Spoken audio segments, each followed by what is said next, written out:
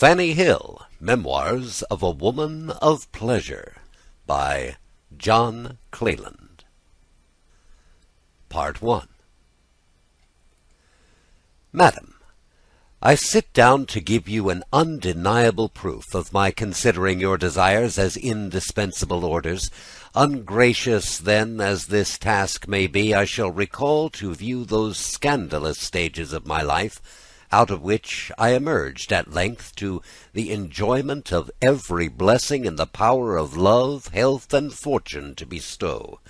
whilst yet in the flower of youth, and not too late to employ the leisure afforded me in the great ease and affluence to cultivate an understanding, naturally not a despicable one, and which had, even amidst the whirl of loose pleasures I had been tossed in, exerted more observation on the characters and manners of the world than what is common to those of my unhappy profession, who, while looking on all thought or reflection as their capital enemy, keep it at as great a distance as they can, or destroy it without mercy. Hating, as I mortally do, all unnecessary preface, I shall give you good quarter in this, and use no farther apology than to prepare you for seeing the loose part of my life, wrote with the same liberty that I let it. Truth, stark, naked truth is the word, and I will not so much as take the pains to bestow the strip of a gauze wrapper on it, but paint situations such as they actually rose to me in nature, careless of violating those laws of decency that were never made for such unreserved intimacies as ours. And you have too much sense, too much knowledge of the originals themselves, to sniff prudishly in and out of character at the pictures of them. The grandest men, those of the first and most leading taste, will not scruple adorning their private closets with nudities, though in compliance with vulgar prejudices they may not think them decent decorations of the staircase or salon. This and enough premised, I go souse into my personal history. My maiden name was Frances Hill. I was born at a small village near Liverpool in Lancashire, of parents extremely poor, and, I piously believe, extremely honest. My father, who had received maim on his limbs that disabled him from following the more laborious branches of country drudgery, got, by making of nets, a scanty subsistence, which was not much enlarged by my mother's keeping a little day school for the girls in her neighbourhood. They had several children, but none lived to any age except myself, who had received from nature a constitution perfectly healthy. My education, till past 14, was no better than very vulgar. Reading, or rather spelling, an illegible scrawl, and a little ordinary plain work composed the whole system of it. And then all my foundation in virtue was no other than a total ignorance of vice, and the shy timidity general to our sex in the tender age of life, when objects alarm or frighten more by their novelty than anything else. But then this is a fear too often cured at the expense of innocence. When miss by degrees begins no longer to look on a man as a creature of prey that will eat her. My poor mother had divided her time so entirely between her scholars and her little domestic cares, that she spared very little of it to my instruction, having from her own innocence from all ill no hint or thought of guarding me against any. I was now entering on my 15th year,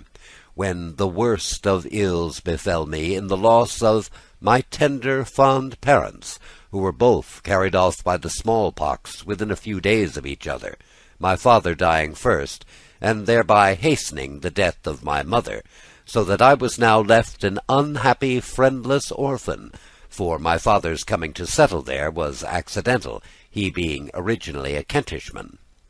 That cruel distemper which had proved so fatal to them had indeed seized me, but with such mild and favourable symptoms that I was presently out of danger, and what I then did not know the value of was entirely unmarked. I skip over here an account of the natural grief and affliction which I felt on this melancholy occasion. A little time, and the giddiness of that age dissipated too soon my reflections on that irreparable loss. But nothing contributed more to reconcile me to it than the notions that were immediately put into my head of going to London, and looking out for a service, in which I was promised all assistance and advice from one Esther Davis, a young woman that had been down to see her friends, and who, after the stay of only a few days, was to return to her place. As I had now nobody left alive in the village who had concern enough about what should become of me to start any objections to this scheme, and the woman who took care of me after my parents' death rather encouraged me to pursue it, I soon came to a resolution of making this launch into the wide world by repairing to London in order to seek my fortune, a phrase which, by the by, has ruined more adventurers of both sexes from the country than ever it had made or advanced. Nor did Esther Davis a little comfort and inspirit me to venture with her, by piquing my childish curiosity with the fine sights that were to be seen in London, the tombs, the lions, the king, the royal family, the fine plays and operas, and, in short, all the diversions which fell within her sphere of life, to come at, the detail of all which perfectly turned the little head of me. Nor can I remember without laughing the innocent admiration, not without a spice of envy, with which we poor girls, whose church-going clothes did not rise above dowlas shifts and stuff gowns, beheld Esther's scoured satin gowns, caps bordered with an inch of lace, tawdry ribbons, and shoes belaced with silver, all of which we imagined grew in London, and entered for a great deal into my determination of trying to come in for my share of them. The idea, however, of having the company of a townswoman with her was the trivial, and all the motives that engaged Esther to take charge of me during my journey into town, where she told me, after her manner and style, as how several maids out of the country had made themselves and all their kin forever, that by preserving their virtue some had taken so with their masters, that they had married them, and kept them coaches, and lived vastly grand and happy, and some, mayhap, come to be duchesses. Luck was all, and why not I as well as another? With other almanacs to this purpose, which set me tiptoe to begin this promising journey, and to leave a place which, though my native one, contained no relations that I had reason to regret, and was grown insupportable to me, from the change of the tenderest usage into the cold air of charity, with which I was entertained even at the only friend's house that I had the least expectation of care and protection from.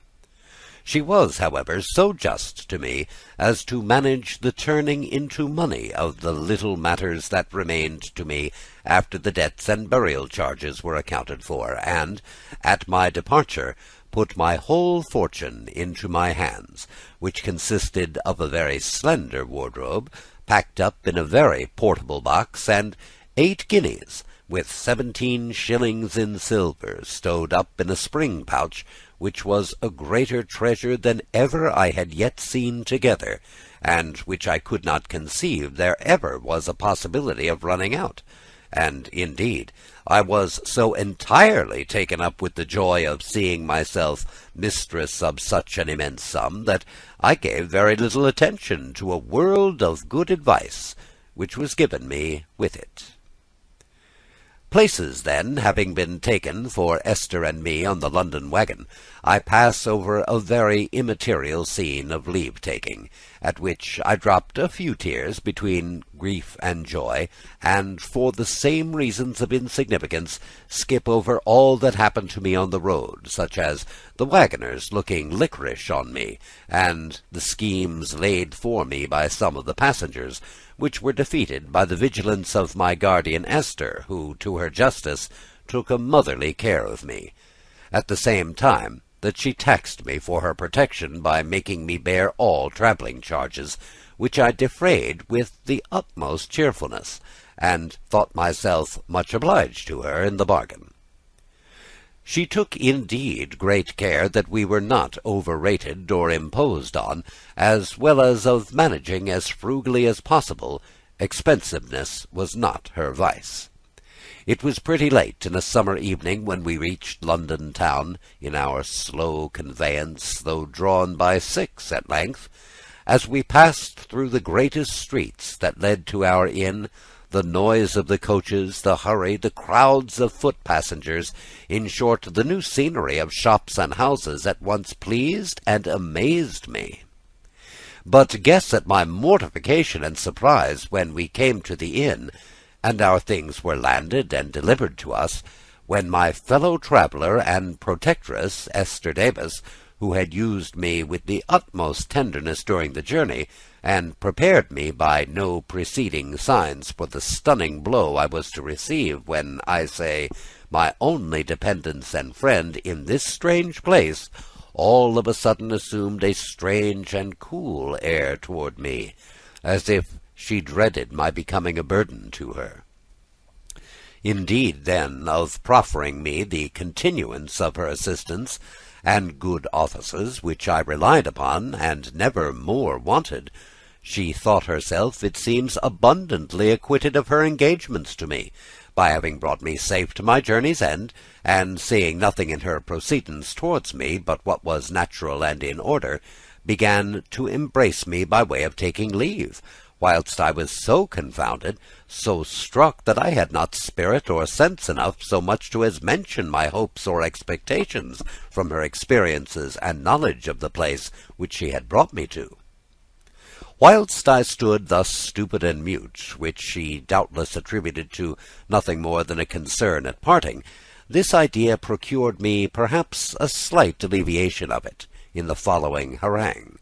that now we were got safe to London, and she was obliged to go to her place, she advised me by all means to get into one as soon as possible, that I need not fear getting one, that there were more places than parish churches, and she advised me to go to an intelligence office, that if she heard of anything stirring, she would find me and let me know, and that in the meantime I should take a private lodging, and acquaint her where to send to me, that she wished me good luck, and hoped I should always have the grace to keep myself honest, and not bring disgrace on my parentage.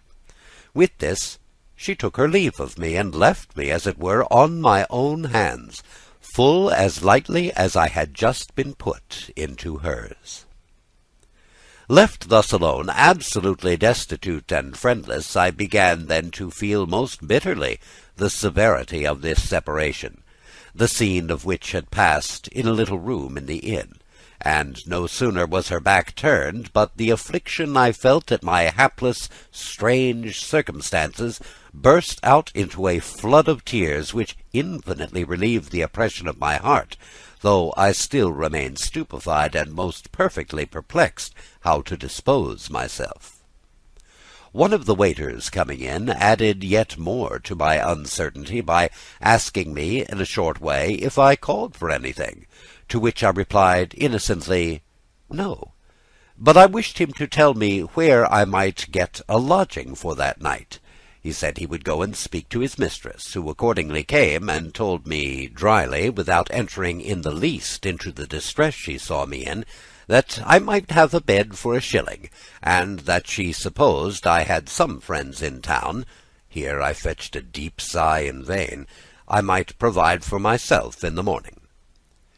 'Tis incredible what trifling consolations the human mind will seize in its greatest afflictions. The assurance of nothing more than a bed to lie on for that night calmed my agonies, and, being ashamed to acquaint the mistress of the inn that I had no friends to apply to in town, I proposed to myself to proceed the very next morning to an intelligence office, to which I was furnished with written directions on the back of a ballad Esther had given me.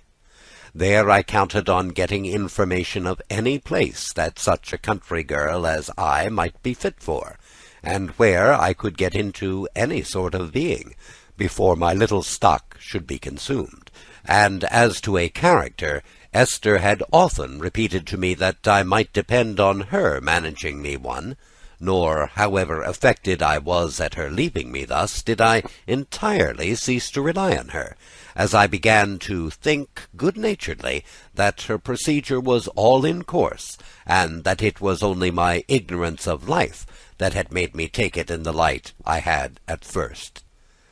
Accordingly, the next morning I dressed myself as clean and neat as my rustic wardrobe would permit me, and, having left my box, with special recommendation with the landlady, I ventured out by myself, and without any more difficulty than can be supposed of a young country girl barely 15, and to whom every sign or shop was a gazing trap,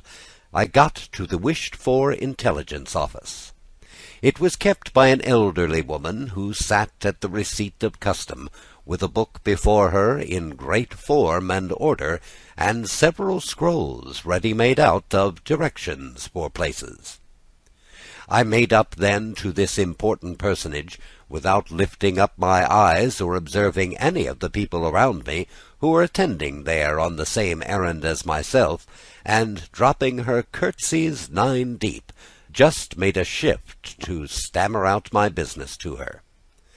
Madam, having heard me out, with all the gravity and brow of a petty minister of state, and seeing at one glance over my figure what I was, made me no answer but to ask me the preliminary shilling, on receipt of which she told me places for women were exceedingly scarce, especially as I seemed too slight built for hard work, but she would look over her book, and see what was to be done for me, desiring me to stay a little till she had dispatched some other customers. On this I drew back a little, most heartily mortified at a declaration which carried with it a killing uncertainty that my circumstances could not well endure.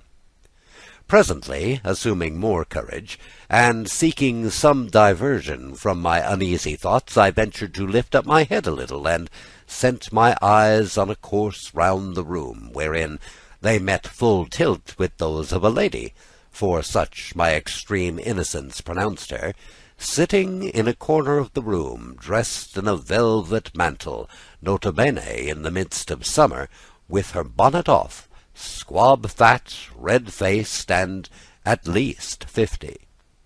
She looked as if she would devour me with her eyes, staring at me from head to foot without the least regard to the confusion and blushes her eyeing me so fixedly put me to, and which were to her, no doubt, the strongest commendation and marks of my being fit for her purpose. After a little time, in which my air, person, and whole figure had undergone a strict examination, which I had on my part tried to render favourable to me by primping, drawing up my neck, and setting my best looks, she advanced and spoke to me with the greatest demureness. "Sweetheart, do you want a place?" "Yes, and please you," with a curtsy down to the ground. Upon this she acquainted me that she was actually come to the office herself to look out for a servant, that she believed I might do, with a little of her instructions, that she could take my very looks for a sufficient character, that London was a very wicked, vile place, that she hoped I would be tractable, and keep out of bad company. In short, she said all to me that an old experienced practitioner in town could think of, and which was more than was necessary to take in an artless, inexperienced country maid, who was even afraid of becoming a wanderer about the streets, and therefore gladly jumped at the first offer of shelter, especially from so grave and matron-like a lady, for such my flattering fancy assured me this new mistress of mine was, I being actually hired under the nose of the good woman who kept the office, whose shrewd smiles and shrugs I could not help observing, and innocently interpreted them as marks of her being pleased at my getting into place so soon. But, as I afterwards came to know, these bedlams understood one another very well, and this was a market where Mrs. Brown, my mistress, frequently attended, on the watch for any fresh goods that might offer there for the use of her customers and her own profit. Madam was, however, so well pleased with her bargain that, fearing, I presume, lest better advice or some accident might occasion my slipping through her fingers, she would officiously take me in a coach to my inn, where, calling herself for my box, I was, being present, delivered without the least scruple or explanation as to where I was going. This being over, she bid the coachman drive to a shop in St. Paul's churchyard, where she bought a pair of gloves, which she gave me, and thence renewed her directions to the coachman to drive to her house in a street, which accordingly landed us at her door, and after I had been cheered up and entertained by the way with the most plausible flams, without one syllable from which I could conclude anything but that I was, by the greatest good luck, fallen into the hands of the kindest mistress, not to say friend, that the varsal world could afford, and accordingly I entered her doors with the most complete confidence and exultation, promising myself that, as soon as I should get a little settled, I would acquaint Esther Davis with my rare good fortune. You may be sure that the good opinion of my place was not lessened by the appearance of a very handsome back parlour, into which I was led, and which seemed to me magnificently furnished, who had never seen better rooms than the ordinary ones in inns upon the road. There were 2 gilt pier glasses, and a buffet, on which a few pieces of plates, set out to the most shew, dazzled and altogether persuaded me that I must be got into a very reputable family. Here my mistress first began her part, with telling me that I must have good spirits and learn to be free with her, that she had not taken me to be a common servant, to do domestic drudgery, but to be a kind of companion to her, and that if I would be a good girl she would do much more than 20 mothers for me. To all of which I answered only by the profoundest and awkwardest curtsies, and a few monosyllables, such as "Yes," "No," "To be sure." Presently my mistress touched the bell, and in came a strapping maid-servant to let us in.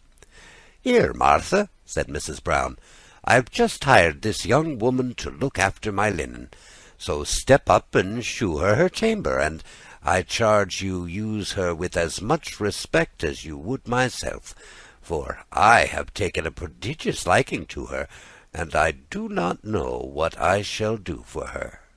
Martha, who was an arch jade, and being used to this decoy, had her cue perfect, made me a kind of half curtsy, and asked me to walk up with her, and accordingly shewed me a neat room, 2 pairs of stairs backward, in which there was a handsome bed, where Martha told me I was to lie with a young gentlewoman, a cousin of my mistress's, who she was sure would be vastly good to me. Then she ran out into such affected encomiums of her good mistress, her sweet mistress, and how happy I was to light upon her, that I could not have bespoke a better, with other the like gross stuff, such as would itself have started suspicions in any but such an unpractised simpleton, who was now perfectly new to life, and who took every word she said at its very sense that she laid out for me to take it. But she readily saw what a penetration she had to deal with, and measured me very rightly in her manner of whistling to me, so as to make me pleased with my cage, and blind to the wires. In the midst of all these false explanations of the nature of my future service, we were rung for down again, and I was reintroduced into the same parlour. where there was a table laid with 3 covers, and my mistress had now got with her one of her favourite girls, a notable manager of her house, whose business it was to prepare and break such young fillies as I was to the mounting block, and she was accordingly, in that view, allotted me for a bedfellow, and to give her the more authority, she had the title of cousin conferred on her by the venerable president of this college. Here I underwent a second survey, which ended in the full approbation of Mrs. Phoebe Ayres, the name of my tutoress elect, to whose care and instructions I was affectionately recommended. Dinner was now set on the table, and, in pursuance of treating me as a companion, Mrs. Brown, with a tone to cut off all dispute, soon overruled my most humble and my most confused protestations against sitting down with her ladyship, which, in my very short breeding, just suggested to me could not be right, or in the order of things. At table the conversation was chiefly kept up by the 2 madams, and carried on in double-meaning expressions, interrupted every now and then by kind assurance to me, all tending to confirm and fix my satisfaction with my present condition. Augment it they could not, so a very novice was I then. It was here agreed that I should keep myself up and out of sight for a few days, till such clothes could be procured for me as were fit for the character I was to appear in, of my mistress's companion, observing withal that on the first impressions of my figure might depend, and, as they well judged, the prospect of my exchanging my country clothes for London's finery made the clause of confinement digest perfectly well with me. But the truth was, Mrs. Brown did not care that I should be seen or talked to by any, either of her customers or her does, as they called the girls provided for them, till she had secured a good market for my maidenhead, which I had at least all the appearances of having brought into her ladyship's service. To slip over minutes of no importance to the main of my story, I pass the interval to bedtime, in which I was more and more pleased with the views that opened to me of an easy service under these good people, and after supper, being shooed up to bed, Miss Phoebe, who observed a kind of reluctance in me to strip and go to bed in my shift before her, now the maid was withdrawn, came up to me, and, beginning with unpinning my handkerchief and gown, soon encouraged me to go on with undressing myself, and, still blushing at now seeing myself naked to my shift, I hurried to get under the bedclothes out of sight. Phoebe laughed, and was not long before she placed herself by my side. She was about 25, by her most suspicious account, in which, according to all appearances, she must have sunk at least 10 good years, allowance too being made for the havoc which a long course of hackneyship and hot waters must have made of her constitution, and which had already brought her upon the spur, that stale stage in which those of her profession are reduced to think of showing company instead of seeing it. No sooner then was this precious substitute of my mistress's laid down, but she, who was never out of her way when any occasion of lewdness presented itself, turned to me, embraced and kissed me with great eagerness. This was new. This was odd. But imputing to it nothing but pure kindness, which, for aught I knew, might be the London way to express in that manner, I was determined not to be behindhand with her, and returned her the kiss and embrace with all the fervour that perfect innocence knew. Encouraged by this, her hands became extremely free, and wandered over my whole body, with touches, squeezes, pressures that rather warmed and surprised me with their novelty than they either shocked or alarmed me. The flattering praises she intermingled with these invasions contributed also not a little to bribe my passiveness, and, knowing no ill, I feared none, especially from one who had prevented all doubt of her womanhood by conducting my hands to a pair of breasts that hung loosely down in a size and volume that full sufficiently distinguished her sex, to me at least, who had never made any other comparison.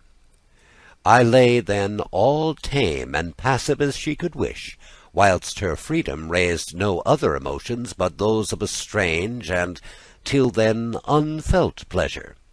Every part of me was open and exposed to the licentious courses of her hands, which, like a lambent fire, ran over my whole body, and thawed all coldness as they went.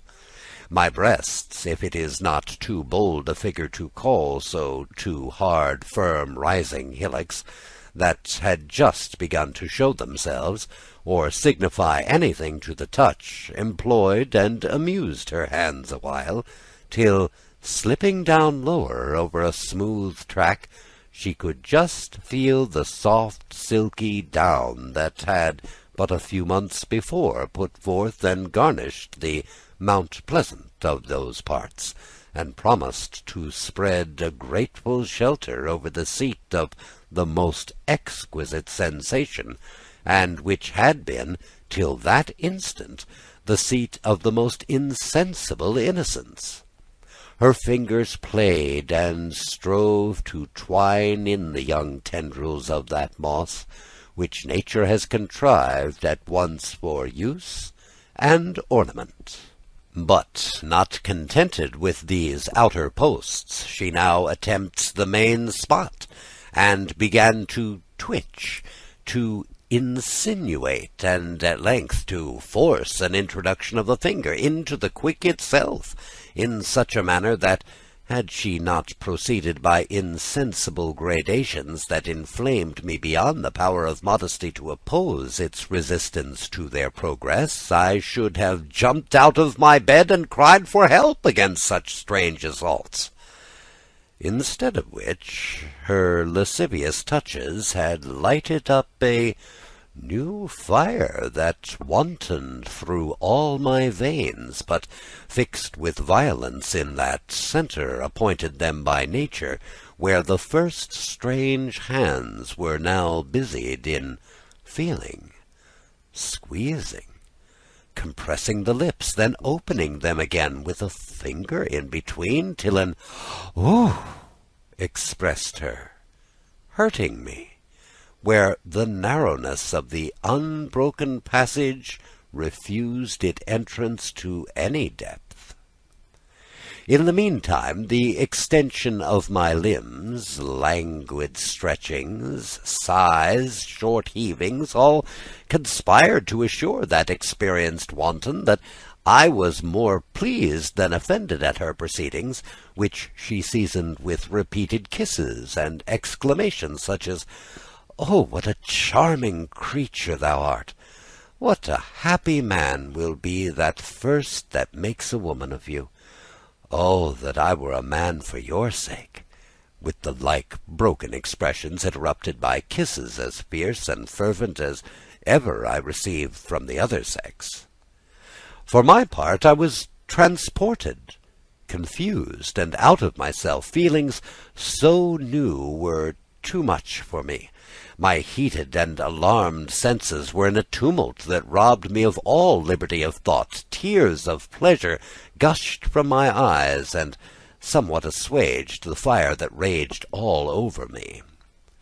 Phoebe herself, the hackneyed, thoroughbred Phoebe, to whom all modes and devices of pleasure were known and familiar, found, it seems, in this exercise of her art to break young girls, the gratification of one of those arbitrary tastes for which there is no accounting.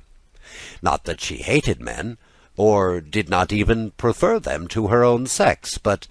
when she met with such occasions as this was, a satiety of enjoyments in the common road, perhaps to a secret bias, inclined her to make the most of pleasure wherever she could find it, without distinction of sexes. In this view, now well assured that she had by her touches sufficiently inflamed me for her purpose, she rolled down the bedclothes gently, and I saw myself stretched, naked, my shift being turned up to my neck, whilst I had no power or sense to oppose it. Even my glowing blushes expressed more desire than modesty, whilst the candle, left, to be sure, not undesignedly burning, threw a full light on my whole body. "No," says Phoebe, "you must not, my sweet girl, think to hide all these treasures from me. My sight must be feasted as well as my touch. I must devour with my eyes this springing bosom. Suffer me to kiss it. I have not seen it enough. Let me kiss it once more. What firm, smooth, white flesh is here! How delicately shaped! Then this delicious down. Oh, let me view the small, dear, tender cleft. Oh, this is too much. I cannot bear it. I must. Here she took my hand, and in a transport carried it where you will easily guess. But what a difference in the state of the same thing! A spreading thicket of bushy curls marked the full-grown, complete woman. Then the cavity to which she guided my hand easily received it, and as soon as she felt it within her, she moved herself to and fro with so rapid a friction that I presently withdrew it, wet and clammy, when instantly Phoebe grew more composed. After 2 or 3 sighs, the heart-fetched "Ohs," and giving me a kiss that seemed to exhale her soul through her lips, she replaced the bedclothes over us. What pleasure she had found I will not say, but this I know, that the first sparks of kindling nature, the first ideas of pollution were caught by me that night, and that the acquaintance and communication with the bad of our sex is often as fatal to innocence as all the seductions of the other.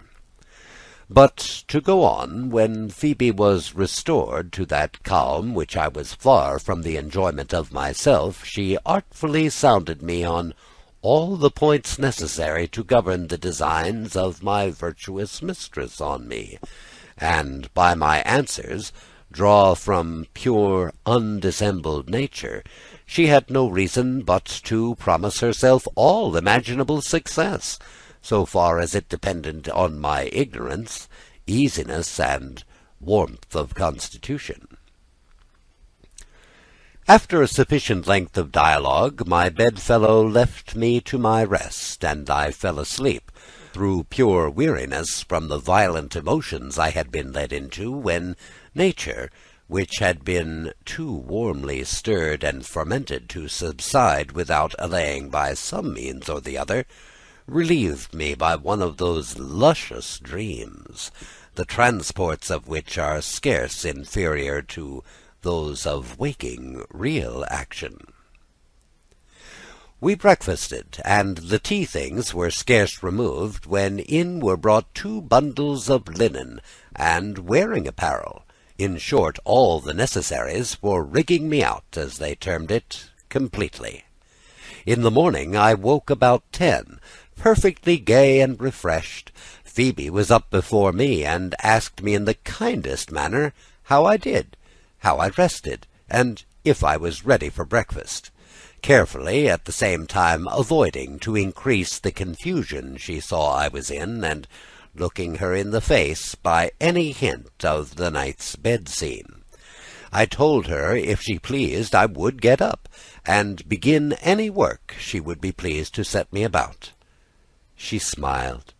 Presently the maid brought in the tea equipage, and I had just huddled my clothes on, when in waddled my mistress. I expected no less than to be told of, if not chid for, my late rising, when I was agreeably disappointed by her compliments on my pure and fresh looks. I was a bud of beauty, this was her style, and how vastly all the fine men would admire me. To all which my answer did not, I can assure you, wrong my breeding. They were as simple and silly as you could wish, and no doubt flattered them infinitely more than had they proved me enlightened by education and a knowledge of the world. Imagine to yourself, madam, how my little coquette heart fluttered with joy at the sight of a white lute-string, flowered with silver, scoured indeed, but passed on me for spick and span new, a Brussels lace cap, braided shoes, and the rest in proportion, all second-hand finery, and procured instantly for the occasion by the diligence and industry of the good Mrs. Brown, who had already a chapman for me in the house, before whom my charms were to pass in review, for he had not only, in course, insisted on a previous sight of the premises, but also on immediate surrender to him, in case of this agreeing for me, concluding very wisely that in such a place as I was one of the hottest to trust the keeping of such a perishable commodity in as a maidenhead. The care of dressing and tricking me out for the market was then left to Phoebe, who acquitted herself, if not well, at least perfectly to the satisfaction of everything but my impatience of seeing myself dressed. When it was over, and I viewed myself in the glass, I was, no doubt, too natural, too artless, to hide my childish joy at the change, a change in the real truth for much the worse, since I must have much better become the neat, easy simplicity of my rustic dress than the awkward, untoward, tawdry finery that I could not conceal my strangeness to. Phoebe's compliments, however, in which her own share in dressing me was not forgot, did not a little confirm in me the first notions I had ever entertained concerning my person, which, be it said without vanity, was then tolerable to justify a taste for me, and of which it may not be out of place here to sketch you an unflattered picture. I was tall, yet not too tall for my age, which, as I before remarked, was barely turned of 15. My shape perfectly straight, thin-waisted, and light and free, without owing anything to stays. My hair was a glossy auburn, and soft as silk, flowing down my neck in natural buckles, and did not a little set off the whiteness of my smooth skin. My face was rather too ruddy, though its features were delicate, and the shape a roundish oval, except where a pit on my chin had a far from disagreeable effect. My eyes were as black as can be imagined, and rather languishing than sparkling, except on certain occasions, when I have been told they struck fire fast enough. My teeth, which I ever carefully preserved, were small, even, and white. My bosom was finely raised, and one might then discern rather the promise than the actual growth of the round, firm breasts that in a little time made that promise good. In short, all the points of beauty that were most universally in request I had, or at least my vanity forbade me to appeal from the decision of our sovereign judges the men, who, all that I ever knew at least, gave it thus highly in my favour, and I met with, even in my own sex, some that were above denying me that justice, while others praised me yet more unsuspectedly, by endeavouring to detract from me in points of person and figure that I obviously excelled in. This is, I own, too strong of self-praise, but should I not be ungrateful to nature, and to form to which I owe such singular blessings of pleasure and fortune, were I to suppress, through affectation and modesty, the mention of such valuable gifts? Well, then, dressed I was, and little did then enter into my head that all this gay attire was no more than decking the victim out for sacrifice, whilst I innocently attributed all to mere friendship and kindness in the sweet and good Mrs. Brown, who, I was forgetting to mention, had, under pretence of keeping my money safe, got from me, without the least hesitation, the driblet, so I now call it, which remained to me after the expenses of my journey. After some little time, most agreeably spent before the glass, in scarce self-admiration, since my new dress had by much the greater share in it, I was sent for down to the parlour, where the old lady saluted me, and wished me joy in my new clothes, which, she was not ashamed to say, fitted me as if I had worn nothing but the finest all my lifetime. But what was it that she could not see me silly enough to swallow? At the same time she presented me to another cousin of her own creation, an elderly gentleman, who got up at my entry to the room, and, on my dropping a curtsy to him, saluted me, and seemed a little affronted that I had only presented my cheek to him, a mistake which, if one, he immediately corrected by gluing his lips to mine with an ardour which his figure had not at all disposed me to thank him for. His figure, I say, than which nothing could be more shocking or detestable, for ugly and disagreeable were terms too gentle to convey a just idea of it.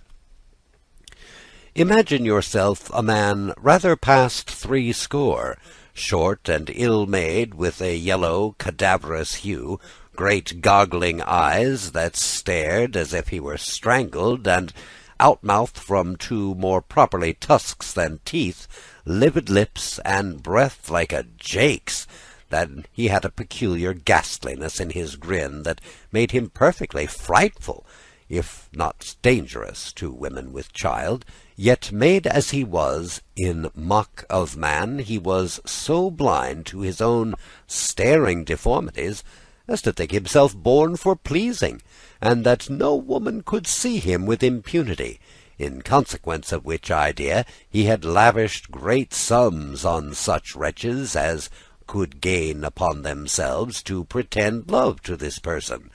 whilst to those who had not art or patience to dissemble the horror it inspired, he behaved even brutally.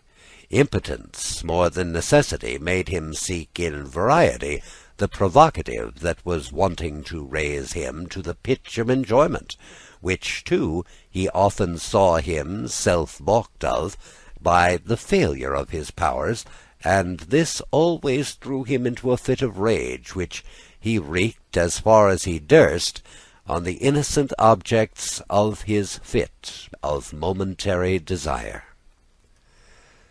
This, then, was the monster to whom my conscientious benefactress, who had long been his purveyor in this way, had doomed me, and sent for me down proposedly for his examination. Accordingly, he made me stand up before him, turned me around, unpinned my handkerchief, remarked to him the rise and fall, the turn and whiteness of a bosom just beginning to fill, then made me walk, and took even a handle from the rusticity of my gait, to inflame the inventory of my charms. In short, she omitted no point of jockeyship, to which he only answered by gracious nods of approbation, whilst he looked goats and monkeys at me, for I sometimes stole a corner glance at him, and, encountering his fiery, eager stare, looked another way from pure horror and affright, which he, doubtless in character, attributed to nothing more than maiden modesty, or at least the affectation of it.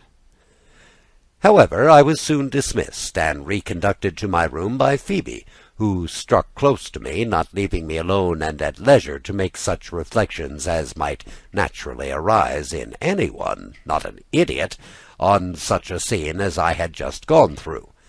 But, to my shame be it confessed, such was my invincible stupidity, or rather portentous innocence, that I did not yet open my eyes to Mrs. Brown's designs, and saw nothing in this titular cousin of hers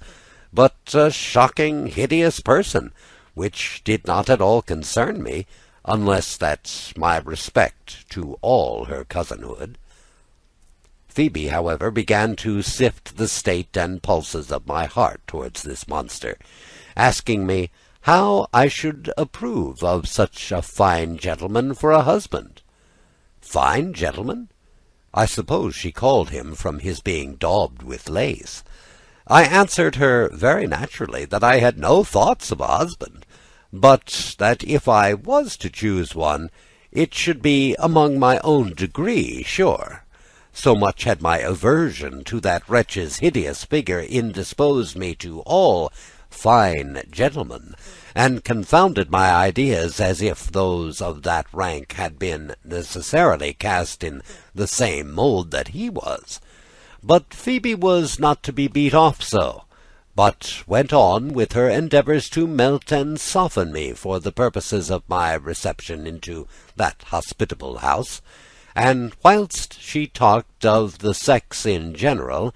she had no reason to despair of a compliance, which more than one reason shewed her would be easily enough obtained of me. But then she had too much experience not to discover that my particular fixed aversion to that frightful cousin would be a block not so readily removed, as suited the consummation of their bargain and sale of me.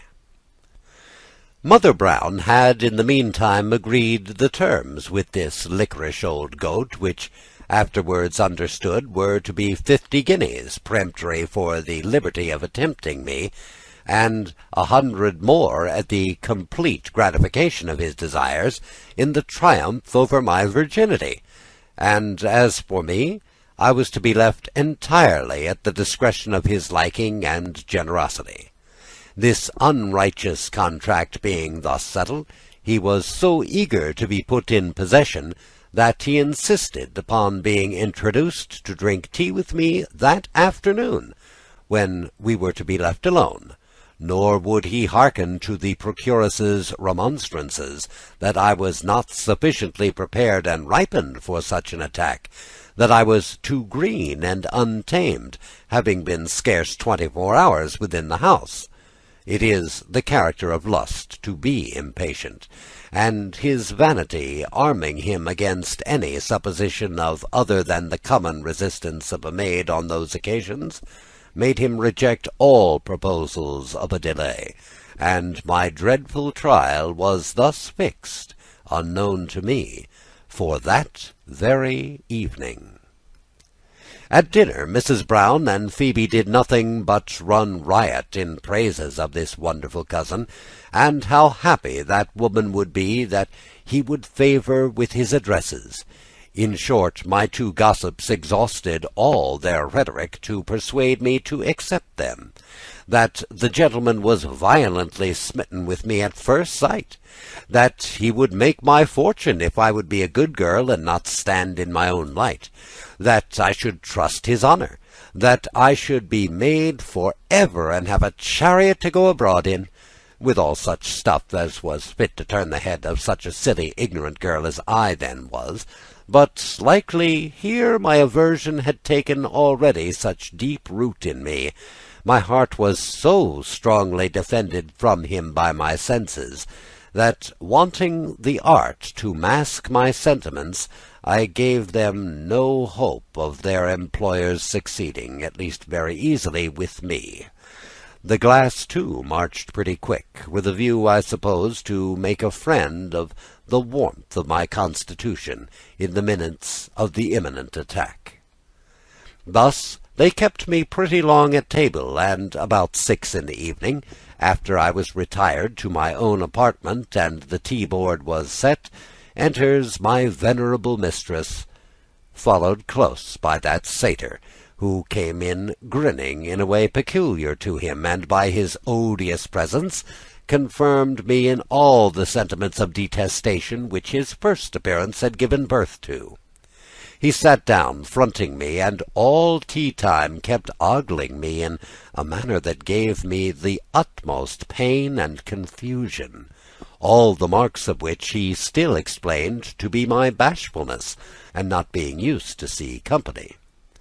Tea over, the commoding old lady pleaded urgent business, which indeed was true, to go out, and earnestly desired me to entertain her cousin kindly till she came back, both for my own sake and hers, and then with a "Pray, sir, be very good, be very tender of the sweet child," she went out of the room, leaving me staring with my mouth open and unprepared by the suddenness of her departure to oppose it. We were now alone, and on that idea a sudden fit of trembling seized me. I was so afraid, without a precise notion of why and what I had to fear, that I sat on the settee by the fireside, motionless and petrified, without life or spirit, not knowing how to look or how to stir. But long I was not suffered to remain in this state of stupefaction. The monster squatted down by me on the settee, and without farther ceremony or preamble, flings his arms about my neck, and drawing me pretty forcibly toward him, obliged me to receive, in spite of my struggles to disengage from him, his pestilential kisses, which quite overcame me. Finding me then next to senseless and unresisting, he tears off my neck-handkerchief, and laid all open there to his eyes and hands. Still I endured all without flinching, till, emboldened by my sufferance and silence, for I had not the power to speak or to cry out, he attempted to lay me down on the settee, and I felt his hand on the lower part of my naked thighs, which were crossed, and which he endeavoured to unlock. Oh! Then I was roused out of my passive endurance, and, springing from him with an activity he was not prepared for, threw myself at his feet, and begged him in the most moving tone not to be rude, and that he would not hurt me. "Hurt you, my dear?" said the brute. "I intend no harm. Has not the old lady told you that I love you? Then I shall do handsomely by you." "She has indeed, sir," said I, "but I cannot love you, indeed I cannot. Pray let me alone. Yes, I will love you dearly if you will let me alone and go away." But I was talking to the wind, for whether my tears, my attitude, or the disorder of my dress provided French incentives, or whether he was not under the dominion of desires he could not bridle, but snorting and foaming with lust and rage, he renews his attack, seizes me, and again attempts to extend and fix me on the settee, in which he succeeded so far as to lay me along, and even to toss my petticoats over my head, and lay my thighs bare, which I obstinately kept closed, nor could he, though he attempted with his knee to force them open, effect it, so far as to stand fair for being master of the main avenue. He was unbuttoned, both waistcoat and breeches, yet I only felt the weight of his body upon me, whilst I lay struggling with indignation and dying with terror. But he stopped all of a sudden, and got off, panting, blowing, cursing, and repeating "old and ugly," for so I had very naturally called him in the heat of my defence. The brute had, it seems, as I afterwards understood, brought on by his eagerness and struggle the ultimate period of his hot fit of lust, which his power was too short-lived to carry him through the full execution of which my thighs and linen received the effusion. When it was over, he bid me, with a tone of displeasure, get up, saying that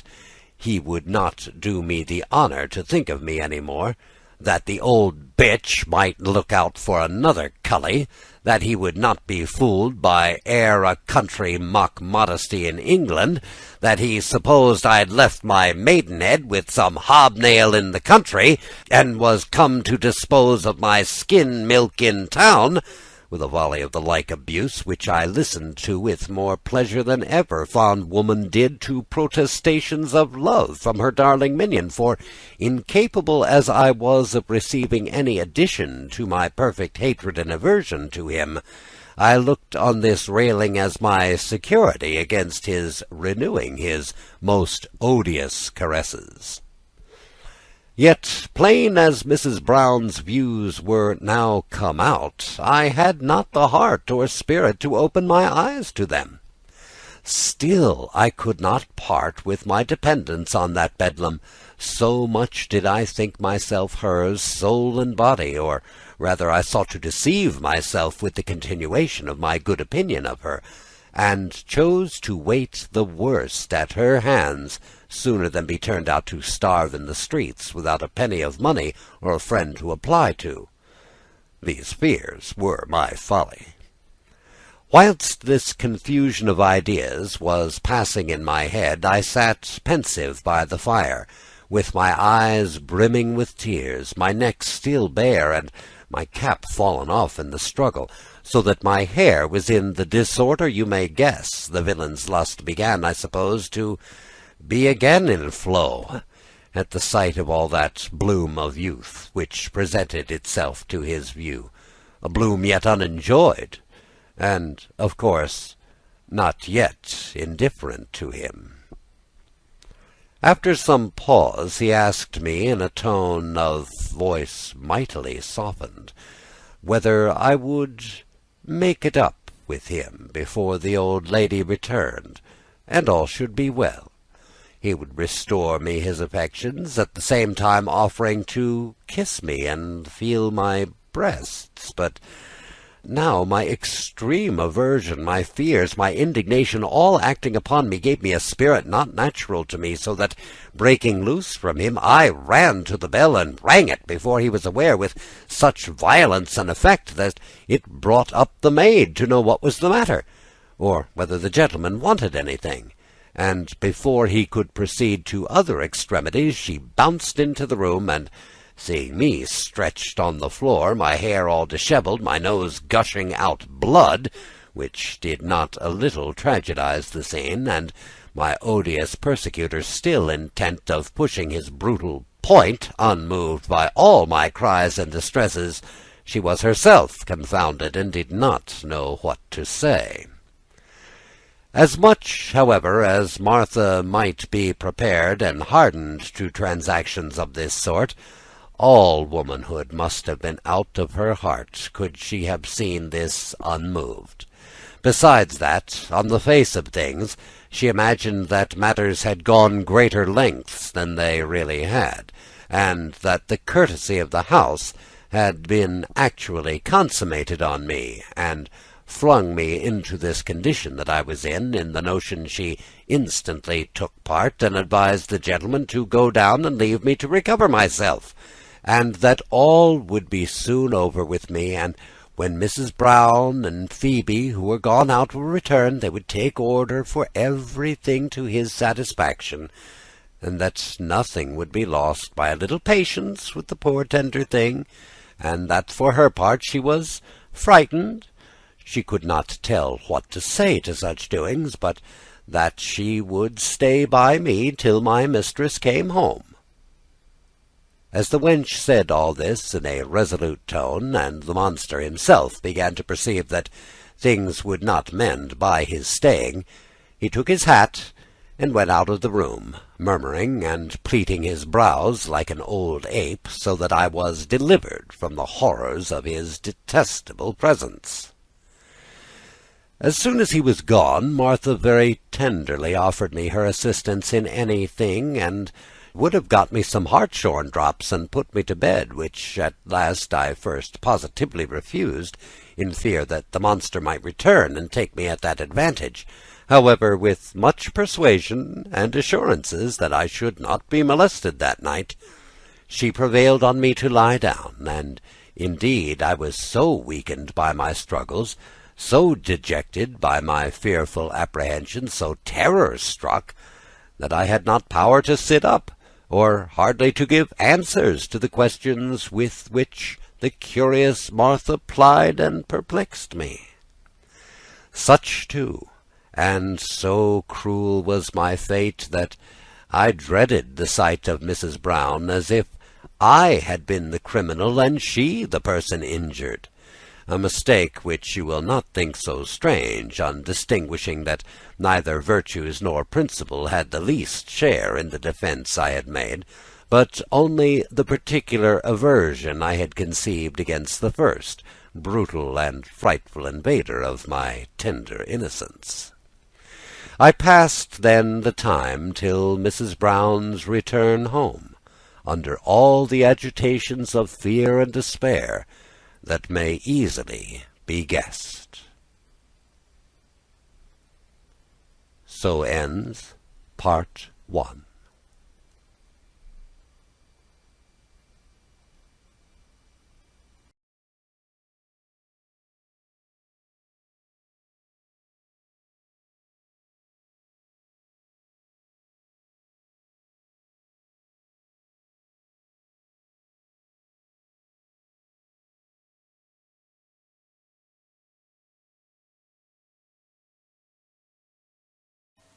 Part 2. About 11 at night, my two ladies came home, and having received rather a favourable account from Martha, who had run down to let them in,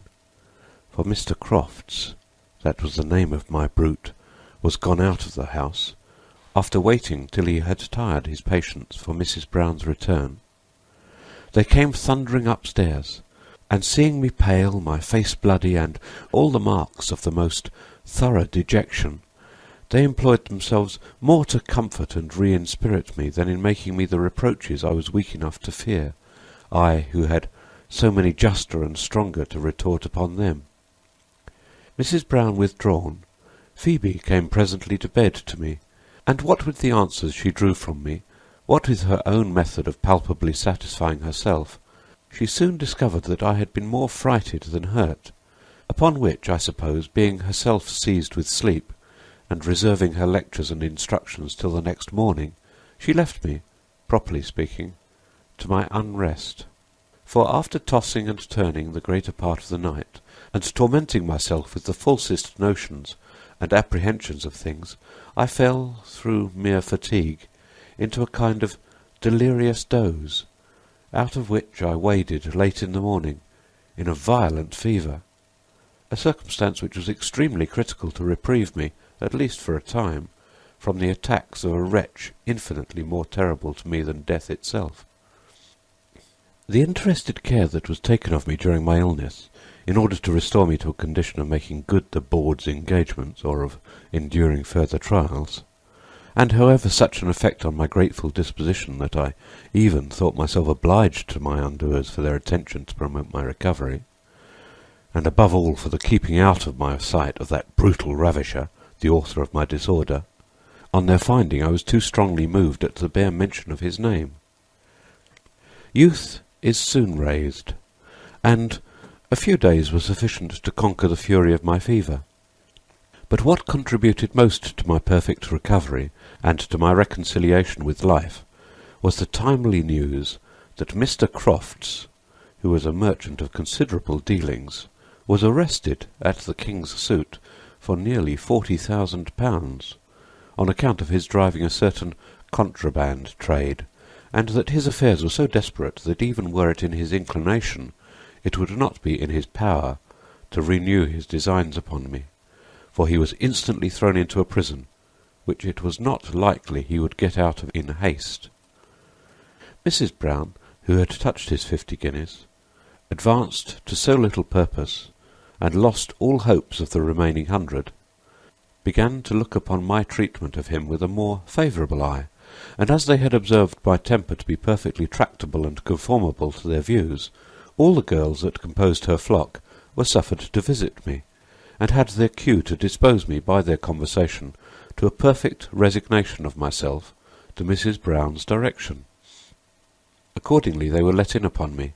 and all that frolic and thoughtless gaiety in which those giddy creatures consume their leisure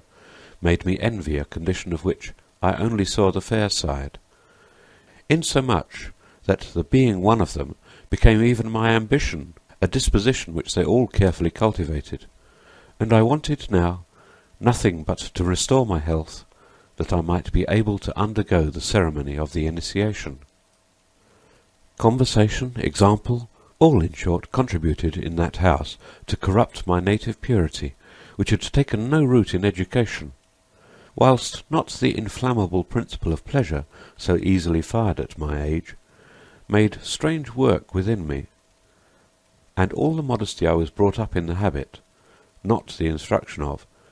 began to melt away like dew before the sun's heat, not to mention that I made a vice of necessity, from the constant fears I had of being turned out to starve. I was soon pretty well recovered, and at certain hours allowed to range all over the house, but cautiously kept from seeing any company till the arrival of Lord B. from Bath, to whom Mrs. Brown, in respect to his experienced generosity on such occasions, proposed to offer the perusal of that trinket of mine which bears so great an imaginary value, and his lordship being expected in town in less than a fortnight, Mrs. Brown judged I would be entirely renewed in beauty and freshness by that time, and afford her the chance of a better bargain than she had driven with Mr. Crofts. In the meantime I was so thoroughly, as they call it, brought over, so tame to their whistle, that had my cage door been set open, I had no idea that I ought to fly anywhere sooner than stay where I was, nor had I the least sense of regretting my condition, but waited very quietly for whatever Mrs. Brown should order concerning me, who on her side, by herself and her agents, took more than the necessary precautions to lull and lay asleep all just reflections on my destination. Preachments of morality over the left shoulder, a life of joy painted in the gayest colours,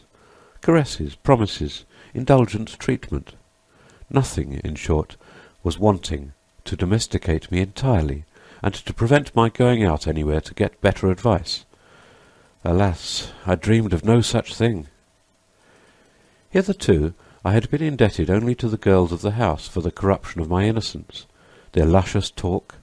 in which modesty was far from respected, their description of their engagements with men, had given me a tolerable insight into the nature and mysteries of their profession,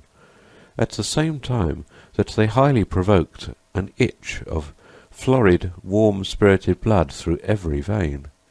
But above all, my bedfellow Phoebe, whose pupil I more immediately was, exerted her talents in giving me the first tinctures of pleasure, whilst nature, now warmed and wantoned with discoveries so interesting, piqued a curiosity which feebly artfully whetted, and, leading me from question to question of her own suggestion, explained to me all the mysteries of Venus. But I could not long remain in such a house as that, without being an eye-witness of more than I could conceive from her descriptions. One day, about 12 at noon, being thoroughly recovered of my fever, I happened to be in Mrs. Brown's dark closet, where I had not been half an hour, resting upon the maid's settle bed, before I heard a rustling in the bedchamber, separated from the closet only by 2 sash-doors, before the glasses of which were drawn 2 yellow damask curtains, but not so close as to exclude the full view of the room from any person in the closet. I instantly crept softly, and posted myself so that, seeing everything minutely, I could not myself be seen. And who should come in but the venerable Mother Abbess herself, handed in by a tall, brawny young horse grenadier, moulded in the Hercules style, in fine, the choice of the most experienced dame in those affairs in all London. Oh, how still and hushed did I keep at my stand, lest any noise should balk my curiosity, or bring Madam into the closet. But I had not much reason to fear either, for she was so entirely taken up with her present great concern that she had no sense of attention to spare to anything else. Droll it was to see that clumsy fat figure of hers flop down on the foot of the bed, opposite to the closet door, so that I had a full front view of all her charms. Her paramour sat down by her. He seemed to be a man of very few words, and a great stomach, for proceeding instantly to essentials, he gave her some hearty smacks, and, thrusting his hands into her breasts, disengaged them from her stays, in scorn of whose confinement they broke loose and swagged down, navel low at least. A more enormous pair did my eyes never behold, nor of a worse colour, flagging soft,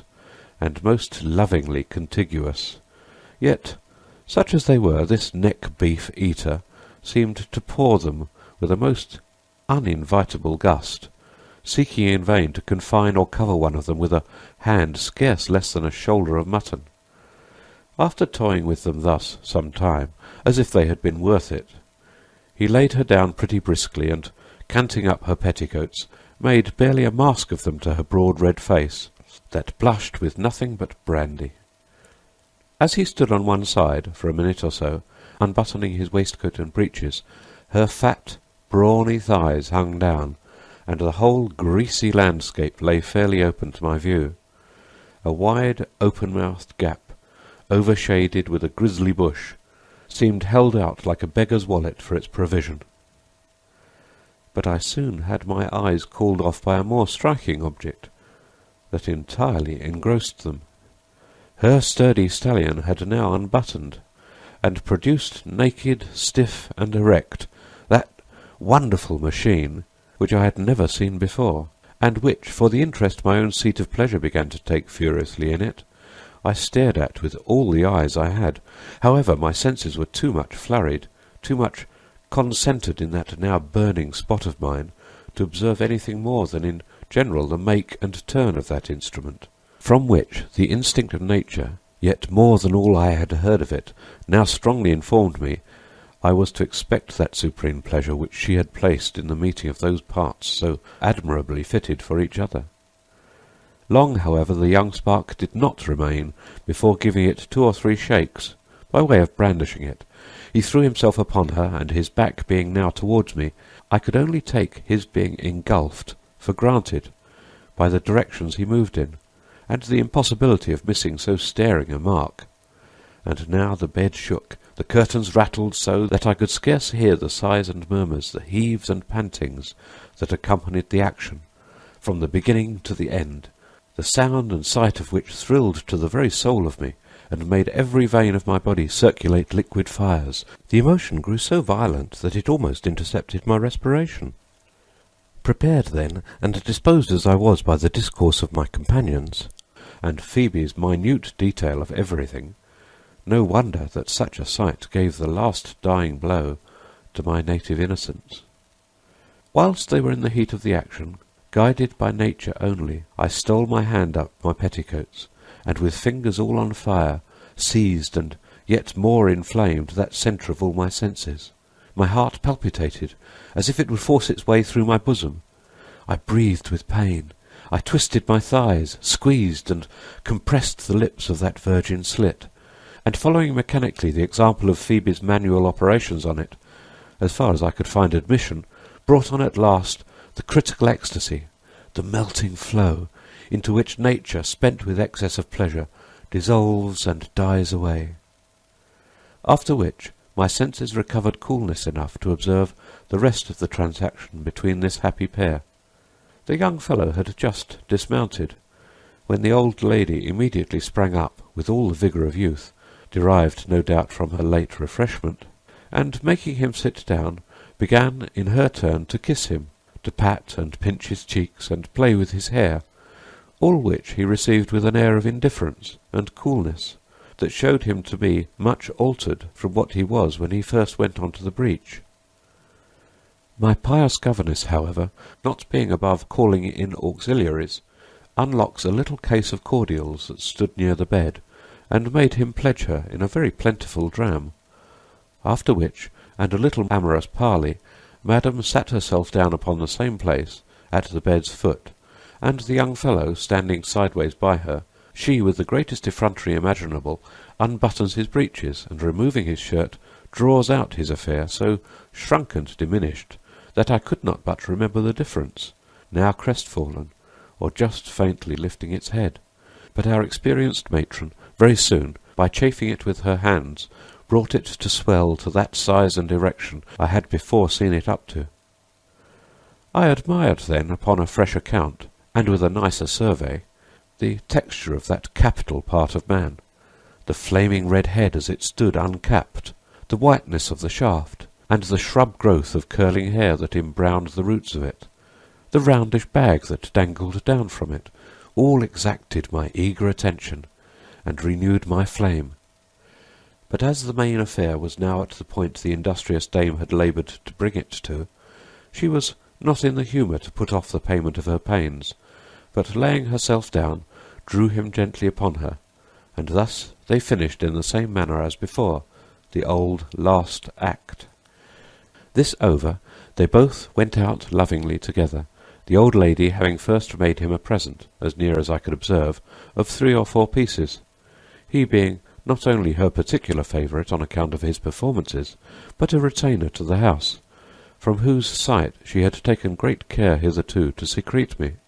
lest he might not have had the patience to wait for my lord's arrival, but have insisted on being his taster, which the old lady was under too much subjection to him to dare dispute with him, for every girl of the house fell to him in course,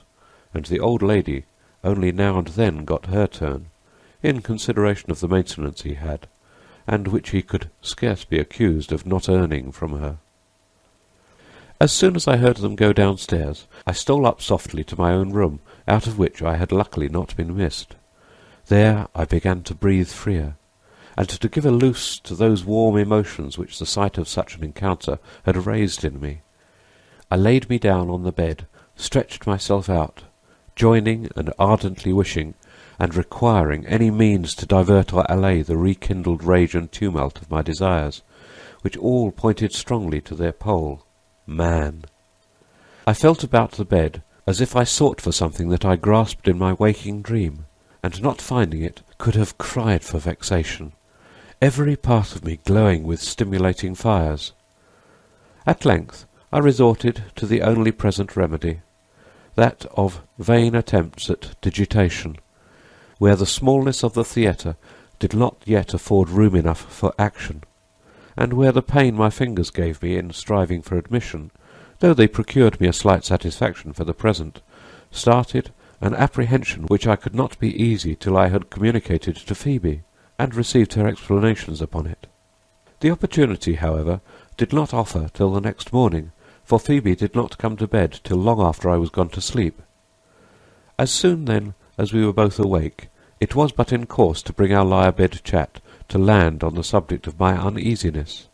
to which a recital of the love scene I had thus by chance been spectatress of served for a preface. Phoebe could not hear it to the end without more than one interruption by peals of laughter, and my ingenuous way of relating matters did not a little heighten the joke to her. But on her sounding me how the sight had affected me, without mincing or hiding the pleasurable emotions it had inspired me with, I told her at the same time that one remark had perplexed me, and that very considerably. "Aye," says she, "what was that?" "Why," replied I, having very curiously and attentively compared the size of that enormous machine, which did not appear, at least to my fearful imagination, less than my wrist, and at least 3 of my handfuls long, to that of the tender small part of me which was framed to receive it, I cannot conceive its being possible to afford it entrance without dying, perhaps in the greatest pain, since you well know that even a finger thrust in there hurts me beyond bearing. As to my mistresses and yours, I can plainly distinguish the different dimensions of them from mine, palpable to the touch, and visible to the eye, so that, in short, great as the promised pleasure may be, I am afraid of the pain of the experiment." Phoebe, at this, redoubled her laugh, and whilst I expected a very serious solution of my doubts and apprehensions in this matter, only told me that she never heard of a mortal wound being given in those parts by that terrible weapon, and that some she knew younger and as delicately made as myself had outlived the operation. That she believed at the worst I should take a great deal of killing, that true as it was, there was a great diversity of sizes in those parts, owing to nature, childbearing, frequent overstretching with unmerciful machines, but that at a certain age and habit of body, even the most experienced in those affairs could not well distinguish between the maid and the woman, supposing, too, an absence of all artifice, and things in their natural situation, but that since chance had thrown in my way one sight of that sort, she would procure me another, that should feast my eyes more delicately, and go a great way in the cure of my fears from that imaginary disproportion. On this she asked me if I knew Polly Phillips. "Undoubtedly," says I, "the fair girl which was so tender of me when I was sick, and has been, as you told me, but 2 months in the house." "The same," says Phoebe. "You must know, then, she is kept by a young Genoese merchant, whom his uncle, who is immensely rich, and whose darling he is, sent over here with an English merchant, his friend, on a pretext of settling some accounts, but in reality to humour his inclinations for travelling and seeing the world. He met casually with this Polly once in company, and, taking a liking to her, makes it worth her while to keep entirely to him. He comes to her here twice or thrice a week, and she receives him in her light closet, up one pair of stairs, where he enjoys her in a taste, I suppose, peculiar to the heat, or perhaps the caprices of his own country. I say no more, but to-morrow, being his day, you shall see what passes between them, from a place only known to your mistress and myself." You may be sure, in the ply I was now taking, I had no objection to the proposal, and was rather a tiptoe for its accomplishment. At 5 in the evening next day, Phoebe, punctual to her promise, came to me as I sat alone in my own room, and beckoned me to follow her. We went down the back stairs very softly, and opening the door of a dark closet, where there was some old furniture kept, and some cases of liquor, she drew me in after her, and fastening the door upon us, we had no light but what came through a long crevice in the partition between ours and the light closet, where the scene of action lay, so that, sitting on those low cases, we could, with the greatest ease, as well as clearness, see all objects, ourselves unseen, only by applying our eyes close to the crevice, where the moulding of a panel had warped or started a little on the other side. The young gentleman was the first person I saw, with his back directly towards me, looking at a print. Polly was not yet come. In less than a minute, though, the door opened, and she came in, and at the noise the door made, he turned about and came to meet her, with an air of the greatest tenderness and satisfaction. After saluting her, he led her to a couch that fronted us, where they both sat down, and the young Genoese helped her to a glass of wine, with some Naples biscuit on a salver. Presently, when they had exchanged a few kisses, and questions in broken English on one side, he began to unbutton, and, in fine, stripped to his shirt. As if this had been the signal agreed on for pulling off all their clothes, a scheme which the heat of the season perfectly favoured, Polly began to draw her pins, and as she had no stays to unlace, she was, in a trice, with her gallant's officious assistance, undressed to all but her shift. When he saw this, his breeches were immediately loosened, waist and knee-bands, and slipped over his ankles, clean off. His shirt-collar was unbuttoned too. Then, first giving Polly an encouraging kiss, he stole, as it were, the shift off the girl, who, being, I suppose, broke and familiarized to this humour, blushed indeed, but less than I did at the apparition of her, now standing stark naked, just as she came out of the hands of pure nature, with her black hair loose and afloat down her dazzling white neck and shoulders, whilst the deepened carnation of her cheeks went off gradually into the hue of glazed snow, for such were the blended tints and polish of her skin. This girl could not be above 18, her face regular and sweet-featured, her shape exquisite, nor could I help envying her 2 ripe, enchanting breasts, finely plumped out in flesh, but withal so round, so firm, that they sustained themselves in scorn of any stay. Then their nipples, pointing different ways, marked their pleasing separation. Between them lay the delicious tract of the belly, which terminated in a parting or rift scarce discernible, that modestly seemed to retire downwards, and seek shelter between two plump fleshy thighs. The curling black hair that overspread its delightful front clothed it with the richest sable fur in the universe. In short, she was evidently a subject for the painters to court her sitting to them, for a pattern of female beauty, in all the true price and pomp of nakedness. The young Italian, still in his shirt, stood gazing and transported at the sight of beauties that might have fired a dying hermit. His eager eyes devoured her, as she shifted attitudes at his discretion. Neither were his hands excluded their share of the high feast, but wandered on the hunt of pleasure over every part and inch of her body, so qualified to afford the most exquisite sense of it. In the meantime, one could not help observing the swell of his shirt before, that bolstered out and showed the condition of things behind the curtain. But he soon removed it by slipping his shirt over his head, and now, as to nakedness, they had nothing to reproach one another. The young gentleman, by Phoebe's guess, was about 22, tall and well-limbed. His body was finely formed, and of a most vigorous make, square-shouldered and broad-chested. His face was not remarkable in any way, but for a nose inclined to the Roman, eyes large, black, and sparkling, and a ruddiness in his cheeks that was the more a grace, for his complexion was of the brownest, not of that dusky dun colour which excludes the idea of freshness, but of that clear olive gloss which, glowing with life, dazzles perhaps less than fairness, and yet pleases more, when it pleases at all. His hair, being too short to tie, fell no lower than his neck, in short easy curls, and he had a few sprigs about his paps that garnished his chest in a style of strength and manliness. Then his great movement, which seemed to rise out of a thicket of curling hair that spread from the root all round thighs and bellies up to the navel, stood stiff and upright, but of a size to frighten me by sympathy for the small tender part which was the object of its fury, and which now lay exposed to my fairest view. For he had, immediately on stripping off his shirt, gently pushed her down on the couch, which stood conveniently to break her willing fall.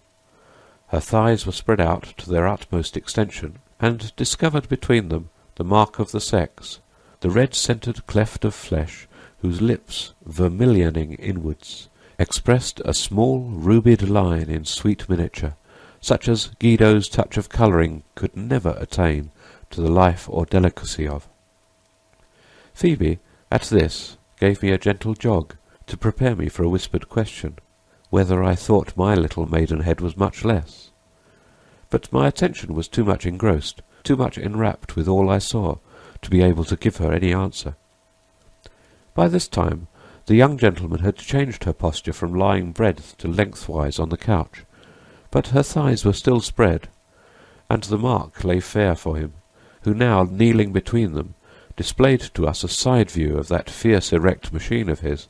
which threatened no less than splitting the tender victim, who lay smiling at the uplifted stroke, nor seemed to decline it. He looked upon his weapon himself with some pleasure, and, guiding it with his hand to the inviting slit, drew aside the lips, and lodged it, after some thrusts which Polly seemed even to assist, about half-way, but there it stuck, I suppose from its growing thickness. He draws it again, and, just wetting it with spittle, re-enters, and, with ease, sheathed it now up to the hilt, at which Polly gave a deep sigh, which was quite another tone than one of pain. He thrusts, she heaves, at first gently and in a regular cadence, but presently the transport began to be too violent to observe any order or measure. Their motions were too rapid, their kisses too fierce and fervent for nature to support such fury long. Both seemed to me out of themselves. Their eyes darted fires. "Oh, I can't bear it! It's too much! I die!" I'm going," were Polly's expressions of ecstasy. His joys were more silent, but soon broken murmurs, sighs heart-fetched, and at length a dispatching thrust, as if he would have forced himself up her body,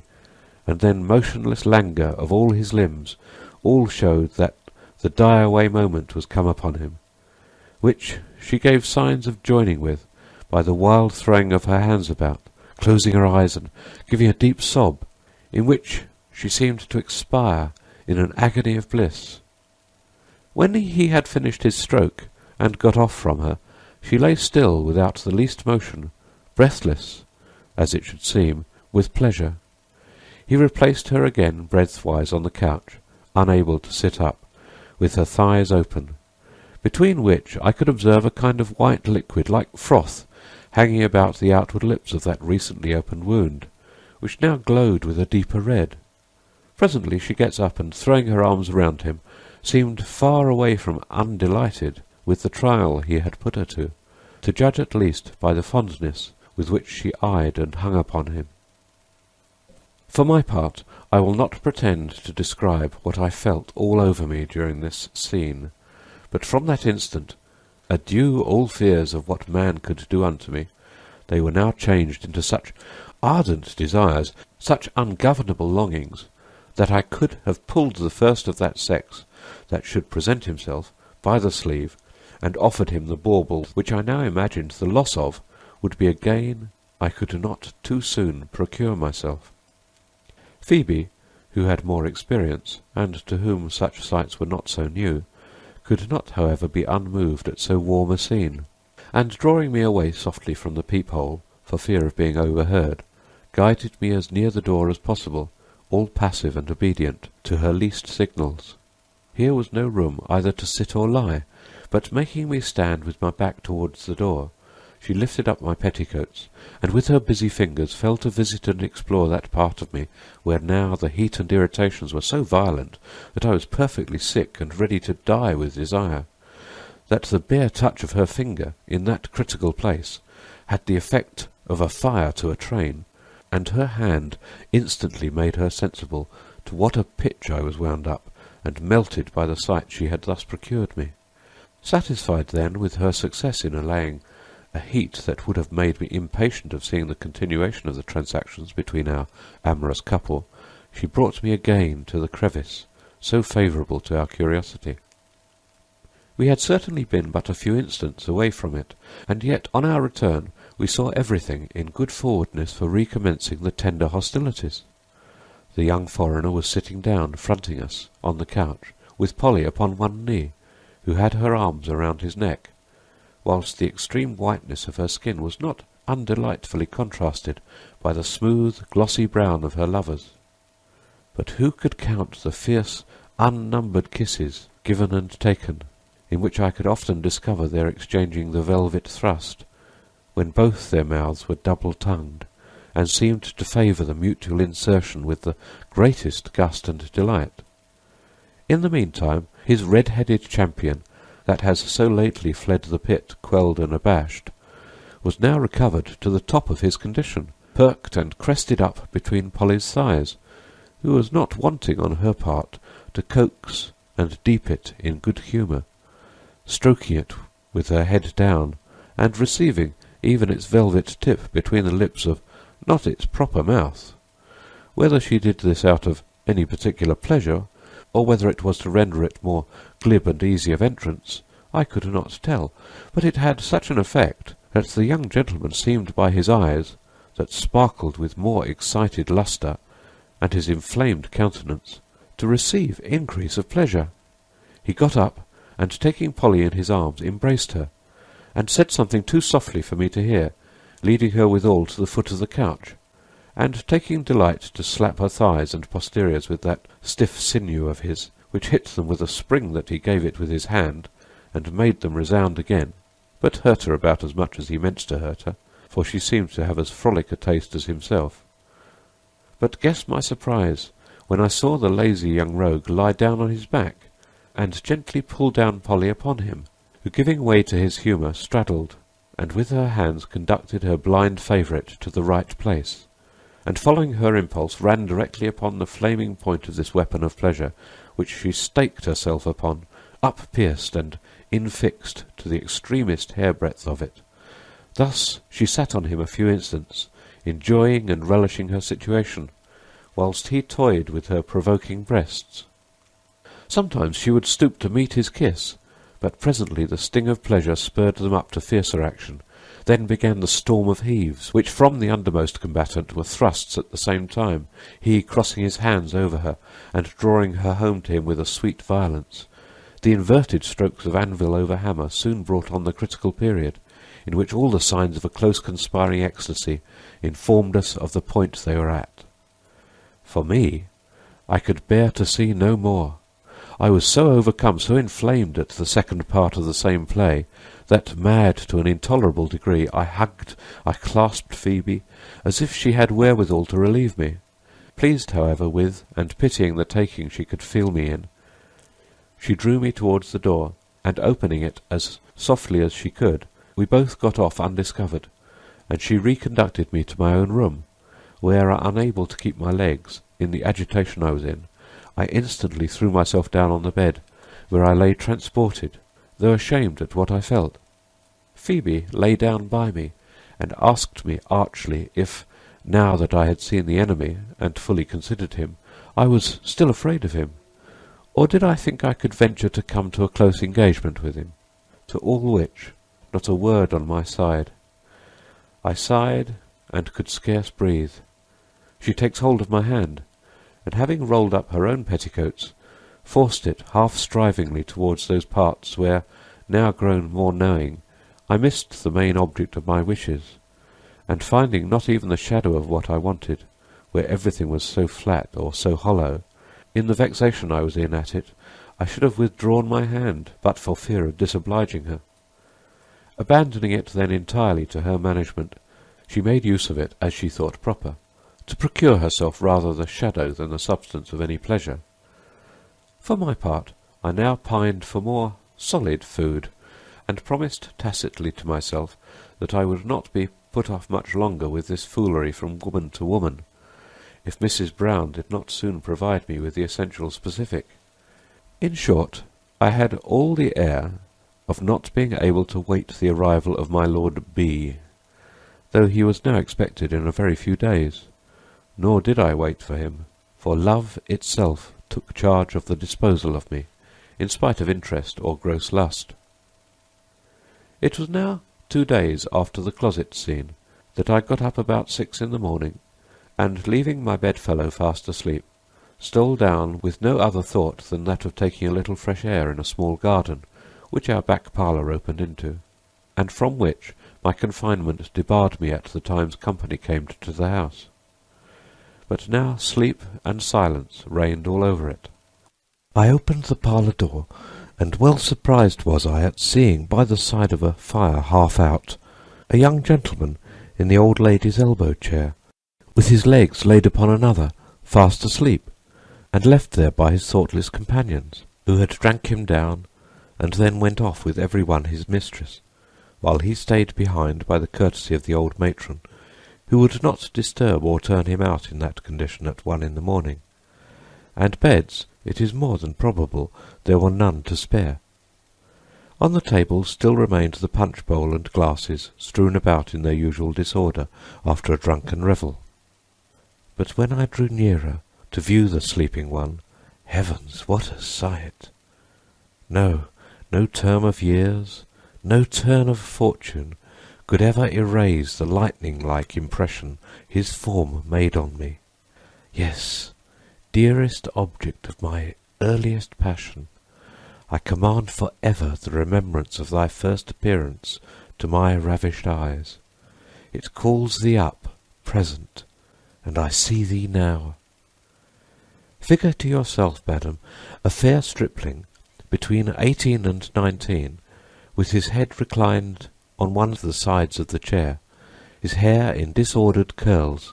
irregularly shading a face on which all the roseate bloom of youth and all the manly graces conspired to fix my eyes and heart. Even the languor and paleness of his face,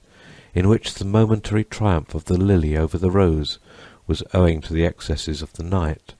gave an inexpressible sweetness to the finest features imaginable. His eyes, closed in sleep, displayed the meeting edges of their lids beautifully bordered with long eyelashes, over which no pencil could have described two more regular arches than those that graced his forehead, which was high, perfectly white and smooth. Then a pair of vermilion lips, pouting and swelling to the touch, as if a bee had freshly stung them, seemed to challenge me to get the gloves off this lovely sleeper, had not the modesty and respect which in both sexes are inseparable from a true passion checked my impulses. But on seeing his shirt-collar unbuttoned, and a bosom whiter than a drift of snow, the pleasure of considering it could not bribe me to lengthen it, at the hazard of a health that began to be my life's concern. Love, that made me timid, taught me to be tender too.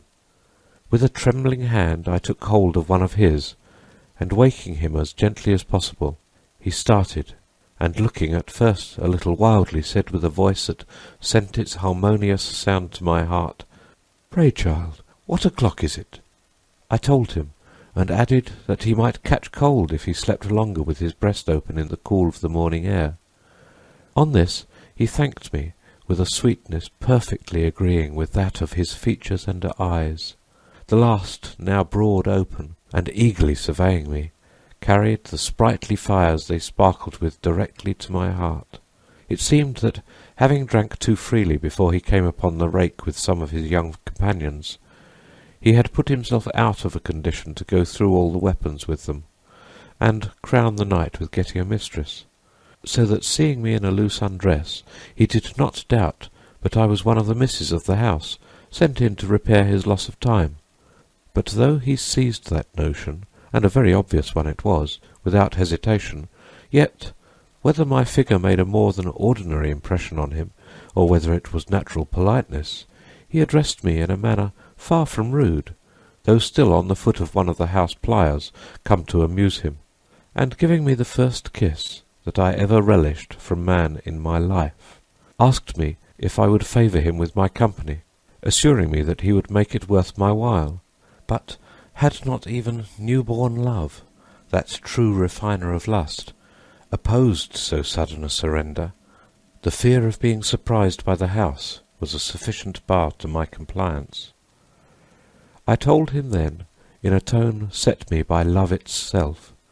that for reasons I had not time to explain to him, I could not stay with him, and might not even ever see him again, with a sigh at these last words, which broke from the bottom of my heart. My conqueror, who, as he afterwards told me, had been struck with my appearance, and liked me as much as he could think of liking anyone in my supposed way of life, asked me briskly at once if I would be kept by him, and that he would take a lodging for me directly, and relieve me from any engagements he presumed I might be under to the house. Rash, sudden, undigested, and even dangerous as his offer might be from a perfect stranger, and that stranger a giddy boy, the prodigious love I was struck with for him had put a charm into his voice there was no resisting, and blinded me to every objection. I could, at that instant, have died for him. Think if I could resist an invitation to live with him. Thus my heart, beating strong to the proposal, dictated my answer, after scarce a minute's pause, that I would accept of his offer, and make my escape to him in what way he pleased, and that I would be entirely at his disposal, let it be good or bad. I have often since wondered that so great an easiness did not disgust him, or make me too cheap in his eyes, but my fate had so appointed it, that in his fears of the hazard of the town, he had been some time looking out for a girl to take into keeping, and my person happening to hit his fancy, it was by one of those miracles reserved to love that we struck the bargain in the instant, which we sealed by an exchange of kisses, that the hopes of a more uninterrupted enjoyment engaged him to content himself with. Never, however, did dear youth carry in his person more wherewith to justify the turning of a girl's head, and making her set all consequences at defiance for the sake of following a gallant. For besides all the perfections of manly beauty which were assembled in his form, he had an air of neatness and gentility, a certain smartness in the carriage and port of his head, that yet more distinguished him. His eyes were sprightly and full of meaning, his looks had in them something at once sweet and commanding. His complexion outbloomed the lovely coloured rose, whilst its inimitable tender vivid glow clearly saved from the reproach of wanting life, of raw and doe-like, which is commonly made to those so extremely fair as he was. Our little plan was that I should get out about 7 the next morning, which I could readily promise, as I knew where to get the key of the street door, and he would wait at the end of the street with a coach to convey me safe off,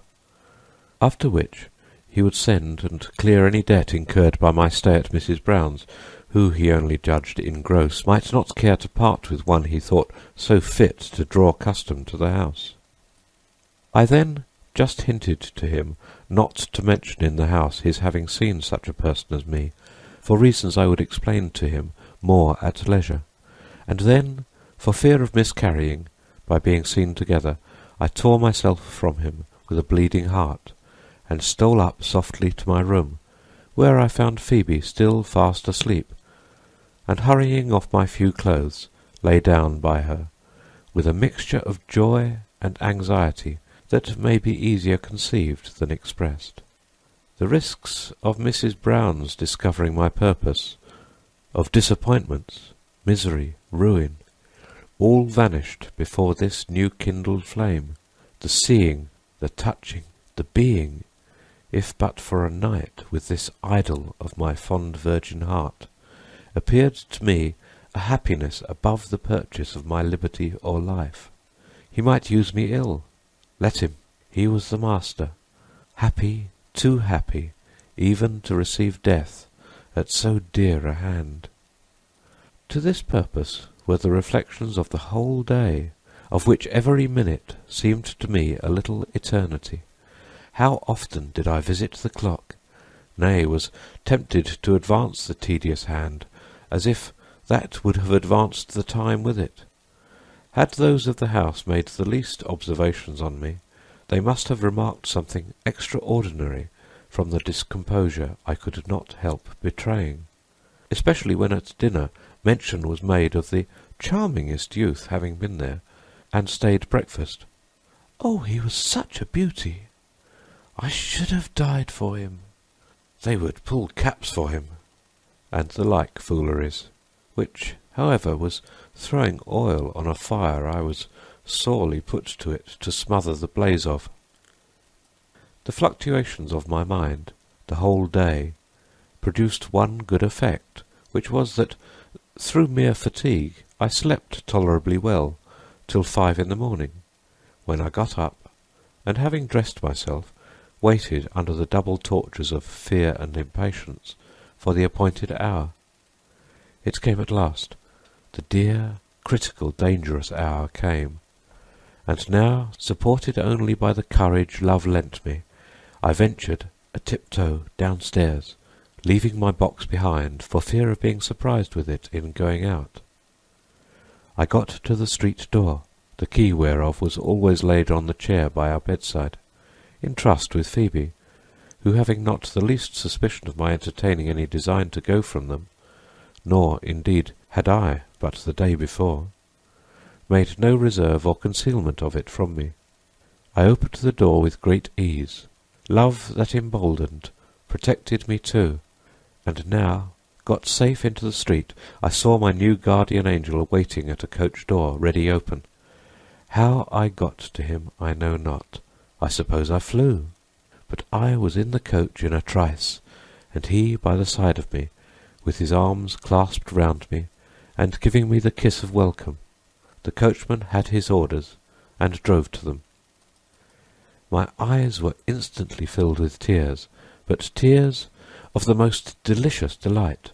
To find myself in the arms of the most beauteous youth was a rapture that my little heart swam in. Past or future were equally out of the question with me. The present was as much as all my powers of life were sufficient to bear the transport of, without fainting. Nor were the most tender embraces, the most soothing expressions wanting on his side, to assure me of his love, and of never giving me cause to repent the bold step I had taken, in throwing myself thus entirely upon his honour and generosity. But alas, this was no merit in me, for I was drove to it by a passion too impetuous for me to resist,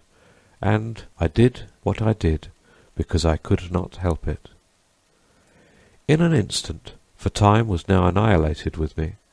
we landed at a public house in Chelsea, hospitably commodious for the reception of duet parties of pleasure, where a breakfast of chocolate was prepared for us. An old jolly stager who kept it, and understood life perfectly well, breakfasted with us, and leering archly at me, gave us both joy, and said we were well paired, in faith, that a great many gentlemen and ladies used his house, but he had never seen a handsomer couple.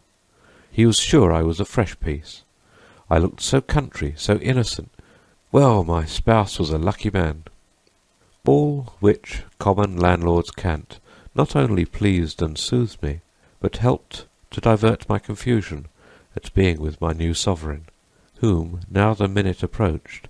I began to fear to be alone with, a timidity which true love had a greater share in than even maiden bashfulness. I wished, I doted, I could have died for him, and yet, I know not how or why, I dreaded the point which had been the object of my fiercest wishes. My pulses beat fierce, amidst a flush of the warmest desires. This struggle of the passions, however, this conflict betwixt modesty and love-sick longings, made me burst again into tears, which he took, as he had done before, only for the remains of concern, and emotion at the suddenness of my change of condition in committing myself to his care, and in consequence of that idea did and said all that he thought would most comfort and re-inspirit me. After breakfast, Charles, the dear familiar name I must take the liberty henceforward to distinguish my Adonis by, with a smile full of meaning, took me gently by the hand and said, "Come, my dear, I will show you a room that commands a fine prospect over some gardens." And without waiting for an answer, in which he relieved me extremely, he led me up into a chamber, airy and lightsome, where all seeing of prospects was out of the question, except that of a bed, which had all the air of having recommended the room to him. Charles had just slipped the bolt of the door, and running caught me in his arms, and lifted me from the ground, with his lips glued to mine, bore me trembling, panting, dying, with soft fears and tender wishes, to the bed, where his impatience would not suffer him to undress me more than just unpinning my handkerchief and gown, and unlacing my stays. My bosom was now bare, and rising in the warmest throbs presented to his sight and feeling the firm hard swell of a pair of young breasts, such as may be imagined of a girl not 16, fresh out of the country, and never before handled. But even their pride, whiteness, fashion, pleasing resistance to the touch, could not bribe his restless hands from roving, but giving them the loose, my petticoats and shift were soon taken up, and their stronger centre of attraction laid open to their tender invasion. My fears, however, made me mechanically close my thighs, but the very touch of his hand insinuated between them disclosed them, and opened a way for the main attack. In the meantime I lay fairly exposed to the examination of his eyes and hands, quiet and unresisting, which confirmed him the opinion he proceeded so cavalierly upon, that I was no novice in these matters, since he had taken me out of a common bawdy house, nor had I said one thing to prepossess him of my virginity, and if I had, he would sooner have believed that I took him for a cully that would swallow such an improbability, than that I was still mistress of that darling treasure, that hidden mine, so eagerly sought after by the men, and which they never dig for but to destroy. Being now too high wound up to bear a delay, he unbuttoned, and drawing out the engine of love assaults, drove it currently as at a ready-made breech. Then for the first time did I feel that stiff, horn-hard gristle battering against the tender part. But imagine to yourself his surprise when he found, after several vigorous pushes, which hurt me extremely, that he made not the least impression. I complained, but tenderly complained, that I could not bear it. Indeed, he heard me. Still he thought no more than that, being so young, the largeness of his machine, for few men could dispute size with him, made all the difficulty, and that possibly I had not been enjoyed by any so advantageously made in that part as himself, for still that my virgin flower was yet uncropped never entered into his head, and he would have thought it idling with time and words to have questioned me upon it. He tries again, still no admittance, still no penetration, but he had hurt me yet more, while my extreme love made me bear extreme pain almost without a groan. At length, after repeated fruitless trials, he lay down panting by me, kissed my falling tears, and asked me tenderly what was the meaning of so much complaining, and if I had not borne it better from others than I did from him. I answered, with a simplicity framed to persuade, that he was the first man that ever served me so. Truth is powerful, and it is not always that we do not believe what we eagerly wish. End of Part 2.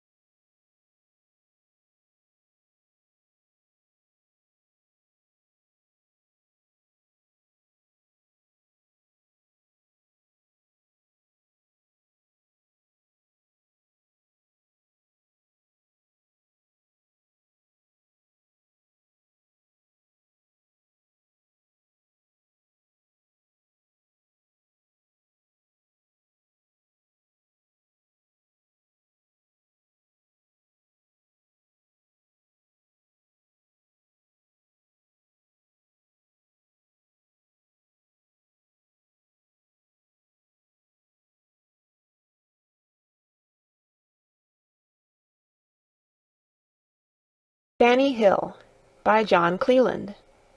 Part 3. Charles, already disposed by the evidence of his senses to think my pretences to virginity not entirely apocryphal, smothers me with kisses, begs me, in the name of love, to have a little patience, and that he will be as tender of hurting me as he would be of himself. Alas! It was enough I knew his pleasure to submit joyfully to him, whatever pain I foresaw it would cost me. He now resumes his attempts in more form. First he put one of the pillows under me, to give the blank of his aim a more favourable elevation, and another under my head, in ease of it. Then, spreading my thighs, and placing himself standing between them, made them rest upon his hips, applying then the point of his machine to the slit, into which he sought entrance. It was so small he could scarce assure himself of its being rightly pointed. He looks, he feels, and satisfies himself. The driving forward with fury, its prodigious stiffness, thus impacted wedge-like, breaks the union of those parts, and gained him just the insertion of the tip of it, lip-deep, which, being sensible of, he improved his advantage, and, following well his stroke, in a straight line, forcibly deepens his penetration, but put me to such intolerable pain, from the separation of the sides of that soft passage by a hard thick body, I could have screamed out, but, as I was unwilling to alarm the house, I held in my breath, and crammed my petticoat, which was turned up over my face, into my mouth, and bit it through in the agony. At length, the tender texture of that tract giving way to such fierce tearing and rending, he pierced something further into me, and now, outrageous and no longer his own master, but borne headlong away by the fury and over-metal of that member, now exerting itself with a kind of native rage, he breaks in, carries all before him, and one violent merciless lunge sent it, imbrued and reeking with virgin blood, up to the very hilt in me. Then all my resolution deserted me. I screamed out, and fainted away with the sharpness of the pain,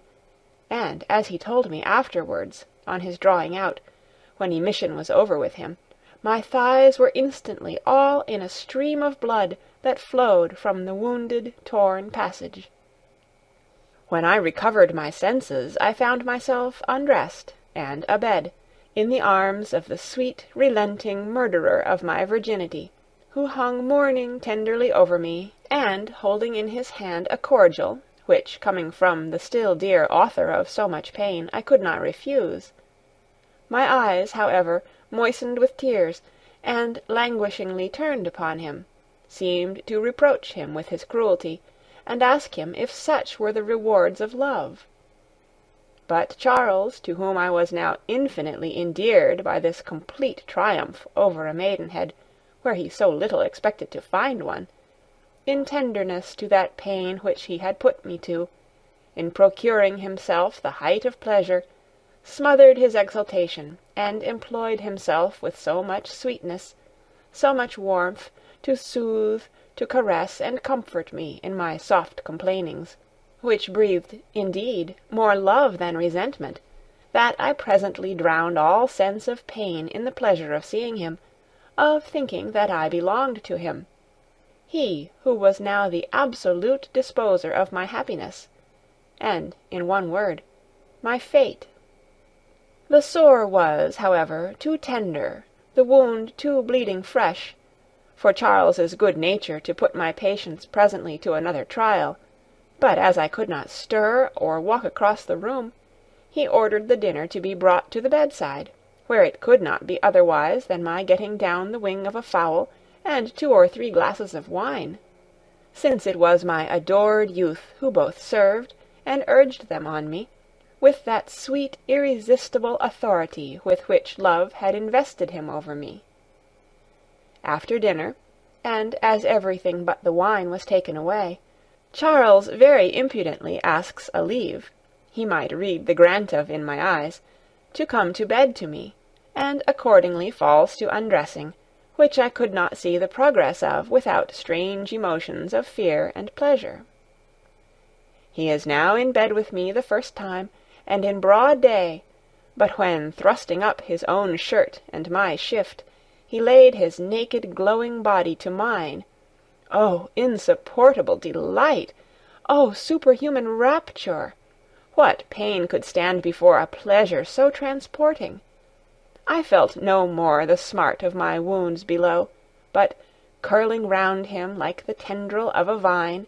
as if I feared any part of him should be untouched or unpressed by me, I returned his strenuous embraces and kisses with a fervour and gust only known to true love, and which mere lust could never rise to.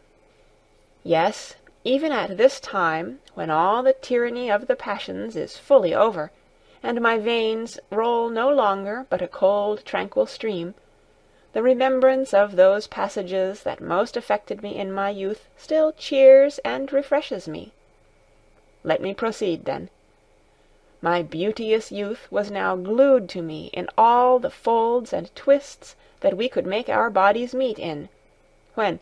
no longer able to rein in the fierceness of refreshed desires, he gives his steed the head, and, gently insinuating his thighs between mine, stopping my mouth with kisses of humid fire, makes a fresh irruption, and, renewing his thrusts, pierces, tears, and forces his way up the torn, tender folds that yielded him admission with a smart little less severe than when the breach was first made. I stifled, however, my cries, and bore him with the passive fortitude of a heroine. Soon his thrusts, more and more furious, cheeks flushed with a deeper scarlet, his eyes turned up in the fervent fit, some dying sighs, and an agonizing shudder, announced the approaches of that ecstatic pleasure I was yet in too much pain to come in for my share of it. Nor was it till after a few enjoyments had numbed and blunted the sense of the smart, and given me to feel the titillating inspersion of balsamic sweets, drew from me the delicious return, and brought down all my passion, that I arrived at excess of pleasure through excess of pain. But when successive engagements had broke and inured me, I began to enter into the true unallayed relish of that pleasure of pleasures, when the warm gush darts through all the ravished inwards. What floods of bliss! What melting transports! What agonies of delight! Too fierce, too mighty for nature to sustain. Well has she, therefore, no doubt, provided the relief of a delicious momentary dissolution, the approaches of which are intimated by a dear delirium, a sweet thrill on the point of emitting those liquid sweets, in which enjoyment itself is drowned, when one gives the languishing stretch-out and dies at the discharge. How often, when the rage and tumult of my senses had subsided after the melting flow, have I, in a tender meditation, asked myself coolly the question, if it was in nature for any of its creatures to be so happy as I was? Or what were all fears of the consequence, put in the scale of one night's enjoyment of anything so transcendently the taste of my eyes and heart as that delicious, fond, matchless youth? Thus we spent the whole afternoon till supper-time, in a continued circle of love-delights, kissing, turtle-billing, toying, and all the rest of the feast. At length supper was served in, before which Charles had, for I do not know what reason, slipped his clothes on, and, sitting down by the bedside, we made table and tablecloth of the bed and sheets, whilst he suffered nobody to attend or serve but himself. He ate with a very good appetite, and seemed charmed to see me eat. For my part, I was so enchanted with my fortune, so transported with the comparison of the delights I now swam in, with the insipidity of all my past scenes of life, that I thought them sufficiently cheap at even the price of my ruin, or the risk of their not lasting. the present possession was all my little head could find room for. We lay together that night, when, after playing repeated prizes of pleasure, nature, overspent and satisfied, gave us up to the arms of sleep. Those of my dear youth encircled me, the consciousness of which made even that sleep more delicious. Late in the morning I waked first, and observing my lover slept profoundly, softly disengaged myself from his arms, scarcely daring to breathe for fear of shortening his repose. My cap, my hair, my shift, were all in disorder from the rufflings I had undergone, and I took this opportunity to adjust and set them as well as I could. Whilst every now and then, looking at the sleeping youth with inconceivable fondness and delight, and reflecting on all the pain he had put me to, tacitly owned that the pleasure had overpaid me for my sufferings. It was then broad day. I was sitting up in the bed, the clothes of which were all tossed or rolled off by the unquietness of our motions, from the sultry heat of the weather, nor could I refuse myself a pleasure that solicited me so irresistibly as this fair occasion of feasting my sight with all those treasures of youthful beauty I had enjoyed, and which lay now almost entirely naked, his shirt being trussed up in a perfect wisp, which the warmth of the room and season made me easy about the consequence of. I hung over him enamoured indeed, and devoured all his naked charms with only 2 eyes, when I could have wished them at least 100, for the fuller enjoyment of the gaze. Oh, could I paint his figure as I see it now, still present to my transported imagination! A whole length of an all-perfect manly beauty in full view. Think of a face without a fault, glowing with all the opening bloom and vernal freshness of an age in which beauty is of either sex, and which the first down over his upper lip scarce began to distinguish. The parting of the double ruby pout of his lips seemed to exhale an air sweeter and purer than what it drew in. Ah, what violence did it not cost me to refrain the so tempted kiss! Then a neck exquisitely turned, graced behind and on the sides with his hair, playing freely in natural ringlets,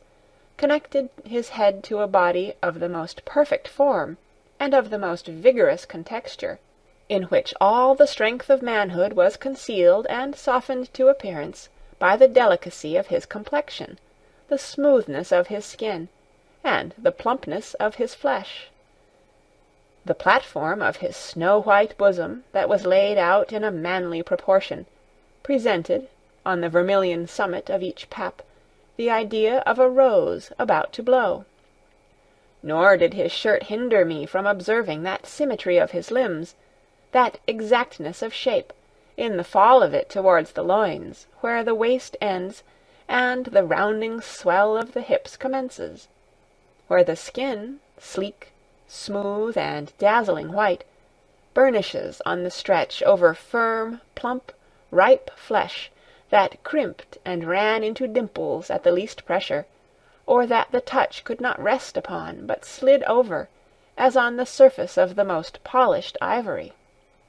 His thighs, finely fashioned, and with a florid, glossy roundness, gradually tapering away to the knees, seemed pillars worthy to support that beauteous frame,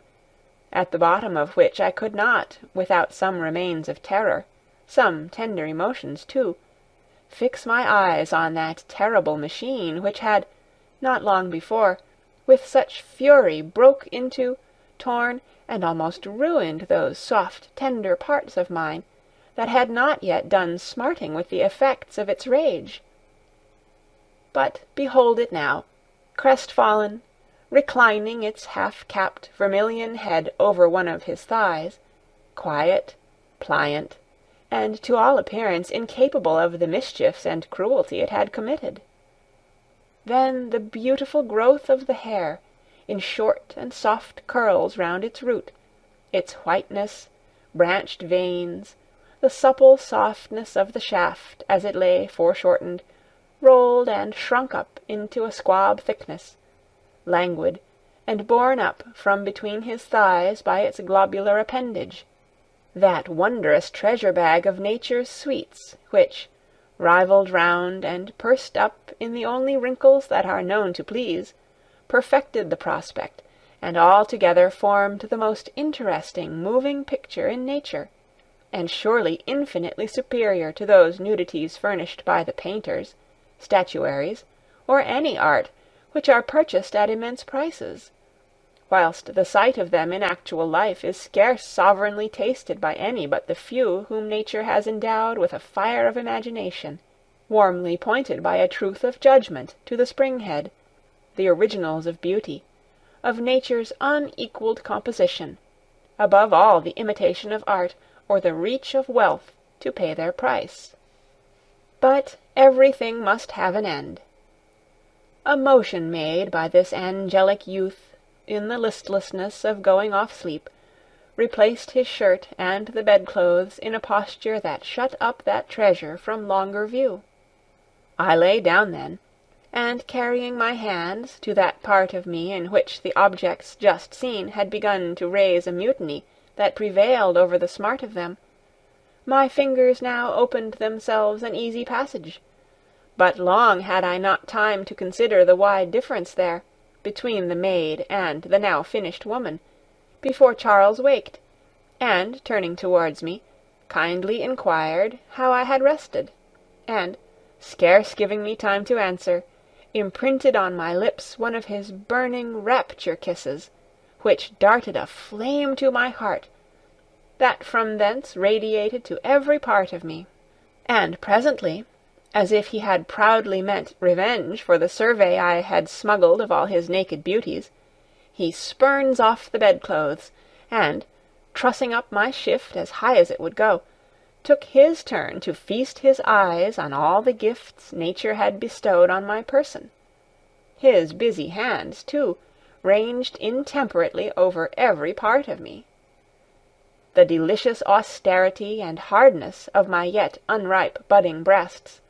the whiteness and firmness of my flesh, the freshness and regularity of my features, the harmony of my limbs, all seemed to confirm him in his satisfaction with his bargain. But when curious to explore the havoc he had made in the centre of his over-fierce attack, he not only directed his hands there, but with a pillow put under, placed me favourably for his wanton purpose of inspection. Then who can express the fire his eyes glistened, his hands glowed with, whilst sighs of pleasure and tender broken exclamations were all the praises he could utter. By this time his machine, stiffly risen at me, gave me to see it in its highest state and bravery. He feels it himself, seems pleased at its condition, and, smiling loves and graces, seizes one of my hands and carries it, with a gentle compulsion, to his pride of nature, and its richest masterpiece. I, struggling faintly, could not help feeling what I could not grasp, a column of the whitest ivory, beautifully streaked with blue veins and carrying, fully uncapped, a head of the liveliest vermilion. No horn could be harder or stiffer, yet no velvet more smooth or delicious to the touch. Presently he guided my hand lower, to that part in which nature and pleasure keep their stores in concert, so aptly fastened and hung on to the root of their first instrument and minister, that not improperly he might be styled their purse-bearer too. There he made me feel distinctly, through their soft cover, the contents, a pair of roundish balls, that seemed to play within, and elude all pressure but the tenderest from without. But now this visit of my soft warm hand in those so sensible parts had put everything into such ungovernable fury that, disdaining all further preluding and taking advantage of my commodious posture, he made the storm fall where I scarce patiently expected, and where he was sure to lay it. Presently then, I felt the stiff insertion between the yielding, divided lips of the wound, now open for life, where the narrowness no longer put me to intolerable pain, and afforded my lover no more difficulty than what heightened his pleasure. In the strict embrace of that tender, warm sheath, round the instrument it was so delicately adjusted to, and which, now cased home, so gorged me with pleasure that it perfectly suffocated me, and took away my breath. Then the killing thrusts, the unnumbered kisses, every one of which was a joy inexpressible, and that joy lost in a crowd of yet greater blisses.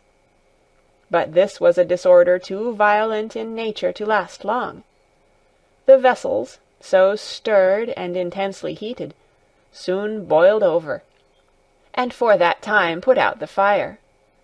Meanwhile all this dalliance and disport had so far consumed the morning, that it became a kind of necessity to lay breakfast and dinner into one. In our calmer intervals Charles gave the following account of himself, every word of which was true. He was the only son of a father who, having a small post in the revenue, rather overlived his income, and had given this young gentleman a very slender education. No profession had he bred him up to, but designed to provide for him in the army, by purchasing him an ensign's commission, that is to say, provided he could raise the money, or procure it by interest, either of which clauses was rather to be wished than hoped for by him. On no better a plan, however, had this improvident father suffered this youth, a youth of great promise, to run up to the age of manhood, or near it at least, in next to idleness, and had, besides, taken no sort of pains to give him even the common premonitions against the vices of the town, and the dangers of all sorts, which wait the unexperienced and unwary in it. He lived at home, and at discretion with his father, who himself kept a mistress, and for the rest, provided Charles did not ask him for money, he was indolently kind to him. He might lie out when he pleased, any excuse would serve, and even his reprimands were so slight that they carried with them rather an air of connivance at the fault than any serious control or constraint. But, to supply his calls for money, Charles, whose mother was dead, had, by her side, a grandmother who doted upon him. She had a considerable annuity to live on, and very regularly parted with every shilling she could spare to this darling of hers, to the no little heartburn of his father, who was vexed, not that she by this means fed his son's extravagance, but that she preferred Charles to himself, and we shall too soon see what a fatal turn such a mercenary jealousy could operate in the breast of a father. Charles was, however, by the means of his grandmother's lavish fondness, very sufficiently enabled to keep a mistress so easily contented as my love made me, and my good fortune, for such I must ever call it, threw me in his way, in the manner above related, just as he was on the look-out for one. As to temper, the even sweetness of it made him seem born for domestic happiness. Tender, naturally polite and gentle-mannered, it could never be his fault if ever jars or animosities ruffled a calm he was so qualified in every way to maintain or restore. Without those great or shining qualities that constitute a genius, or are fit to make a noise in the world, he had all those humble ones that compose the softer social merit. Plain common sense, set off with every grace of modesty and good nature, made him, if not admired, what is much happier, universally beloved and esteemed. But as nothing but the beauties of his person had at first attracted my regard and fixed my passion, neither was I then a judge of that internal merit, which I had afterward full occasion to discover, and which perhaps, in that season of giddiness and levity, would have touched my heart very little, had it been lodged in a person less the delight of my eyes and idol of my senses. But to return to our situation. After dinner, which we ate abed in a most voluptuous disorder, Charles got up, and taking a passionate leave of me for a few hours, he went to town, where, concerting matters with a young sharp lawyer, they went together to my late venerable mistress's, from whence I had, but the day before, made my elopement, and with whom he was determined to settle accounts in a manner that should cut off all after-reckonings from that quarter. Accordingly they went, but on the way the Templar, his friend, on thinking over Charles's information, saw reason to give their visit another turn, and, instead of offering satisfaction, to demand it. On being let in, the girls of the house flocked round Charles, whom they knew, and from the earliness of my escape, and their perfect ignorance of his ever having so much as seen me, not having the least suspicion of his being accessory to my flight, they were, in their way, making up to him, and as to his companion, they took him probably for a fresh cully. But the Templar soon checked their forwardness, by inquiring for the old lady, with whom, he said, with a grave judge-like countenance, that he had some business to settle. Madam was immediately sent down for, and the ladies being desired to clear the room, the lawyer asked her severely if she did know, or had not decoyed under the pretence of hiring as a servant, a young girl, just come out of the country, called Frances or Fanny Hill, describing me withal as particularly as he could from Charles's description. It is peculiar to vice to tremble at the enquiries of justice, and Mrs. Brown, whose conscience was not entirely clear upon my account, as knowing as she was of the town, as hackneyed as she was in bluffing through all the dangers of her vocation, could not help being alarmed at the question, especially when he went on to talk of a justice of peace, Newgate, the Old Bailey, indictments for keeping a disorderly house, pillory, carting, and the whole process of that nature. She, who, it is likely, imagined I had lodged an informant against her house, looked extremely blank, and began to make 1,000 protestations and excuses. However, to abridge, they brought away triumphantly my box of things,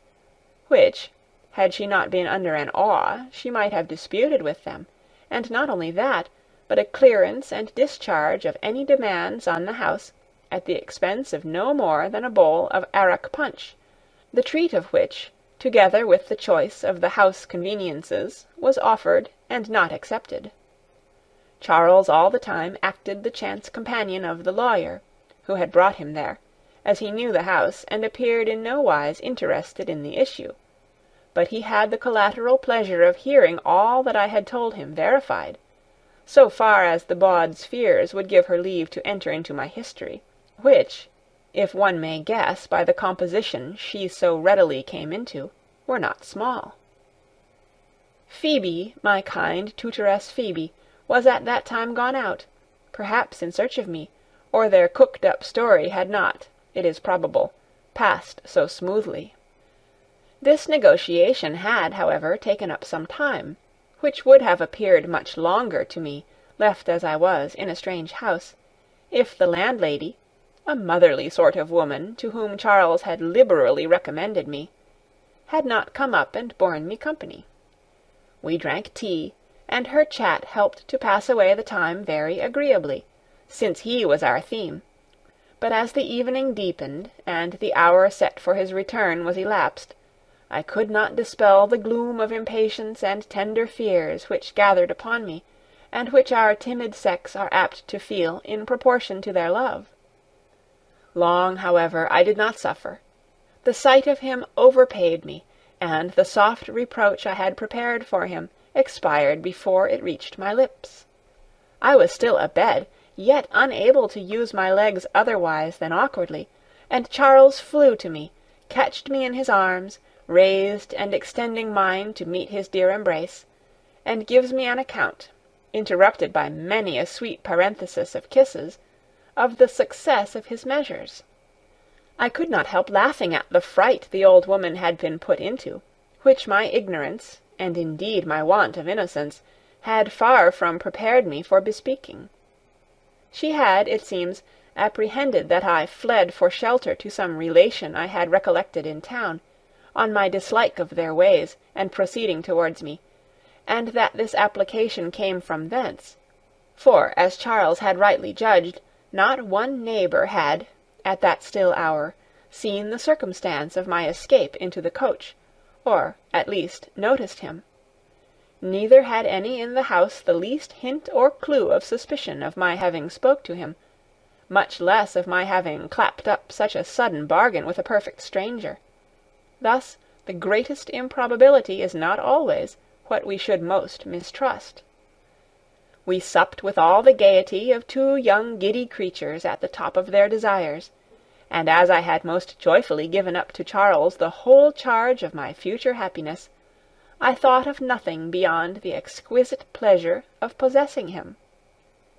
He came to bed in due time, and this second night, the pain being pretty well over, I tasted in full draughts all the transports of perfect enjoyment. I swam, I bathed in bliss, till both fell fast asleep, through the natural consequences of satisfied desires and appeased flames, nor did we wake but to renewed raptures. Thus, making the most of love and life, did we stay in this lodging in Chelsea about 10 days, in which time Charles took care to give his excursions from home a favourable gloss, and to keep his footing with his fond indulgent grandmother, from whom he drew constant and sufficient supplies for the charge I was to him, and which was very trifling, in comparison with his former, less regular course of pleasures. Charles removed me then to a private, ready-furnished lodging in Street, St. James's, where he paid half a guinea a week for 2 rooms and a closet on the 2nd floor, which he had been some time looking out for, and was more convenient for the frequency of his visits than where he had at first placed me, in a house which I cannot say but I left with regret, as it was infinitely endeared to me by the first possession of my Charles, and the circumstance of losing there that jewel which can never be twice lost.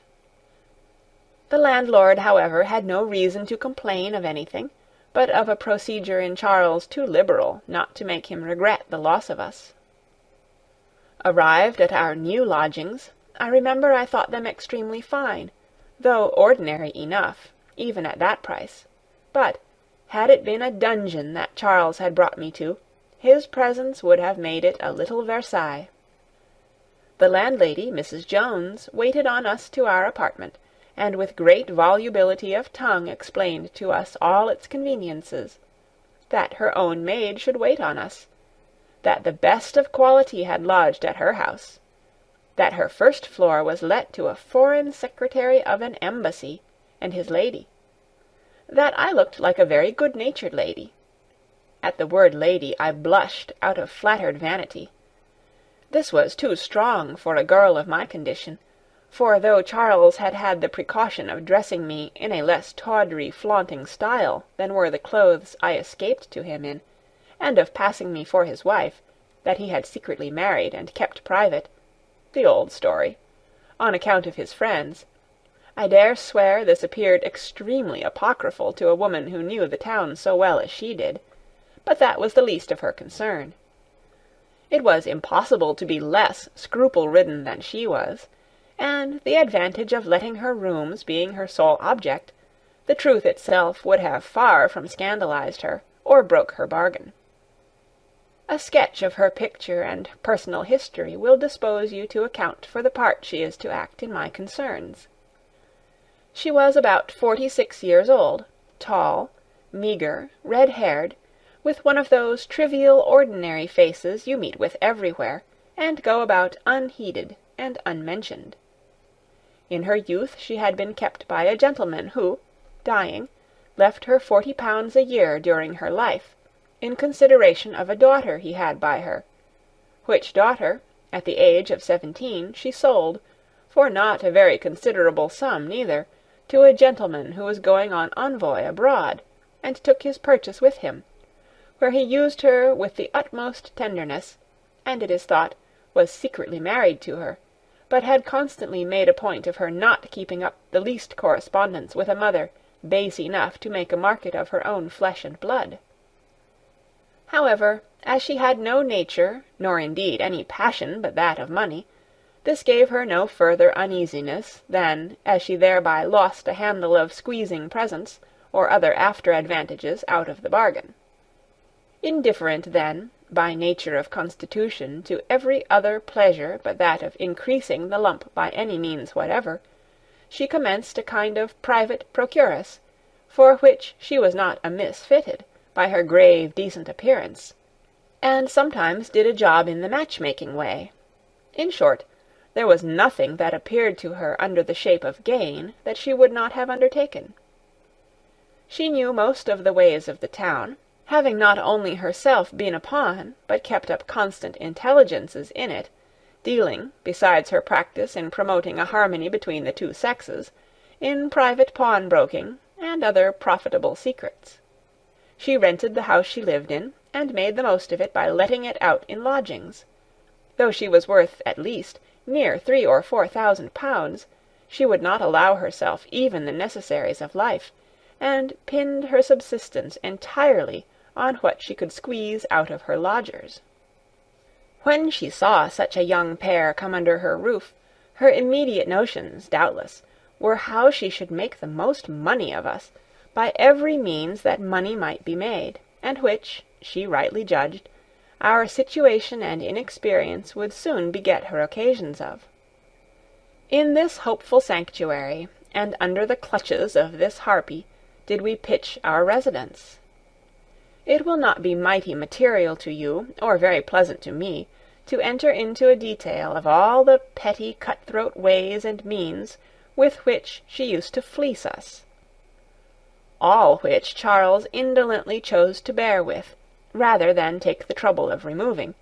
the difference of expense being scarce attended to by a young gentleman who had no idea of stint, or even of economy, and a raw country girl who knew nothing of the matter. Here, however, under the wings of my sovereignly beloved, did I flow the most delicious hours of my life.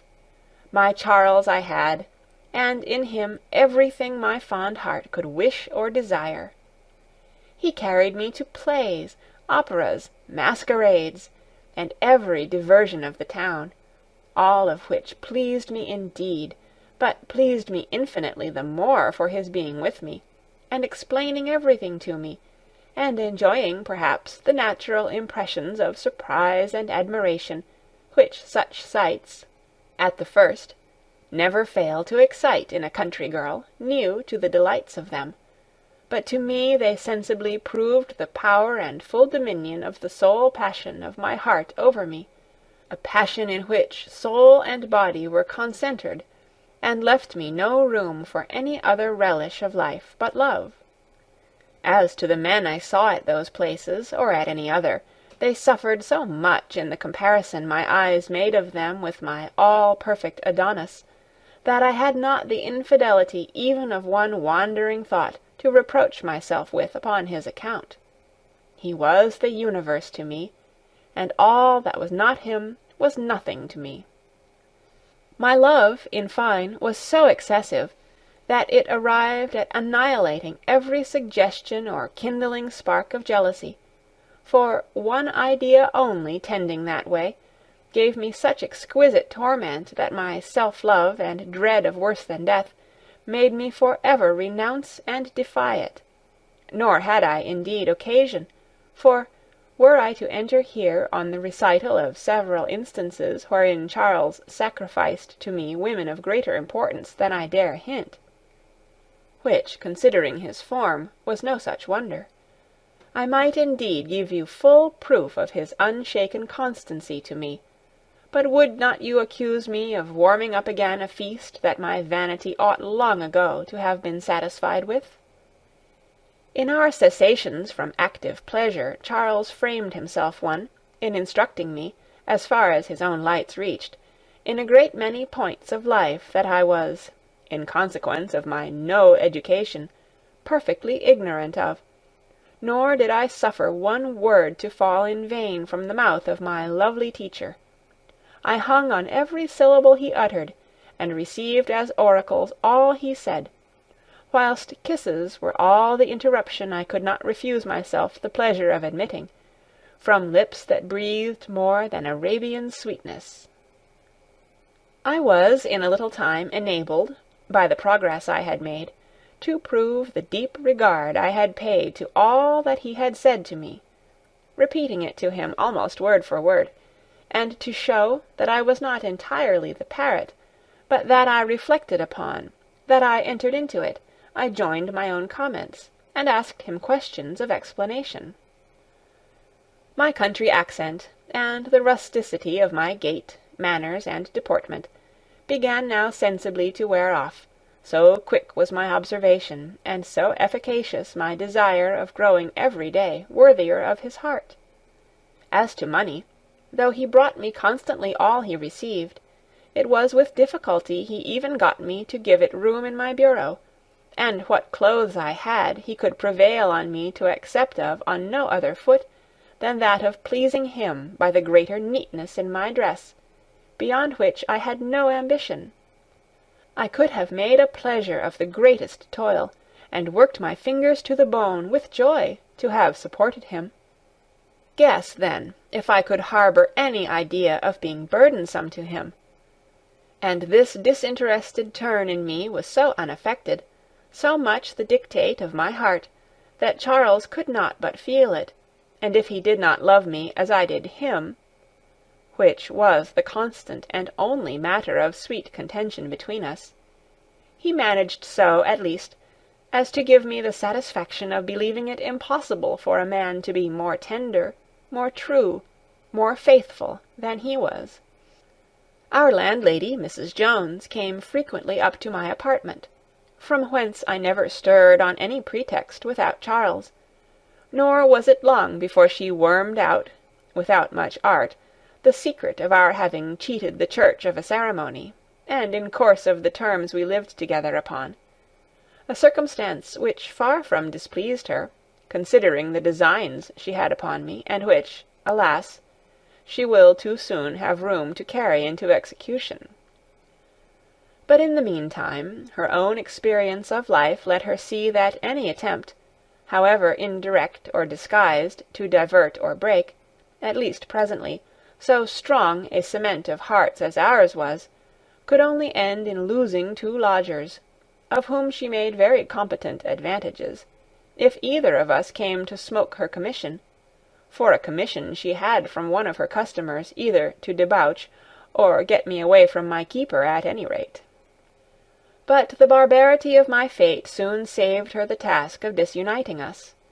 I had now been 11 months with this life of my life, which had passed in one continued rapid stream of delight, but nothing so violent was ever made to last. I was about 3 months gone with child by him, a circumstance which would have added to his tenderness, had he ever left me room to believe it could receive an addition, when the mortal, the unexpected blow of separation fell upon us. I shall gallop post over the particulars, which I shudder yet to think of, and cannot to this instant reconcile myself how, or by what means, I could outlive it. 2 lifelong days had I lingered through without hearing from him, I who breathed, who existed but in him, and had never yet seen 24 hours pass without seeing or hearing from him.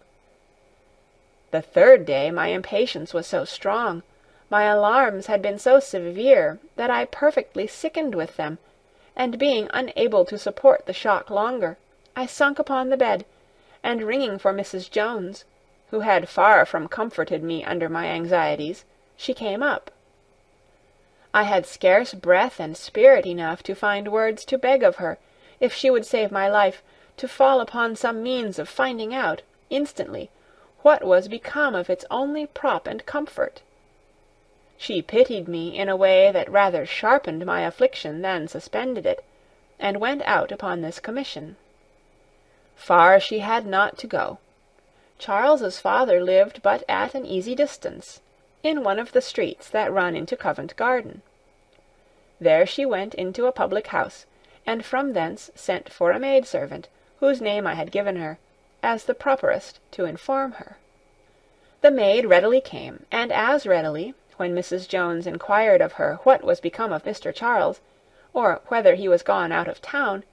acquainted her with the disposal of her master's son, which, the very day after, was no secret to the servants. Such sure measures had he taken for the most cruel punishment of his child for having more interest with his grandmother than he had, though he made use of a pretence plausible enough to get rid of him in this secret and abrupt manner, for fear her fondness should have interposed a bar to his leaving England, and proceeding on a voyage he had concerted for him, which pretext was, that it was indispensably necessary to secure a considerable inheritance that devolved to him by the death of a rich merchant, his own brother, at one of the factories in the South Seas, of which he had lately received advice, together with a copy of the will. In consequence of which resolution to send away his son, he had, unknown to him, made the necessary preparations for fitting him out, struck a bargain with the captain of a ship, whose punctual execution of his orders he had secured by his interest with his principal owner and patron, and, in short, concerted his measures so secretly and effectually that whilst his son thought he was going down the river for a few hours, he was stopped on board of a ship, debarred from writing, and more strictly watched than a state criminal.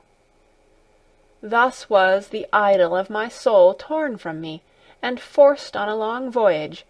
without taking of one friend, or receiving one line of comfort, except a dry explanation and instructions from his father how to proceed when he should arrive at his destined port, enclosing withal some letters of recommendation to a factor there. All these particulars I did not learn minutely till some time after. The maid, at the same time, added that she was sure this usage of her sweet young master would be the death of his grandmamma, as indeed it proved true, for the old lady, on hearing it, did not survive the news a whole month, and as her fortune consisted in an annuity out of which she had laid up no reserves, she left nothing worth mentioning to her so fatally envied darling, but absolutely refused to see his father before she died. When Mrs. Jones returned, and I observed her looks, they seemed so unconcerned, and even near to pleased, that I half flattered myself she was going to set my tortured heart at ease by bringing me good news. But this, indeed, was a cruel delusion of hope. The barbarian, with all the coolness imaginable, stabbed me to the heart, in telling me, succinctly, that he was sent away at least on a 4 years' voyage. Here she stretched maliciously, and that I could not expect, in reason, ever to see him again, and all this with such pregnant circumstances that I could not help giving them credit, as in general they were, indeed, too true. She had hardly finished her report before I fainted away, and after several successive fits, all the while wild and senseless, I miscarried of the dear pledge of my Charles's love. But the wretched never die when it is fittest they should die, and women are hard-lived to a proverb. The cruel and interested care taken to recover me saved an odious life, which, instead of the happiness and joys it had overflowed in, all of a sudden presented no view before me of anything but the depth of misery, horror, and the sharpest affliction.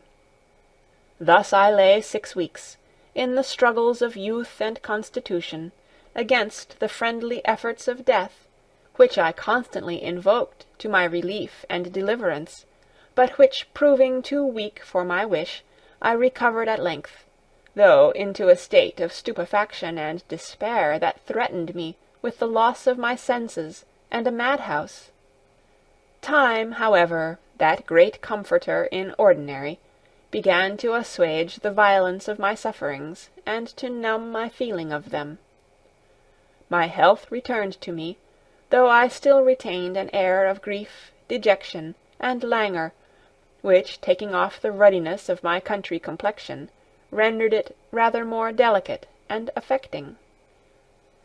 The landlady had all this while officiously provided, and taken care that I wanted for nothing, and as soon as she saw me retrieved into a condition of answering her purpose, one day, after we had dined together, she congratulated me on my recovery, the merit of which she took entirely to herself, and all this by way of introduction to a most terrible and scurvy epilogue. "You are now," says she, "Miss Fanny, tolerably well, and you are very welcome to stay in the lodgings as long as you please. You see, I have asked you for nothing this long time, but truly I have a call to make up a sum of money, which must be answered." And with that presents me with a bill of arrears for rent, diet, apothecary's charges, nurse, etc., sum total £23, 17 and sixpence, towards discharging of which I had not in the world, which she well knew, more than 7 guineas, left by chance, of my dear Charles's common stock with me. At the same time she desired me to tell her what course I would take for payment. I burst out into a flood of tears, and told her my condition, adding that I would sell what few clothes I had, and that for the rest I would pay her as soon as possible. But my distress, being favourable to her views, only stiffened her the more. She told me very coolly that she was indeed sorry for my misfortunes, but that she must do herself justice, though it would go to the very heart of her to send such a tender young creature to prison. At the word prison every drop of my blood chilled, and my fright acted so strongly upon me that, turning as pale and faint as a criminal at the first sight of his place of execution, I was on the point of swooning. My landlady, who wanted only to terrify me to a certain point, and not to throw me into a state of body inconsistent with her designs upon it, began to soothe me again, and told me, in a tone composed to more pity and gentleness, that it would be my own fault if she was forced to proceed to such extremities. But she believed there was a friend to be found in the world who would make up matters to both our satisfactions, and that she would bring him to drink tea with us that very afternoon, when she hoped we would come to a right understanding in our affairs. To all this not a word of answer. I sat mute, confounded, terrified. Mrs. Jones, however, judging rightly that it was time to strike while the impressions were so strong upon me, left me to myself and to all the terrors of an imagination wounded to death by the idea of going to a prison, and from a principle of self-preservation snatching at every glimpse of redemption from it. In this situation I sat near half an hour, swallowed up in grief and despair, when my landlady came in, and observing a death-like dejection in my countenance, and still in pursuance of her plan, put on a false pity, and bidding me be of a good heart, things, she said, would not be so bad as I imagined if I would be but my own friend, and closed with telling me she had brought a very honourable gentleman to drink tea with me, who would give me the best advice how to get rid of all my troubles. Upon which, without waiting for a reply, she goes out and returns with this very honourable gentleman, whose very honourable procuress she had been, on this as well as other occasions. The gentleman, on his entering the room, made me a very civil bow,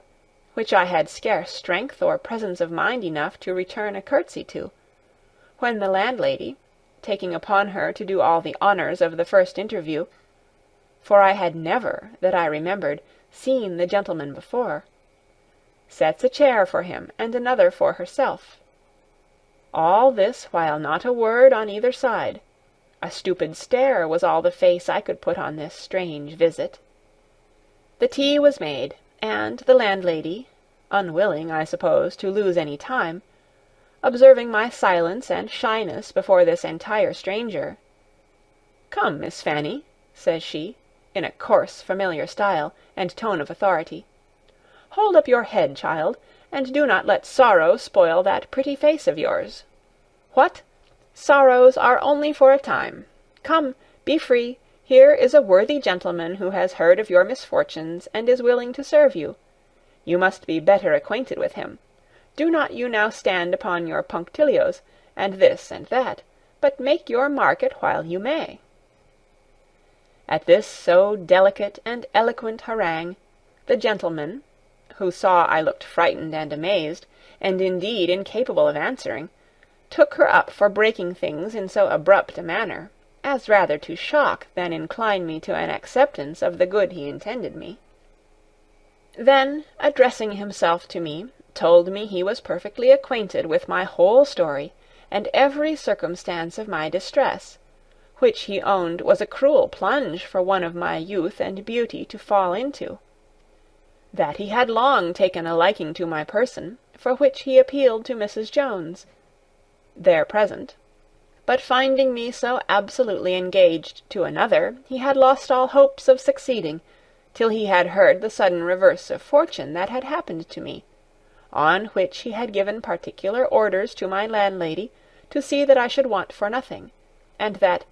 had he not been forced abroad to the Hague, on affairs he could not refuse himself to, he would himself have attended me during my sickness, that on his return, which was but the day before, he had, on learning my recovery, desired my landlady's good offices to introduce him to me, and was as angry, at least, as I was shocked at the manner in which she had conducted herself towards obtaining him that happiness. But that to show me how much he disowned her procedure, and how far he was from taking any ungenerous advantage of my situation, and from exacting any security for my gratitude, he would before my face that instant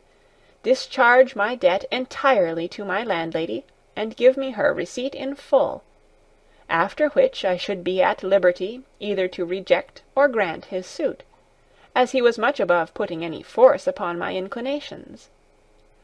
Whilst he was exposing his sentiments to me, I ventured just to look up to him, and observed his figure, which was that of a very slight gentleman, well made, about 40, dressed in a suit of plain clothes, with a large diamond ring on one of his fingers, the lustre of which played in my eyes as he waved his hand in talking, and raised my notions of his importance. In short, he might pass for what is commonly called a comely black man, with an air of distinction natural to his birth and condition. To all his speeches, however, I answered only in tears that flowed plentifully to my relief, and choking up my voice, excused me from speaking, very luckily, for I should not have known what to say. The sight, however, moved him, as he afterwards told me, irresistibly, and by way of giving me some reason to be less powerfully afflicted, he drew out his purse, and calling for pen and ink, which the landlady was prepared for, paid her every farthing of her demand, independent of a liberal gratification which was to follow unknown to me, and, taking a receipt in full, very tenderly forced me to secure it, by guiding my hand, which he had thrust it into, so as to make me passively put it into my pocket. Still I continued in a state of stupidity, or melancholy despair, as my spirits could not yet recover from the violent shocks they had received, and the accommodating landlady had actually left the room, and me alone with this strange gentleman, before I observed it, and then I observed it without alarm, for I was now lifeless and indifferent to everything.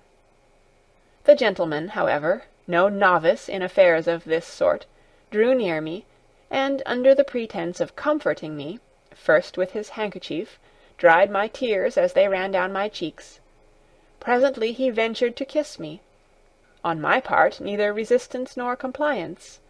I sat stock still, and now looking on myself as bought by the payment that had been transacted before me, I did not care what became of my wretched body, and, wanting life, spirits, or courage to oppose the least struggle, even that of the modesty of my sex, I suffered tamely whatever the gentleman pleased, who, proceeding insensibly from freedom to freedom, insinuated his hand between my handkerchief and bosom,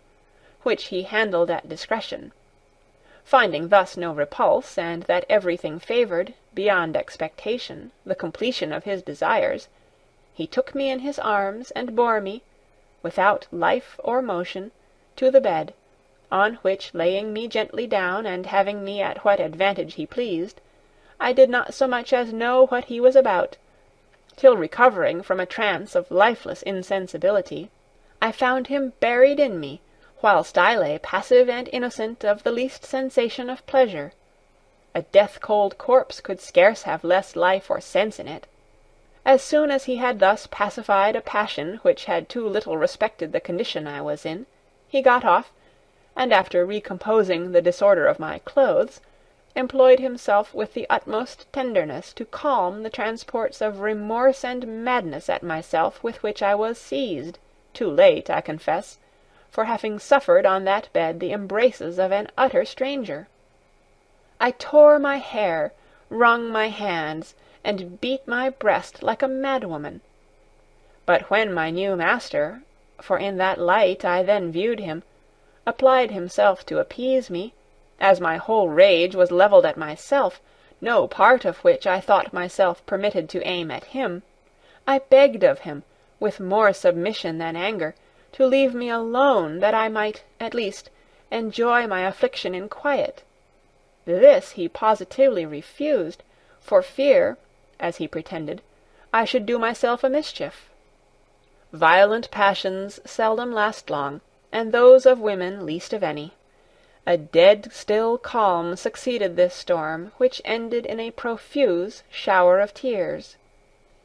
Had any one, but a few instants before, told me that I should have ever known any man but Charles, I would have spit in his face; or had I been offered infinitely a greater sum of money than that I saw paid for me, I had spurned the proposal in cold blood. But our virtues and our vices depend too much on our circumstances. Unexpectedly beset as I was, betrayed by a mind weakened by a long severe affliction, and stunned with the terrors of a jail, my defeat will appear the more excusable, since I certainly was not present at, or a party in any sense to it. However, as the first enjoyment is decisive, and he was now over the bar, I thought I had no longer a right to refuse the caresses of one that had got that advantage over me, no matter how obtained. Conforming myself then to this maxim, I considered myself as so much in his power, that I endured his kisses and embraces without affecting struggles or anger.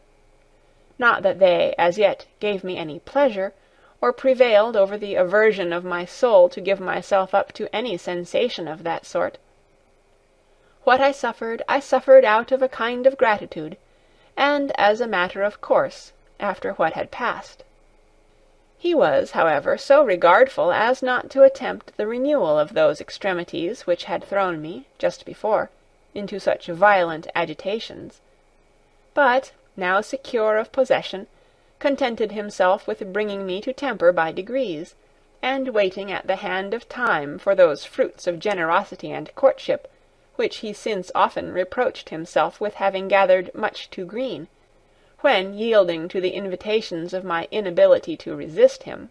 and overborne by desires,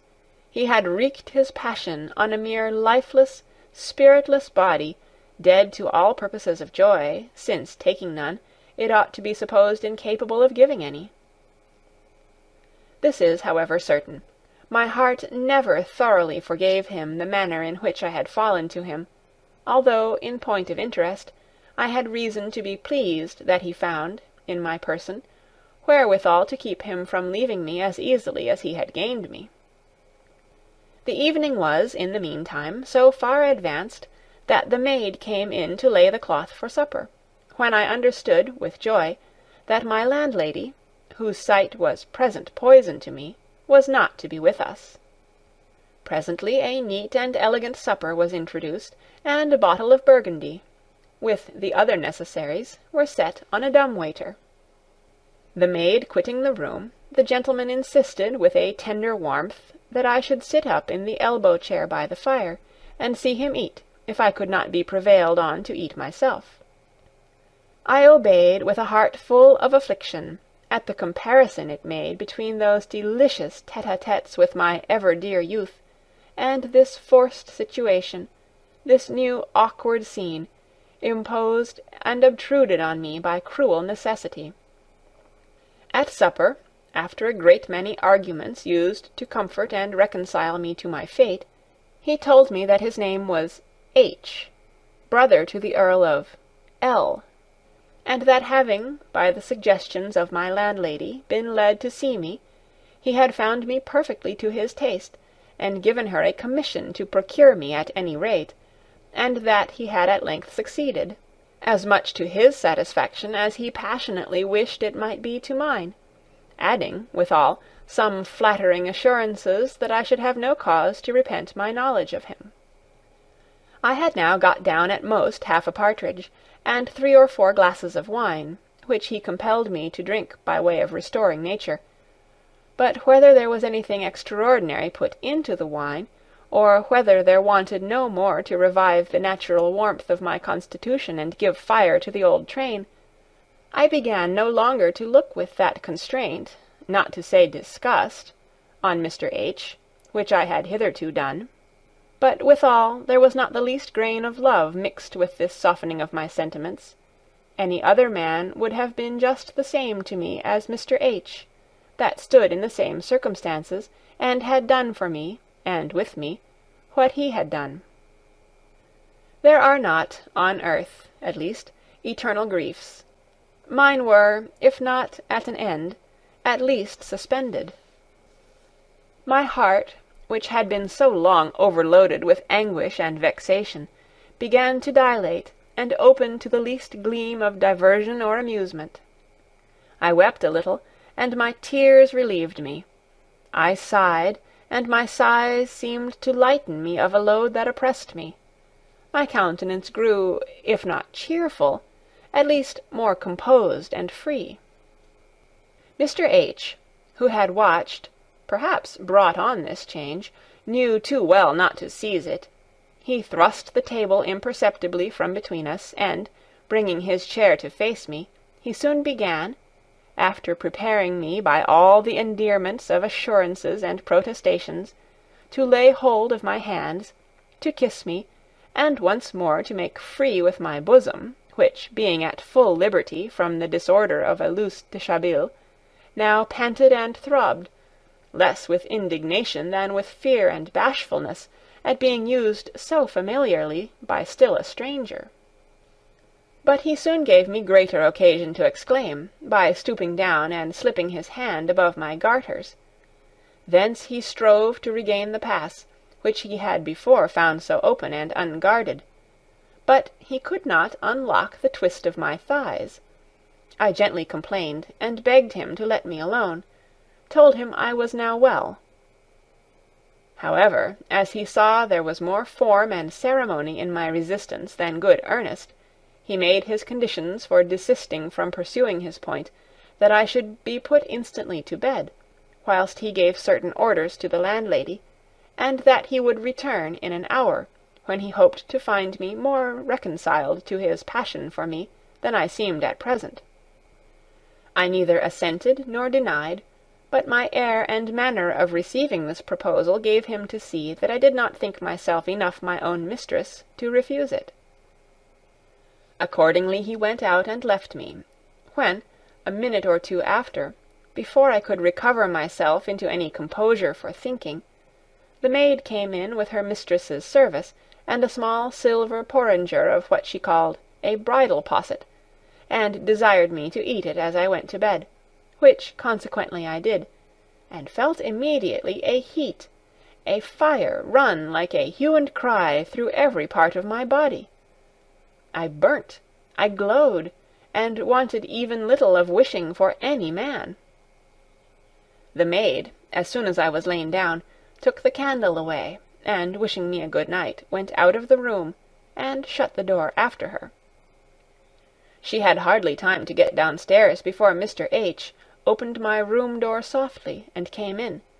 now undressed in his nightgown and cap, with 2 lighted wax candles, and, bolting the door, gave me, though I expected him, some sort of alarm. He came a tiptoe to the bedside, and said with a gentle whisper, "Pray, my dear, do not be startled. I will be very tender and kind to you." He then hurried off his clothes, and leaped into bed, having given me openings enough, whilst he was stripping, to observe his brawny structure, strong-made limbs, and rough shaggy breast. The bed shook again when it received this new load. He lay on the outside, where he kept the candles burning, no doubt for the satisfaction of every sense, for as soon as he had kissed me, he rolled down the bedclothes, and seemed transported with the view of all my person at full length, which he covered with a profusion of kisses, sparing no part of me. Then, being on his knees between my legs, he drew up his shirt, and bared all his hairy thighs, and stiff staring truncheon, red-topped and rooted into a thicket of curls, which covered his belly to the navel, and gave it the air of a flesh brush, and soon I felt it joining close to mine, when he had drove the nail up to the head, and left no partition but the intermediate hair on both sides. End of Part 3. Read by Kara Schallenberg on April 1st, 2006, in Oceanside, California.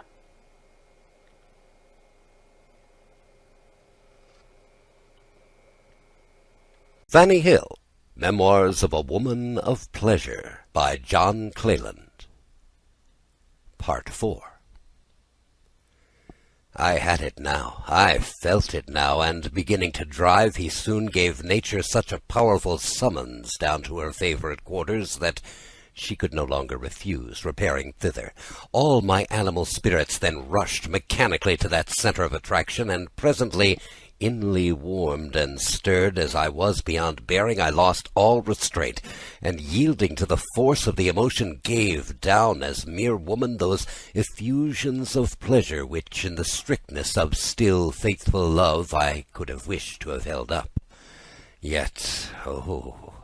what an immense difference did I feel between this impression of a pleasure merely animal, and struck out of the collision of the sexes by a passive bodily effect, from that sweet fury, that rage of active delight which crowns the enjoyments of a mutual love-passion, where 2 hearts, tenderly and truly united, club to exalt the joy, and give it to a spirit and soul that bids defiance to that which mere momentary desires generally terminate in, when they die of the surfeit of satisfaction. Mr. H., whom no distinctions of that sort seemed to disturb, scarce gave himself or me breathing time from the last encounter, but, as if he had tasked himself to prove that the appearance of his vigour were not signs hung out in vain, in a few minutes he was in a condition for renewing the onset, to which, preluding with a storm of kisses, he drove the same course as before with unabated fervour, and thus, in repeated engagements, kept me constantly in exercise till dawn of morning, in all of which time he made me fully sensible of the virtues of his firm texture of limbs, his square shoulders, broad chest, compact hard muscles, in short, a system of manliness that might pass for no bad image of our ancient sturdy barons, when they wielded the battle-axe, whose race is now so thoroughly refined and frittered away to more delicate and modernly built frames of our pap-nerved softlings, who were as pale, as pretty, and almost as masculine as their sisters. Mr. H., content, however, with having the day break upon his triumphs, delivered me up to the refreshment of a rest we both wanted, and we soon dropped into a profound sleep. Though there was some time awake before me, yet he did not offer to disturb a repose he had given me so much occasion for, but on my first stirring, which was not till past 10 o'clock, I was obliged to endure one more trial of his manhood. About 11, in came Mrs. Jones, with 2 basins of the richest soup which her experience in these matters had moved her to prepare. I pass over the fulsome compliments, the cant of the decent procuress with which she saluted us both, but though my blood rose at the sight of her, I suppressed my emotions, and gave all my concern to reflections on what would be the consequence of this new engagement. But Mr. H., who penetrated my uneasiness, did not long suffer me to languish under it. He acquainted me that, having taken a solid, sincere affection to me, he would begin giving me one leading mark of it by removing me out of the house, which must for many reasons be irksome and disagreeable to me, into convenient lodgings, where he would take all imaginable care of me, and desiring me not to have any explanations with my landlady, or be impatient till he returned, he dressed and went out, having left me a purse with 22 guineas in it, being all he had about him, as he expressed it, to keep up my pocket until further supplies. As soon as he was gone, I felt the usual consequence of the first launch into vice, for my love-attachment to Charles never appeared to me in that light. I was instantly borne away down the stream, without making back to shore. My dreadful necessities, my gratitude, and, above all, to say the plain truth, the dissipation and diversion I began to find in this new acquaintance from the black corroding thoughts my heart had been prey to ever since the absence of my dear Charles, concurred to stun all contrary reflections. If I now thought of my first, my only charmer, it was still with the tenderness and regret of the fondest love, embittered with the consciousness that I was no longer worthy of him. I could have begged my bread with him all over the world, but, wretch that I was, I had neither the virtue nor courage requisite not to outlive my separation from him.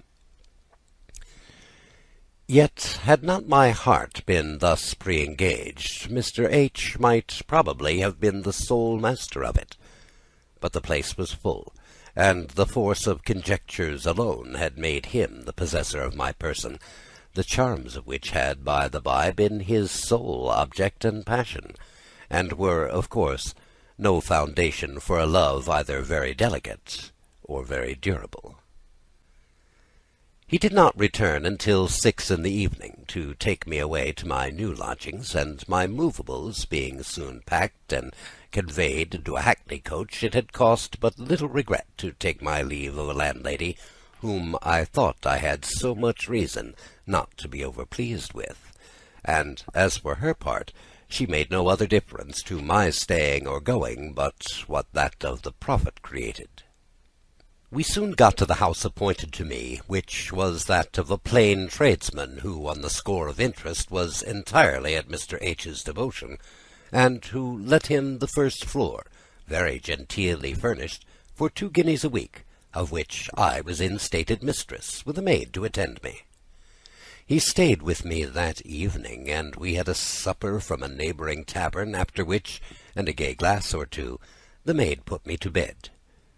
Mr. H. soon followed, and, notwithstanding the fatigues of the preceding night, I found no quarter nor remission from him. He piqued himself, as he told me, on doing the honours of my new apartment. The morning pretty well advanced, we got to breakfast, and the ice now broke, my heart, no longer engrossed by love, began to take ease, and to please itself with such trifles as Mr. H.'s liberal liking led him to make his court to the usual vanity of our sex. Silks, laces, earrings, pearl necklace, gold watch, in short, all the trinkets and articles of dress were lavishly heaped upon me, the sense of which, if it did not create returns of love, forced a kind of grateful fondness, something like love, a distinction it would be spoiling the pleasure of 9/10 of the keepers of the town to make, and is, I suppose, a very good reason why so few of them ever do make it. I was now established the kept mistress in form, well lodged, with a very sufficient allowance, and lighted up with all the lustre of dress.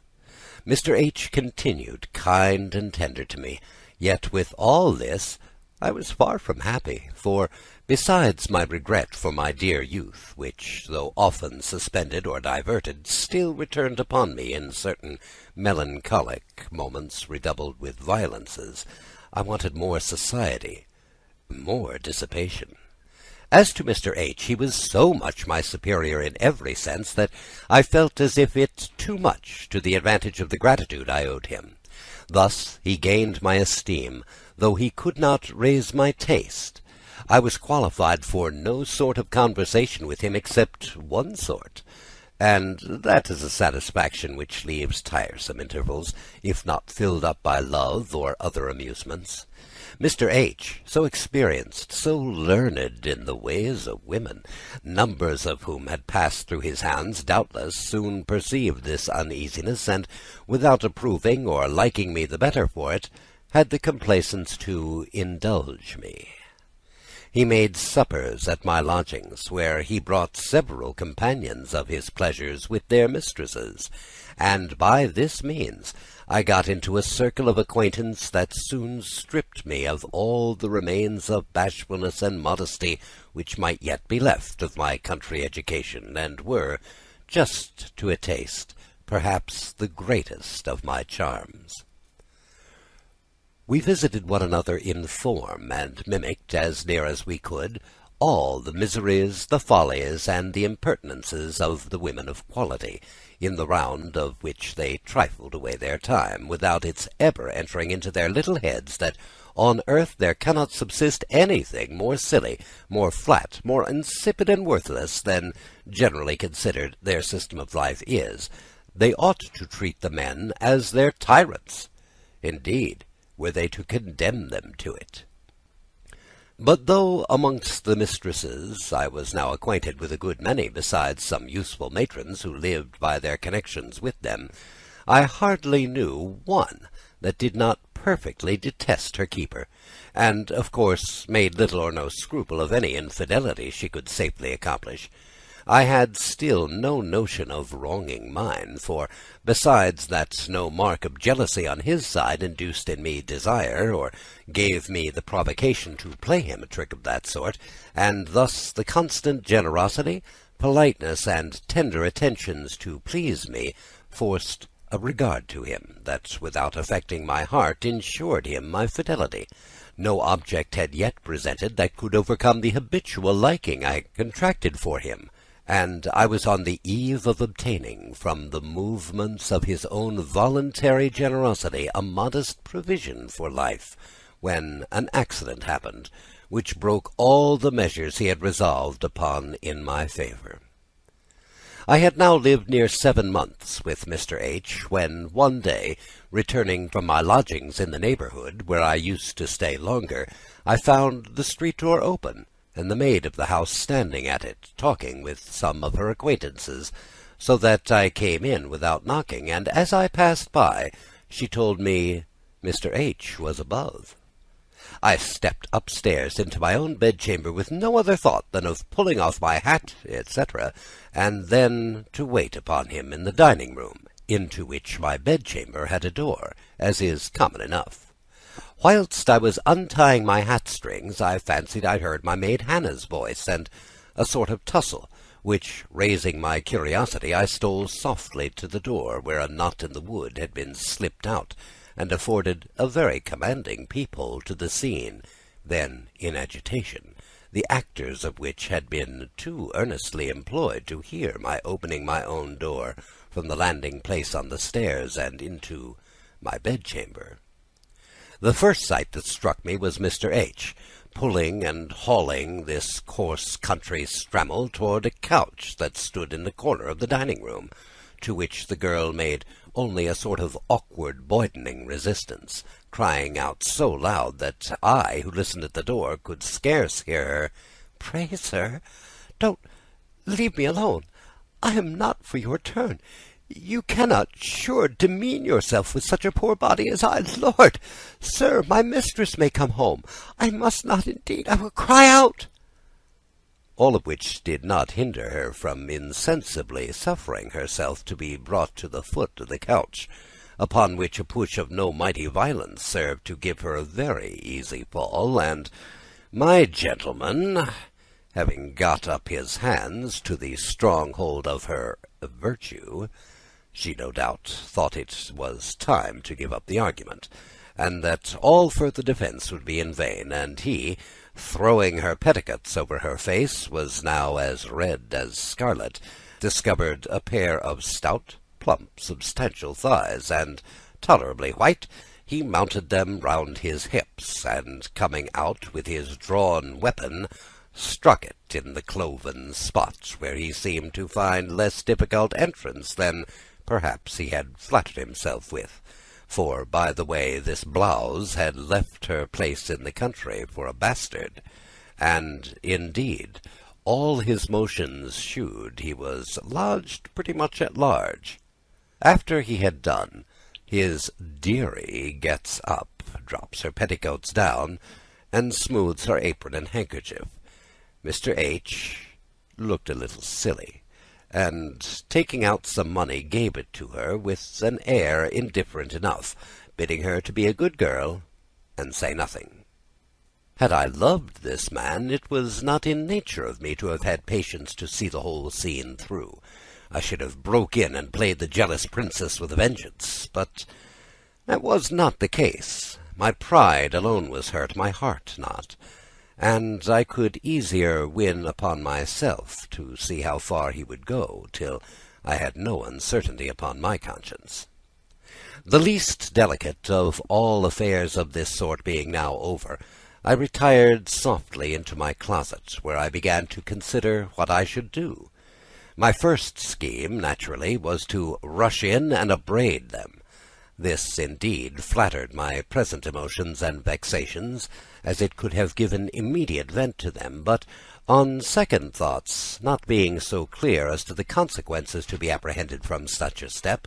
I began to doubt whether it might not be better to dissemble my discovery till a safer season, when Mr. H. should have perfected the settlement he had made overtures to me of, and which I was not to think such violent explanation, as I was indeed not equal to the management of, could possibly forward and might destroy.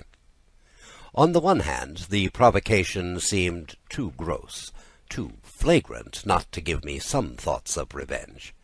The very start of which idea restored me to perfect composure, and, delighted as I was with the confused plan of it in my head, I was easily mistress enough of myself to support the part of ignorance I had prescribed to myself, and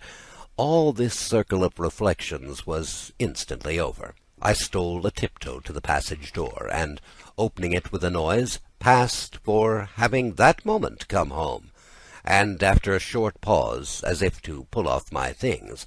I opened the door into the dining-room, where I found the dowdy blowing the fire, and my faithful shepherd walking about the room and whistling, as cool and unconcerned as if nothing had happened.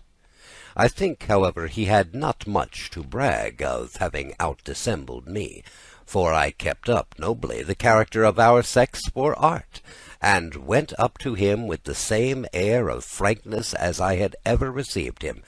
He stayed but a little while, made some excuse for not being able to stay the evening with me, and went out. As for the wench, she was now spoiled, at least for my servant, and scarce 48 hours were gone round before her insolence on what passed between Mr. H. and her gave me so fair an occasion to turn her away at a minute's warning, that to not have done it would have been the wonder, so that he could neither disapprove it, nor find in it the least reason to suspect my original motive. What became of her afterwards I know not, but, generous as Mr. H. was, he doubtlessly made her amends, though I dare answer that he kept up no farther commerce with her of that sort, as his stooping to such a coarse morsel was only a sudden sally of lust, on seeing a wholesome-looking, buxom country wench, and no more strange than hunger, or even a whimsical appetite's making a fling meal of neck-beef for a change of diet.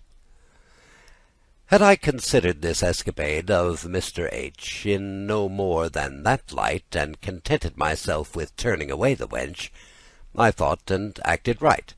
But, flushed as I was with imaginary wrongs, I should have held Mr. H. to have been cheaply off,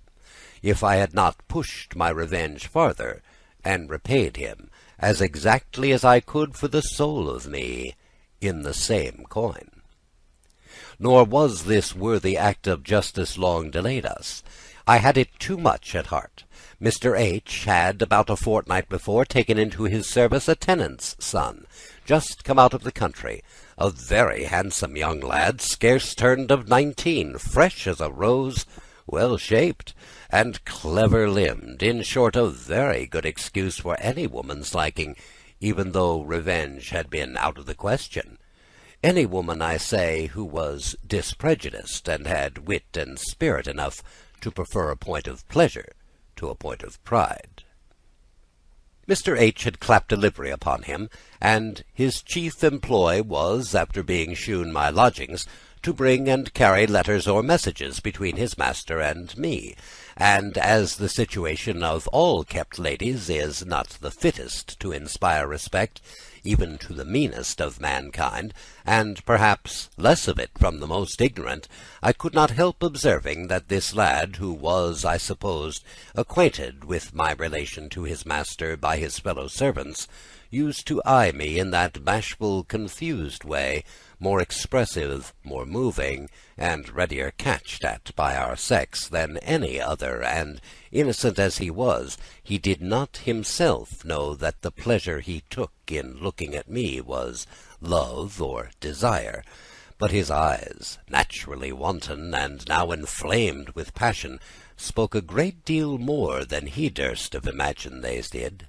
Hitherto, indeed, I had only taken notice of the comeliness of the youth, but without the least design. My pride alone would have guarded me from a thought that way, had not Mr. H.'s condescension with my maid, where there was not half the temptation in point of person, set me a dangerous example. But now I began to look on this stripling as in every way a delicious instrument of my designed retaliation upon Mr. H., of an obligation for which I should have made a conscience to die in his debt. In order to pave the way for the accomplishment of my scheme, for 2 or 3 times the young fellow came at me with messages, I managed so as without association to have him admitted to my bedside, or brought to me at my toilette, where I was dressing, and by carelessly shewing or letting him see, as if without intention or design, sometimes my bosom rather more bare than it should be, sometimes my hair, of which I had a very fine head in the natural flow of it while combing, sometimes a neat leg that had unfortunately slipped its garter, which I made no scruple of tying before him, easily gave him the impressions favourable to my purpose, which I could perceive to sparkle in his eyes and glow in his cheeks. Then certain slight squeezes by the hand, as I took letters from him, did his business completely. When I saw him thus moved and fired for my purpose, I inflamed him yet more by asking him several leading questions, such as, had he a mistress? Was she prettier than me? Could he love such a one as I was? And the like. To all which the blushing simpleton answered to my wish, in a strain of perfect nature, perfect undebauched innocence, but with all the awkwardness and simplicity of country breeding. When I thought I had sufficiently ripened him for the laudable point I had in view, one day I expected him at a particular hour. I took care to have the coast clear for the reception I designed him, and as I laid it, he came to the dining-room door, tapped at it, and on my bidding him come in, he did so, and shut the door after him. I desired him then to bolt it on the inside, pretending it would not otherwise keep shut. I was then lying at length on that very couch, the scene of Mr. H.'s polite joys, in an undress, which was with all the art of negligence flowing loose, and in a most tempting disorder. No stay, no hoop, no encumbrance whatever. On the other hand, he stood at a little distance that gave me a full view of a fine-featured, shapely, healthy country lad, breathing the sweets of fresh blooming youth. His hair, which was off a perfect shining black, played to his face in natural side curls, and was set out with a smart tuck-up behind. New buckskin breeches that, clipping close, shewed the shape of a plump, well-made thigh. White stockings, garter-laced livery, shoulder-knot, altogether composed a figure in which the beauties of pure flesh and blood appeared under no disgrace from the lowness of a dress, to which a certain spruce neatness seems particularly fitted. I bid him come toward me and give me the letter, at the same time throwing down carelessly a book I had in my hands. He coloured, and came within reach of delivering me the letter, which he held out awkwardly enough for me to take, with his eyes riveted on my bosom, which was, through the designed disorder of my handkerchief, sufficiently bare, and rather shaded than hid. I, smiling in his face, took the letter, and immediately catching gently hold of his shirt sleeve, drew him towards me, blushing and almost trembling, for surely his extreme bashfulness and utter inexperience called for, at least, all the advances to encourage him. His body was now conveniently inclined towards me, and just softly chucking his smooth, beardless chin, I asked him if he was afraid of a lady. And with that look, and carrying his hand to my breasts, I pressed it tenderly toward them. They were now finely furnished, and raised in flesh, so that, panting with desire, they rose and fell in quick heaves under his touch. At this the boy's eyes began to lighten with all the fires of inflamed desire, and his cheeks flushed with a deep scarlet. Tongue-tied with joy, rapture, and bashfulness, he could not speak. But then his looks, his emotions, sufficiently satisfied me that my train had taken, and that I had no disappointment to fear. My lips, which I threw in his way now so that he could not escape kissing them, fixed, fired, and emboldened him, and now, glancing my eyes toward that part of his dress which covered the essential object of enjoyment, I plainly discovered the swell and commotion there, and as I was now too far advanced to stop in so fair a way, and was indeed no longer able to constrain myself, or wait the slower progress of his maiden bashfulness, for such it seemed and really was, I stole my hand upon his thighs, down one of which I could see and feel a stiff, hard body confined by his breeches, that my fingers could discover no end to. Curious then, and eager to unfold so alarming a mystery, playing, as it were, with his buttons, which were bursting, ripe from the active force within, those of his waistband and fore-flap flew open at the touch, and out it started, and now, disengaged from the shirt, I saw with wonder and surprise. What? Not the plaything of a boy, not the weapon of a man, but a maypole of so enormous a standard that, had proportions been observed, it must have belonged to a young giant. Its prodigious size made me shrink again, yet I could not without pleasure behold, and even ventured to feel, such a length, such a breadth of animated ivory, perfectly well turned and fashioned, the proud stiffness of which distended its skin, whose smooth polish and velvet softness might vie with the most delicate of our sex, and whose exquisite whiteness was not a little set off by a sprout of black curling hair round the root, though the jetty springs of which the fair skin shewed, as in a fine evening you may have remarked the clear light either through the branchwork of distant trees overtopping the summit of a hill, then the broad bluish casted incarnate of the head, and the blue serpentines of its veins, all together composed the most striking assemblage of figure and colours in nature. In short, it stood an object of terror and delight. But what was yet more surprising, the owner of this natural curiosity, through the want of occasions and the strictness of his home breeding, and the little time that he had been in town not having afforded him one, was hitherto an absolute stranger, in practice at least, to the use of all that manhood which he was so nobly stocked with, and it now fell to my lot to stand his first trial of it, if I could resolve to run the risks of its disproportion to that tender part of me, which such an oversized machine was very fit to lay in ruins. But it was now of the latest to deliberate, for by this time the young fellow, overheated with the present objects, and too high-mettled to be longer curbed in by that modesty and awe which had hitherto restrained him,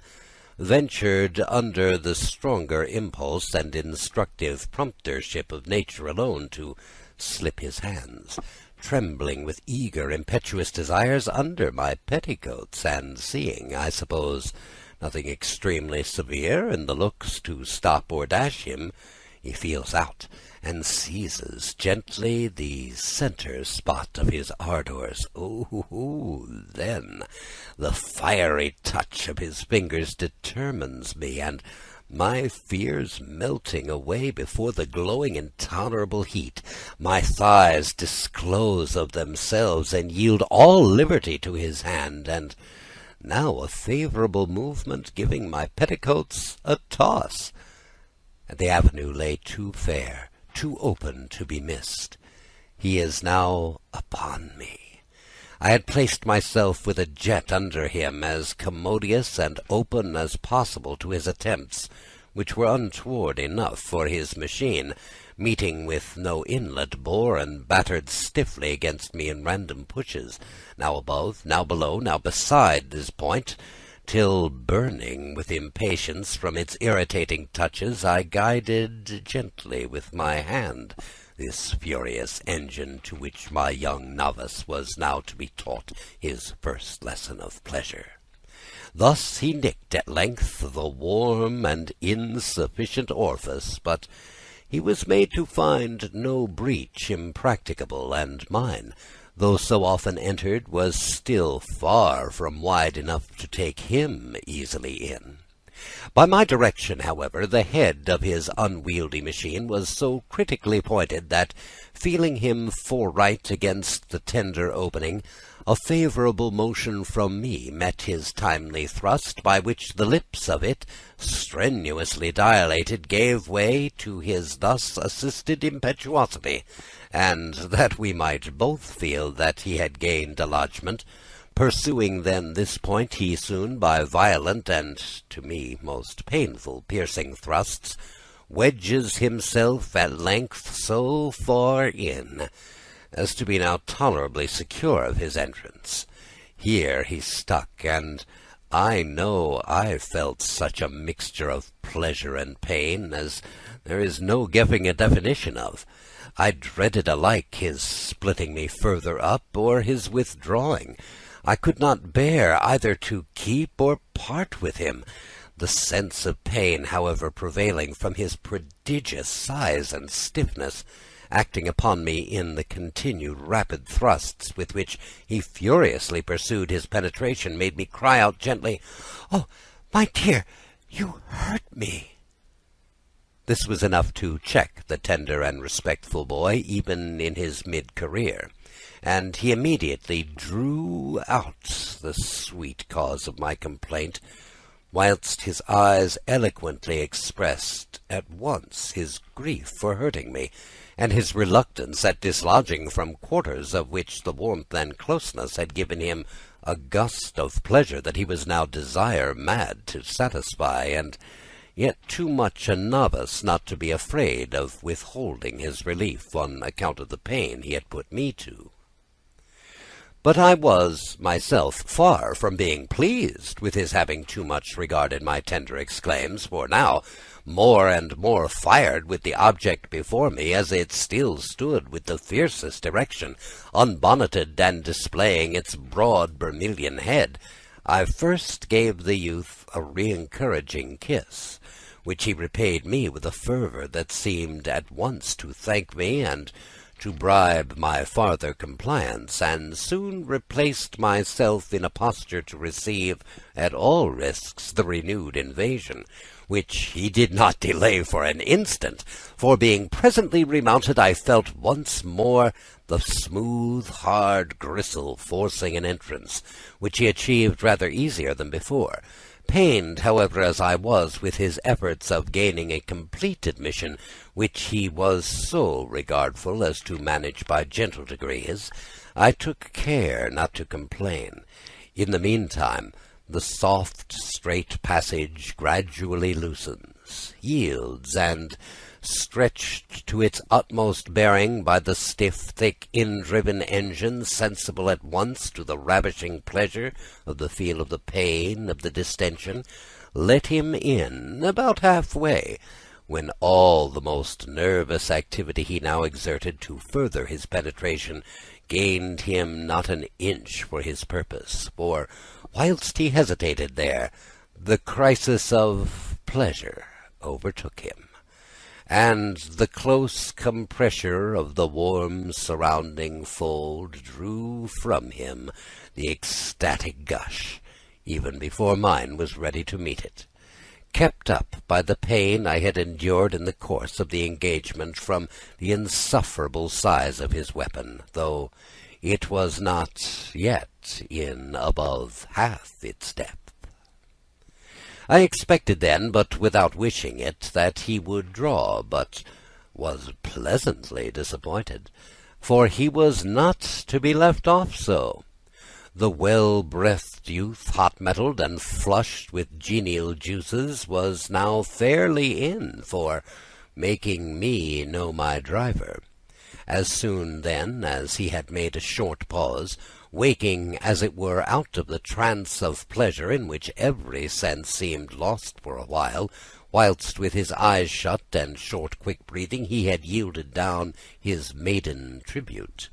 he still kept his post, yet unsated with enjoyment, and solacing in these so new delights, till his stiffness, which had scarcely perceptibly remitted, being thoroughly recovered to him, who had not once unsheathed, he proceeded afresh to cleave open to himself an entire entry to me, which was not a little made easy for him by the balsamic injection with which he had just plentifully moistened the whole internals of my passage. Redoubling, then, the active energy of his thrusts, favoured by the fervid appetite of my motions, the soft oiled wards can no longer stand so effectual a picklock, but yield and open to him an entrance. And now, with conspiring nature and my industry strong to aid him, he pierces, penetrates, and at length, winning his way inch by inch, gets entirely in, and finally, mighty thrust sheathes it up to the guard, on the information of which, from the close jointure of our bodies, insomuch that the hair on both sides perfectly interweaved and encircled together, the eyes of the transported youth sparkled with more joyous fires, and all his looks and motions acknowledged excess of pleasure,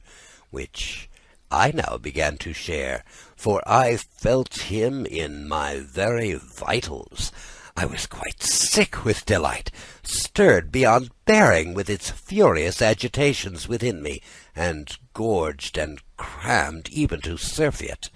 Thus I lay gasping, panting under him, till his token breathings, faltering accents, eyes twinkling with humid fires, lunges more furious, and an increased stiffness gave me to hail the approaches of the second period. It came, and the sweet youth, overpowered with ecstasy, died away in my arms, melting in a flood that shot in genial warmth into the innermost recesses of my body, every conduit of which dedicated to that pleasure was on flow to mix with it. Thus we continued for some instants, lost, breathless, senseless of everything and in every part but those favourite ones of nature in which all that we enjoyed of life and sensation was now totally concentrated.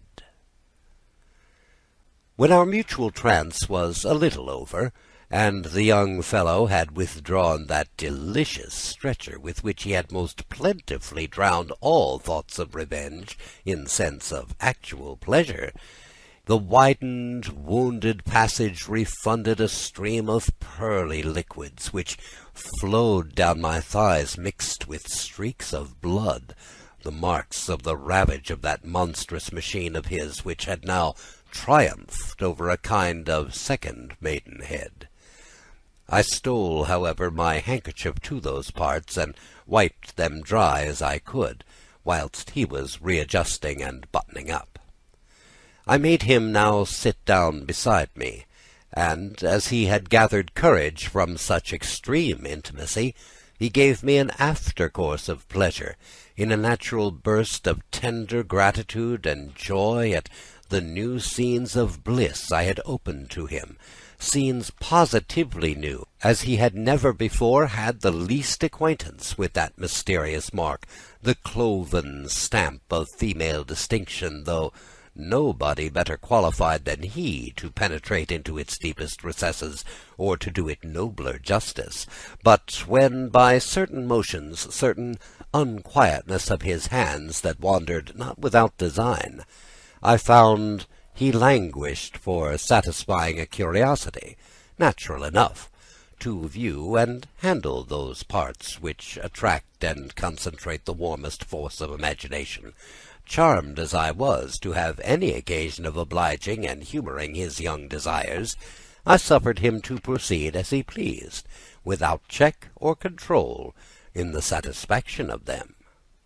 Easily then, reading in my eyes the full permission of myself to all his wishes, he scarce pleased himself more than me, than when, having insinuated his hand under my petticoat and shift,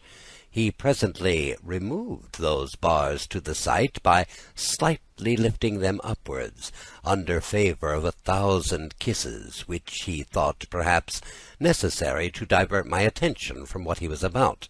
All my drapery being now rolled up to my waist, I threw myself into such a posture upon the couch as gave up to him in full view the whole region of delight, and all the luxurious landscape round it. The transported youth devoured everything with his eyes, and tried with his fingers to lay more open to the sight the secrets of that dark and delicious deep.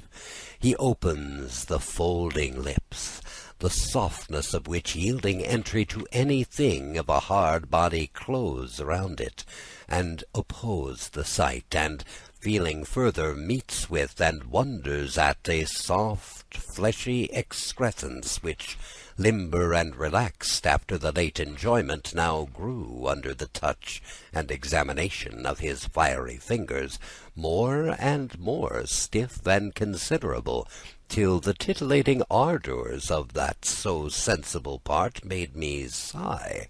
as if he had hurt me, on which he withdrew his curious probing fingers, asking me pardon, as it were, in a kiss that rather increased the flame there. Novelty ever makes the strongest impressions, and in pleasures especially. No wonder, then, that he was swallowed up in raptures of admiration of things so interesting by their nature, and now seen and handled for the first time. On my part, I was richly overpaid for the pleasure I gave him, in that of examining the power of those objects thus abandoned to him, naked and free to his loosest wish, over the artless natural stripling, his eyes streaming fire, his cheeks glowing with a florid red, his fervent, frequent sighs, whilst his hands, convulsively squeezed, opened, pressed together again, the lips and sides of that deep flesh wound, or gently twitched the overflowing moss, and all proclaimed the excess, the riot of joys in having his wantonness thus humoured. But he did not long abuse my patience, for the objects before him had now put him and all his, and by coming out with that formidable machine of his, he lets the fury loose, and, pointing it directly to the pouting-lipped mouth, that bid him sweet defiance in dumb shew, squeezes in the head, and, driving with refreshed rage, breaks in, and plugs up the whole passage of that soft pleasure conduit, where he makes all shake again, and put once more all within me into such an uproar as nothing could still but a fresh inundation from the very engine of those flames, as well as from all the springs of which nature floats that reservoir of joy, when risen to its flood mark. I was now so bruised, so battered, so spent with this overmatch, that I could hardly stir or raise myself, but lay palpitating, till the ferment of my sense subsiding by degrees, and the hour striking at which I was obliged to dispatch my young man, I tenderly advised him of the necessity there was for parting, which I felt as much displeasure at as he could do, who seemed eagerly disposed to keep the field, and to enter on a fresh action, but the danger was too great, and after some hearty kisses of leave, and recommendations of secrecy and discretion, I forced myself to send him away, not without assurances of seeing him again, to the same purpose, as soon as possible, and thrust a guinea into his hands, not more, lest, being too flush of money, a suspicion or discovery might arise from thence, having everything to fear from the dangerous indiscretion of that age, in which young fellows would be too irresistible, too charming, if we had not that terrible fault to guard against. Giddy and intoxicated as I was with such satiating draughts of pleasure, I lay on the couch, supinely stretched out, in a delicious languor diffused over all my limbs, hugging myself for being thus revenged to my heart's content, and that in a manner so precisely alike, and on the identical spot in which I had received the supposed injury. No reflections on the consequences ever once perplexed me, nor did I make myself one single reproach for having by this step completely entered myself of a profession more decried than disused. I should have held it ingratitude to the pleasure I had received to have repented of it, and since I was now over the bar, I thought by plunging over head and ears into the stream I was carried away by, to drown all sense of shame or reflection. Whilst I was thus making these laudable dispositions, and whispering to myself in a kind of tacit vow of incontinency, enters Mr. H.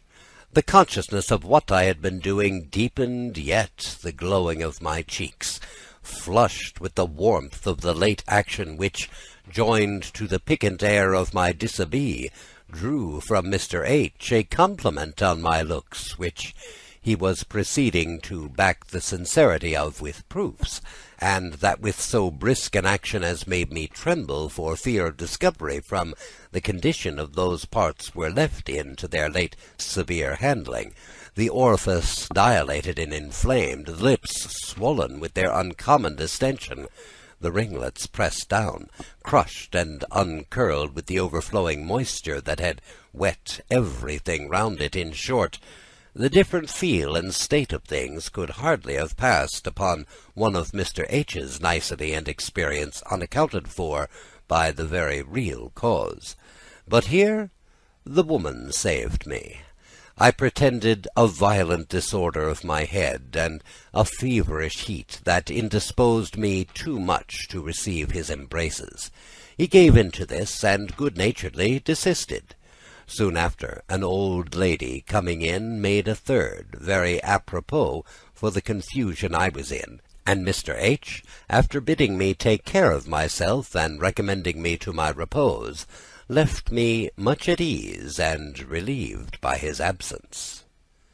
In the close of the evening I took care to have prepared for me a warm bath of aromatic and sweet herbs, in which, having fully laved and solaced myself, came out voluptuously refreshed in body and in spirit. The next morning, waking pretty early after a night's perfect rest and composure, I was not without some dread and uneasiness that I thought of what invocation that tender, soft system of mine might have sustained from the shock of a machine so sized for its destruction. Struck with this apprehension, I scarce dared to carry my hand thither, to inform myself of the state and posture of things. But I was soon agreeably cured of my fears. The silky hair that covered round the borders, now smoothed and repruned, had resumed its wonted curl and trimness. The fleshy pouting lips that had stood the brunt of the engagement were no longer swollen or moisture-drenched, and neither they nor the passage into which they had opened, that suffered so great a dilation, betrayed any the least alteration, outward or inwardly, to the most curious research, notwithstanding also the laxity that naturally follows a warm bath. The continuation of that grateful stricture which is in us, to the men the very jet of their pleasure, I owed, it seemed, to a happy habit of body, juicy, plump, and furnished toward the texture of those parts with a fullness of soft, springy flesh, yielding sufficiently as it does to almost any distension, soon recovers itself to retighten that strict compression of its mantlings and folds which form the sides of the passage, wherewith it so tenderly embraces and closely clips any foreign body introduced into it, such as my exploring finger then was. Finding then everything in due tone and order, I remembered my fears, only to make a jest of them to myself, and now, palpably mistress of ne size of man, and triumphing in my double achievement of pleasure and revenge, I abandoned myself entirely to the ideas of all the delight I had swam in. I lay stretching out, glowingly alive all over, and tossing with burning impatience for the renewal of joys that had sinned but in a sweet excess. Now did I loose my longing, for about 10 in the morning, according to expectation, Will, my new humble sweetheart, came with a message from his master, Mr. H., to know how I did. I had taken care to send my maid on an errand into the city, that I was sure would take up time enough, and from the people of the house I had nothing to fear, as they were plain good sorts of folks, and wise enough to mind no more of other people's business than they could well help. All dispositions then made, not forgetting that of lying in bed to receive him, when he entered the door of my bedchamber, a latch that I governed by a wire descended and secured it. I could not but observe that my young minion was as much spruced out as could be expected from one in his condition, a desire of pleasing that could not be indifferent to me, since it proved that I pleased him, which, I assure you, was now a point I was not above having in view. His hair, trimly dressed, clean linen, and above all a hale, ruddy, wholesome country look, made him out as pretty a piece of woman's meat as you could see, and I should have thought, nay, one much out of taste, that could not have made a hearty meal of such a morsel as nature seemed to have designed for the highest diet of pleasure. So ends Part 4.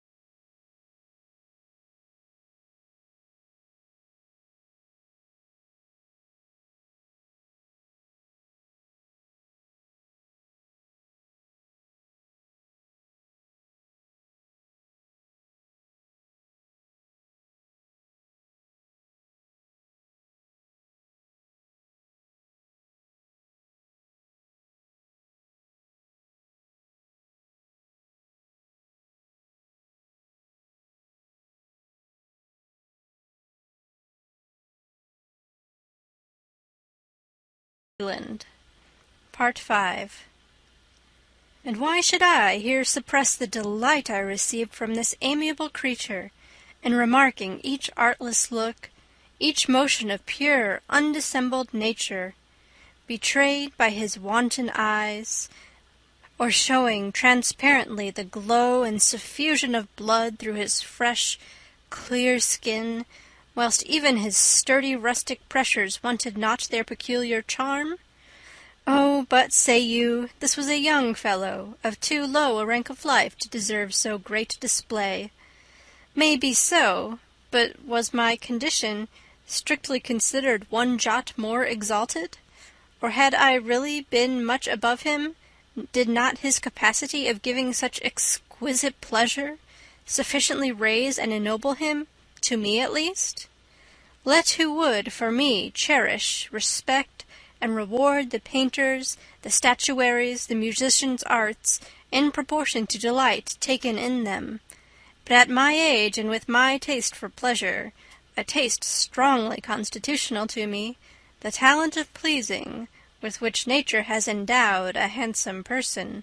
formed to me the greatest of all merits, compared to which the vulgar prejudices in favour of titles, dignities, honours, and the like, held a very low rank indeed. Nor, perhaps, would the beauties of the body be so much affected to be held cheap, were they, in their nature, to be bought and delivered. But for me, whose natural philosophy all resided in the favourite centre of sense, and who was ruled by its powerful instinct in taking pleasure by its right handle, I could scarce have made a choice more to my purpose. Mr. H.'s loftier qualifications of birth, fortune, and sense laid me under a sort of subjection and constraint that were far from making harmony in the concert of love, nor had he, perhaps, thought me worth softening that superiority to. But with this lad I was more on that level which love delights in. We may say what we please, but those we can be the easiest and freest with are ever those we like, not to say love, the best. With this stripling, all whose art of love was the action of it, I could without check of awe or restraint give a loose to joy, and execute every scheme of dalliance my fond fancy might put me on, in which he was, in every sense, a most exquisite companion. And now my great pleasure lay in humouring all the petulances, all the wanton frolic of a raw novice just fleshed, and keen on the burning scent of his game, but unbroken to the sport, and, to carry on the figure, who could better tread the wood than he, or stand fairer for the heart of the hunt? He advanced then to my bedside, and whilst he faltered out his message, I could observe his colour rise, and his eyes lighten with joy, in seeing me in a situation as favourable to his loosest wishes as if he had bespoke the play. I smiled and put out my hand towards him, which he kneeled down to, a politeness taught him by love alone, that great master of it, and greedily kissed. After exchanging a few confused questions and answers, I asked him if he would come to bed to me, for the little time I could venture to detain him. This was just asking a person, dying with hunger, to feast upon the dish on earth the most to his palate. Accordingly, without further reflection, his clothes were off in an instant, when, blushing still more at his new liberty, he got under the bedclothes I held up to receive him, and was now in bed with a woman for the first time in his life. Here begun the usual tender preliminaries, as delicious, perhaps, as the crowning act of enjoyment itself, which they often beget an impatience of, that makes pleasure destructive of itself by hurrying on the final period, and closing that scene of bliss, in which the actors are generally too well pleased with their parts not to wish them an eternity of duration. When we had sufficiently graduated our advances towards the main point, by toying, kissing, clipping, feeling my breasts, now round and plump, feeling that part of me I might call a furnace mouth, from the prodigious intense heat his fiery touches had rekindled there. My young sportsman, emboldened by every freedom he could wish, wantonly takes my hand and carries it to that enormous machine of his, that stood with a stiffness, a hardness, an upward bent of erection, and which, together with its bottom dependence, the inestimable bulge of ladies' jewels, formed a grand show out of goods indeed. Then its dimensions, mocking either grasp or span, almost renewed my terrors. I could not conceive how or by what means I could take or put such a bulk out of sight. I stroked it gently, on which the mutinous rogue seemed to swell and gather a new degree of fierceness and insolence, so that finding it grew not to be trifled with any longer, I prepared for rubbers in good earnest. Slipping then a pillow under me that I might give him the fairest play, I guided officiously with my hand this furious battering ram, whose ruby head, presenting nearest the resemblance of a heart, I applied to its proper mark, which lay as finely elevated as we could wish, my hips being borne up, and my thighs at their utmost extension. The gleamy warmth that shot from it made him feel that he was at the mouth of the indraft, and driving foreright, the powerfully divided lips of that pleasure-thirsty channel received him. He hesitated a little, then settled well in the passage. He makes his way up the straits of it, with a difficulty nothing more than pleasing, widening as he went, so as to distend and smooth each soft furrow, our pleasure increasing deliciously in proportion as our points of mutual touch increased in that so vital part of me, which I had now taken him, all indriven and completely sheathed, and which, crammed as it was, stretched, splitting ripe, gave it so gratefully straight an accommodation, so strict a fold, a suction so fierce, that gave and took unutterable delight. We had now reached the closest point of union, but when he beckoned to come on the fiercer, as if I had been actuated by a fear of losing him, in the height of my fury I twisted my legs round his naked loins, the flesh of which, so firm, so springy to the touch, quivered again under the pressure, and now I had him every way encircled and begirt, and having drawn him home to me, I kept him fast there, as if I had sought to unite bodies with him at that point. This bred a pause of action, a pleasure stop, whilst that delicate glutton, my nether mouth, as full as it could hold, kept palating, with exquisite relish, the morsel that so deliciously engorged it. But nature could not long endure a pleasure that so highly provoked without satisfying it.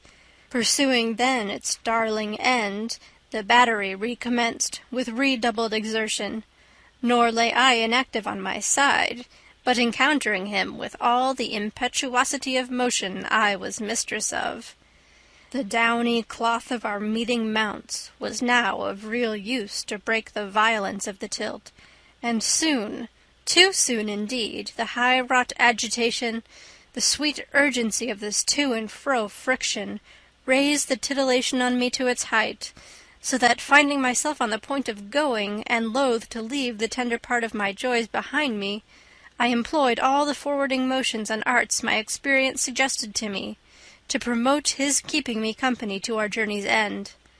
I not only then tightened the pleasure girth round my restless inmate by a secret spring of friction and compression that obeys the will in those parts, but stole my hand softly to that store-bag of nature's prime sweets, which is so pleasingly attached to its conduit pipe, from which we receive them, there feeling, and most gently indeed, squeezing those tender globular reservoirs. The magic touch took instant effect, quickened, and brought on upon the spur the symptoms of that sweet agony, the melting moment of dissolution, when pleasure dies by pleasure, and the mysterious engine of it overcomes the titillation it has raised in those parts, by plying them with the stream of a warm liquid that is itself the highest of all titillations, and which they thirstily express and draw in like the hot-natured leech, which, to cool itself, tenaciously attracts all the moisture within its sphere of exsuction. Chiming then to me with exquisite consent as I melted away, his oily balsamic injection, mixing deliciously with the sluices in flow from me, sheathed and blunted all the stings of pleasure. It flung us into an ecstasy that extended us fainting, breathless, entranced. Thus we lay, whilst a voluptuous languor possessed and still maintained us motionless and fast locked in one another's arms. Alas, that these delights should be no longer lived, for now the point of pleasure, unedged by enjoyment and all the brink sensations flattened upon us, resigned us up to the cool cares of insipid life.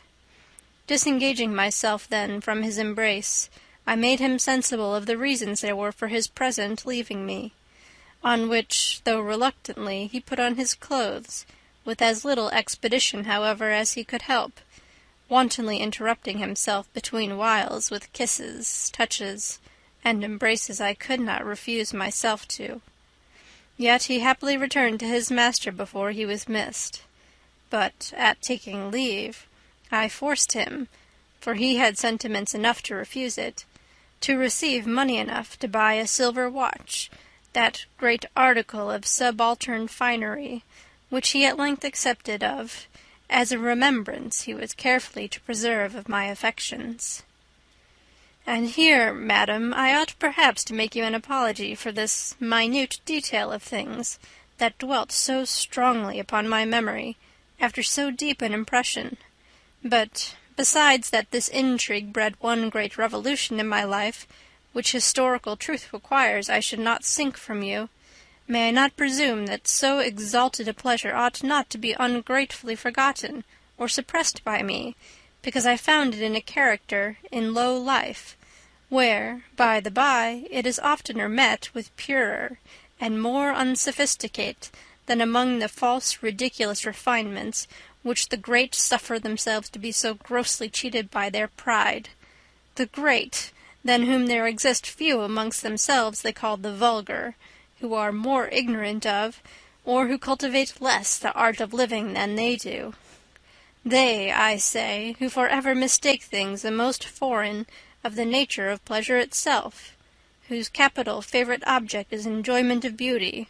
wherever that rare and valuable gift is found, without distinction of birth or station. As love never had, so now revenge had no longer any share in my commerce with this handsome youth. The sole pleasures of enjoyment were now the link I held to him by, for though nature had done such great matters for him in his outward form, and especially in that superb piece of furniture she had so liberally enriched him with, though he was thus qualified to give the senses their richest feast, still there was something more wanting to create in me and constitute the passion of love. Yet Will had very good qualities too, gentle, tractable, and above all grateful, close and secret even to a fault. He spoke at any time very little, but made it up emphatically with action. And, to do him justice, he never gave me the least reason to complain, either of any tendency to encroach upon me for the liberties I allowed him, or of his indiscretions in blabbing them. There is, then, a fatality in love, or have loved him I must, for he was really a treasure, a bit for the bonne bouche of a duchess, and, to say the truth, my liking for him was so extreme that it was distinguishing very nicely to deny that I loved him. My happiness, however, with him did not last long,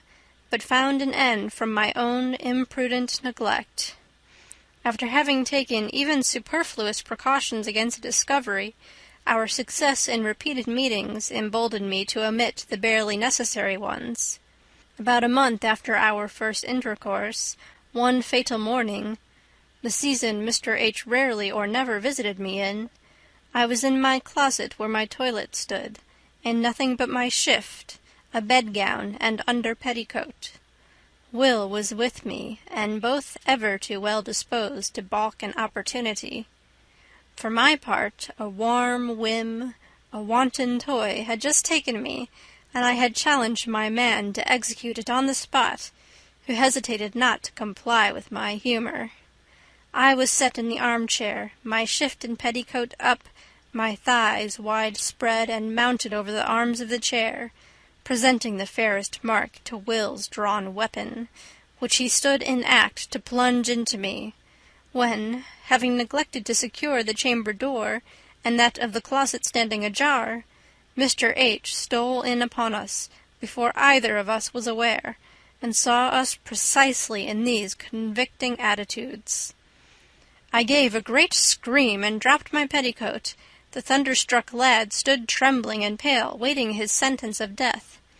Mr. H. looked sometimes at one, sometimes at the other, with a mixture of indignation and scorn,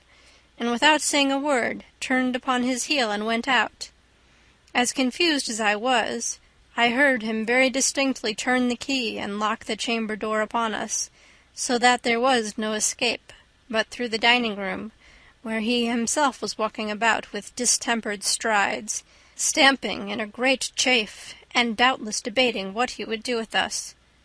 In the meantime, poor William was frightened out of his senses, and as much need as I had of spirits to support myself, I was obliged to employ them all to keep his a little up. The misfortune I had now brought upon him endeared him the more to me, and I could have joyfully suffered any punishment he had not shared in. I watered plentifully with my tears the face of the frightened youth, who sat, not having strength to stand, as cold and as lifeless as a statue. Presently Mr. H. comes in to us again, and made us go before him into the dining-room, trembling and dreading the issue. Mr. H. sat down on a chair whilst we stood like criminals under examination, and beginning with me, asked me, with an even, firm tone of voice, neither soft nor severe, but cruelly indifferent, what I could say for myself, for having abused him in so unworthy a manner, with his own servant too, and how he had deserved this of me. Without adding to the guilt of my infidelity that of an audacious defence of it, in the old style of a common-kept miss, my answer was modest, and often interrupted by my tears, in substance as follows: that I never had a single thought of wronging him, which was true, till I had seen him taking the liberties with my servant wench. Here he coloured prodigiously. And that my resentment at that, which I was overawed from giving vent to by complaints or explanations with him, had driven me to a course that I did not pretend to justify, but that as to the young man, he was entirely faultless, for that, in the view of making him the instrument of my revenge, I had downright seduced him to what he had done, and therefore hoped whatever he determined about me, he would distinguish between the guilty and the innocent, and that, for the rest, I was entirely at his mercy. Mr. H., on hearing what I said, hung his head a little, but, instantly recovering himself, he said to me, as near as I can retain, to the following purpose: "Madam, I owe shame to myself, and confess you have fairly turned the tables upon me. It is not with one of your cast of breeding and sentiments that I should enter into a discussion of the very great difference of the provocations. Be it sufficient that I allow you so much reason on your side as to have changed my resolutions in consideration of what you reproach me with. And I own, too, that your clearing that rascal there is fair and honest in you. Renew with you I cannot. The affront is too gross. I give you a week's warning to go out of these lodgings. Whatever I have given you remains to you, and as I never intend to see you more, the landlord will pay you 50 pieces on my account, with which, and every debt paid, I hope you will own I do not leave you in a worse condition than what I took you up in. or than you deserve of me. Blame yourself only that it is no better." Then, without giving me time to reply, he addressed himself to the young fellow. "For you, Spark, I shall, for your father's sake, take care of you. The town is no place for such an easy fool as thou art, and tomorrow you shall set out, under the charge of one of my men, well recommended in my name to your father, not to let you return and be spoiled here." At these words he went out, after my vainly attempting to stop him by throwing myself at his feet. He shook me off, though he seemed greatly moved too, and took Will away with him, who, I dare swear, thought himself very cheaply off. I was now once more adrift and left upon my own hands, by a gentleman whom I certainly did not deserve, and all the letters, arts, friends' entreaties that I employed within the week of grace in my lodging could never win on him so much as to see me again. He had irrevocably pronounced my doom, and submission to it was my only part. Soon after he married a lady of birth and fortune, to whom, I have heard, he proved an irreproachable husband. As for poor Will, he was immediately sent down to the country to his father, who was an easy farmer, where he was not 4 months before an innkeeper's buxom young widow, with a very good stock, both in money and trade, fancied, and perhaps pre-acquainted with his secret excellencies, married him, and I am sure there was at least one good foundation for their living happily together. Though I should have been charmed to see him before he went, such measures were taken by Mr. H.'s orders that it was impossible. Otherwise I should certainly have endeavoured to detain him in town, and would have spared neither offers nor expense to have procured myself the satisfaction of keeping him with me. He had such powerful holds upon my inclinations as were not easily to be shaken off or replaced. As to my heart, it was quite out of the question. Glad, however, I was from my soul that nothing worse, and as things turned out, probably nothing better, could have happened to him. As to Mr. H., though views of conveniency made me, at first, exert myself to regain his affection, I was giddy and thoughtless enough to be much easier reconciled to my failure than I ought to have been. But, as I never had loved him, and his leaving me gave me a sort of liberty that I had often longed for, I was soon comforted, and flattering myself that the stock of youth and beauty I was going into trade with could hardly fail of procuring me a maintenance, I saw myself under a necessity of trying my fortune with them, rather with pleasure and gaiety than with the least idea of despondency. In the meantime, several of my acquaintances among the sisterhood, who had soon got wind of my misfortune, flocked to insult me with their malicious consolations. Most of them had long envied me the affluence and splendor I had been maintained in, and though there was scarce one of them that did not at least deserve to be in my case, and would probably sooner or later come to it, it was equally easy to remark, even in their affected pity, their secret pleasure at seeing me thus disgraced and discarded, and their secret grief that it was no worse with me. Unaccountable malice of the human heart, and which is not confined to the class of life they were of.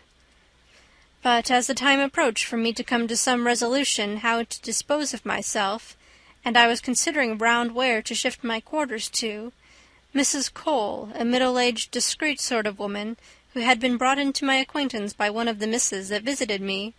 upon learning my situation came to offer her cordial advice and service to me, and as I had always taken to her more than to any of my female acquaintances, I listened the easier to her proposals, and as it happened I could not have put myself into worse or into better hands in all London. Into worse, because, keeping a house of conveniency, there were no lengths in lewdness she would not advise me to go to.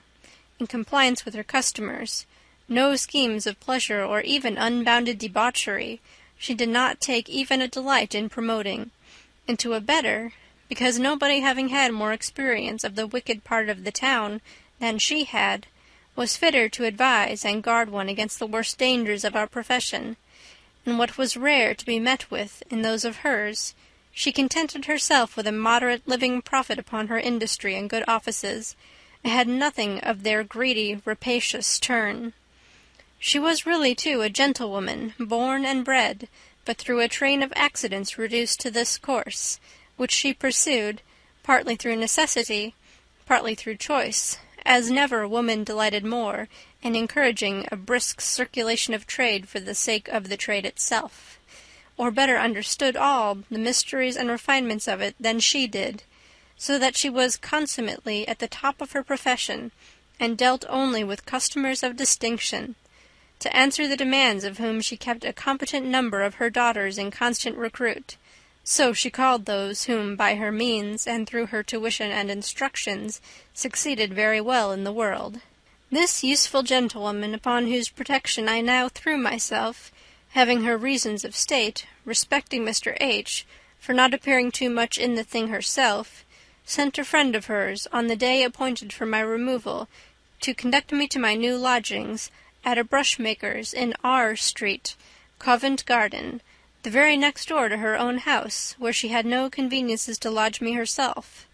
Lodgings that, by having been for several successions tenanted by ladies of pleasure,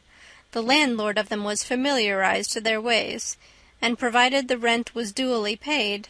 everything else was as easy and commodious as one could desire. The 50 guineas promised me by Mr. H., at his parting with me, having been duly paid me, all my clothes and movables chested up, which were at least of 200 pounds value,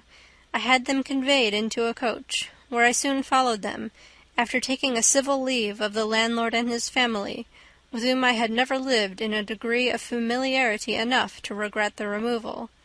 But still, the very circumstance of its being a removal drew tears from me. I left, too, a letter of thanks for Mr. H., from whom I concluded myself, as I really was, irretrievably separated. My maid I had discharged the day before, not only because I had her of Mr. H., but that I suspected her of having somehow or other been the occasion of his discovering me in revenge, perhaps for my not having trusted her with him. We soon got to my lodgings, which, though not so handsomely furnished nor so showy as those I left, were to the full as convenient, and at half price, though on the first floor. My trunks were safely landed and stowed in my apartments, where my neighbour and now gouvernante, Mrs. Cole, was ready with my landlord to receive me, to whom she took care to set me out in the most favourable light, that of one from whom there was the clearest reason to expect the regular payment of his rent. All the cardinal virtues attributed to me would not have had half the weight of that recommendation alone. I was now settled in lodgings of my own, abandoned to my own conduct, and turned loose upon the town, to sink or swim, as I could manage with the current of it. And what were the consequences, together with the number of adventures which befell me in the exercise of my new profession, will compose the matter of another letter, for surely it is high time to put a period to this. I am, madam, yours, etc., etc., etc. The end of the first letter. End of Part 5.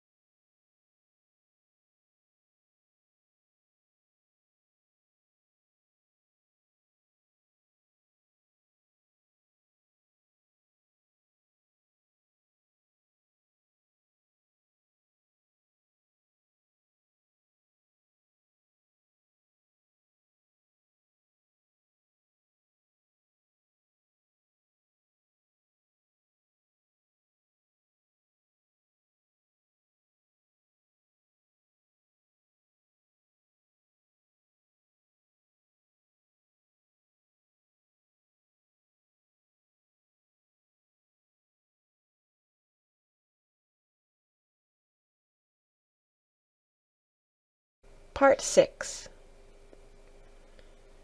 Madam, if I have delayed the sequel of my history, it has been purely to allow myself a little breathing time, not without some hopes that, instead of pressing me to a continuation, you would have acquitted me of the task of pursuing a confession, in the course of which my self-esteem has so many wounds to sustain. I imagined, indeed, that you would have been cloyed and tired with uniformity of adventures and expressions, inseparable from a subject of this sort, whose bottom or groundwork being, in the nature of things, eternally one and the same, whatever variety of forms and modes the situations are susceptible of. There is no escaping a repetition of near the same images, the same figures, the same expressions, with this further inconvenience added to the disgust it creates, that the words joys, ardours, transports, ecstasies, and the rest of those pathetic terms so congenial to, so received in the practice of pleasure, flatten and lose much of their due spirit and energy by the frequency they indispensably recur with, in a narrative of which that practice professedly composes the whole basis.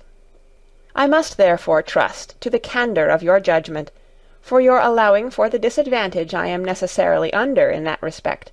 and to your imagination and sensibility, the pleasing task of repairing it by their supplements, where my descriptions flag or fail. The one will readily place the pictures I present before your eyes, the other give life to the colours where they are dull, or worn with too frequent handling. What you say, besides, by way of encouragement, concerning the extreme difficulty of continuing so long in one strain, in a mean tempered with taste, between the revoltingness of gross, rank, and vulgar expressions, and the ridicule of mincing metaphors and affected circumlocutions, is so sensible, as well as good-natured, that you greatly justify me to myself for my compliance with a curiosity that is to be satisfied so extremely at my expense. Resuming now where I broke off in my last, I am in my way to remark to you that it was late in the evening before I arrived at my new lodgings, and Mrs. Cole, after helping me to range and secure my things, spent the whole evening with me in my apartment, where we supped together, in giving me the best advice and instruction with regard to this new stage of my profession I was now to enter upon, and passing thus from a private devotee to pleasure into a public one, to become a more general good, with all the advantages requisite to put my person out to use, either for interest or pleasure, or both. But then she observed, as I was a kind of new face upon the town, that it was an established rule, and part of trade, for me to pass for a maid, and to dispose of myself as such on the first good occasion, without prejudice, however, to such diversions as I might have a mind to in the interim, for that nobody could be a greater enemy than she was to the losing of time. That she would, in the meantime, do her best to find out a proper person, and would undertake to manage this nice point for me, if I would accept of her aid and advice to such good purpose that, in the loss of a fictitious maidenhead, I should reap all the advantages of a native one. Though such a delicacy of sentiments did not extremely belong to my character at that time, I confess, against myself, that I perhaps too readily closed with a proposal which my candour and ingenuity gave me some repugnance to, but not enough to contradict the intention of one to whom I had now thoroughly abandoned the direction of all my steps. For Mrs. Cole had, I do not know how, unless by one of those unaccountable, invincible sympathies that, nevertheless, form the strongest links, especially of female friendship, won and got entire possession of me. On her side she pretended that a strict resemblance she fancied she saw in me to an only daughter whom she had lost at my age, was the first motive of her taking to me so affectionately as she did. It might be so. There exist as slender motives of attachment that, gathering force from habit and liking, have proved often more solid and durable than those founded on much stronger reasons. But this I know, that though I had no other acquaintance with her than seeing her at my lodgings when I lived with Mr. H., where she had made errands to sell me some millinery ware, she had by degrees insinuated herself so far into my confidence that I threw myself blindly into her hands, and came at length to regard, love, and obey her implicitly, and, to do her justice, I never experienced at her hands other than a sincerity of tenderness and care for my interest, hardly heard of in those of her profession. We parted that night, after having settled a perfect unreserved agreement, and the next morning Mrs. Cole came and took me with her to her house for the first time.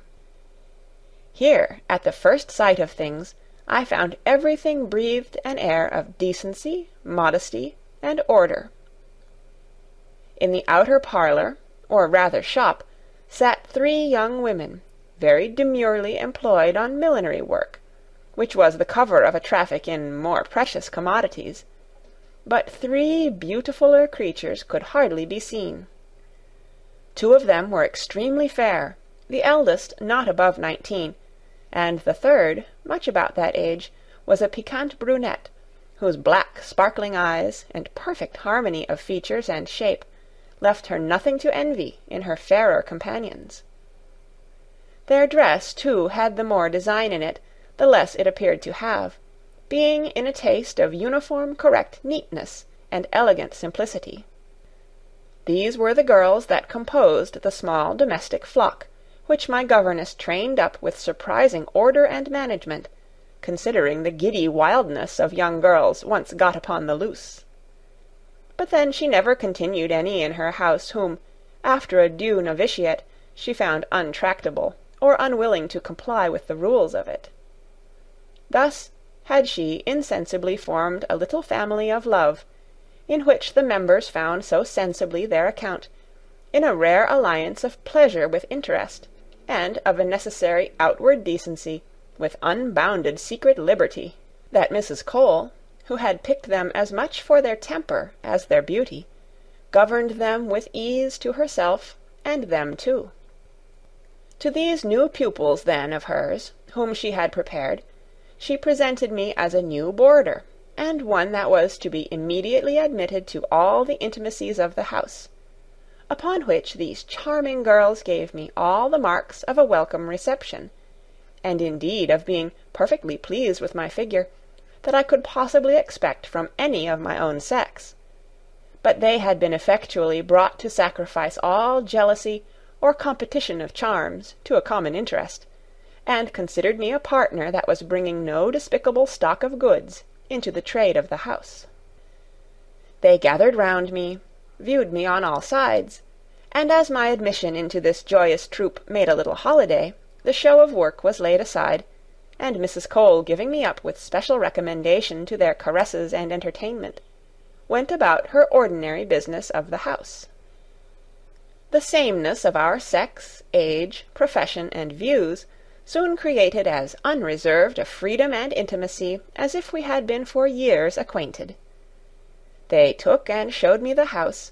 their respective apartments, which were furnished with every article of conveniency and luxury, and above all a spacious drawing-room, where a select revelling band usually met, in general parties of pleasure, the girls supping with their sparks, and acting their wanton pranks with unbounded licentiousness, whilst a defiance of awe, modesty, or jealousy were their standing rules, by which, according to the principles of their society, whatever pleasure was lost on the side of sentiment was abundantly made up to the senses in the poignancy of variety, and the charms of ease and luxury. The authors and supporters of this secret institution would, in the height of their humours, style themselves the restorers of the golden age and its simplicity of pleasures, before their innocence became so unjustly branded with the names of guilt and shame. As soon then as the evening began, and the show of a shop was shut, the academy opened, the mask of mock modesty was completely taken off, and all the girls delivered over to their respective calls of pleasure or interest with their men,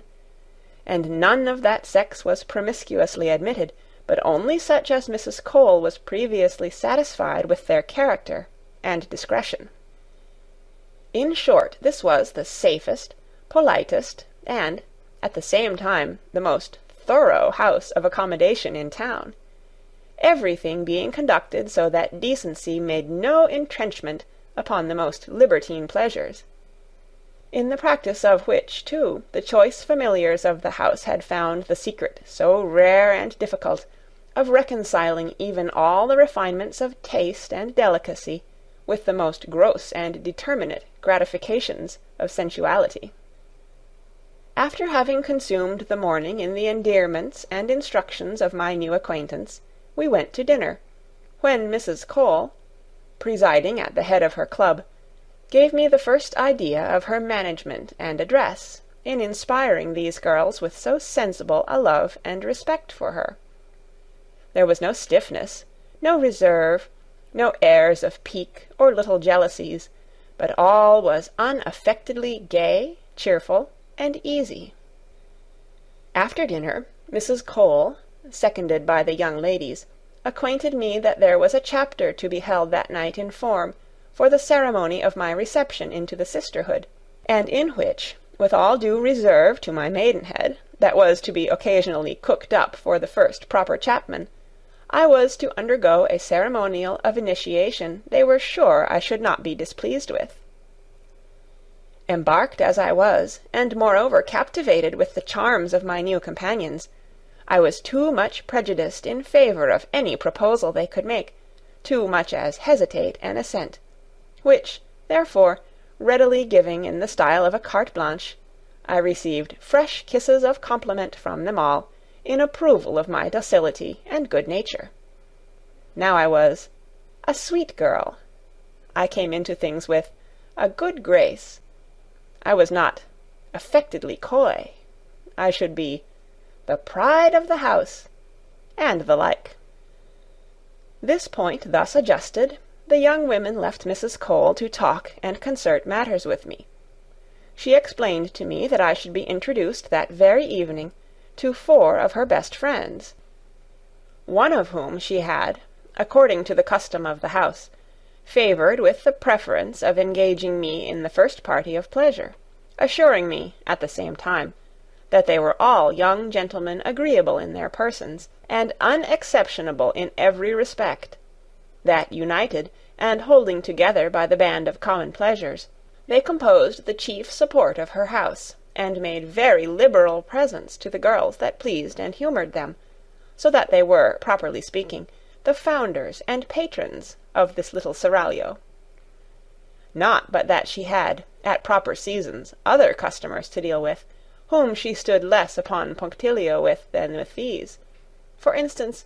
it was not on one of them she could attempt to pass me for a maid. They were not only too knowing, too much town-bred, to bite at such a bait, but they were such generous benefactors to her that it would be unpardonable to think of it. Amidst all the flutter and emotion which this promise of pleasure, for such I conceived it, stirred up in me, I preserved so much of the woman as to feign just reluctance enough to make some merit of sacrificing it to the influence of my patroness, whom I likewise, still in character, reminded of it perhaps being right for me to go home and dress, in favour of my first impressions. But Mrs. Cole, in opposition to this, assured me that the gentlemen I should be presented to were, by their rank and taste of things, infinitely superior to the being touched with any glare of dress or ornaments, such as silly women rather confound and overlay than set off their beauty with, that these veteran voluptuaries knew better than not to hold them in the highest contempt. They with whom the pure native charms alone could pass current, and who would at any time leave a sallow, washy, painted duchess on her own hands, for a ruddy, healthy, firm-fleshed country maid, and as for my part, that nature had done enough for me to set me above owing the least favour to art, concluding withal that for the instant occasion there was no dress like an undress. I thought my governess too good a judge of these matters not to be easily overruled by her, after which she went on preaching very pathetically the doctrine of passive obedience, and not resistance to all those arbitrary tastes of pleasure, which are by some styled the refinements, and by others the deprivations of it, between whom it was not the business of a simple girl, who was to profit by pleasing, to decide, but to conform to. Whilst I was edifying by these wholesome lessons, tea was brought in, and the young ladies, returning, joined company with us. After a great deal of mixed chat, frolic, and humour, one of them, observing that there would be a good deal of time on hand before the assembly hour, proposed that each girl should entertain the company with that critical period of her personal history in which she first exchanged the maiden state for womanhood. The proposal was approved, with only one restriction of Mrs. Cole, that she, on account of her age, and I, on account of my titular maidenhead, should be excused, at least till I had undergone the forms of the house. This obtained me a dispensation, and the promotress of this amusement was desired to begin. Her name was Emily, a girl fair to excess, and whose limbs were, if possible, too well made, since their plump fullness was rather to the prejudice of that delicate slimness required by the nicer judges of beauty. Her eyes were blue, and streamed inexpressible sweetness, and nothing could be prettier than her mouth and lips, which closed over a range of the evenest and whitest teeth. Thus she began. Neither my extraction nor the most critical adventure of my life is sublime enough to impeach me of any vanity in the advancement of the proposal you have approved of. My father and mother were, and, for aught I know, are still, farmers in the country, not above 40 miles from town. Their barbarity to me, in favour of a son on whom only they vouchsafed to bestow their tenderness, had 1,000 times determined me to fly their house, and throw myself on the wide world, but, at length, an accident forced me on this desperate attempt at the age of 15. I had broken a china bowl, the pride and idol of both their hearts, and, as an unmerciful beating was the least I had to depend on at their hands, in the silliness of those tender years I left the house, and, at all adventures, took the road to London. How my loss was resented I do not know, for till this instant I have not heard a syllable about them. My whole stock was 2 broad pieces of my grandmother's, a few shillings, silver shoe-buckles, and a silver thimble. Thus equipped, with no more clothes than the ordinary ones I had on my back, and frightened at every foot or noise I heard behind me, I hurried on, and I dare swear walked 12 miles before I stopped, through mere weariness and fatigue. At length I sat down on a stile, wept bitterly, and yet was still rather under increased impressions of fear on the account of my escape, which made dread worse than death the going back to face my unnatural parents. Refreshed by this little repose, and relieved by my tears, I was proceeding onward, when I was overtaken by a sturdy country lad, who was going to London to see what he could do for himself there, and, like me, had given his friends the slip. He could not be above 17, was ruddy, well-featured enough, with uncombed flaxen hair,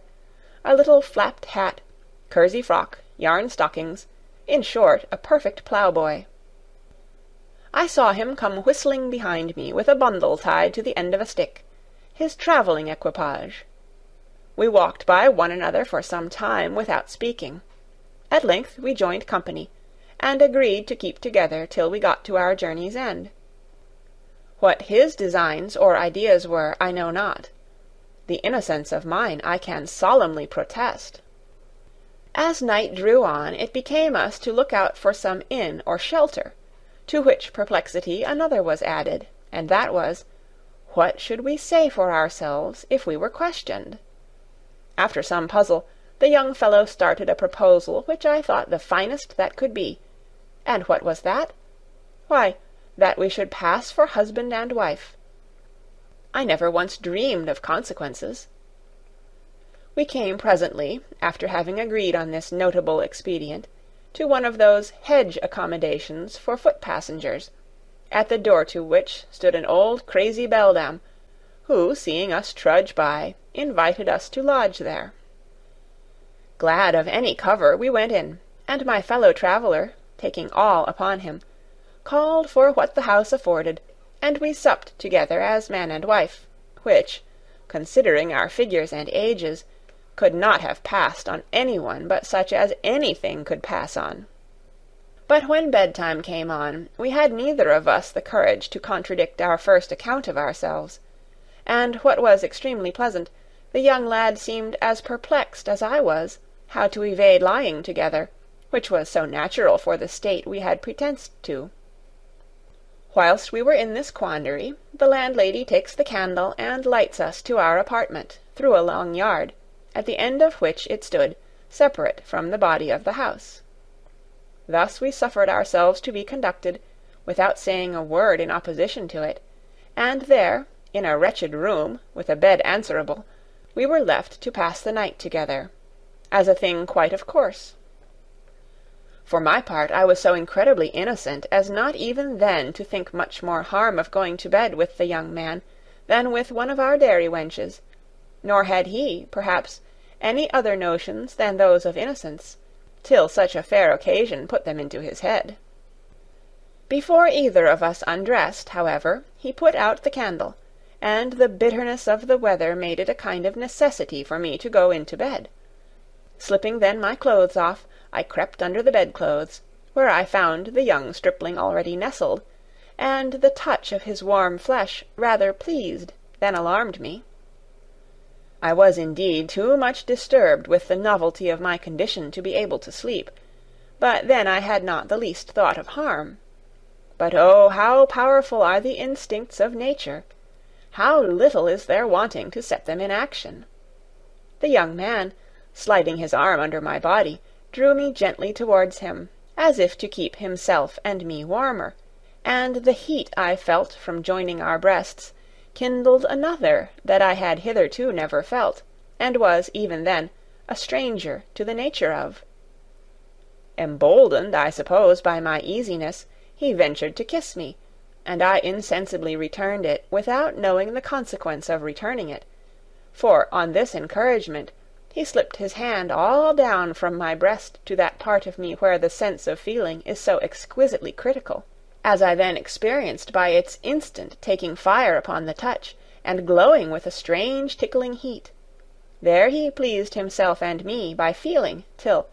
growing a little too bold, he hurt me and made me complain. Then he took my hand, which he guided, not unwillingly on my side, between the twist of his closed thighs, which were extremely warm. There he lodged and pressed it, till, raising it by degrees, he made me feel the proud distinction of his sex from mine. I was frightened at the novelty, and drew back my hand. Yet, pressed and spurred on by sensations of a strange pleasure, I could not help asking him what that was for.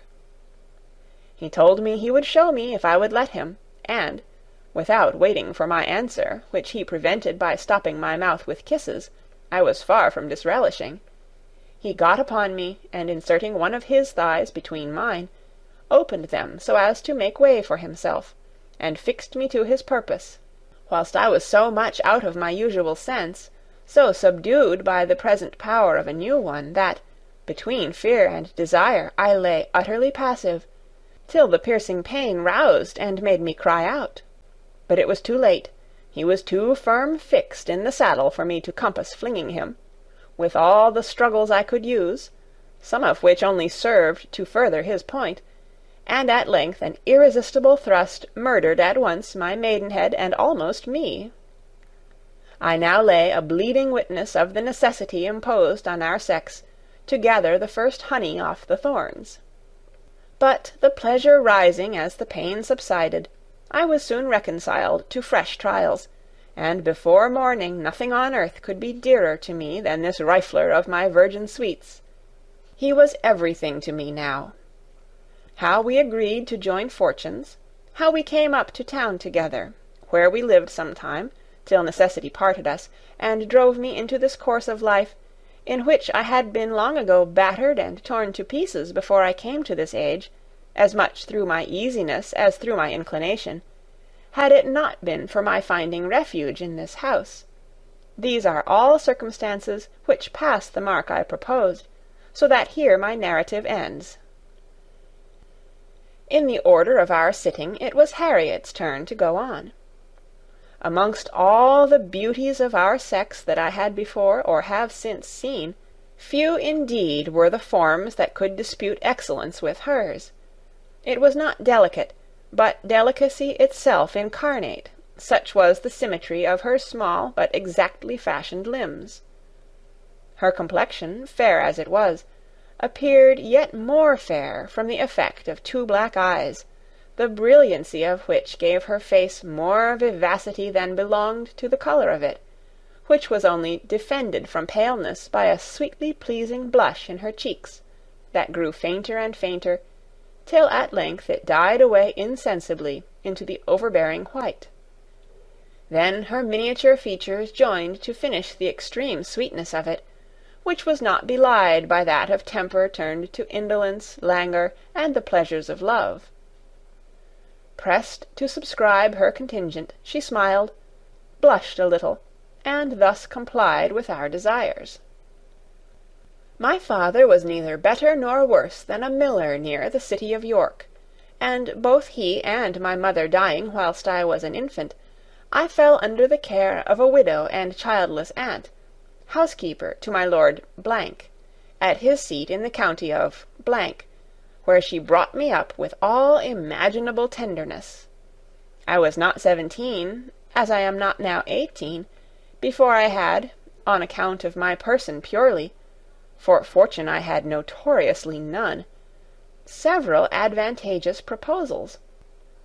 But whether nature was slow in making me sensible in her favourite passion, or that I had not seen any of the other sex who had stirred up the least emotion or curiosity to be better acquainted with it, I had, till that age, preserved a perfect innocence, even of thought, whilst my fears of I did not well know what made me no more desirous of marrying than of dying. My aunt, good woman, favoured my timorousness, which she looked on as childish affection, that her own experience might probably assure her would wear off in time, and gave my suitors proper answers for me. The family had not been down at that seat for years, so that it was neglected and committed entirely to my aunt, and two old domestics to take care of it. Thus I had the full range of a spacious lonely house and gardens, situate at about 1/2 mile distance from any other habitation, except, perhaps, a straggling cottage or so. Here, in tranquillity and innocence, I grew up without any memorable accident, till one fatal day I had, as I had often done before, left my aunt fast asleep, and secure for some hours after dinner, and resorting to a kind of ancient summer-house, at some distance from the house, I carried my work with me, and sat over a rivulet, which its door and window faced upon. Here I fell into a gentle breathing slumber, which stole upon my senses, as they fainted under the excessive heat of the season at that hour. A cane couch, with my work-basket for a pillow, were all the conveniences of my short repose, for I was soon awaked and alarmed by a flounce and the noise of splashing in the water. I got up to see what was the matter, and what indeed should it be but the son of a neighbouring gentleman, as I afterwards found, for I had never seen him before, who had strayed that way with his gun, and, heated by his sport and the sultriness of the day, had been tempted by the freshness of the clear stream, so that presently stripping he jumped into it on the other side, which bordered on a wood, some trees whereof inclined down to the water, formed a pleasing shady recess, commodious to undress and leave his clothes under. My first emotions at the sight of this youth, naked in the water, were, with all imaginable respect to truth, those of surprise and fear, and, in course, I should immediately have run out, had not my modesty, fatally for itself, interposed the objection of the door and window being so situated that it was scarce possible to get out and make my way along the bank of the house without his seeing me, which I could not bear the thought of, so much ashamed and confounded was I at having seen him. Condemned then to stay till his departure should release me, I was greatly embarrassed how to dispose of myself.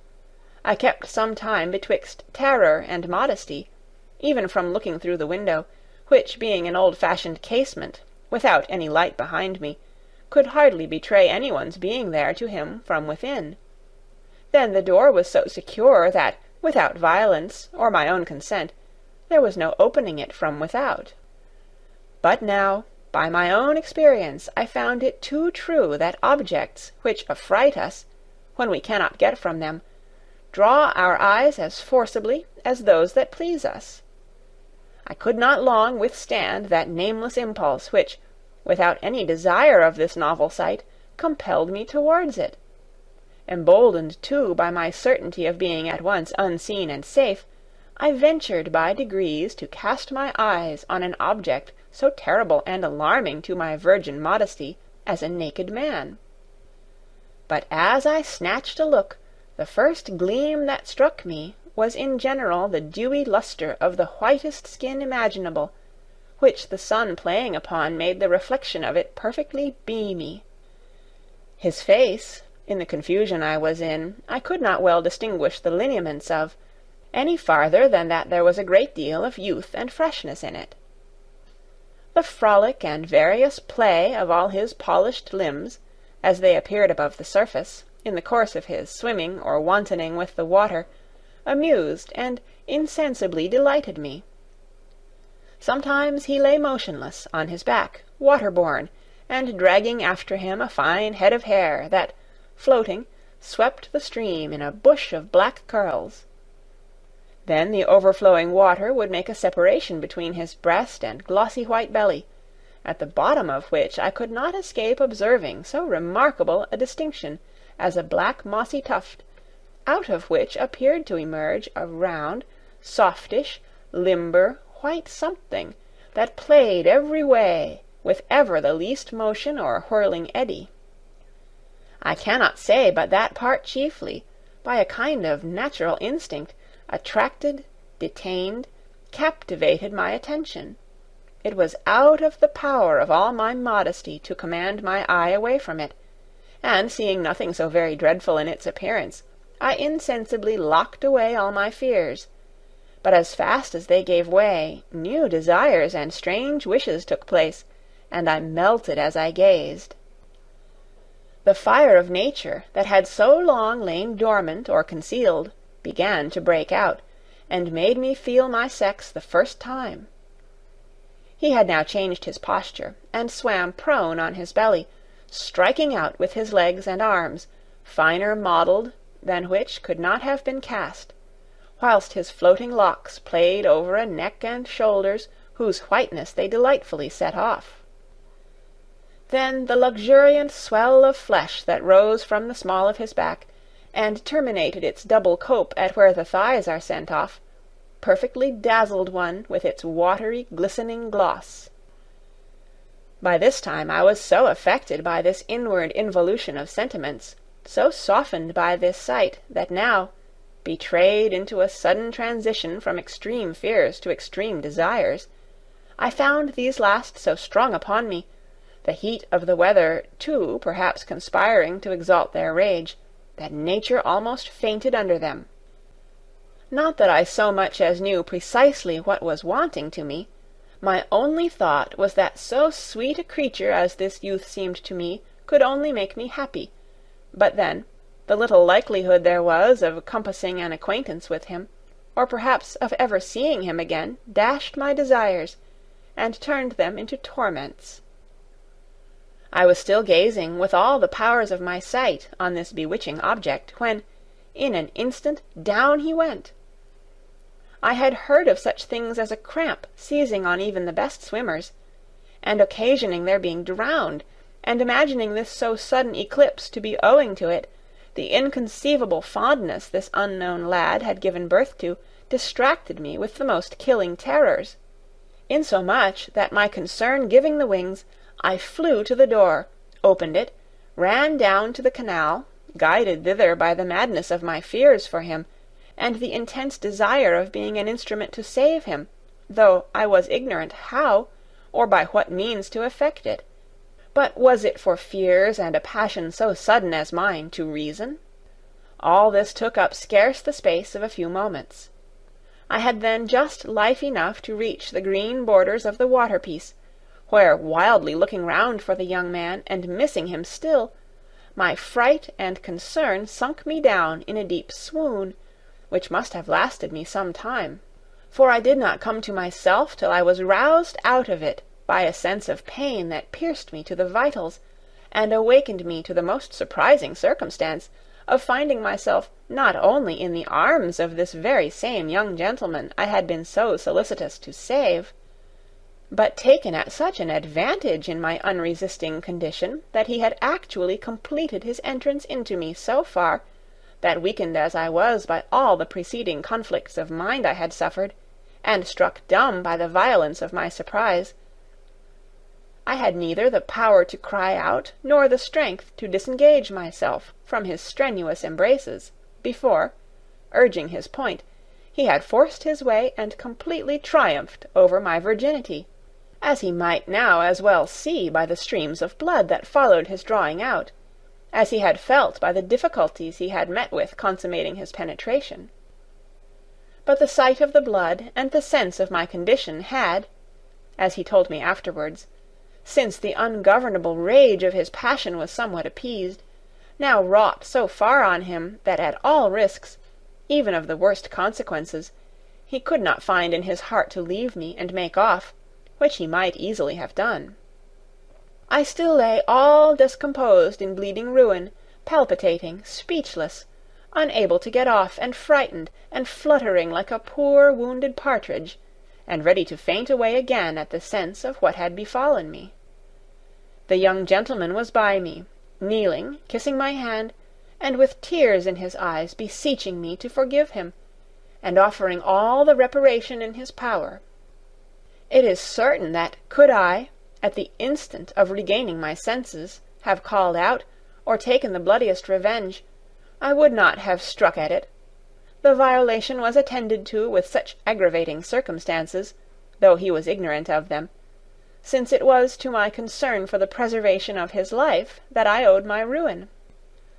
But how quick is the shift of passions from one extreme to another, and how little are they acquainted with the human heart who dispute it!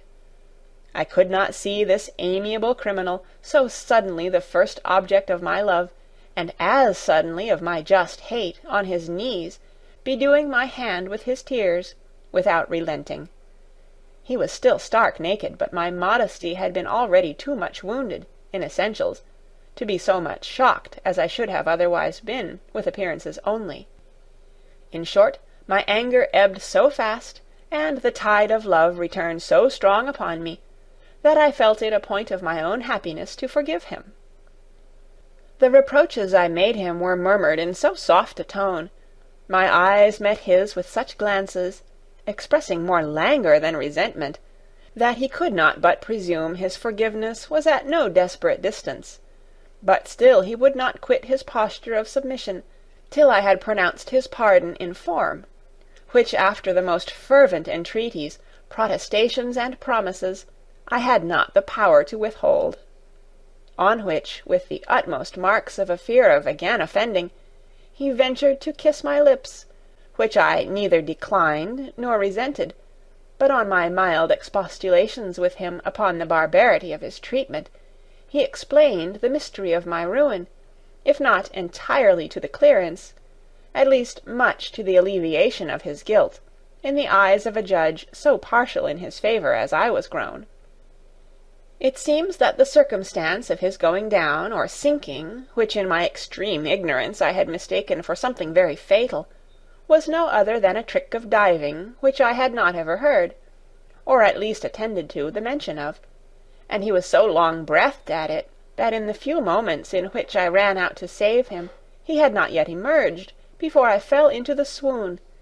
in which, as he rose, Seeing me extended on the bank, his first idea was that some young woman was upon some design of a frolic or diversion with him, for he knew I could not have fallen asleep there without his having seen me before. Agreeably to which notion he had ventured to approach, and finding me without sign of life, and still perplexed as he was what to think of the adventure, he took me in his arms at all hazards, and carried me into the summer-house, of which he observed the door open. There he laid me down on the couch, and tried, as he protested in good faith, by several means to bring me to myself again, till fired, as he said, beyond all bearing by the sight and touch of several parts of me which were unguardedly exposed to him, he could no longer govern his passion, and the less, as he was not quite sure that his first idea of this swoon being a feint was not the very truth of the case. Seduced then by this flattering notion, and overcome by the present, as he styled them, superhuman temptations, combined with the solitude and seeming security of the attempt, he was not enough his own master not to make it. Leaving me then just only whilst he fastened the door, he returned with redoubled eagerness to his prey, when, finding me still entranced, he ventured to place me as he pleased, whilst I felt, no more than the dead, what he was about, till the pain he put me to roused me just in time enough to be witness of a triumph I was not able to defeat, and now scarce regretted, for as he talked, the tone of his voice sounded, methought, so sweetly in my ears, the sensible nearness of so new and interesting an object to me wrought so powerfully upon me, that, in the rising perception of things in a new and pleasing light, I lost all sense of the past injury. The young gentleman soon discerned the symptoms of a reconciliation in my softened looks, and hastening to receive the seal of it from my lips, pressed them tenderly to pass his pardon in the return of a kiss so melting fiery,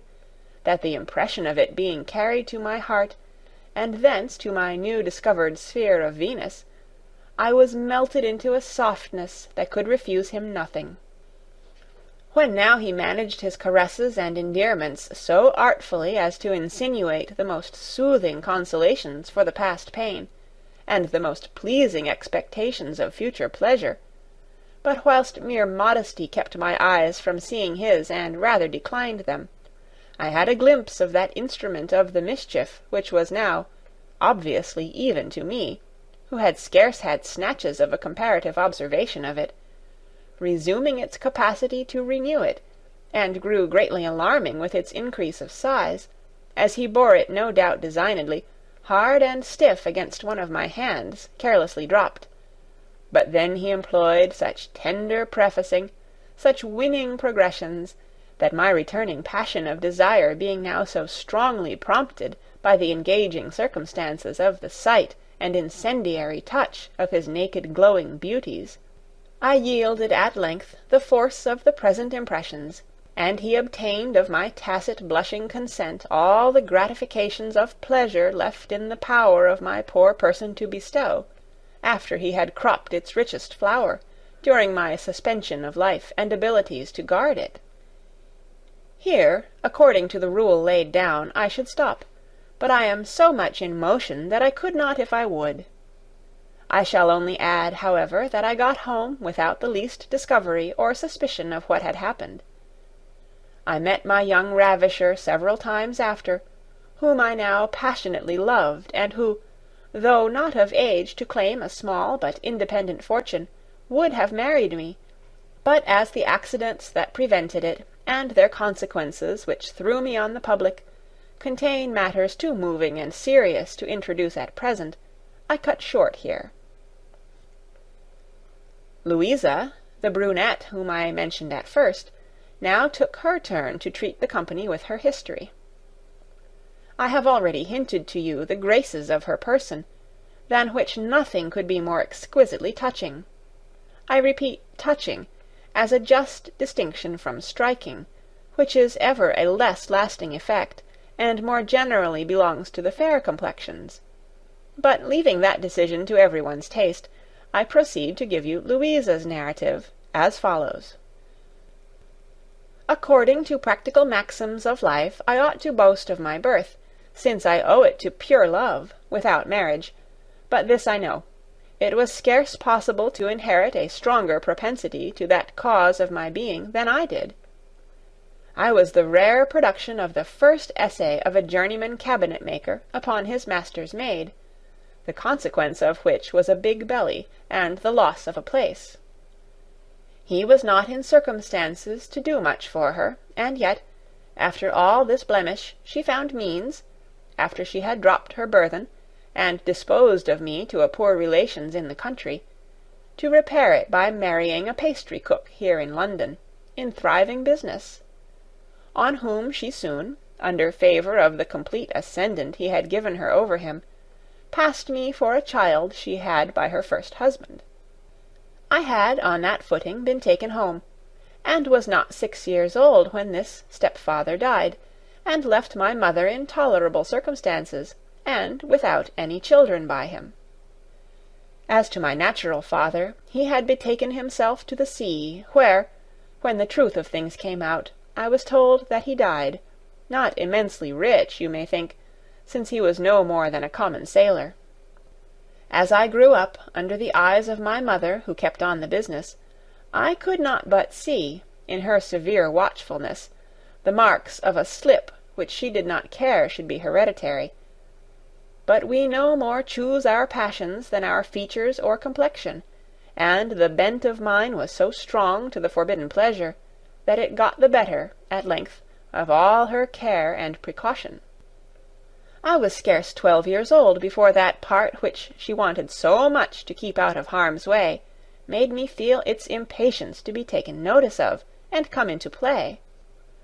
Already had it put forth the signs of forwardness in the sprout of a soft down over it, which had often flattered, and I might also say grown under my constant touch and visitation, so pleased was I with what I took to be a kind of title to womanhood. That state I pined to be entered of, for the pleasures I conceived were annexed to it. And now the growing importance of that part to me, and the new sensations in it, demolished at once all my girlish playthings and amusements. Nature now pointed me strongly to more solid diversions, while all the stings of desire settled so fiercely in that little centre of them, that I could not mistake the spot I wanted a playfellow in. I now shunned all company in which there was no hopes of coming at the object of my longings, and used to shut myself up, to indulge in solitude some tender meditation on the pleasures I strongly perceived the overture of, in feeling and examining what nature assured me must be the chosen avenue, the gates for unknown bliss to enter at, that I panted after. But these meditations only increased my disorder, and blew the fire that consumed me. I was yet worse when, yielding at length to the insupportable irritations of the little fairy charm that tormented me, I seized it with my fingers, teasing it to no end.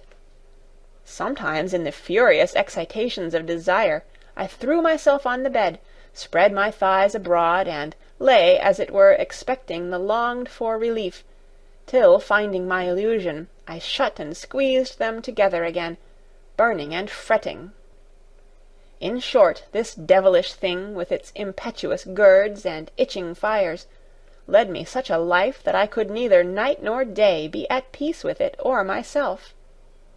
In time, however, I thought I had gained a prodigious prize, when, figuring to myself that my fingers were something of the shape of what I pined for, I worked my way in for one of them with great agitation and delight. Yet not without pain too did I deflower myself as far as it could reach, proceeding with such a fury of passion in this solitary and last shift of pleasure, as extended me at length breathless on the bed in an amorous melting trance.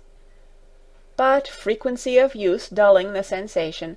I soon began to perceive that this work was but a paltry shallow expedient that went but a little way to relieve me, and rather raised more flame than its dry and insignificant titillation could rightly appease. Man alone, I almost instinctively knew, as well as by what I had industriously picked up at weddings and christenings, was possessed of the only remedy that could reduce this rebellious disorder,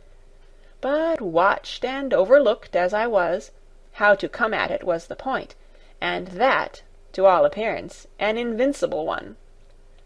Not that I did not rack my brains and invention how at once to elude my mother's vigilance, and procure myself the satisfaction of my impetuous curiosity and longings for this mighty and untasted pleasure.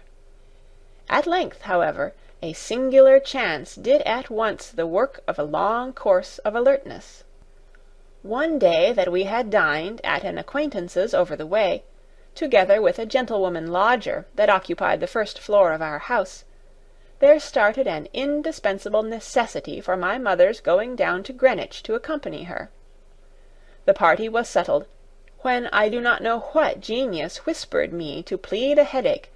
which I certainly had not, against my being included in a jaunt that I had not the least relish for. The pretext, however, passed, and my mother, with much reluctance, prevailed with herself to go without me, but took particular care to see me safe home, where she consigned me into the hands of an old trusty maid-servant, who served in the shop, for we had not a male creature in the house. As soon as she was gone, I told the maid I would go up and lie down on our lodger's bed, mine not being made, with a charge to her at the same time not to disturb me, as it was only rest I wanted. This injunction probably proved of eminent service to me. As soon as I was got into the bedchamber, I unlaced my stays, and threw myself on the outside of the bedclothes, in all the loosest undress. Here I gave myself up to the old insipid privy shifts of my self-viewing, self-touching, self-enjoying, in fine to all the means of self-knowledge I could devise, in search of the pleasure that fled before me, and tantalized with that unknown something that was out of my reach. Thus all only served to inflame myself, and to provoke violently my desires, whilst the one thing needful to their satisfaction was not at hand, and I could have bit my fingers for representing it so ill. After then wearying and fatiguing myself with grasping shadows, whilst that most sensible part of me disdained to content itself with less than realities, the strong yearnings, the urgent struggles of nature towards the melting relief, and the extreme self-agitations I had used to come at it, had wearied and thrown me into a kind of unquiet sleep. For if I tossed and threw about my limbs in proportion to the distraction of my dreams, as I had reason to believe I did, a bystander could not have helped seeing all for love. And one there was, it seems, for waking out of my very short slumber, I found my hand locked in that of a young man,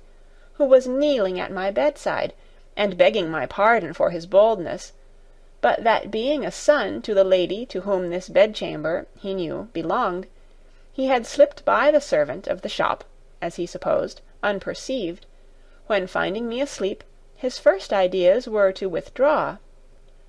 but that he had been fixed and detained there by a power he could better account for than resist. What shall I say? My emotions of fear and surprise were instantly subdued by those of the pleasure I bespoke in great presence of mind from the turn this adventure might take. He seemed to me no other than a pitying angel dropped out of the clouds, for he was young and perfectly handsome, which was more than even I had asked for, man in general being all that my utmost desires had pointed at. I thought then I could not put too much encouragement into my eyes and voice. I regretted no leading advances, no matter for his after opinion of my forwardness, so it might bring him to the point of answering my pressing demands of my present case. It was not now with his thoughts but his actions that my business immediately lay. I raised then my head, and told him, in a soft tone that tended to prescribe the same key to him, that his mamma was gone out, and would not return till late at night, which I thought no bad hint, but as it proved I had nothing of a novice to deal with. The impressions I had made on him from the discoveries I had betrayed of my person in the disordered motions of it, during his view of me asleep, had, as he afterwards told me, so fixed and charmingly prepared him that, had I known his dispositions, I had more to hope from his violence than to fear from his respect,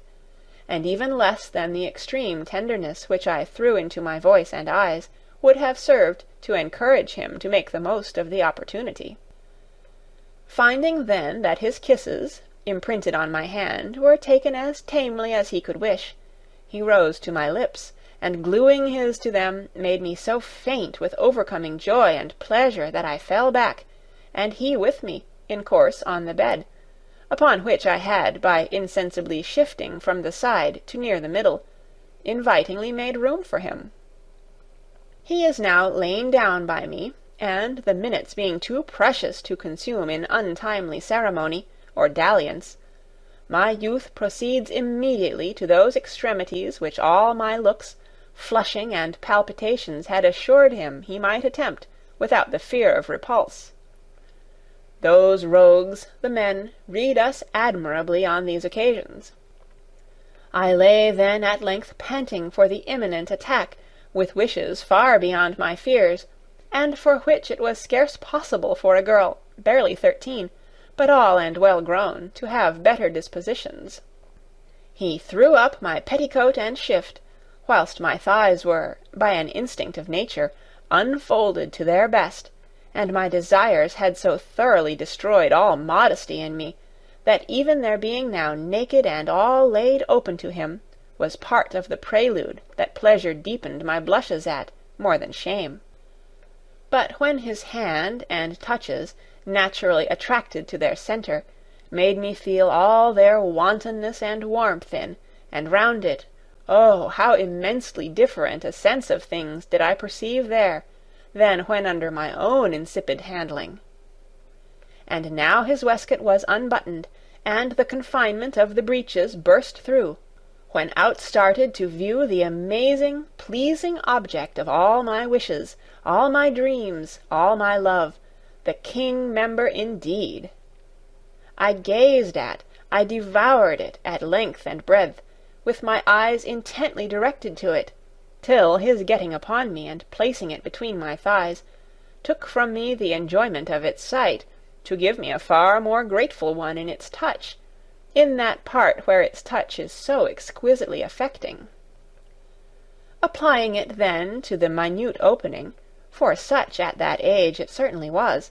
I met with too much goodwill, I felt with too great a rapture of pleasure the first insertion of it, to heed much the pain that followed. I thought nothing too dear to pay for this the richest treat of the senses, so that, split up, torn, bleeding, mangled, I was still superiorly pleased, and hugged the author of all this delicious ruin. But when, soon after, he made his second attack, sore as everything was, the smart was soon put away by the sovereign cordial. All my soft complainings were silenced, and the pain melting fast away into pleasure. I abandoned myself over to all its transports, and gave it the full possession of my whole body and soul, for now all thought was at an end with me, I lived but in what I felt only. And who could describe those feelings, those agitations, yet exalted by the charm of their novelty and surprise? When that part of me which had so long hungered for the dear morsel that now so delightfully crammed it, forced all my vital sensations to fix their home there during the stay of my beloved guest, who too soon paid me for his hearty welcome in a dissolvent, richer far than that I have heard of some queen treating her paramour with, in liquefied pearl, and ravishingly poured into me, where, now myself too much melted to give it a dry reception, I hailed it with the warmest confluence on my side, amidst all those ecstatic raptures, not unfamiliar, I presume, to this good company. Thus, however, I arrived at the very top of all my wishes, by an accident unexpected indeed, but not so wonderful, for this young gentleman was just arrived in town from college, and came familiarly to his mother at her apartment, where he had once before been, though by mere chance. I had not seen him, so that we knew one another by hearsay only, and finding me stretched on his mother's bed, he readily concluded, from her description, who it was. The rest you know. This affair had, however, no ruinous consequences, the young gentleman escaping then, and many more times undiscovered. But the warmth of my constitution, that made the pleasures of love a kind of necessary of life to me, having betrayed me into indiscretions fatal to my private fortune,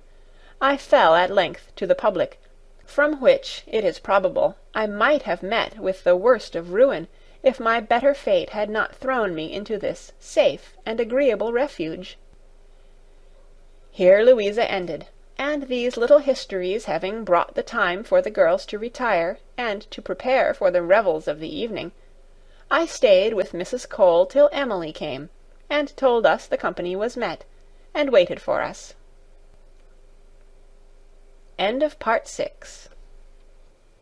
Read by Kara Schallenberg on March 24th, 2006, in Oceanside, California.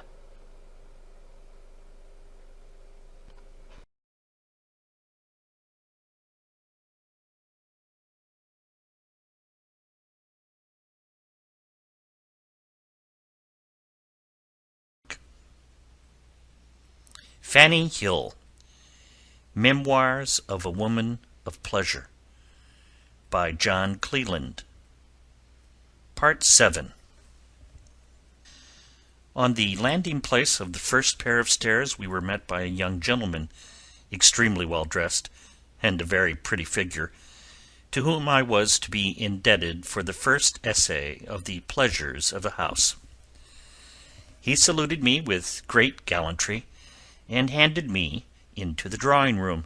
the floor of which was overspread with the Turkey carpet, and all its furniture voluptuously adapted to every demand of the most studied luxury. Now too it was, by means of a profuse illumination, enlivened by a light scarce inferior, and perhaps more favourable to joy, more tenderly pleasing, than that of broad sunshine. On my entrance into the room, I had the satisfaction to hear a buzz of approbation run through the whole company, which now consisted of 4 gentlemen, including my particular. This was the cant term of the house for one's gallant for the time. The 3 young women in a sweet, flowing dishabille, the mistress of the academy, and myself. I was welcomed and saluted by a kiss all round, in which, however, it was easy to discover, in the superior warmth of that of the men, the distinction of the sexes. Awed and confounded as I was at seeing myself surrounded, caressed, and made court to by so many strangers, I could not immediately familiarize myself to all that air of gaiety and joy which dictated their compliments and animated their caresses. They assured me that I was so perfectly to their taste as to have but one fault against me, which I might easily be cured of, and that was my modesty. This, they observed, might pass for a beauty, the more with those who wanted it for a heightener, but their maxim was, that it was an impertinent mixture, and dashed the cup so as to spoil the sincere draught of pleasure. They considered it, accordingly, as their mortal enemy, and gave it no quarter whenever they met with it. This was a prologue not unworthy of the revels that ensued. In the midst of all the frolic and wantonness which this joyous band had presently, and all naturally, run into, an elegant supper was served in, and we sat down to it, my spark-elect placing himself next to me, and the other couples without order or ceremony. The delicate cheer and good wine soon banished all reserve. The conversation grew as lively as could be wished, without taking too loose a turn. These professors of pleasure knew too well to stale impressions of it, or evaporate the imagination in words before the time of action. Kisses, however, were snatched at times, or where a handkerchief round the neck interposed its feeble barrier, it was not extremely respected. The hands of the men went to work with their usual petulance, till the provocations on both sides rose to such a pitch that my particular's proposal for beginning the country dances was received with instant assent, for, as he laughingly added, he fancied the instruments were in tune. This was a signal for preparation that the complaisant Mrs. Cole, who understood life, took her cue of disappearing, no longer so fit for personal service herself, and content with having settled the order of battle. She left us the field to fight it out at discretion. As soon as she was gone, the table was removed from the middle and became a sideboard. A couch was brought into its place, of which, when I whisperingly inquired the reason of my particular, he told me that, as it was on my account chiefly that this convention was met, the parties intended at once to humour their taste of variety in pleasures, and, by an open public enjoyment, to see me broke of any taint of reserve or modesty, which they looked on as the poison of joy. That, though they occasionally preached pleasure and lived up to the text, they did not enthusiastically set up for missionaries, and only indulged themselves in the delights of a practical instruction of all the pretty women they liked well enough to bestow it upon, and who fell properly in the way of it. But that, as such a proposal might be too violent, too shocking for a young beginner, the old standers were to set an example, which he hoped I would not be averse to follow, since it was to him I was devolved in favour of the first experiment,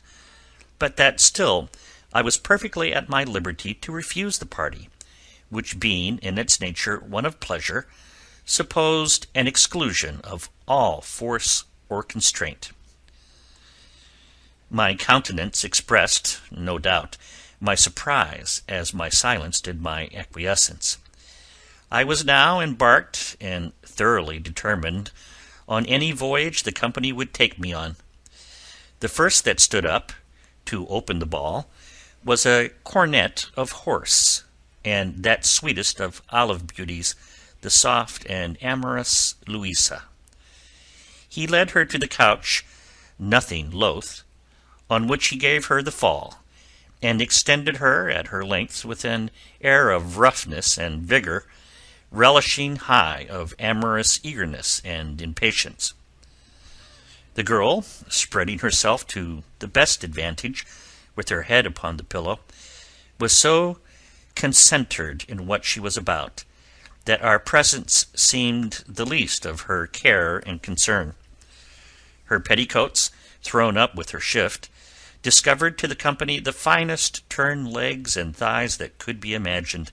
and in broad display they gave us a full view of that delicate cleft of flesh, into which the pleasing hair-grown mount over it parted and presented a most inviting entrance between two close hedges, delicately soft and pouting. Her gallant was now ready, having disencumbered himself from his clothes, overloaded with lace, and presently, his shirt removed, showed us his forces in high plight, bandied and ready for action. But giving us no time to consider the dimensions, he threw himself instantly over his charming antagonist, who received him, as he pushed at once dead at mark, like a heroine, without flinching. For surely never was girl constitutionally truer to the taste of joy, or sincerer in the expressions of its sensations, than she was. We could observe pleasure lighten in her eyes as he introduced his plenipotentiary instrument into her,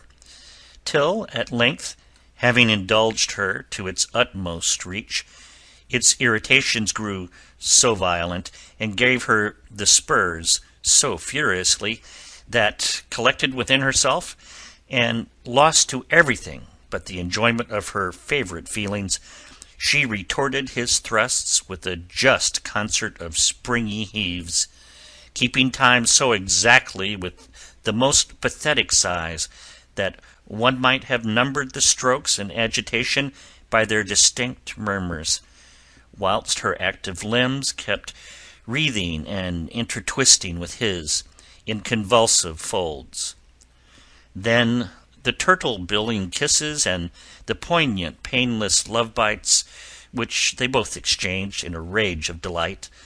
all conspiring towards the melting period.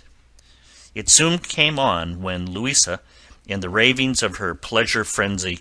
impotent of all restraint, cried, "Oh, good sir, pray do not spare me! Ah, ah!"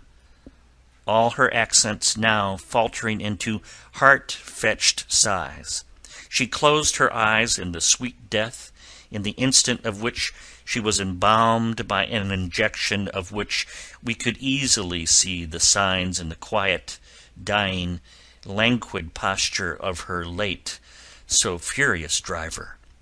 who was stopped of a sudden, breathing short, panting, and, for the time, giving up the spirit of pleasure. As soon as he was dismounted, Louisa sprung up, shook her petticoats, and running up to me gave me a kiss and drew me to the sideboard, to which she was herself handled by her gallant, where they made me pledge them in a glass of wine and toast a droll health of Louisa's proposal in high frolic. By this time the second couple was ready to enter the lists, which were a young baronet and that delicatest of charmers, the winning, tender Harriet. My gentle esquire came to acquaint me with it, and brought me back to the scene of action. And surely never did one of her profession accompany her dispositions for the barefaced part she was engaged to play, with such a peculiar grace of sweetness, modesty, and yielding coyness, as she did. All her air and motions breathed only unreserved, unlimited complacence, without the least mixture of impudence or prostitution. But what was yet more surprising, her spark elect, in the midst of the dissolution of a public open enjoyment, doted on her to distraction, and had, by dint of love and sentiments, touched her heart, though for a while the restraint of their engagement to the house laid him under a kind of necessity of complying with an institution which himself had had the greatest share in establishing. Harriet was then led to the vacant couch by her gallant, blushing as she looked at me, and with eyes made to justify anything, tenderly bespeaking of me the most favourable construction of the step she was thus irresistibly drawn into. Her lover, for such he was, sat her down at the foot of the couch, and passing his arm round her neck, preluded with a kiss fervently applied to her lips, that visibly gave her life and spirit to go through with the scene. And as he kissed, he gently inclined her head till it fell back on a pillow disposed to receive it, and leaning himself down all the way with her, at once countenanced and endeared her fall to her. There, as if he had guessed our wishes, or meant to gratify at once his pleasure and his pride in being the master, by the title of present possession, of beauties delicate beyond imagination, he discovered her breasts to his own touch and our common view. But, oh, what delicious manuals of love-devotion! How inimitable, fine-moulded, small, round, firm, and excellently white, the grain of their skin so soothing, so flattering to the touch, and their nipples that crowned them, the sweetest buds of beauty. When he had feasted his eyes with the touch and perusal, feasted his lips with kisses of the highest relish, imprinted on those all delicious twin orbs, he proceeded downwards. Her legs still kept the ground, and now with the tenderest attention not to shock or alarm her too suddenly, he by degrees rather stole than rolled up her petticoats, at which, as if a signal had been given, Louisa and Emily took hold of her legs in pure wantonness, and, in ease to her, kept them stretched wide abroad. Then lay exposed, or, to speak more properly, displayed, the greatest parade in nature of female charms. The whole company, who, except myself, had often seen them, seemed as much dazzled, surprised, and delighted as anyone could be who had now beheld them for the first time. Beauty so excessive could not but enjoy the privileges of eternal novelty. Her thighs were so exquisitely fashioned that, either more in or more out of flesh than they were, they would have declined from that point of perfection they presented. But what infinitely enriched and adorned them was the sweet intersection formed, where they met, at the bottom of the softest, smoothest, whitest belly, by that central furrow which nature had sunk there between the soft relief of two pouting ridges, and which in this was in perfect symmetry of delicacy and miniature with the rest of her frame. No, nothing in nature could be of a beautifuller cut. Then the dark umbrage of the downy spring moss that overarched it bestowed on the luxury of the landscape a touching warmth, a tender finishing, beyond the expression of words, or even the paint of thought. Her truly enamoured gallant, who had stood absorbed and engrossed by the pleasure of the sight long enough to afford us time to feast ours, no fear of glutting, addressed himself at length to the materials of enjoyment, and lifting the linen veil that hung between us and his master member of the revels, exhibited one whose eminent size proclaimed the owner a true woman's hero. He was, besides, in every other respect an accomplished gentleman, and in the bloom and vigour of youth. Standing then between Harriet's legs, which were supported by her two companions at their widest extension, with one hand he gently disclosed the lips of that luscious mouth of nature, whilst with the other he stooped his mighty machine to its lure, from the height of his stiff stand-up towards his belly. The lips, kept open by his fingers, received its broad, shelving head of coral hue, and when he had nestled in it, he hovered there a little, and the girls then delivered over to his hips the agreeable office of supporting her thighs. And now, as if meant to spin out his pleasure and give it the more play for its life, he passed up his instrument so slow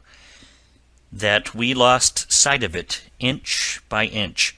till at length it was wholly taken into the soft laboratory of love, and the mossy mounts of each fairly met together. In the meantime, we could plainly mark the prodigious effect the progressions of this delightful energy wrought in this delicious girl, gradually heightening her beauty as they heightened her pleasure. Her countenance and whole frame grew more animated, the faint blush of her cheeks gaining ground on the white, deepened into a florid, vivid vermilion glow. Her naturally brilliant eyes now sparkled with tenfold lustre.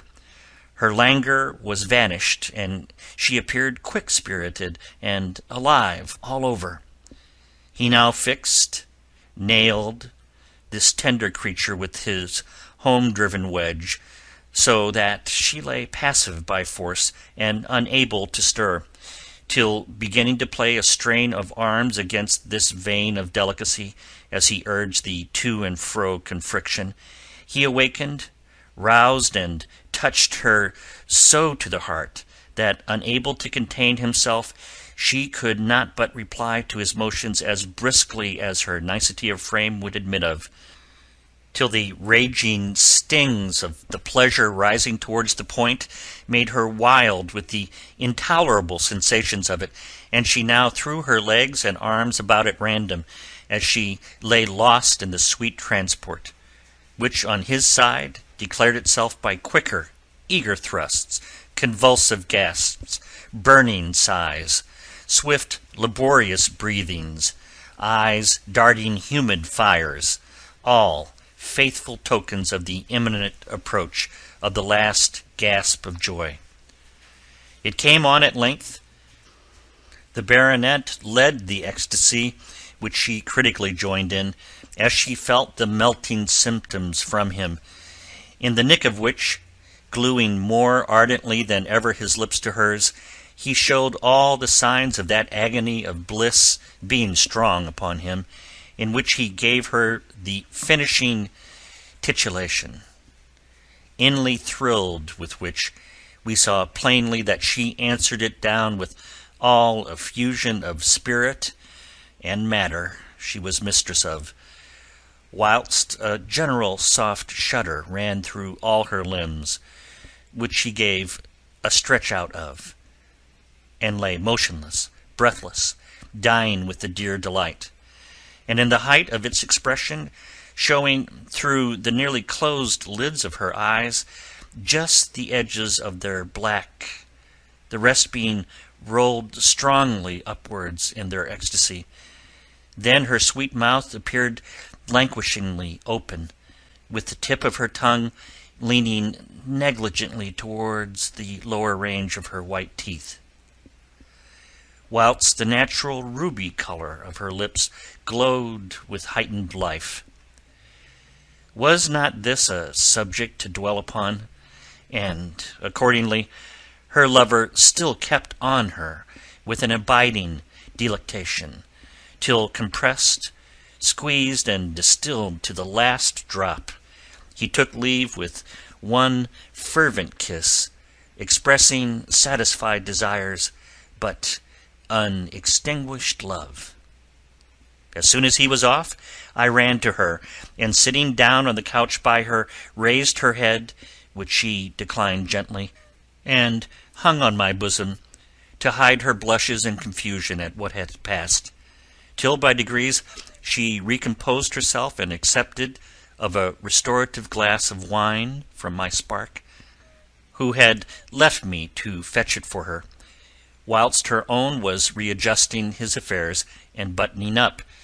after which he led her, leaning languishingly upon him,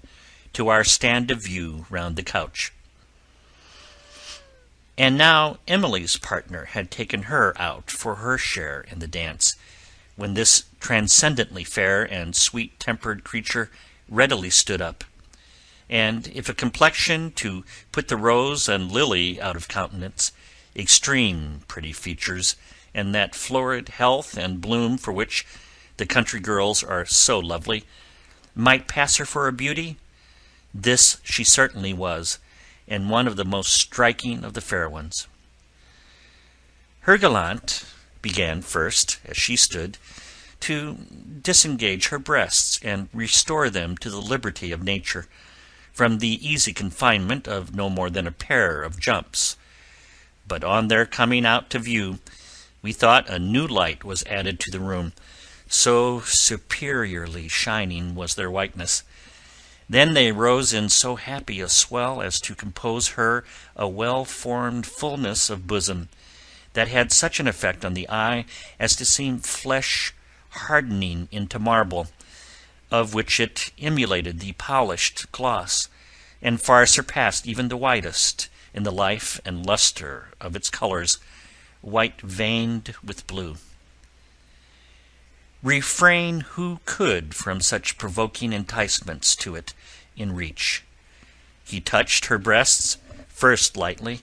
when the glossy smoothness of the skin eluded his hand, and made it slip along the surface. He pressed them, and the springy flesh that filled them, thus pitted by force, rose again reboundingly with his hand, and on the instant effaced the pressure. And alike indeed was the consistence of all those parts of her body throughout, where the fullness of flesh compacts and constitutes all that fine firmness which the touch is so highly attached to. When he had thus largely pleased himself with this branch of dalliance and delight, he trussed up her petticoat and shift in a wisp to her waist, where, being tucked in, she stood fairly naked on every side. A blush at this overspread her lovely face, and her eyes, downcast to the ground, seemed to be for quarter, when she had so great a right to triumph in all the treasures of youth and beauty that she now so victoriously displayed. Her legs were perfectly well shaped, and her thighs, which she kept pretty close, showed so white, so round, so substantial and abounding in firm flesh, that nothing could offer a stronger recommendation to the luxury of the touch, which he accordingly did not fail to indulge himself in. Then, gently removing her hand, which in the first emotion of natural modesty she had carried thither, he gave us rather a glimpse than a view of that soft, narrow chink running in its length downwards, and hiding the remains of it between her thighs. But plain was to be seen the fringe of light brown curls in beauteous growth over it,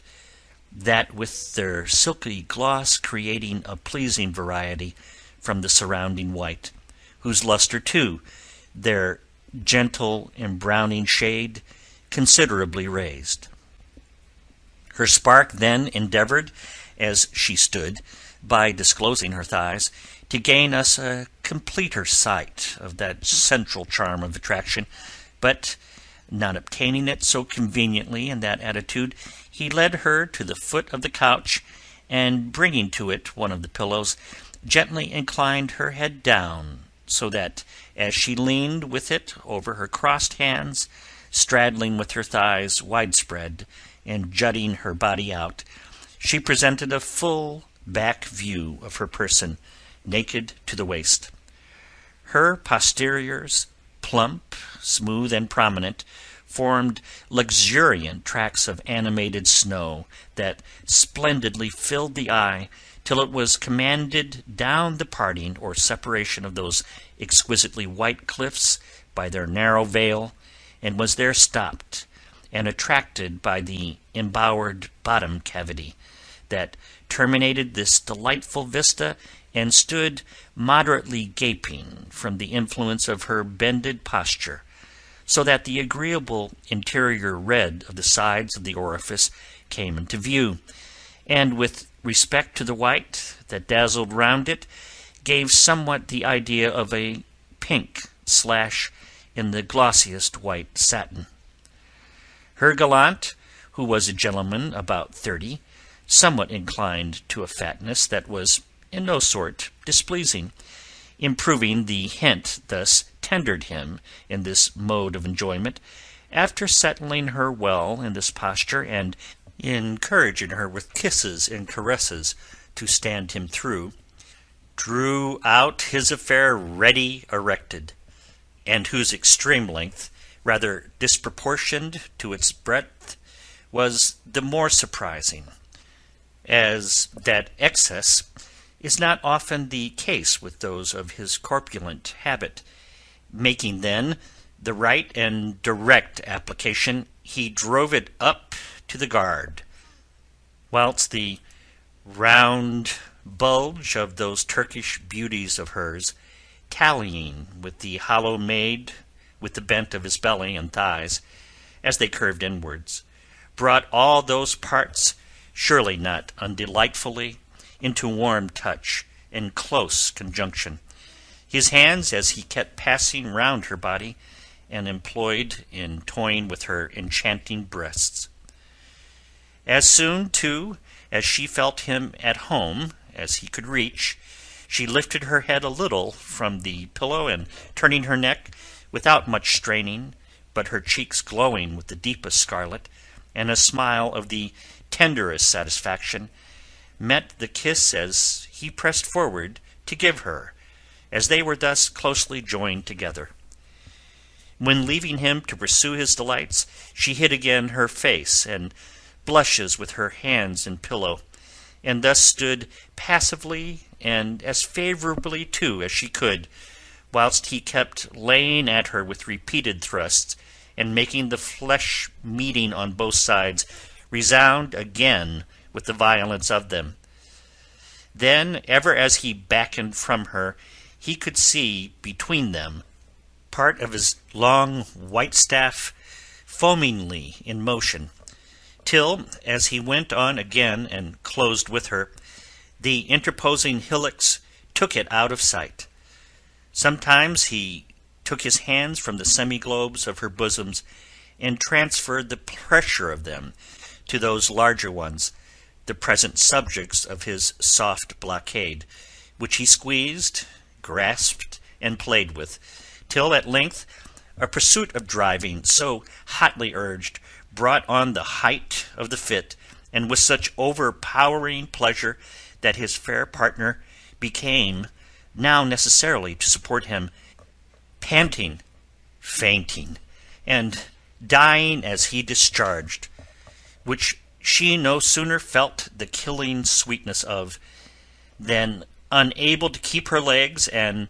yielding to the mighty intoxication, she reeled, and falling forward on the couch, made it a necessity for him, if he would preserve the warm pleasure-hold, to fall upon her, where they perfected in a continued conjunction of body and ecstatic flow their scheme of joys for that time. As soon as he had disengaged, the charming Emily got up, and we crowded round her with congratulations and other officious little services, for it is to be noted that, though all modesty and reserve were banished from the transaction of these pleasures, good manner and politeness were inviolably observed. Here was no gross ribaldry, no offensive or rude behaviour, or ungenerous reproaches to the girls for their compliance and the humours and desires of the men. On the contrary, nothing was wanting to soothe, encourage, and soften the sense of their condition to them. Men know not, in general, how much they destroy of their own pleasure when they break through the respect and tenderness due to our sex, and even to those of it who live only by pleasing them. And this was a maxim perfectly well understood by these polite voluptuaries, these profound adepts in the great art and science of pleasure, who never showed these votaries of theirs a more tender respect than at the time of those exercises of their complaisance, when they unlocked their treasures of concealed beauty, and showed out in the pride of their native charms, ever more touching surely than when they paraded it in the artificial ones of dress and ornament. The frolic was now come round to me, and it being my turn of subscription to the will and pleasure of my particular elect, as well as to that of the company, he came to me, and, saluting me very tenderly with a flattering eagerness, put me in mind of the compliances my presence there authorized the hopes of, and at the same time repeated to me that if all this force of example had not surmounted any repugnance I might have to concur with the humours and desires of the company, that, though the play was bespoke for my benefit, and great as his own private disappointment might be, he would suffer anything sooner than be the instrument of opposing a disagreeable task upon me. To this I answered, without the least hesitation or mincing grimace, that had I not even contracted a kind of engagement to be at his disposal without the least reserve, the example of such agreeable companions would alone determine me, and that I was in no pain about anything but my appearing to so great a disadvantage after such superior beauties. And take notice that I thought as I spoke. The frankness of the answer pleased them all. My particular was complimented on his acquisition, and, by way of indirect flattery to me, openly envied. Mrs. Cole, by the way, could not have given me a greater mark of her regard than in managing for me the choice of this young gentleman for my master of ceremonies. For, independent of his noble birth and the great fortune he was heir to, his person was even uncommonly pleasing, well-shaped and tall, his face marked with the smallpox, but no more than what added a grace of more manliness to features rather than turned to softness and delicacy, was marvellously enlivened by eyes which were of the clearest sparkling black. In short, he was one whom any woman would, in the familiar style, readily call a very pretty fellow. I was now handed by him to the cockpit of our match. Here, as I was dressed in nothing but a white morning gown, he vouchsafed to play the male Abigail on this occasion, and spared me the confusion that would have attended the forwardness of undressing myself. My gown then was loosened in a trice, and I divested of it. My stay next offered an obstacle which readily gave way, Louisa very readily furnishing a pair of scissors to cut the lace. Off went that shell, and dropping my outer coat, I was reduced to my under one, and my shift, the open bosom of which gave the hands and eyes all the liberty they could wish. Here I imagined the stripping was to stop, but I reckoned short. My spark, at the desire of the rest, tenderly begged that I would not suffer the small remains of a covering to rob them of a full view of my whole person, and for me, who was too flexibly obsequious to dispute any point with them, and who considered the little more that remained as very immaterial, I readily assented to whatever he pleased. In an instant, then, my under petticoat was untied and at my feet, and my shift drawn over my head, so that my cap, slightly fastened, came off with it, and brought all my hair down, of which, be it again remembered, without vanity, that I had a very fine head, in loose disorderly ringlets over my neck and shoulders, to the not unfavourable set-off of my skin. I now stood before my judges in all the truth of nature, to whom I could not appear a very disagreeable feature, if you please to recollect what I have before said of my person, which time, that at certain periods of life robs us every instant of our charms, had, at that of mine, then greatly improved into full and open bloom, for I wanted some months of 18. My breasts, which in the state of nudity are ever capital points, now in no more than in graceful plenitude, maintained a firmness and steady independence of any stay or support that dared and invited the test of the touch. Then I was as tall, as slim-shaped as could be consistent with all that juicy plumpness of flesh, ever the most grateful to the senses of sight and touch, which I owed to the health and youth of my constitution. I had not, however, so thoroughly renounced all innate shame as not to suffer great confusion at the state I saw myself in, but the whole troop round me, men and women, relieved me with every mark of applause and satisfaction, every flattering attention to raise and inspire me with even sentiments of pride on the figure I made.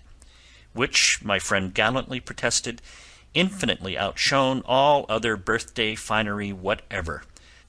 So that had I leave to set down for sincere all the compliments these connoisseurs overwhelmed me with upon this occasion, I might flatter myself with having passed my examination with the approbation of the learned. My friend, however, who for this time had alone the disposal of me,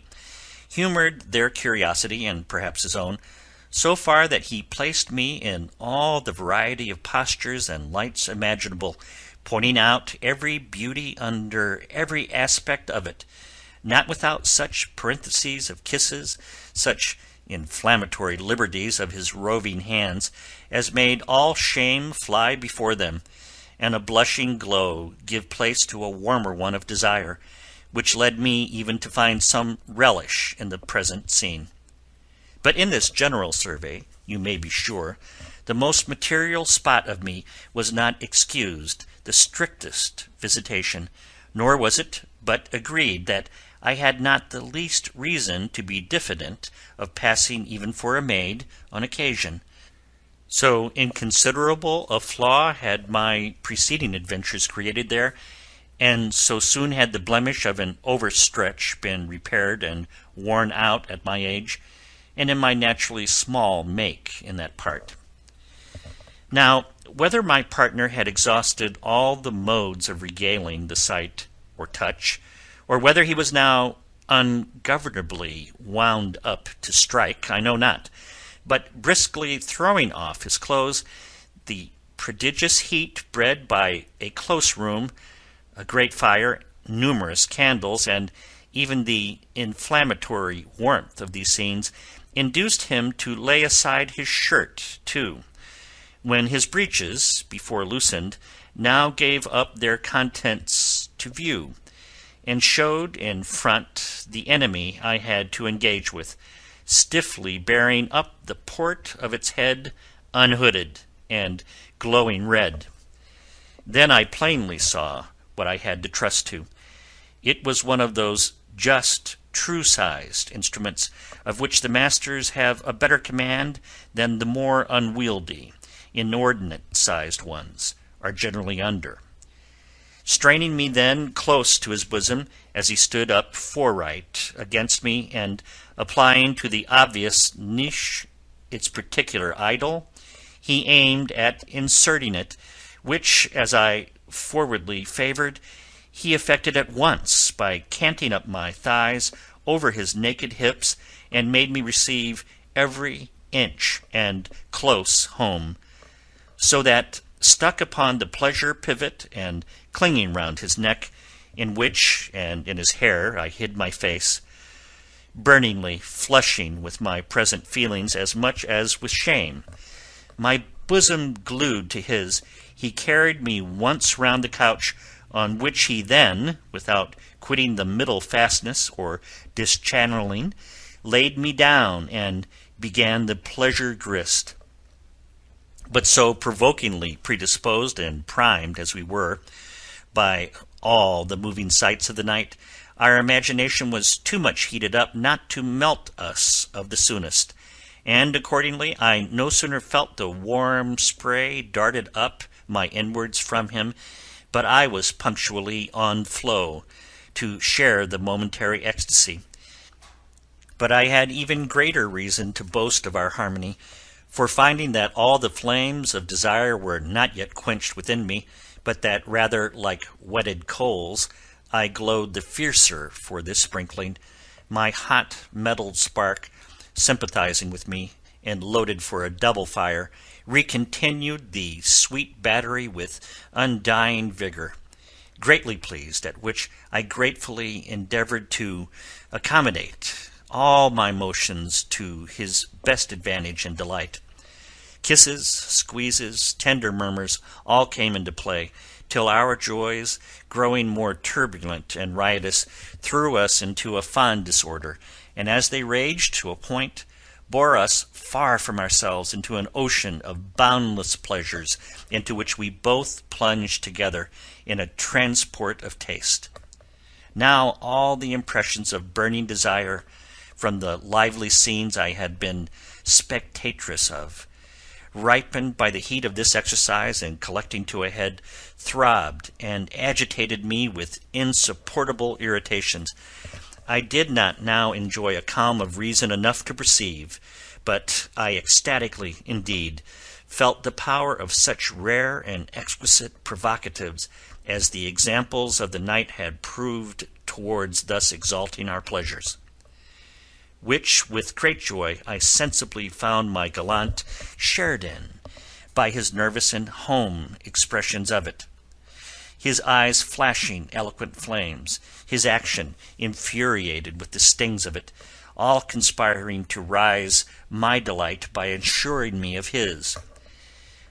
Lifted then to the utmost pitch of joy that human life can bear, undestroyed by excess,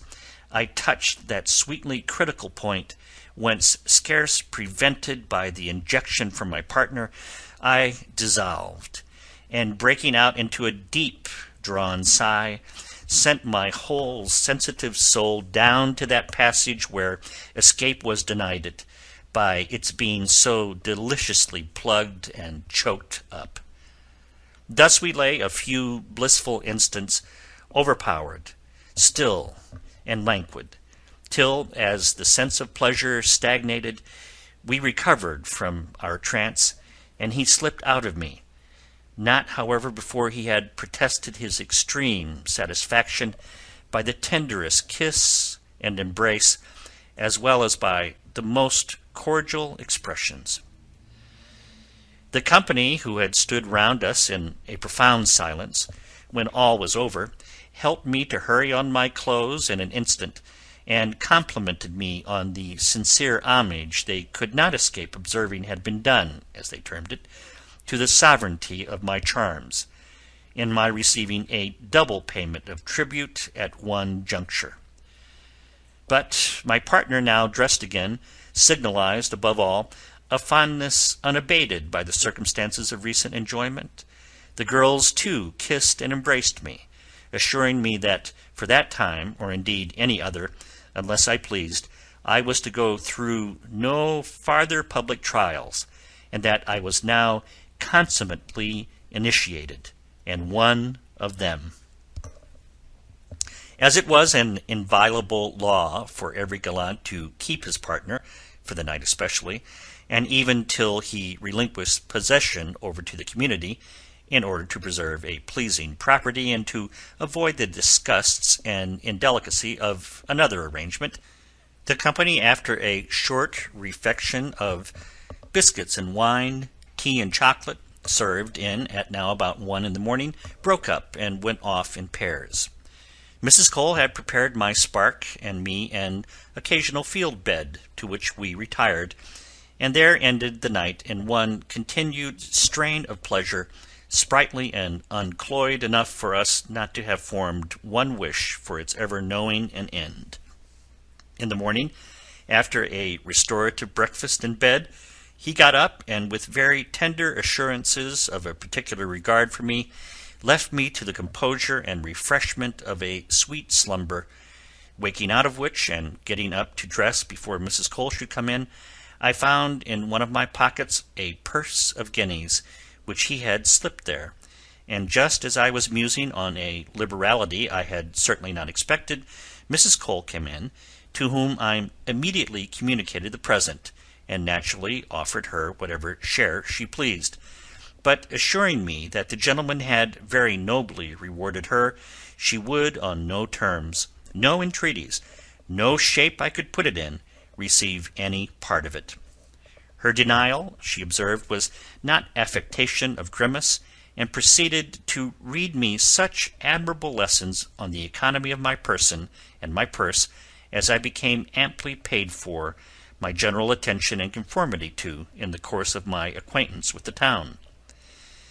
After which, changing the discourse, she fell on the pleasures of the preceding night, where I learned, without much surprise, as I began to enter on her character, that she had seen every thing that had passed,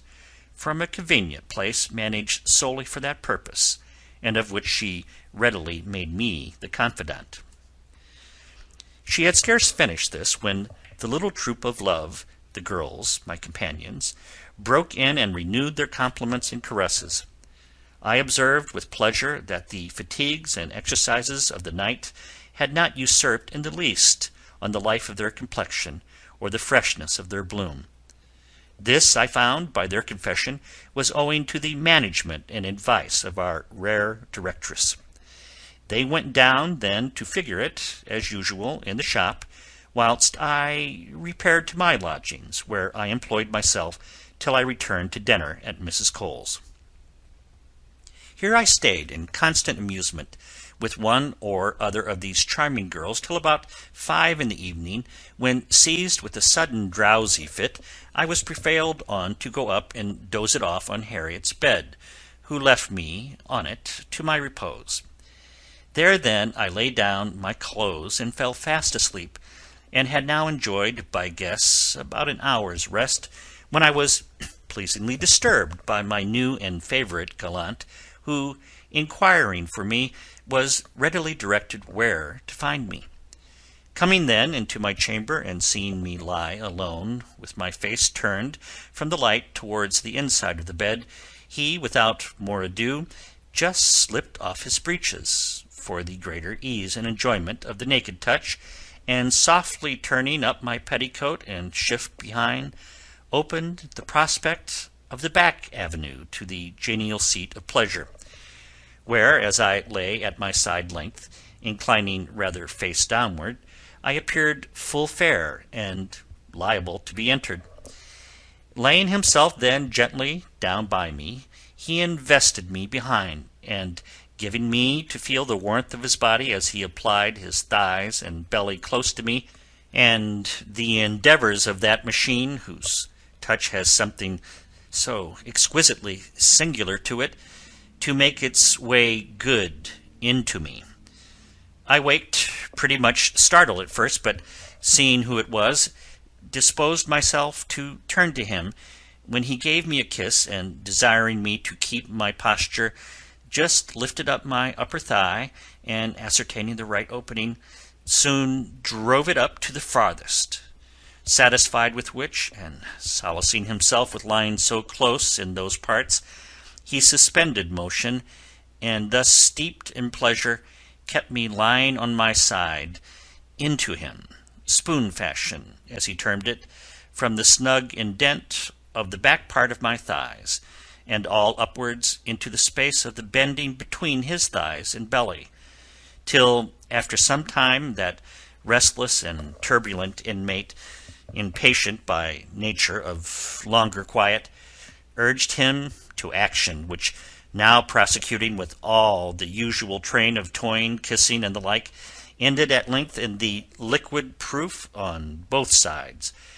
that we had not exhausted, or at least were quickly recruited of, last night's draughts of pleasure in us.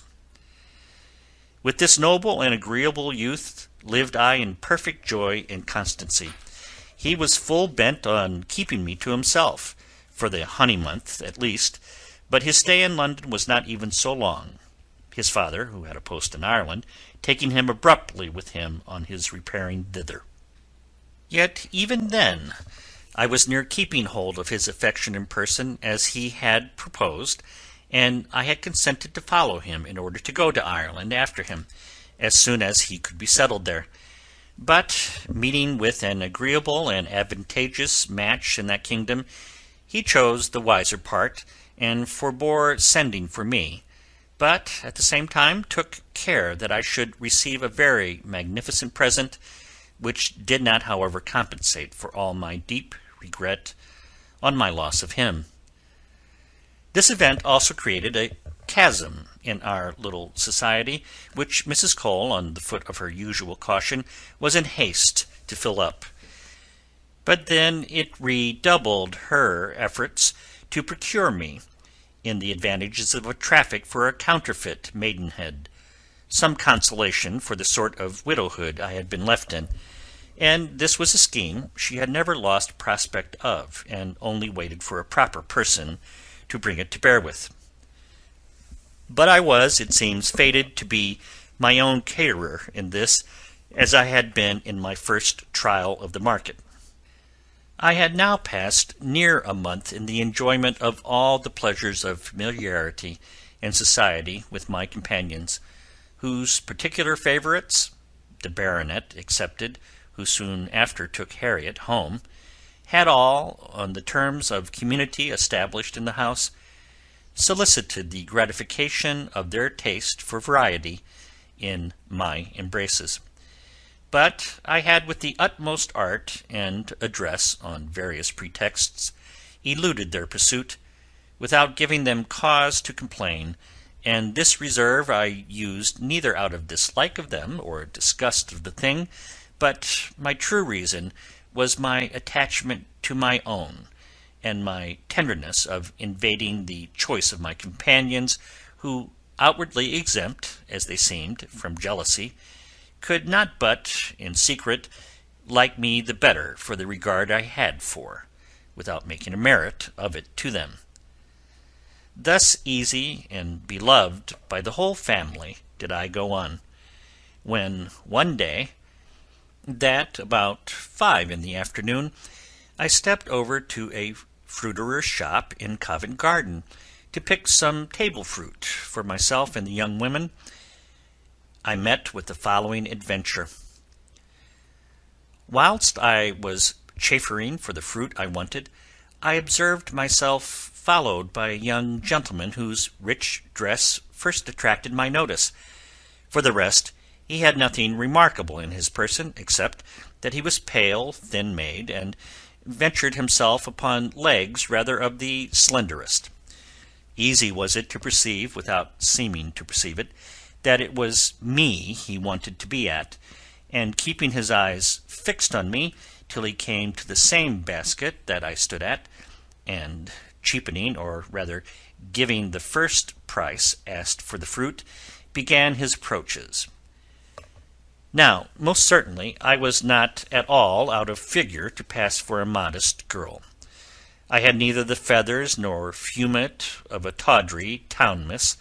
a straw hat, a white gown, clean linen, and above all, a certain natural and easy air of modesty, which the appearances of never forsook me, even on those occasions that I most broke in upon it in practice, were all signs that gave him no opening to conjecture my condition. He spoke to me, and this address, from a stranger throwing a blush into my cheeks that still set him wider off the truth, I answered him with an awkwardness and confusion the more apt to impose, as there was really a mixture of the genuine in them. But when proceeding, on the foot of having broken the ice, to join discourse, he went into other leading questions, I put so much innocence, simplicity, and even childishness into my answers, that on no better foundation, liking my person as he did, I will answer for it, he would have been sworn for my modesty. There is, in short, in the men, when once they are caught, by the eye especially, a fund of gullibility that their lordly wisdom little dreams of, and in virtue of which the most sagacious of them are seen so often our dupes. Amongst other queries he put to me, one was whether I was married. I replied that I was too young to think of that this many a year. To that of my age I answered, and sunk a year upon him, passing myself for not 17. As to my way of life, I told him I had served an apprenticeship to a milliner in Preston, and was come to town after a relation that I had found on my arrival was dead, and now lived journeywoman to a milliner in town. That last article, indeed, was not much of the side of what I pretended to pass for, but it did pass under favour of the growing passion I inspired with him. After he had next got out of me, very dexterously as he thought, what I had no sort of designs to make reserve of, my mistress' name and place of abode, he loaded me with fruit, all the rarest and dearest he could pick out, and sent me home, pondering on what might be the consequence of this adventure. As soon then as I came to Mrs. Cole's, I related to her all that passed, on which she had very judiciously concluded that if he did not come after me, there was no harm done, and that, if he did, as her presage suggested to her he would, his character and his views should be well sifted, so as to know whether the game was worth the springs; that in the meantime nothing was easier than my part in it, since no more rested on me than to follow her cue and promptership throughout to the last act. The next morning, after an evening spent on his side, as we afterwards learnt, in perquisitions into Mrs. Cole's character in the neighbourhood, than which nothing could be more favourable to her design upon him, my gentleman came in his chariot to the shop, where Mrs. Cole alone had an inkling of his errand. Asking then for her, he easily made a beginning of acquaintance by bespeaking some millinery ware, when, as I sat without lifting up my eyes, and pursuing the hem of a ruffle with the utmost composure and simplicity of industry, Mrs. Cole took notice that the first impressions I made on him ran no risk of being destroyed by those of Louisa and Emily, who were then sitting at work by me. After vainly endeavouring to catch my eyes in re-encounter with his, as I held my head down, affecting a kind of consciousness of guilt for having, by speaking to him, given him encouragement and means of following me, and after giving Mrs. Cole direction when to bring the things home herself, and the time he should expect them, he went out, taking with him some goods which he paid for liberally, for the better grace of his introduction. End of Part 7. Recorded by Denny Sayers in Modesto, California, winter 2006. Fanny Hill by John Cleland. Part 8. The girls at this time did not in the least smoke the mystery of this new customer, but Mrs. Cole, as soon as we were conveniently alone, assured me, in virtue of her long experience in these matters, that for this bout my charms had not missed fire, for that by his eagerness, his manner and looks, she was sure he had it. The only point now in doubt was his character and circumstances, which her knowledge of the town would soon gain her sufficient acquaintance with to take her measure upon. And effectively, in a few hours, her intelligence served her so well that she learned that his conquest of mine was no other than Mr. Norbert, a gentleman originally of great fortune, which, with a constitution naturally not the best, he had vastly impaired by his over-violent pursuit of the vices of the town, in the course of which, having worn out and stalled all the more common modes of debauchery, he had fallen into a taste of maiden-hunting, in which chase he had ruined a number of girls, sparing no expense to compass his ends, and generally using them well till tired, or cooled by enjoyment, or springing a new face, he could with more ease disembarrass himself of the old ones, and resign them to their fate, as his sphere of achievements of that sort lay only amongst such as he could proceed with by way of bargain and sale. Concluding from these premises, Mrs. Cole observed that a character of this sort was ever a lawful prize, that the sin would be not to make the best of our market of him, and that she thought such a girl as I only too good for him at any rate, and on any terms. She went then, at the hour appointed, to his lodgings in one of our inns of court, which were furnished in a taste of grandeur which had a special eye to all the conveniences of luxury and pleasure.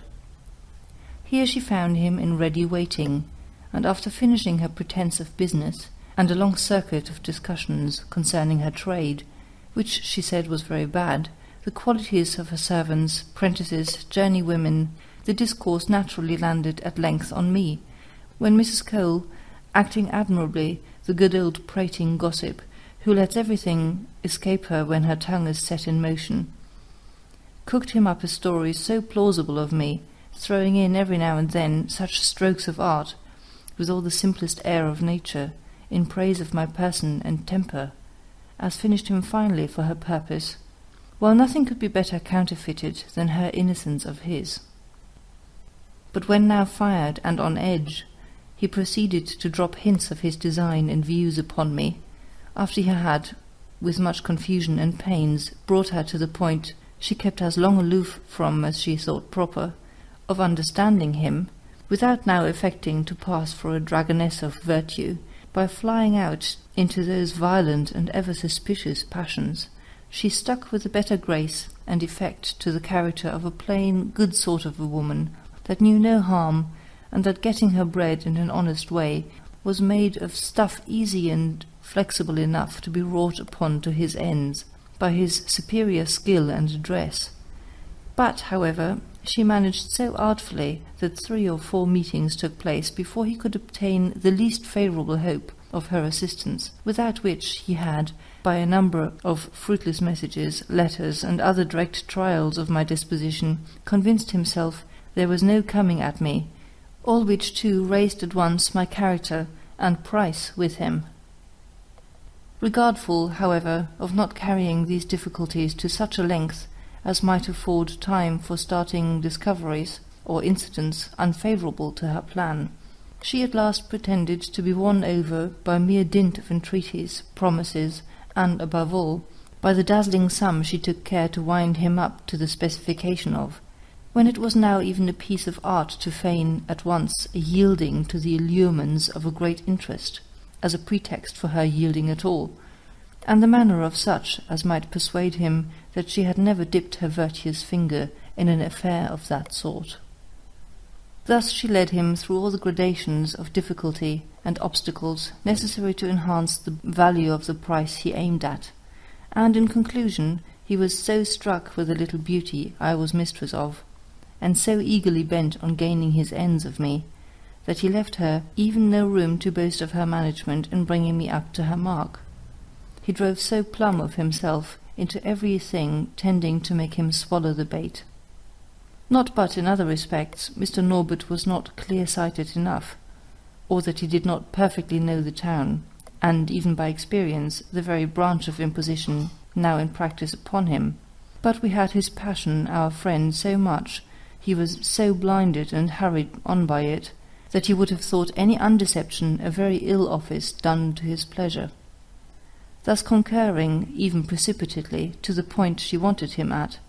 Mrs. Cole brought him at last to hug himself on the cheap bargain he considered the purchase of my imaginary jewel was to him, at no more than 300 guineas to myself, and 100 to the brokeress,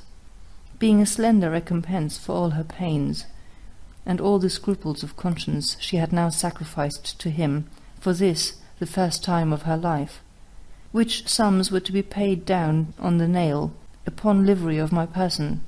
exclusive of some no inconsiderable presents that had been made in the course of the negotiation, during which I had occasionally but sparingly been introduced into his company at proper times and hours, in which it is incredible how little it seemed necessary to strain my natural disposition to modesty higher,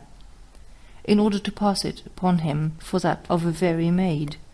all my looks and gestures ever breathing nothing but that innocence which the men so ardently require in us, for no other end than to feast themselves with the pleasures of destroying it, and which they are so grievously, with all their skill, subject to mistakes in. When the articles of the treaty had been fully agreed on, the stipulated payments duly secured, and nothing now remained but the exaltation of the main point, which centred in the surrender of my person up to his free disposal and use, Mrs. Cole managed her objections, especially to his lodgings, and insinuations so nicely that it became his own mere notion and urgent request that his copy of a wedding should be finished at her house. At first, indeed, she did not care, said she, to have such doings in it. She would not for £1,000 have any of the servants or prentices know it. her precious good name would be gone forever, with the like excuses. However, on superior objections to all other expedients, while she took care to start none but those who were most liable to them, he came round at last to the necessity of her obliging him in that conveniency, and of doing a little more where she had already done so much. The night, then, was fixed, with all possible respect to the eagerness of his impatience, and in the meantime Mrs. Cole had omitted no instructions, nor even neglected any preparation that might enable me to come off with honour in regard to the appearance of my virginity, except that, favoured as I was by nature with all the narrowness of stricture in that part requisite to conduct my designs, I had no occasion to borrow those auxiliaries of art that create a momentary one easily discovered by the test of a warm bath. And as to the usual sanguinary symptoms of defloration, which, if not always, are generally attendants on it, Mrs. Cole had made me the mistress of an invention of her own, which could hardly miss its effect, and of which more in its place. Everything then being disposed and fixed for Mr. Norbert's reception, he was, at the hour of 11 at night, with all the mysteries of silence and secrecy, let in by Mrs. Cole herself, and introduced into her bedchamber, where, in an old-fashioned bed of hers, I lay fully undressed and panting, if not with the fears of a real maid, at least with those perhaps greater of a dissembled one, which gave me an air of confusion and bashfulness that maiden modesty had all the honour of, and was indeed scarce distinguishable from it, even by less partial eyes than those of my lover. So let me call him, for I ever thought the term cully too cruel a reproach for the men for their abused weakness for us. As soon as Mrs. Cole, after the old gossipry on these occasions used to young women abandoned for the first time to the will of man, had left us alone in her room, which, by the by, was well lighted up, at his previous desire, that seemed to bode a stricter examination that he afterwards made. Mr. Norbert, still dressed, sprung towards the bed, where I got my head under the clothes, and defended them a good while before he could even get at my lips, to kiss them. So true it is that a false virtue on this occasion even makes a greater rout and resistance than a true one. From thence he descended to my breasts. The feeler disputed tooth and nail with him till, tired with my resistance, and thinking probably to give a better account of me, when got into bed to me, he hurried his clothes off in an instant, and came into bed.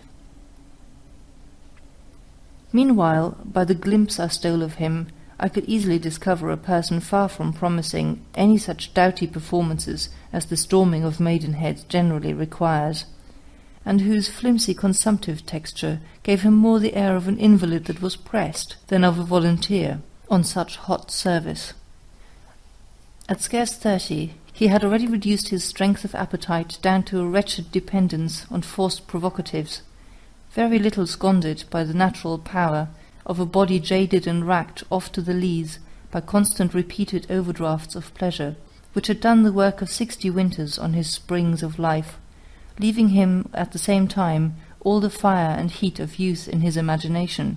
which served at once to torment and spur him down the precipice. As soon as he was in bed, he threw off the bedclothes, which I suffered him to force from my hold, and I now lay as exposed as he could wish, not only to his attacks, but his visitation of the sheets, where in the various agitations of the body, through my endeavours to defend myself, he could easily assure himself there was no preparation, though, to do him justice, he seemed a less strict examinant than I had apprehended from so experienced a practitioner. My shift, then, he fairly tore open, finding I made too much use of it to barricade my breasts, as well as the more important avenue. Yet in everything else he proceeded with the marks of tenderness and regard to me, whilst the art of my play was to show none for him. I acted then all the niceties, apprehensions, and terrors supposable for a girl perfectly innocent to feel at so great a novelty as a naked man in bed with her for the first time. He scarce even obtained a kiss but what he ravished, I put his hand away 20 times from my breasts, where he had satisfied himself of their hardness and consistence with passing for hitherto unhandled goods. But when grown impatient for the main point, he now threw himself upon me, and first trying to examine me with his finger, sought to make himself further away. I complained of his usage bitterly. I thought he would not have served the body so. I was ruined. I did not know what I had done. I would get up, so I would. And at the same time kept my thighs so fast blocked that it was not for strength like his to force them open or do any good. Finding thus my advantages, and that I had both my own and his motions at command, the deceiving him came so easy that it was perfectly playing upon velvet. In the meantime his machine, which was one of those sizes that slip in and out without being minded, kept pretty stiffly bearing against that part which the shutting my thighs barred access to. But finding at length he could do no good by mere dint of bodily strength, he resorted to entreaties and arguments,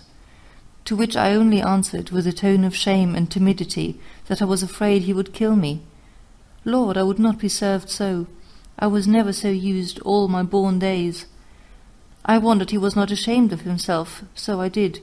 with such silly, infantile moods of repulse and complaint as I judged best adapted to the expressive character of innocence and affright. Pretending, however, to yield at length to the vehemence of his insistence, in action and words, I sparingly disclosed my thighs, so that he could just touch the cloven inlet with the tip of his instrument. But as he fatigued and toiled to get it in,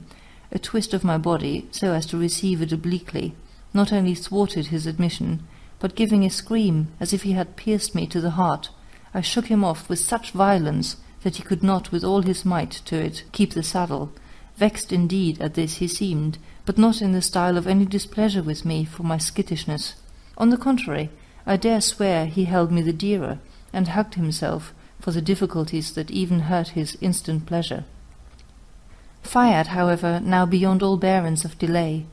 he remounts, and begged of me to have patience, stroking and soothing me to it by all tenderest endearments, and protestations of which he would moreover do for me. At which, feigning to be something softened, and abating of the anger that I had shown at his hurting me so prodigiously, I suffered him to lay my thighs aside, and make way for a new trial. But I watched the directions and managements of his point so well, that no sooner was the orifice in the least open to it, but I gave such a timely jerk, as seemed to proceed not from the evasion of his entry, but from the pain his efforts at it put me to. A circumstance, too, that I did not fail to accompany with proper gestures, sighs, and cries of complaint, of which that he had hurt me, he killed me, I should die, were the most frequent interjections. But now, after repeated attempts, in which he had not made the least impression towards gaining his point, at least for that time, the pleasure rose so fast upon him that he could not check or delay it, and in the vigour and fury which the approaches of the height of it inspired him, he made one fierce thrust that had almost put me by my guard, and lodged it so far that I could feel the warm inspersion just within the exterior orifice, which I had the cruelty not to let him finish there, but drew him out again, not without a most piercing loud exclamation, as if the pain had put me beyond all regard of being overheard. It was easy then to observe that he was more satisfied, more highly pleased with the supposed motives of his balk of consummation than he would have been at the full attainment of it. It was on this foot that I solved to myself all the falsity I employed to procure him that blissful pleasure in it, which most certainly he would not have tasted in the truth of things. Eased, however, and relieved by one discharge, he now applied himself to soothe, encourage, and to put me into humour and patience to bear his next attempt, which he began to prepare and gather force for, from all the incentives of the touch and sight which he could think of, by examining every individual part of my whole body, which he declared his satisfaction with, in raptures of applauses, kisses, universally imprinted, and sparing no part of me, in all the eagerest wantonness of feeling, seeing, and toying. His vigour, however, did not return so soon, and I felt him more than once pushing at the door, but so little in a condition to break in, that I questioned whether he had the power to enter, had he held it ever so open. But this he then thought me too little acquainted with the nature of things to have any regret or confusion about, and he kept fatiguing himself and me for a long time, before he was in any state to resume his attacks with any prospect of success. And then I breathed him so warmly, and kept him so at bay, that before he had made any sensible progress in point of penetration, he was deliciously sweated, and wearied out indeed, so that it was deep in the morning before he achieved his second let-go, about half-way of entrance, I all the while crying and complaining of his prodigious vigour, and the immensity of what I appeared to suffer splitting up with. Tired, however, at length, with such athletic drudgery, my champion began now to give out, and to gladly embrace the refreshment of some rest. Kissing me then with much affection, and recommending me to my repose, he presently fell fast asleep, which as soon as I had well satisfied myself of, I with much composure of body, so as not to wake him by any motion, with much ease and safety too, played of Mrs. Cole's advice for perfecting the signs of my virginity. In each of the head bedposts, just above where the bedsteads are inserted into them, there was a small drawer, so artfully adapted to the mouldings of the timber work that it might have escaped even the most curious search, while drawers were easily opened or shut by the touch of a spring, and were fitted, each with a shallow glass tumbler, full of a prepared fluid blood, in which lay soaked for ready use a sponge that required no more than gently reaching the hand to it, taking it out, and properly squeezing between the thighs, when it yielded a great deal more of the red liquid than would save a girl's honour, after which, replacing it, and touching the spring, all possibility of discovery, or even of suspicion, was taken away. And all this was not the work of the 4th part of a minute, and on whichever side one lay, the thing was equally easy and practicable by the double care taken to have each bedpost provided alike. True it is that, had he waked and caught me in the act, it would at least have covered me with shame and confusion, but then that he did not was, with the precautions I took, a risk of 1,000 to 1 in my favour. At ease now, and out of all fear of any doubts or suspicion on his side, I addressed myself in good earnest to my repose, but could obtain none. And in about half an hour's time my gentleman waked again, and turning towards me, I feigned a sound sleep, which he did not long respect, but girding himself again to renew the onset, he began to kiss and caress me, when now making as if I'd just waked. I complained of the disturbance, and of the cruel pain that this little rest had stole my senses from. Eager, however, for the pleasure, as well of consummating an entire triumph over my virginity, he said everything that could overcome my resistance, and bribe my patience to the end, which I was not ready to listen to, from being secure of the bloody proofs I had prepared of his victorious violence, though I still thought it good policy not to let him in yet a while. I answered then only to his importunities in sighs and moans that I was so hurt I could not bear it. I was sure he had done me a mischief, that he had. He was such a sad man. At this, turning down the clothes and viewing the field of battle by the glimmer of a dying taper, he saw plainly my thighs, shifts, and sheets, all stained with what he readily took for a virgin effusion, proceeding from his last half-penetration. Convinced and transported at which nothing could equal his joy and exultation. The illusion was complete, no other completion entered his head, but that of his having been at work upon an unopened mine, which idea, so strong an evidence, redoubled at once his tenderness for me, and his ardour for breaking it wholly up. Kissing me then with the utmost rapture, he comforted me, and begged my pardon for the pain he had put me to, observing withal that it was only a thing in course, but the worst was certainly past, and that with a little courage and constancy I should get it once well over, and never after experience anything but the greatest pleasure. By and little I suffered myself to be prevailed on, and giving, as it were, up the point to him, I made my thighs, insensibly spreading them, yield him liberty of access, which improving, he got a little within me, when by a well-managed reception I worked the female screw so nicely that I kept him from the easy mid-channel direction, and by dexterous wreathing and contortions, creating an artificial difficulty of entrance, made him win it inch by inch, with the most laborious struggles, I all the while sorely complaining, till at length, with might and main, winding his way in, he got it completely home, and giving my virginity, as he thought, the coup de grace, furnishing me with the cue of setting up a terrible outcry, whilst he, triumphant, and like a cock clapping his wings over his downtrod mistress, pursued his pleasure, which presently rose in virtue of this idea of a complete victory to a pitch that made me soon sensible of his melting period, whilst I now lay acting the deep wounded, breathless, frightened, undone, no longer maid. You would ask me, perhaps, whether all this time I enjoyed any perception of pleasure? I assure you, little or none, till just towards the latter end a faintish sense of it came on mechanically from so long a struggle and frequent fret in that ever-sensible part. But in the first place I had no taste for the person I was suffering the embraces of, on a pure mercenary account, and then I was not entirely delighted with myself for the jade's part I was playing, whatever excuses I might have to plead for my being brought into it.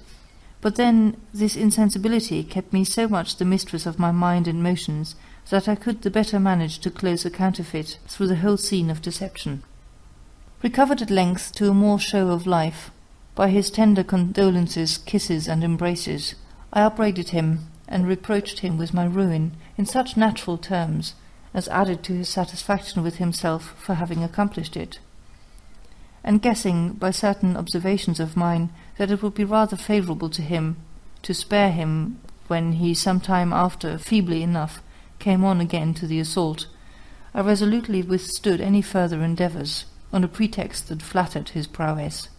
of my being so violently hurt and sore that I could not possibly endure a fresh trial. He then graciously granted me a respite, and the next morning, soon after advancing, I got rid of further importunity, till Mrs. Cole, being rang for by him, came in and was made acquainted, in terms of the utmost joy and rapture, with his triumphant certainty of my virtue, and the finishing stroke he had given in the course of the night, of which, he added, she would see proof enough in bloody characters on the sheets. You may guess how a woman of her turn of address and experience humoured the jest, and played him off with mixed exclamations of shame, anger, compassion for me, and of her being pleased that it was so well over, in which last I believe she was certainly sincere. And now, as the objection which she had represented as an invincible one, to my lying the first night at his lodgings, which were studiously calculated for freedom of intrigues, on the account of my maiden fears and terrors at the thoughts of going to a gentleman's chambers, and being alone with him in bed, was surmounted, she pretended to persuade me, in favour to him, that I should go there to him whenever he pleased, and still keep up all the necessary appearances of working with her, that I might not lose with my character the prospect of getting a good husband, and at the same time her house would be kept the safer from scandal. All this seemed so reasonable, so considerate to Mr. Norbert, that he never once perceived that she did not want him to resort to her house, lest he might in time discover certain inconsistencies with the character that she had set out with him. Besides that, this plan greatly flattered his own ease and views of liberty. Leaving me then to my much-wanted rest, he got up, and Mrs. Cole, after settling with him all points relating to me, got him undiscovered out of the house. After which, as I was awake, she came in and gave me due praises for my success. Behaving too with her usual moderation and disinterestedness, she refused any share of the sum I had thus earned, and put me into such a secure and easy way of disposing of my affairs, which now amounted to a kind of little fortune, that a child of 10 years old might have kept the account and property of them safe in its hands. I was now restored again to my former state of a kept mistress, and used punctually to wait on Mr. Norbert at his chambers whenever he sent a messenger for me, which I constantly took care to be in the way of, and managed with so much caution that he never once penetrated the nature of my connections with Mrs. Cole. but indolently given up to ease and the town dissipations, the perpetual hurry of them hindered him from looking into his own affairs, much less to mine. In the meantime, I may judge from my own experience, none are better paid or better treated during their reign than the mistresses of those who, animate by nature, debaucheries, or age, have the least employment to the sex. Sensible that a woman must be satisfied some way, they ply her with 1,000 little tender attentions, presents, caresses, confidences, and exhaust their inventions in means and devices to make up for the capital deficiency. And even towards lessening that, what arts, what modes, what refinements of pleasure have they not recourse to raise their languid powers, and press nature into the service of their sensuality? But here is their misfortune, that when by a course of teasing, worrying, handling, wanton postures, lascivious motions, they have at length accomplished a flashy enervate enjoyment, that at the same time lighted up a flame in the object of their passion, that, not having the means themselves to quench, drives her for relief into the next person's arms, who can finish their work, and thus they become bawds to some favourite, tried and approved of, for a more vigorous and satisfactory execution. For with women, of our turn especially, however well our hearts may be disposed, there is a controlling part, or queen's seat in us, that governs itself by its own maxims of state, amongst which not one is stronger in practice with it than in the matter of its dues, never to accept the will for the deed. Mr. Norbert, who was much in this ungracious case, though he professed to like me extremely, could but seldom consummate the main joy itself with me, without such a length and variety of preparations as were at once wearisome and inflammatory. Sometimes he would strip me stark naked on a carpet by a good fire, when he would contemplate me almost by the hour,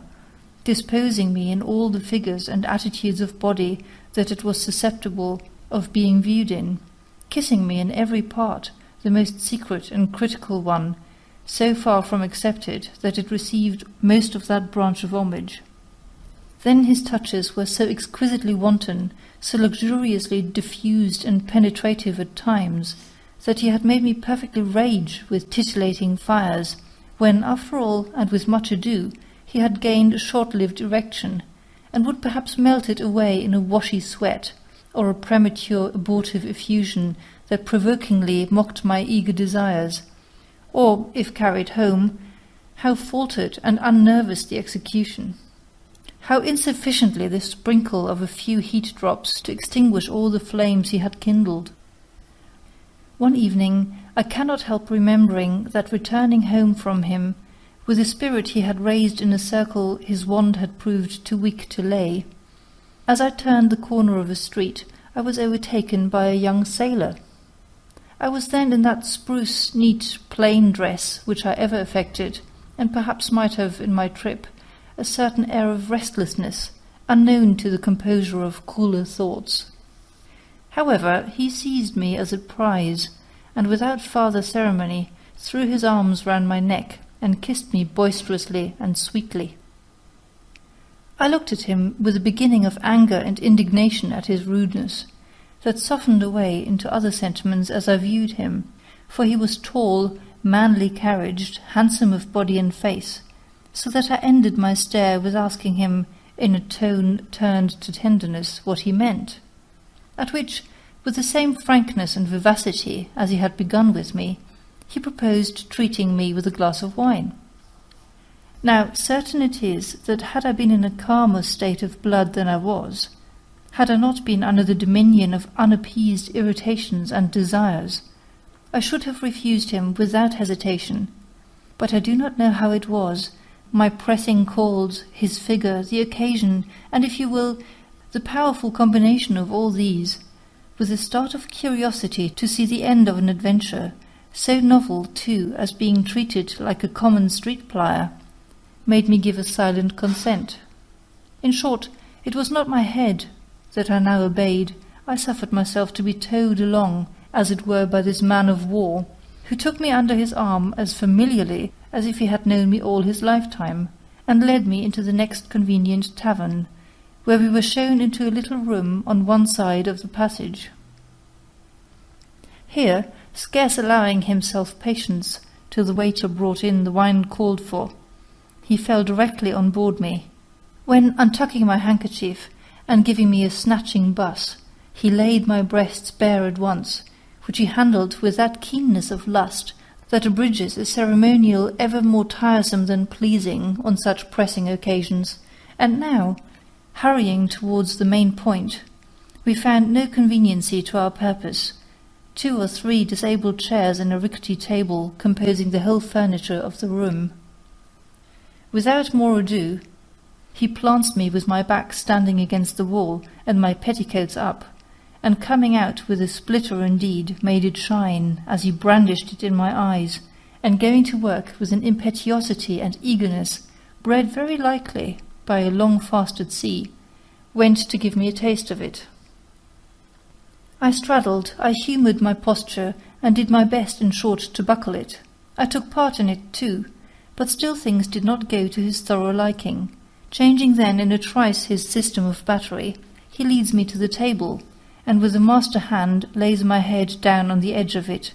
and with the other canting up my petticoats and shift, bears my naked posteriors to his blind and furious guide. It forces its way between them, and I, feeling pretty sensibly that it was not going by the right door, and knocking desperately at the wrong one, I told him of it. "Pooh," says he, "my dear, any port in a storm." Altering, however, directly his course, and lowering his point, he fixed it right,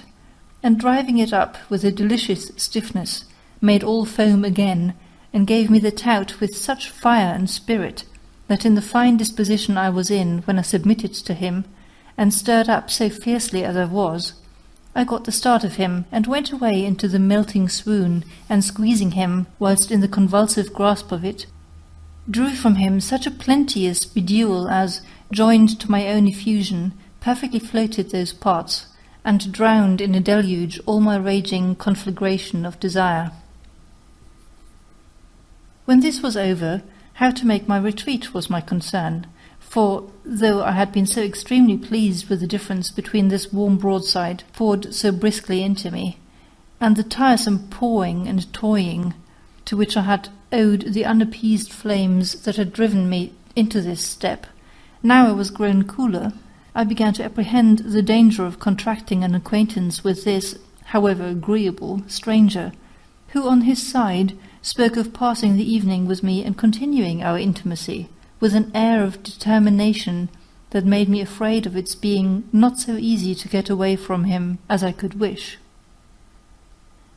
In the meantime I carefully concealed my uneasiness, and readily pretended to consent to stay with him, telling him I should only step to my lodgings to leave a necessary direction, and then instantly return. This he very glibly swallowed, on the notion of my being one of those unhappy street errants who devote himself to the pleasure of the first ruffian that will stoop to pick them up, and of course that I would scarce bilk myself of my hire, by my not returning to make the most of the job. Thus he parted with me, not before, however, he had ordered in my hearing a supper, which I had the barbarity to disappoint him of my company to. But when I got home and told Mrs. Cole my adventure, she represented so strongly in me the nature and dangerous consequences of my folly, particularly the risks to my health, in being so open-legged and free, that I not only took resolutions never to venture so rashly again, which I inviolably preserved, but passed a good many days in continual uneasiness, lest I should have met with other reasons, besides the pleasure of that encounter, to remember it, but these fears wronged my pretty sailor, for which I gladly make him this reparation. I had now lived with Mr. Norbert near a quarter of a year, in which space I circulated my time very pleasantly between my amusements at Mrs. Cole's, and a proper attendance on that gentleman, who paid me profusely for the unlimited complaisance with which I passively humoured every caprice of pleasure, and which had won upon him so greatly, that finding, as he said, or that variety in me alone which he had sought for in a number of women, I had made him lose his taste for inconstancy and new faces.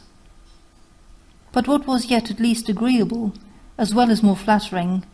the love I had inspired him with bred a deference to me that was of great service to his health, for having by degrees, and with most pathetic representations,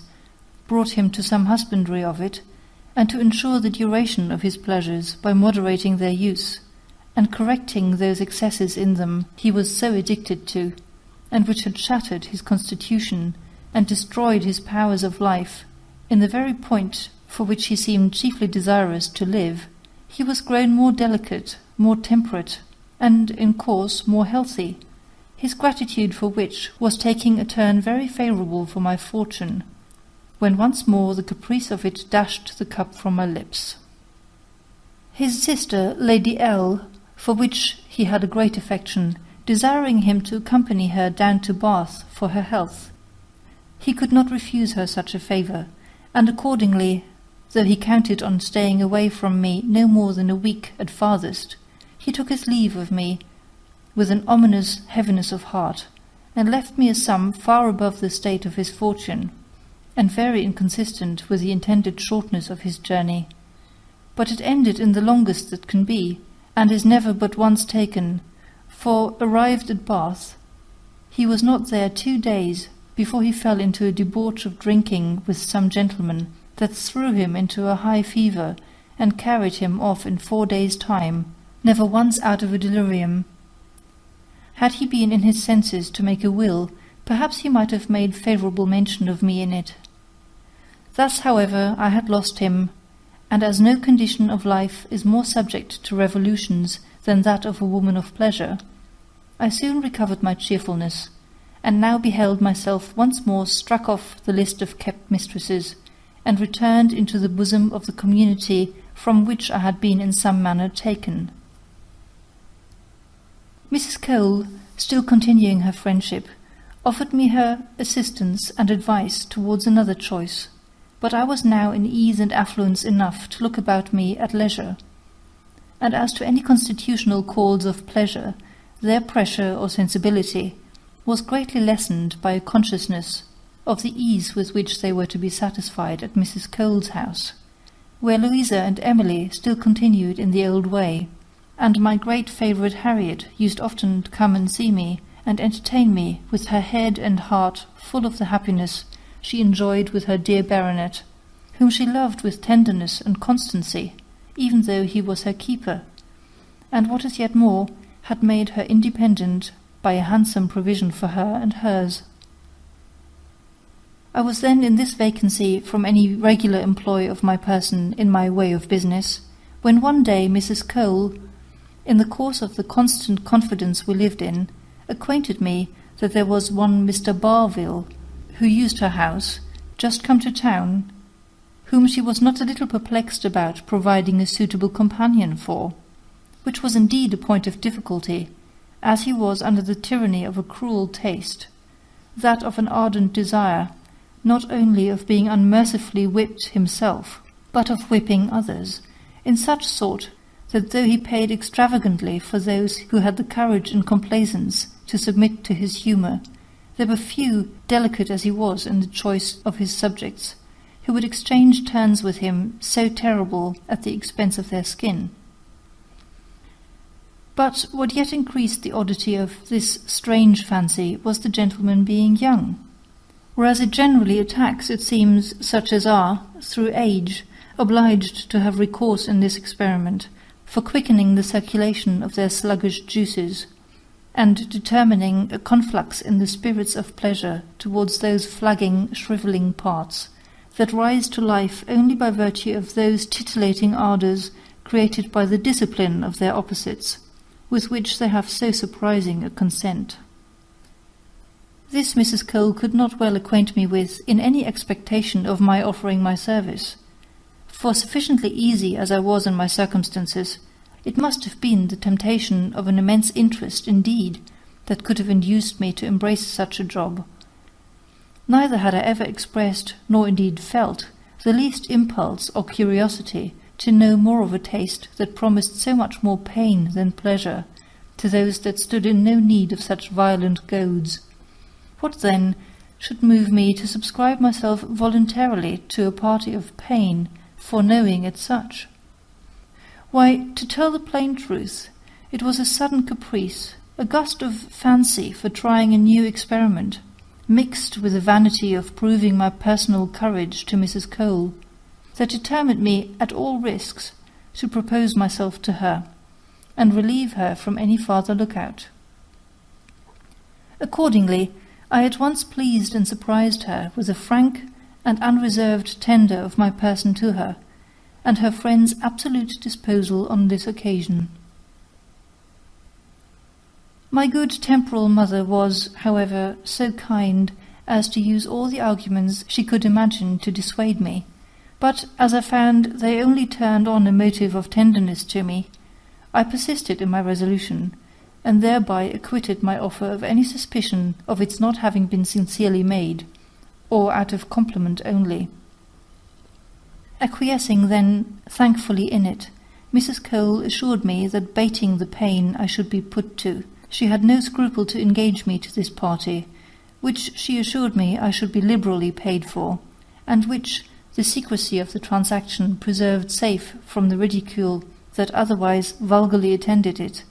that for her part she considered pleasure of one sort or other as the universal port of destination, and every wind that blew thither a good one, provided it blew nobody any harm, that she rather compassionated than blamed those unhappy persons who are under a subjection they cannot shake off,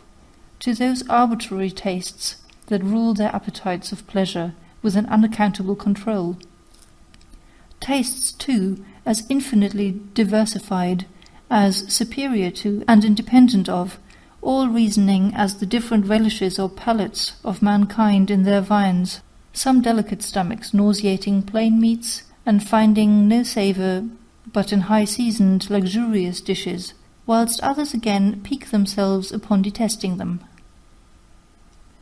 I stood now in no need of this preamble of encouragement or justification. My word was given, and I was determined to fulfil my engagements. Accordingly the night was set, and I had all the necessary previous instructions how to act and conduct myself.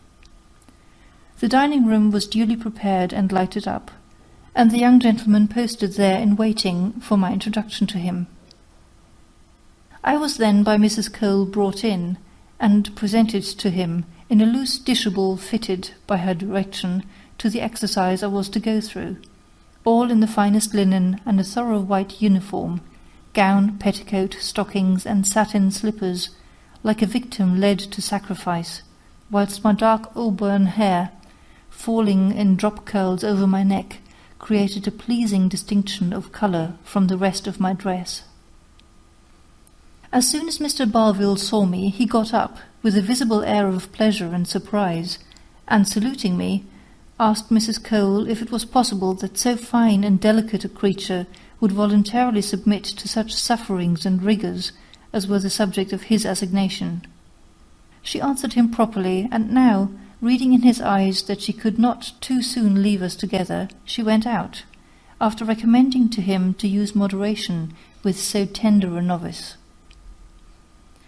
But whilst she was employing his attention, mine had been taken up with examining the figure and person of this unhappy young gentleman,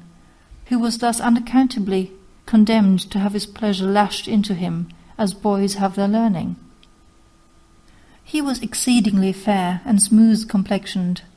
and appeared to me no more than 20 at most, though he was 3 years older than what my conjectures gave him. But then he owed this favourable mistake to a habit of fatness, which spread through a short squab stature, and a round, plump, fresh-coloured face gave him greatly the look of a Bacchus, had not an air of austerity, not to say sternness, very unsuitable even to his shape of face, dashed that character of joy necessary to complete the resemblance. His dress was extremely neat, but plain, and far inferior to the ample fortune he was in full possession of. This too was a taste in him, and not avarice. As soon as Mrs. Cole was gone, he seated me near him, when now his face changed upon me into an expression of the most pleasing sweetness and good humour, the more remarkable for its sudden shift from the other extreme, which I found afterwards, when I knew more of his character, was owing to the habitual state of conflict with, and dislike of himself, for being enslaved to so peculiar a gust, by the fatality of a constitutional ascendant, that rendered him incapable of receiving any pleasure till he submitted to these extraordinary means of procuring it at the hands of pain, whilst the constancy of this repining consciousness stamped at length that cast of sourness and severity on his features, which was, in fact, very foreign to the natural sweetness of his temper. After a competent preparation by apologies, and encouragement to go through my part with spirit and constancy, he stood up near the fire, whilst I went to fetch the instruments of discipline out of a closet hard by.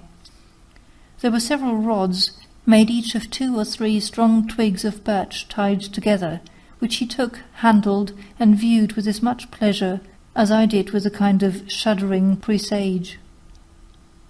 Next we took from the side of the room a long broad bench, made easy to lie at length on by a soft cushion in a calico cover,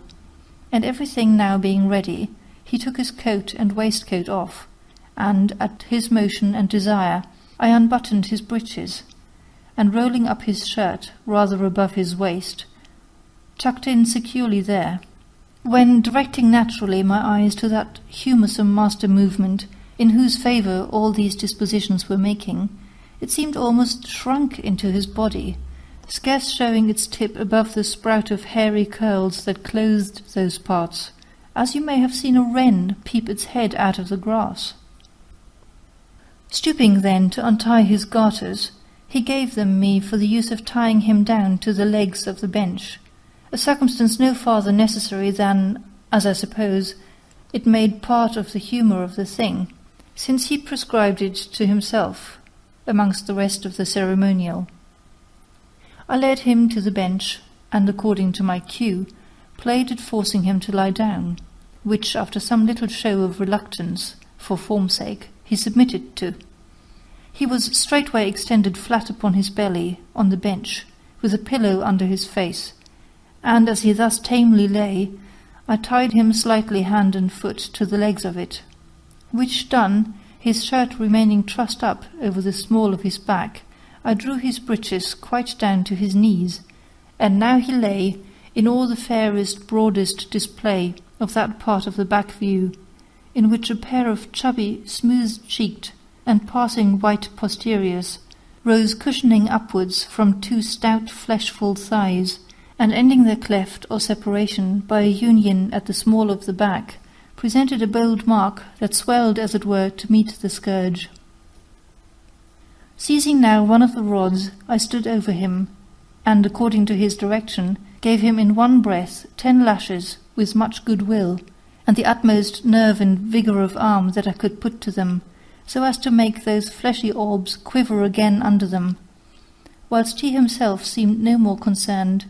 or to mind them, than a lobster would a flea bite. In the meantime, I viewed intently the effects of them, which to me at least appeared surprisingly cruel. Every lash had skimmed the surface of those white cliffs, which they deeply reddened, and lapping round the side of the furthermost from me, cut specially into the dimple of it such livid weals, as the blood either span out from, or stood in large drops on, and from some of the cuts I picked out even the splinters of the rod that had stuck in his skin. Nor was this raw work to be wondered at, considering the greenness of the twigs and the severity of the infliction, whilst the whole surface of his skin was so smooth stretched over the hard and firm pulp of flesh that filled it, as to yield no play or elusive swagging under the stroke, which thereby took place the more plumb and cut into the quick.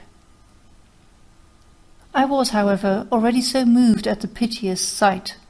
that I from my heart repented the undertaking, and would willingly have given over, thinking he had full enough, But he encouraging and beseeching me earnestly to proceed, I gave him 10 more lashes, and then resting, surveyed the increase of bloody appearances.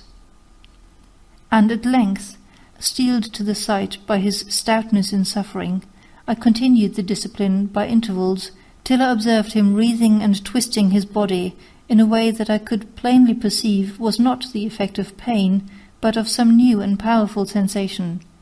Curious to dive into the meaning of which, in one of my pauses of intermission, I approached, as he still kept working and grinding his belly against the cushion under him,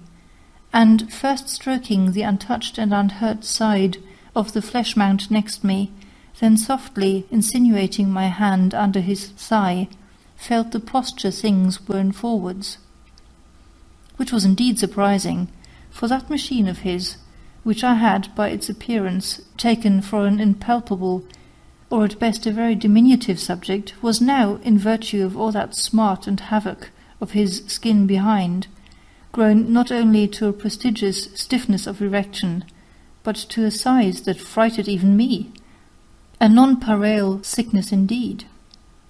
The head of it alone filled the utmost capacity of my grasp.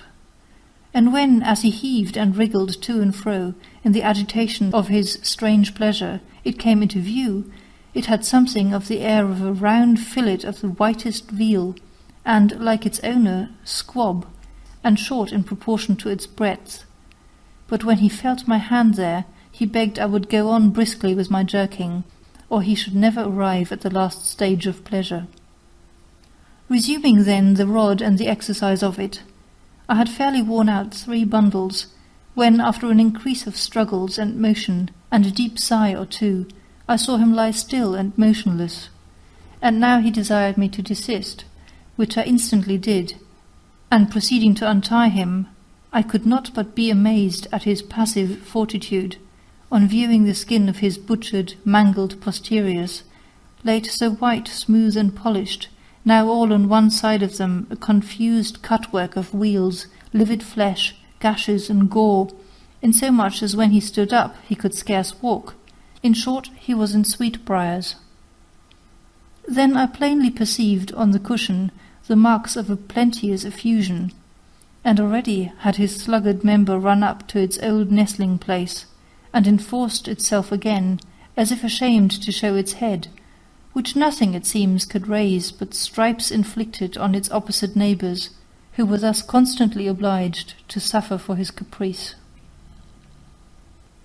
End of Part 8. Recorded by Gesine in Valletta, March 2006.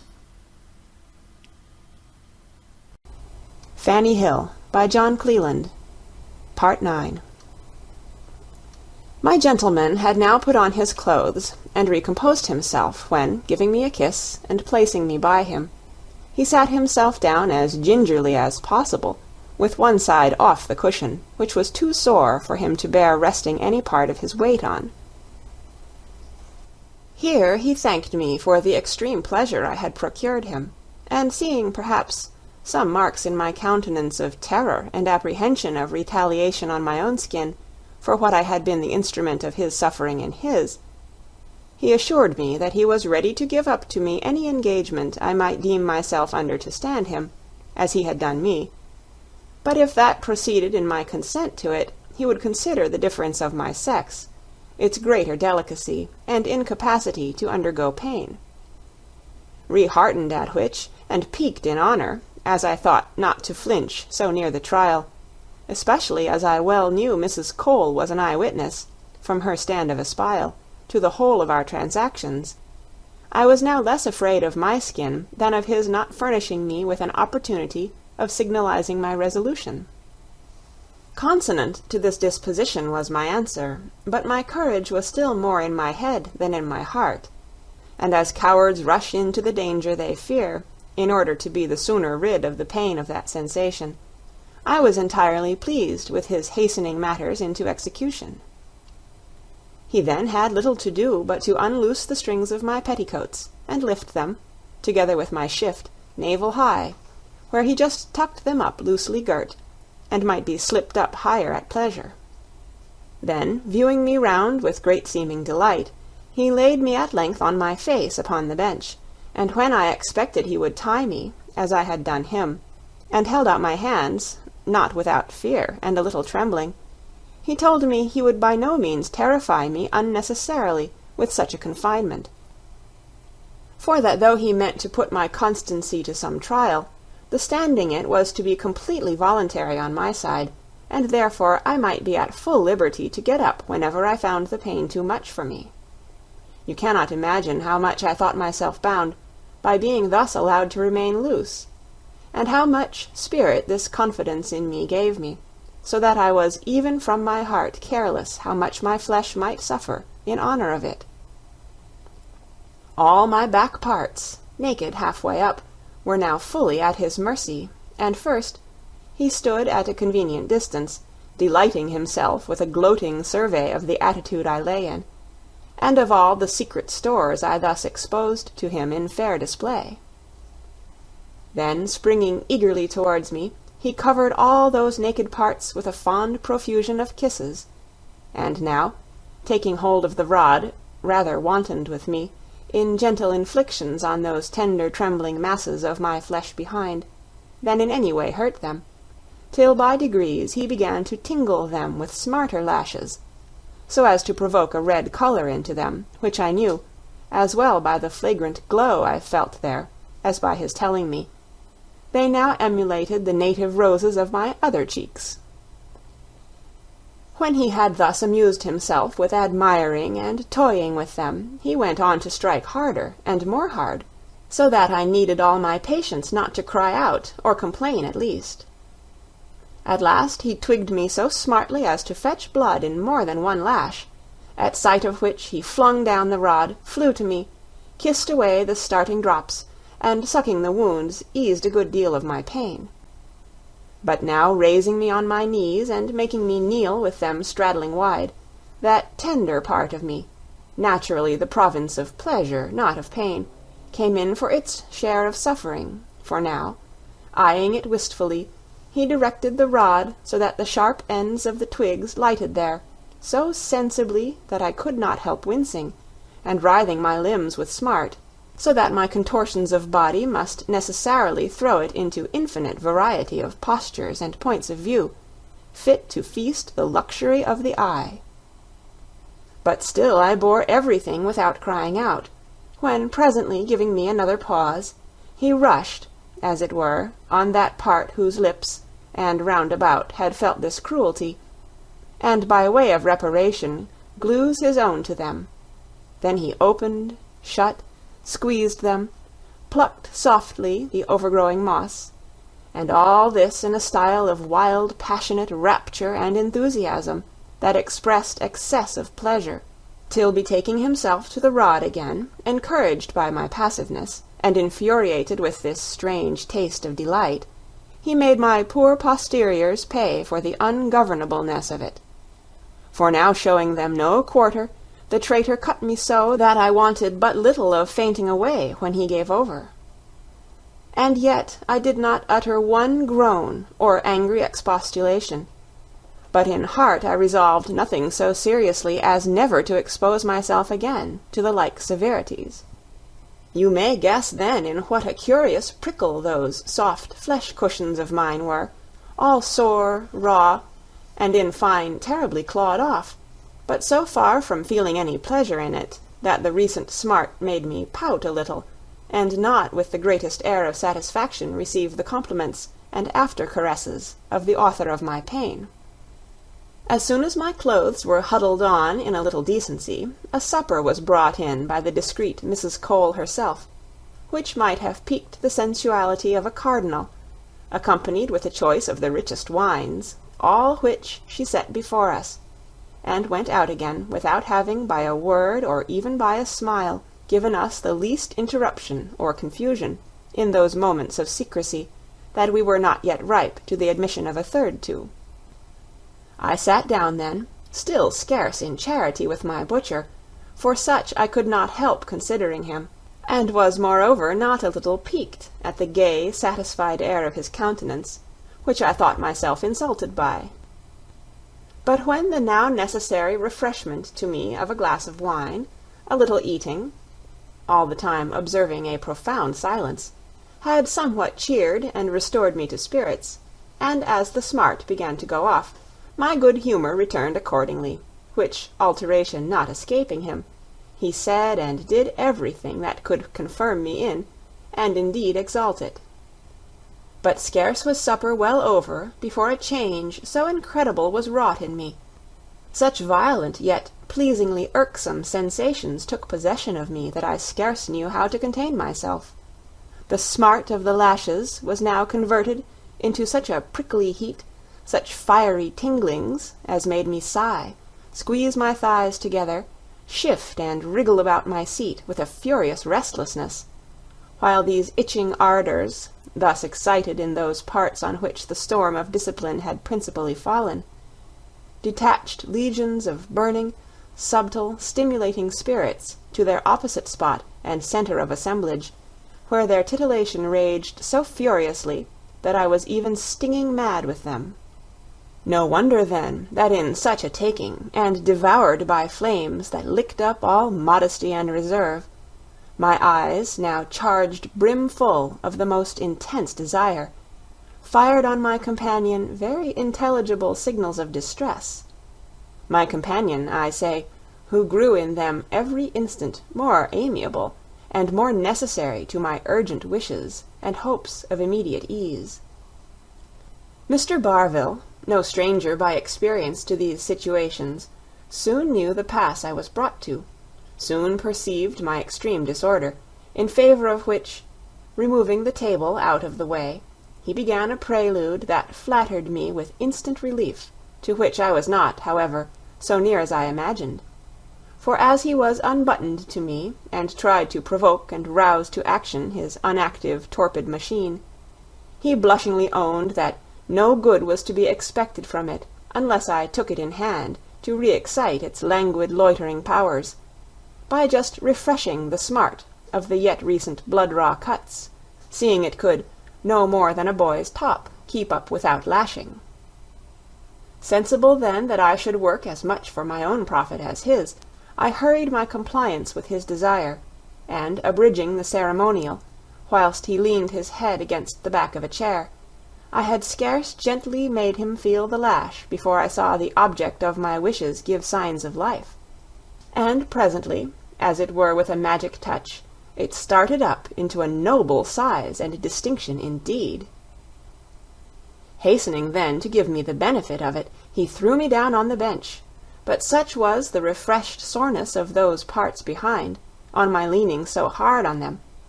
as became me to compass the admission of that stupendous head of his machine, that I could not possibly bear it. I got up then, and tried, by leaning forwards and turning the crupper on my assailant, to let him at the back avenue, but here it was likewise impossible to stand his bearing so fiercely against me, in his agitations and endeavours to enter that way, whilst his belly battered directly against the recent sore. What should we do now? Both intolerably heated, both in a fury, but pleasure is ever inventive for its own ends. He strips me in a trice, stark naked, and placing a broad settee cushion on the carpet before the fire, oversets me gently, topsy-turvy on it, and handling me only at the waist, whilst you may be sure I favoured all my dispositions, brought my legs round his neck, so that my head was kept from the floor only by my hands and the velvet cushion, which was now bespread with my flowing hair. Thus I stood on my head and hands, supported by him in such manner that whilst my thighs clung round him, so as to expose to his sight all my back figure, including the theatre of his bloody pleasure, the centre of my forepart fairly bearded the object of its rage, that now stood in fine condition to give me satisfaction for the injuries of its neighbours. But as this posture was certainly not the easiest, and our imaginations, wound up to the height, could suffer no delay, he first, with the utmost eagerness and effort, just lip-lodged that broad acorn-fashioned head of his instrument, and still frenzied by the fury with which he had made that impression, he soon stuffed in the rest, when now, with a pursuit of thrusts, fiercely urged, he absolutely overpowered and absorbed all sense of pain and uneasiness, whether from my wounds behind, my most untoward posture, or the oversize of his stretcher, in an infinitely predominant delight. When now all my whole spirits of life and sensation, rushing impetuously to the cockpit, where the prize of pleasure was hotly in dispute, and clustering to a point there, I soon received the dear relief of nature from these over-violent strains and provocations of it, harmonizing with which my gallant spouted into me such a potent overflow of the balsamic injection as softened and unedged all those irritating stings of a new species of titillation, which I had been so intolerably maddened with, and restored the ferment of my senses to some degree of composure. I had now achieved this rare adventure ultimately much more to my satisfaction than I had bespoken the nature of it to turn out, nor was it much lessened, you may think, by my Spark's lavish praises of my constancy and complaisance, which he gave weight to by a present that greatly surpassed my utmost expectation, besides his gratification to Mrs. Cole. I was not, however, at any time re-enticed to renew with him, or resort again to the violent expedient of lashing nature into more haste than good speed, which, by the way, I conceive acts somewhat in the manner of a dose of Spanish flies, with more pain perhaps, but less danger, and might be necessary to him, but was nothing less so than to me, whose appetite wanted the bridle more than the spur. Mrs. Cole, to whom this adventurous exploit had more and more endeared me, looked on me now as a girl after her own heart, afraid on nothing, and, on a good account, hardly enough to fight all the weapons of pleasure through. Attentive, then, in consequence of these favourable conceptions, to promote either my profit or pleasure, she had special regard for the first, in a new gallant of a very singular turn, that she procured for and introduced to me. This was a grave, staid, solemn, elderly gentleman, whose peculiar humour was a delight in combing fine tresses of hair, and as I was perfectly headed to his taste, he used to come constantly at my toilette hours, when I let down my hair as loose as nature, and abandoned it to him to do what he pleased with it, and accordingly he would keep me an hour or more in play with it, drawing the comb through it, winding the curls round his fingers, even kissing it as he smoothed it. And all this led to no other use of my person, or any other liberties whatever, any more than if a distinction of sexes had not existed. Another peculiarity of taste he had, which was to present me with a dozen pairs of the whitest kid gloves at a time. These he would divert himself with drawing on me, and then biting off the fingers' ends, all which fooleries of a sickly appetite the old gentleman paid more liberally for than most others did for more essential favours.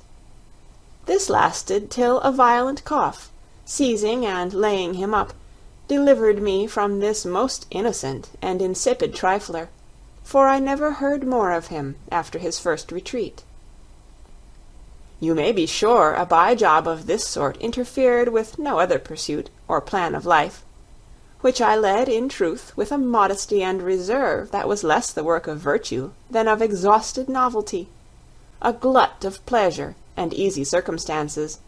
that made me indifferent to any engagements in which pleasure and profit were not eminently united. And such I could, with the less impatience, wait for at the hands of time and fortune, as was satisfied I could never mend my pennyworths, having evidently been served at the top of market, and even been pampered with dainties. Besides that, in the sacrifice of a few momentary impulses, I found a secret satisfaction in respecting myself, as well as preserving the life and freshness of my complexion. Louisa and Emily did not carry, indeed, their reserve so high as I did, but still they were far from cheap or abandoned, though two of their adventures seemed to contradict this general character, which, for their singularity, I shall give you in course, beginning first with Emily's. Louisa and she went one night to a ball, the first in the habit of a shepherdess, Emily in that of a shepherd. I saw them in their dresses before they went, and nothing in nature could represent a prettier boy than this last did, being so fair and well-limbed. They had kept together for some time, when Louisa, meeting an old acquaintance of hers, very cordially gives her companion the drop, and leaves her under the protection of her boy's habit, which was not much, and of her discretion, which was, it seems, still less. Emily, finding herself deserted, sauntered thoughtless about a while, and, as much for coolness and air as anything else, at length pulled off her mask and went to the sideboard, where,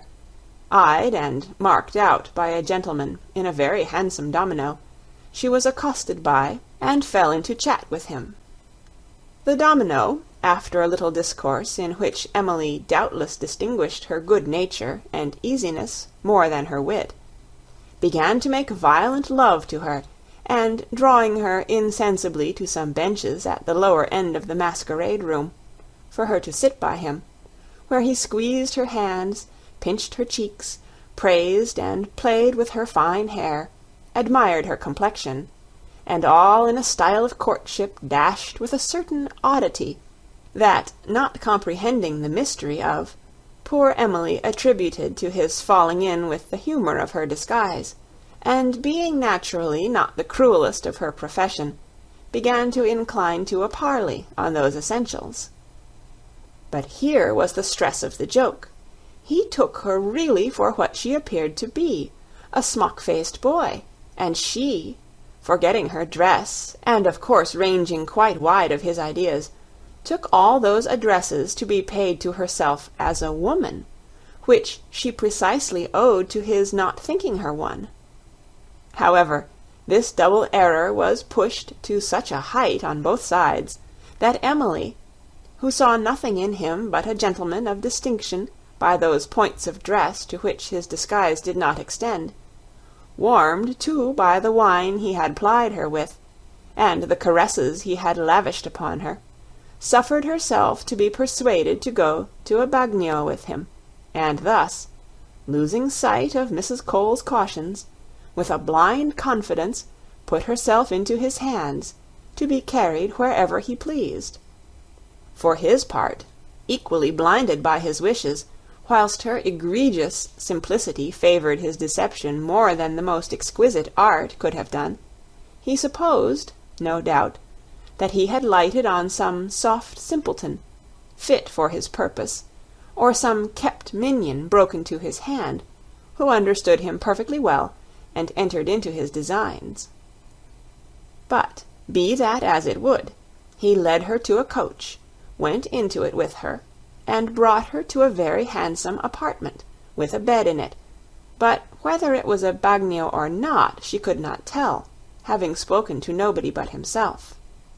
But when they were alone together, and her innamorato began to proceed to those extremities which instantly discover the sex,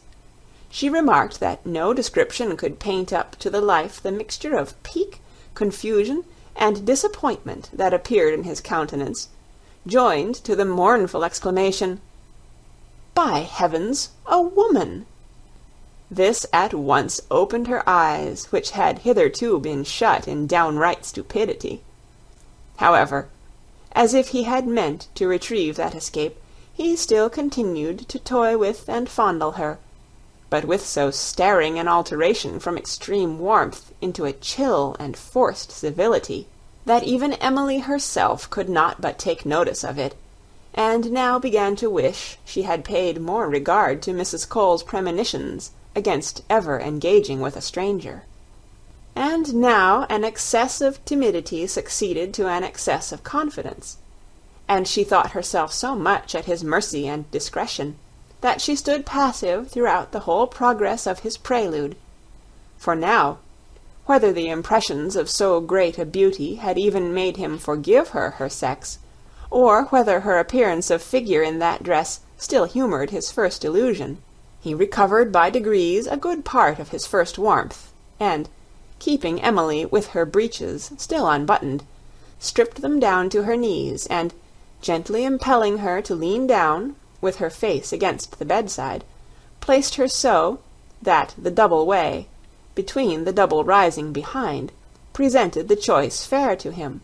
and he was so fairly set on a misdirection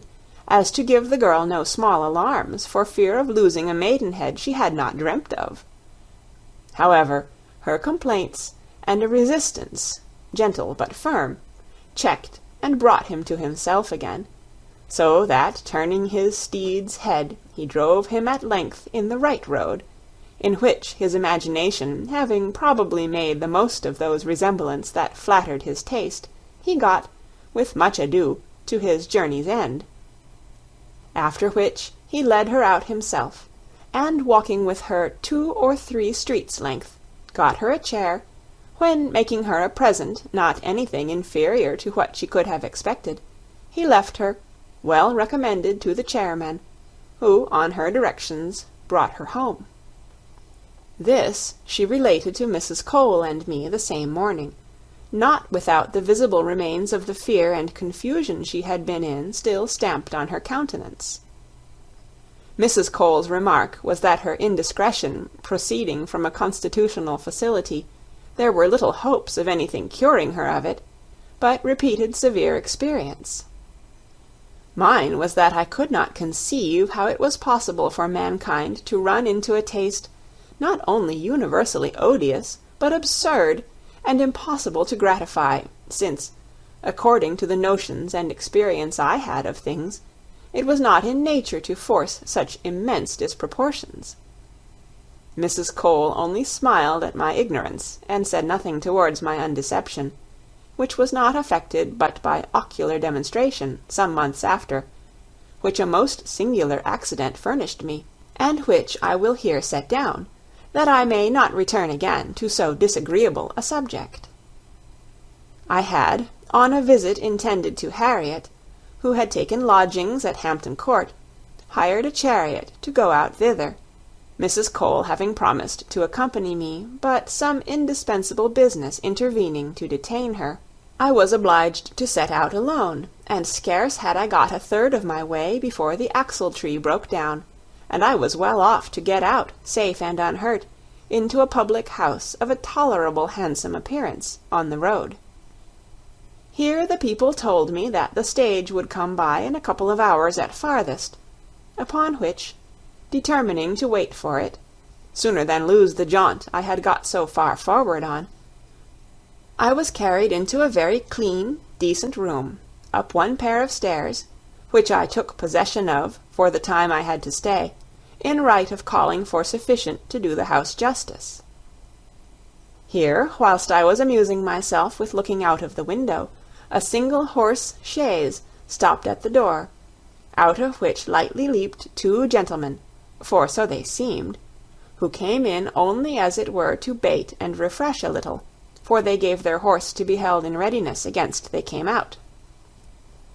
And presently I heard the door of the next room, where they were let in, and called about them briskly,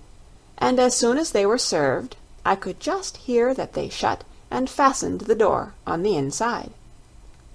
A spirit of curiosity, far from sudden, since I do not know when I was without it, prompted me, without any particular suspicion or other drift or view, to see what they were, and examine their persons and behavior. The partition of our rooms was one of those movable ones that, when taken down, served occasionally to lay them into one, for the conveniency of a large company.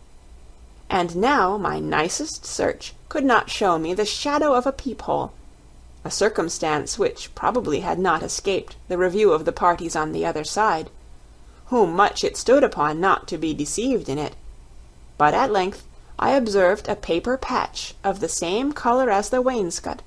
which I took to conceal some flaw, but then it was so high that I was obliged to stand upon a chair to reach it, which I did as softly as possibly, and with a point of a bodkin soon pierced it. And now, applying my eye close, I commanded the room perfectly, and could see my 2 young sparks romping and pulling one another about, entirely, to my imagination, in frolic and innocent play. The eldest might be, on my nearest guess, towards 19, a tall, comely young man, in a white fustian frock, with a green velvet cape, and a cut bob-wig. The youngest could not be above 17, fair, ruddy, completely well made, and, to say the truth, a sweet pretty stripling he was. I fancy, too, a country lad by his dress, which was a green plush frock, and breeches of the same, white waistcoat and stockings, a jockey cap, with his yellowish hair long and loose in natural curls. But after a look of circumspection, which I saw the eldest cast every way round the room, probably in too much hurry and heat not to overlook the very small opening I was posted at,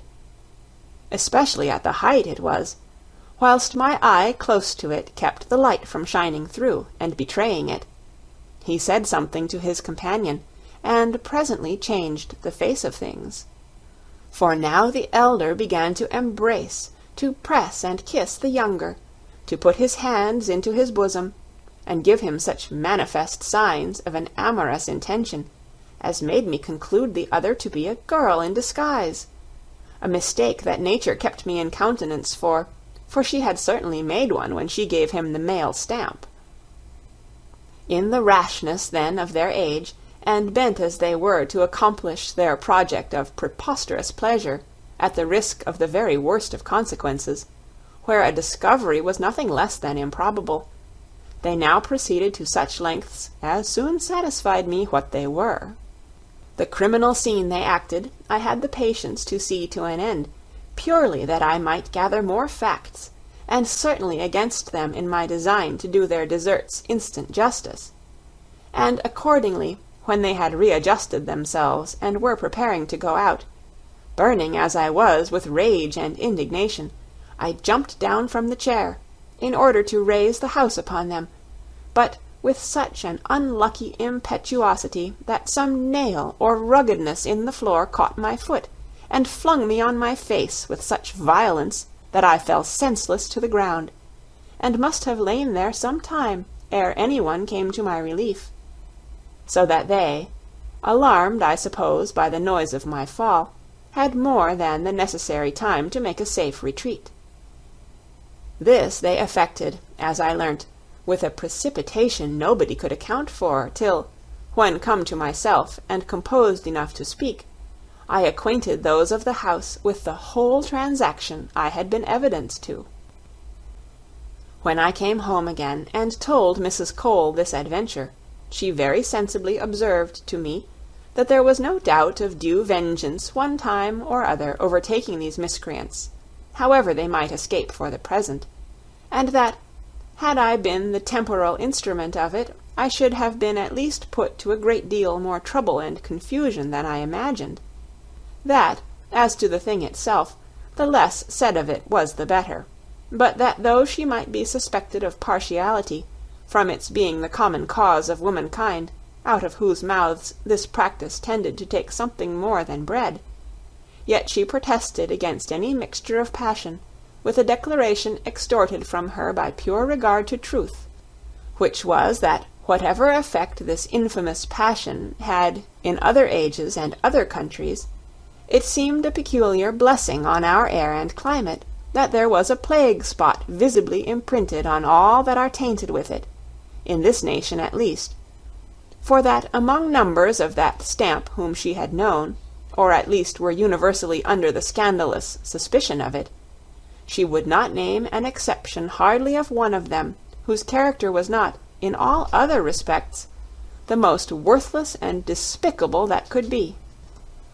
Stripped of all the manly virtues of their own sex, and filled up with only the worst vices and follies of ours, that, in fine, they were scarce less execrable than ridiculous in their monstrous inconsistence of loathing and condemning women, and all at the same time aping all their manners, air, lips, scuttle, and in general all their little modes of affectation, which became them at least better than they do these unsexed male misses. But here, washing my hands of them, I re-plunge into the stream of my history,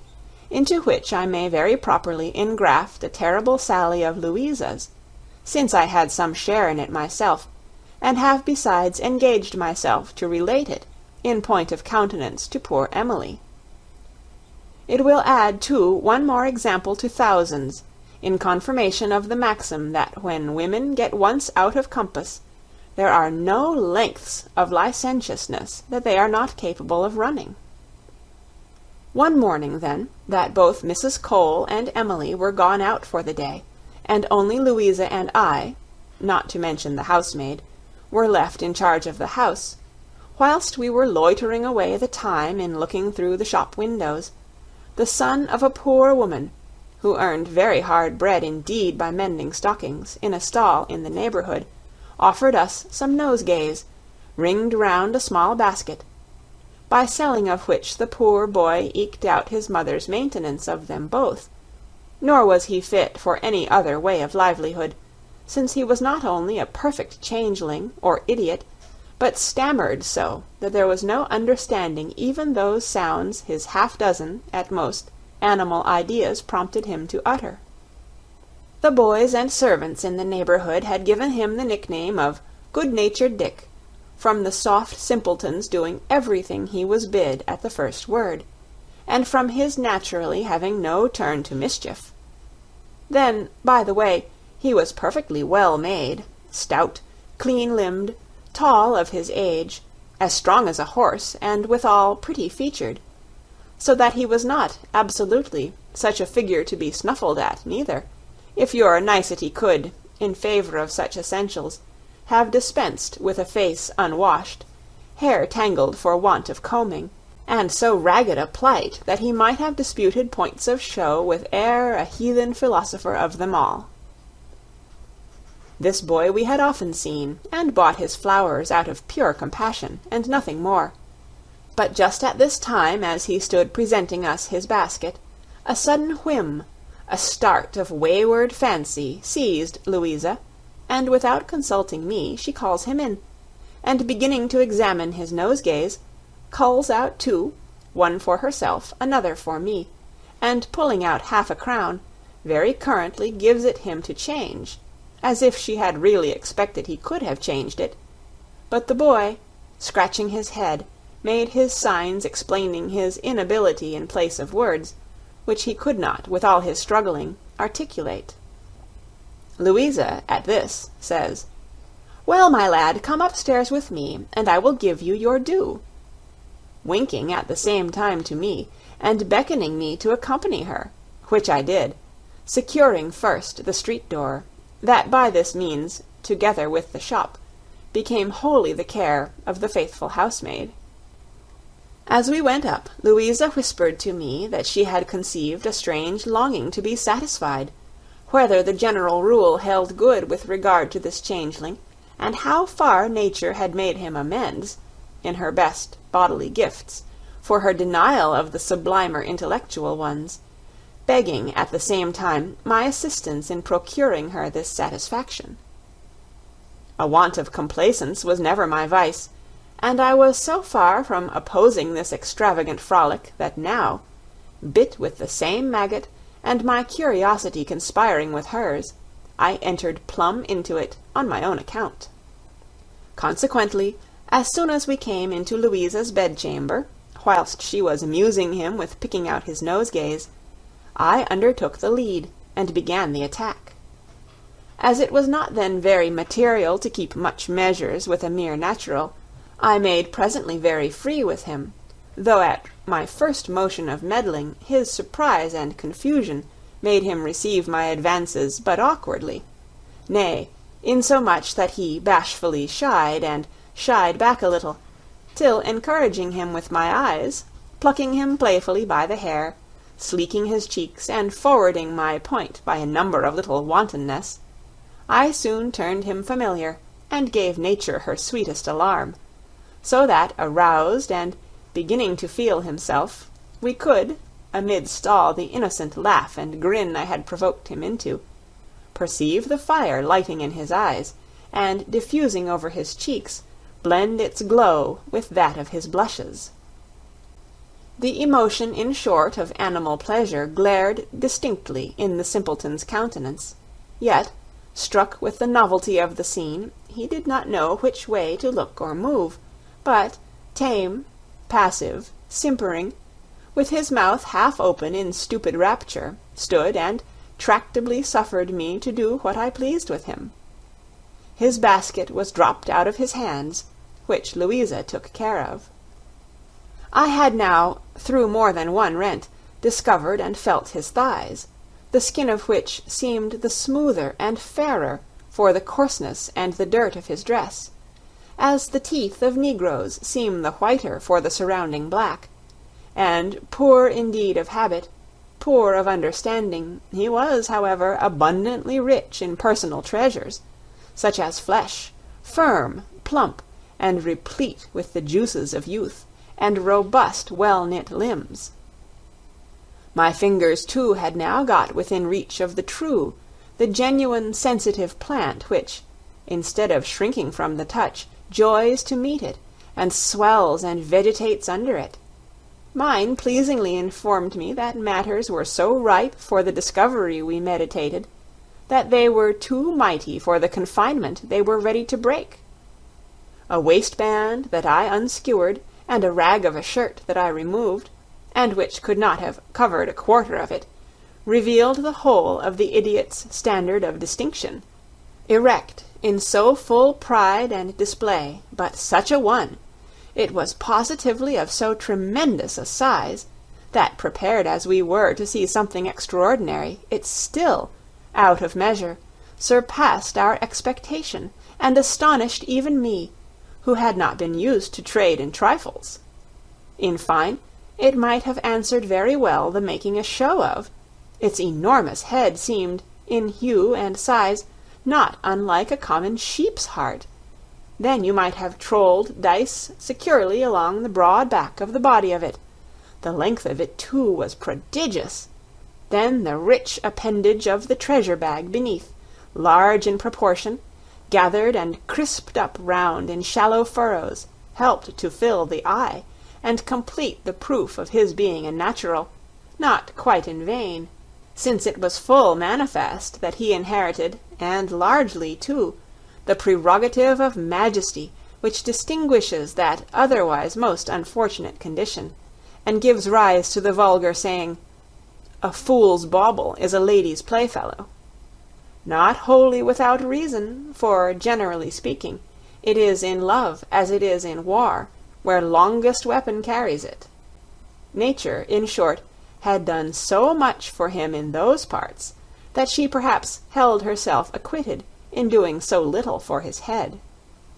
For my part, who had sincerely no intention to push the joke further than simply satisfying my curiosity with the sight of it alone, I was content, in spite of the temptation that stared me in the face, with having raised a maypole for another to hang a garland on. For by this time, easily reading Louisa's desires in her wishful eyes, I acted the commodious part, and made her, who sought no better sport, significant terms of encouragement to go through stitch with her adventure, intimating too that I would stay and see fair play, in which, indeed, I had in view to humour a new-born curiosity, to observe what appearances active nature would put on in a natural, in the course of this her darling operation.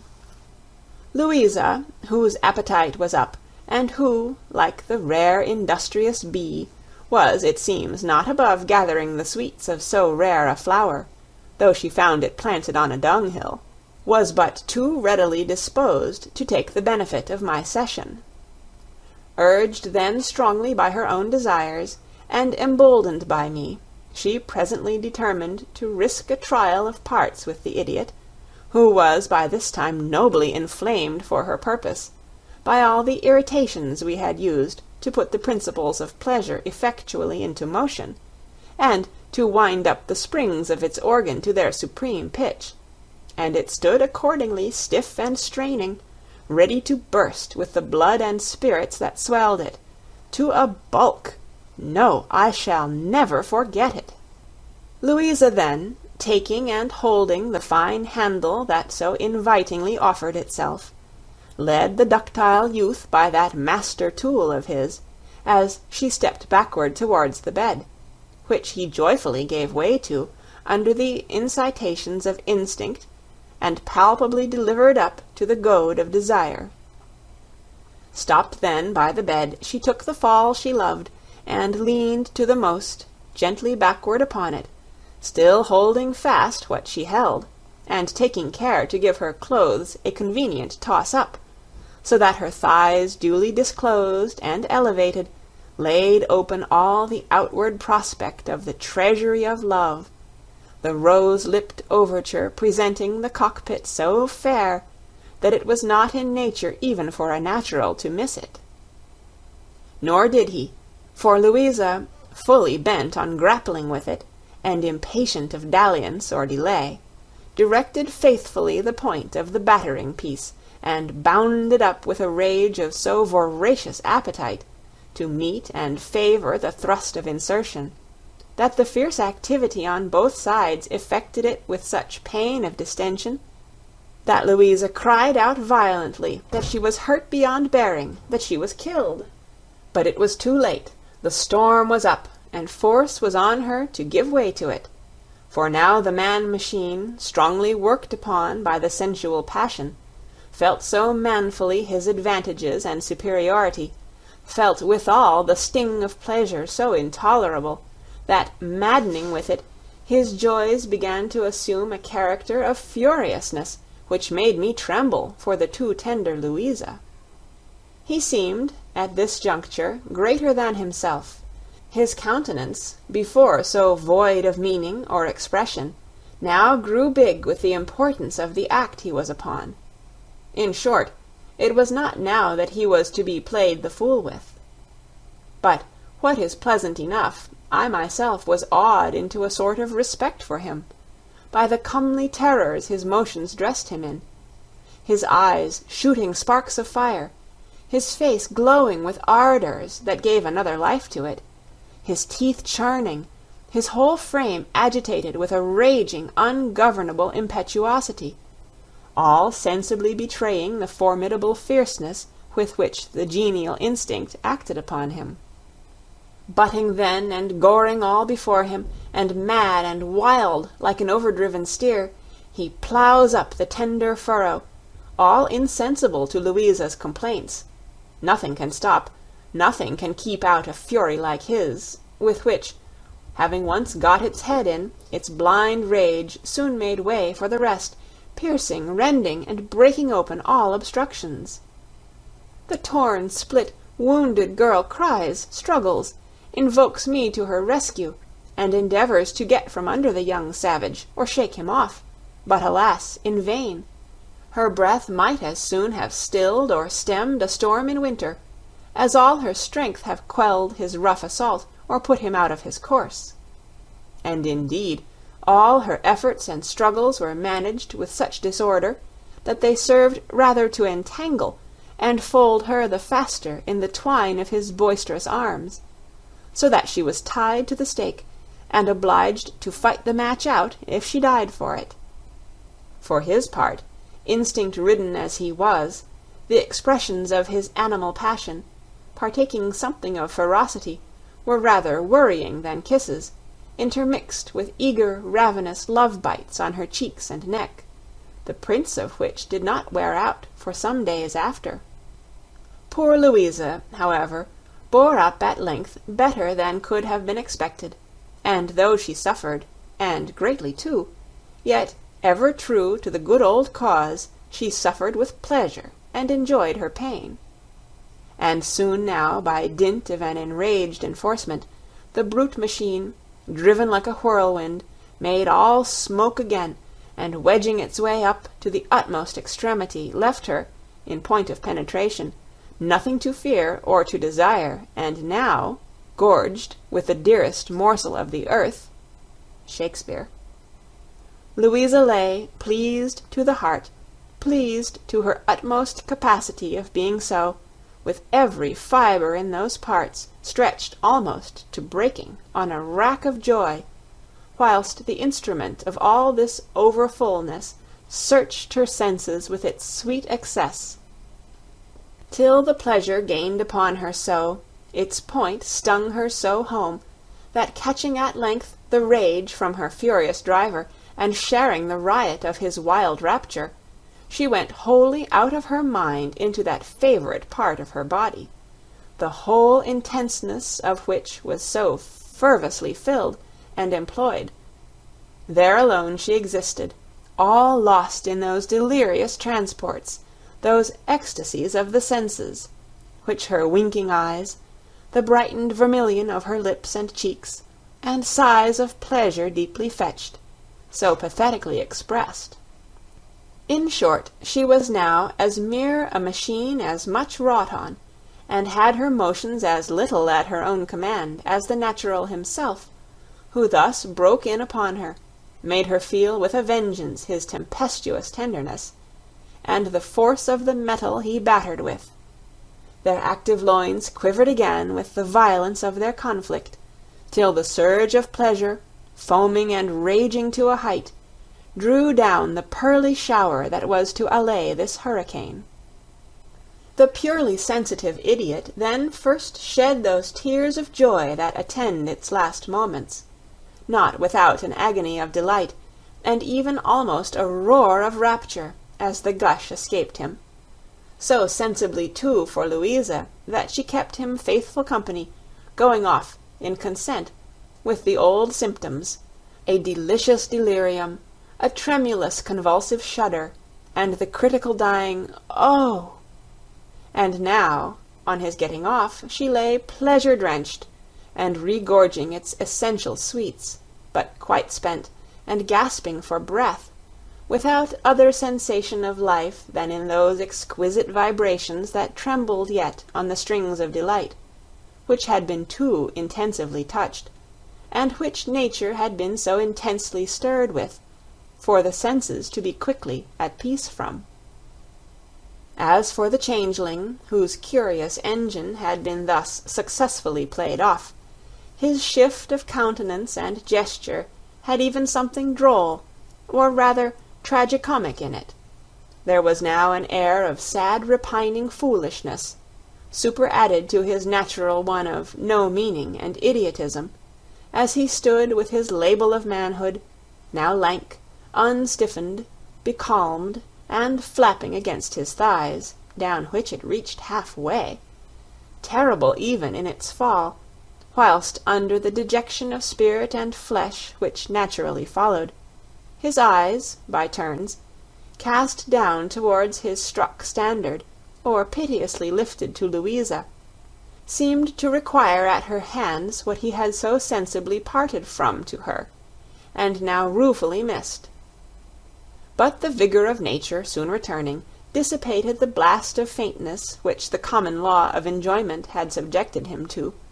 and now his basket re-became his main concern, which I looked for, and brought him, whilst Louisa restored his dress to its usual condition, and afterwards pleased him perhaps more by taking all his flowers off his hands, and paying him, at his rate, for them, than if she had embarrassed him by a present that he would have been puzzled to account for, and might have put others on tracing the motives of. Whether she ever returned to the attack I know not, and to say the truth, I believe not. She had had her freak out, and had pretty plentifully drowned her curiosity in a glut of pleasure, which, as it happened, had no other consequence than that the lad, who retained only a confused memory of the transaction, would, when he saw her, for some time after, express a grin of joy and familiarity, after his idiot manner, and soon forgot her in favour of the next woman, tempted, on the report of his parts, to take him in. End of Part 9. Read by Kara Schallenberg on March 18th, 2006, in Oceanside, California.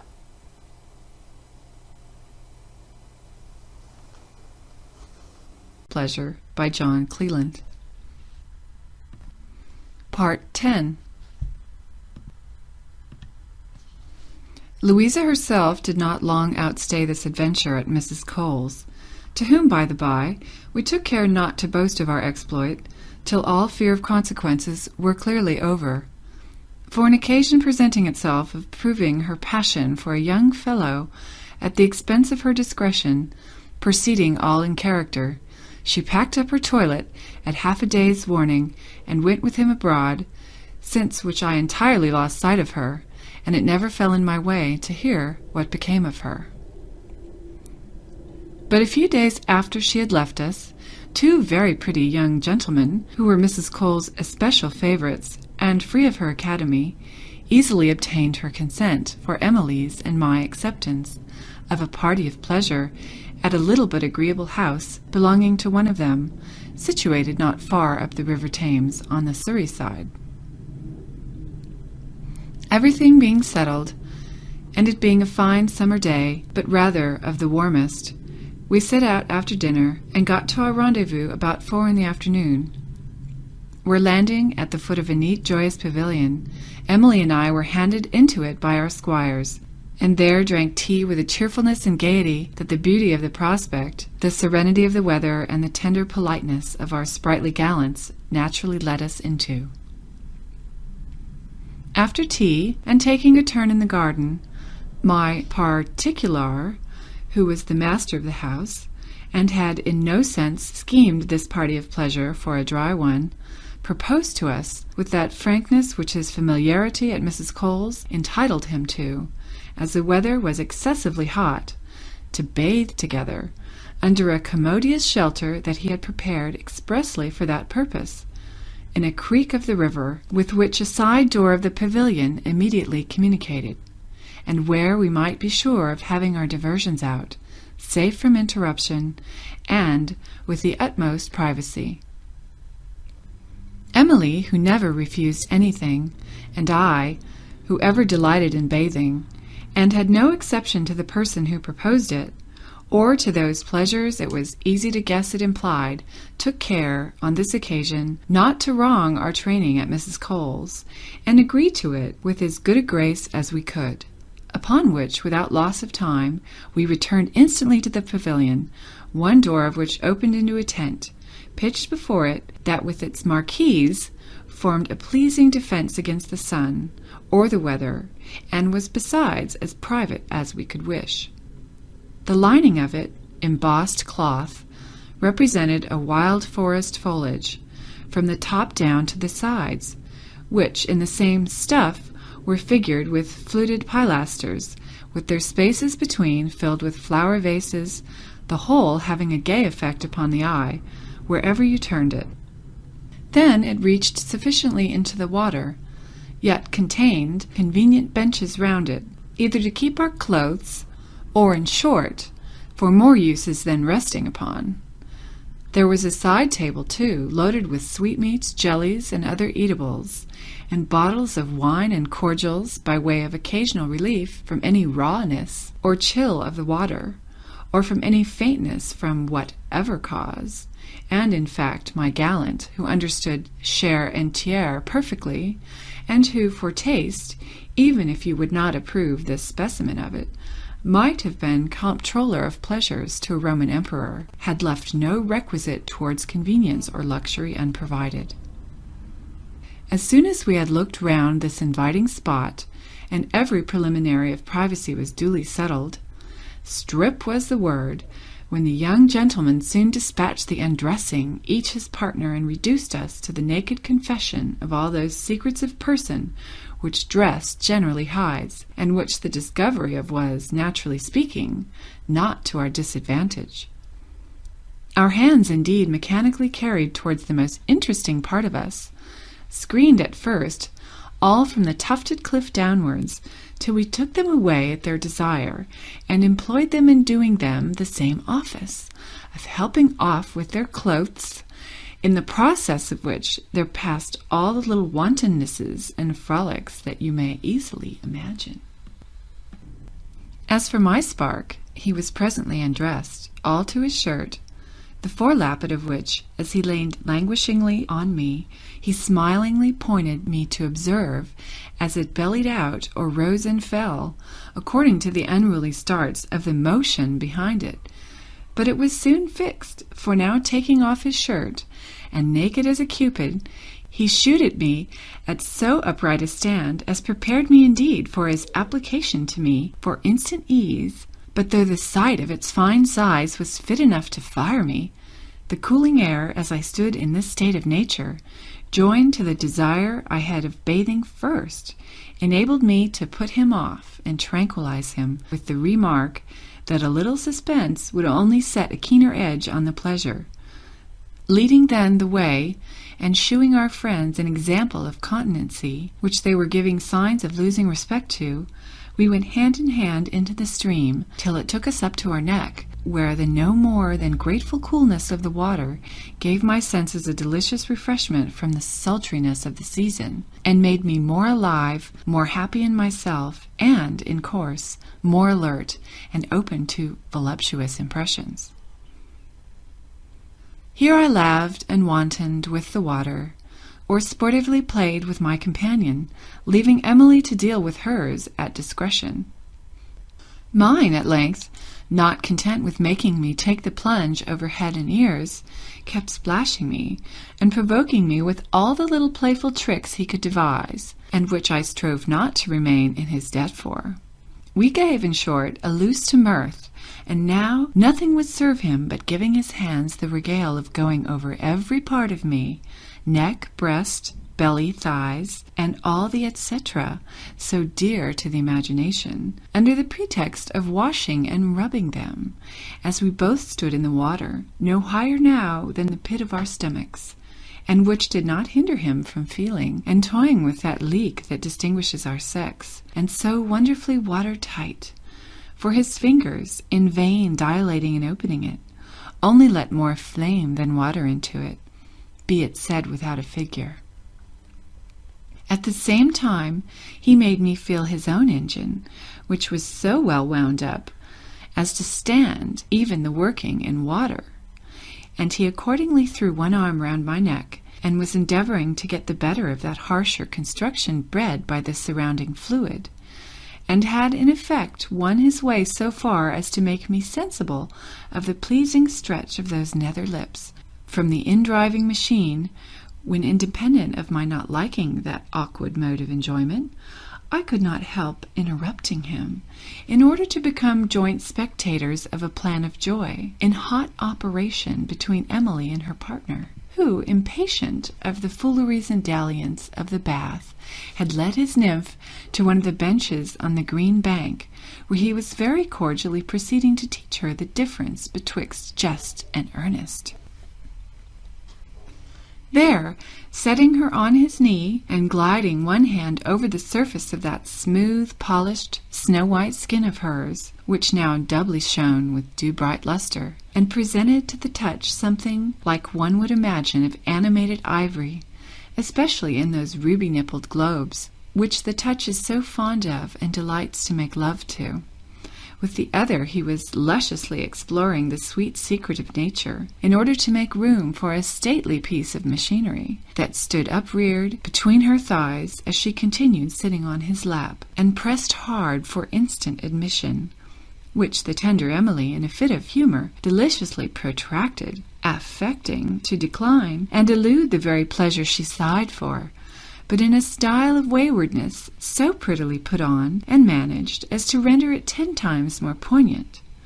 Then her eyes, all amidst the softest dying languishment, expressed at once a mock denial and extreme desire, whilst her sweetness was zested with a coyness so pleasingly provoking. Her moods of keeping him off were so attractive that they redoubled the impetuous rage which he covered her with kisses, and the kisses that, whilst she seemed to shy from or scuffle for, the cunning wanton contrived such sly returns of, as were doubtless the sweeter for the gust she gave them of being stolen, ravished. Thus Emily, who knew no art but that which nature itself, in favour of her principal end, pleasure, had inspired her with, the art of yielding, coyed it indeed, but coyed it to the purpose. For with all her straining, her wrestling, and striving to break from the clasp of his arms, she was so far wiser yet than to mean it, that in her struggles it was visible she aimed at nothing more than multiplying points of touch with him, and drawing yet closer the folds that held them everywhere entwined, like two tendrils of a vine intercurling together, so that the same effect, as when Louisa strove in good earnest to disengage from the idiot, was now produced by different motives. Meanwhile, their immersion out of the cold water had caused a general glow, a tender suffusion of heightened carnation over their bodies, both equally white and smooth-skinned, so that as their limbs were thus amorously interwoven, in sweet confusion, it was scarce possible to distinguish who they respectively belonged to, but for the brawnier, bolder muscles of the stronger sex. In a little time, however, the champion was fairly in with her, and had tied at all points the true lover's knot, when now, adieu all the little refinements of a finessed reluctance, adieu the friendly feint. She was presently driven forcibly out of the power of using any art, and indeed, what art must not give way, when nature, corresponding with her assailant, invaded in the heart of her capital and carried by storm, lay at the mercy of the proud conqueror, who had made his entry triumphantly and completely.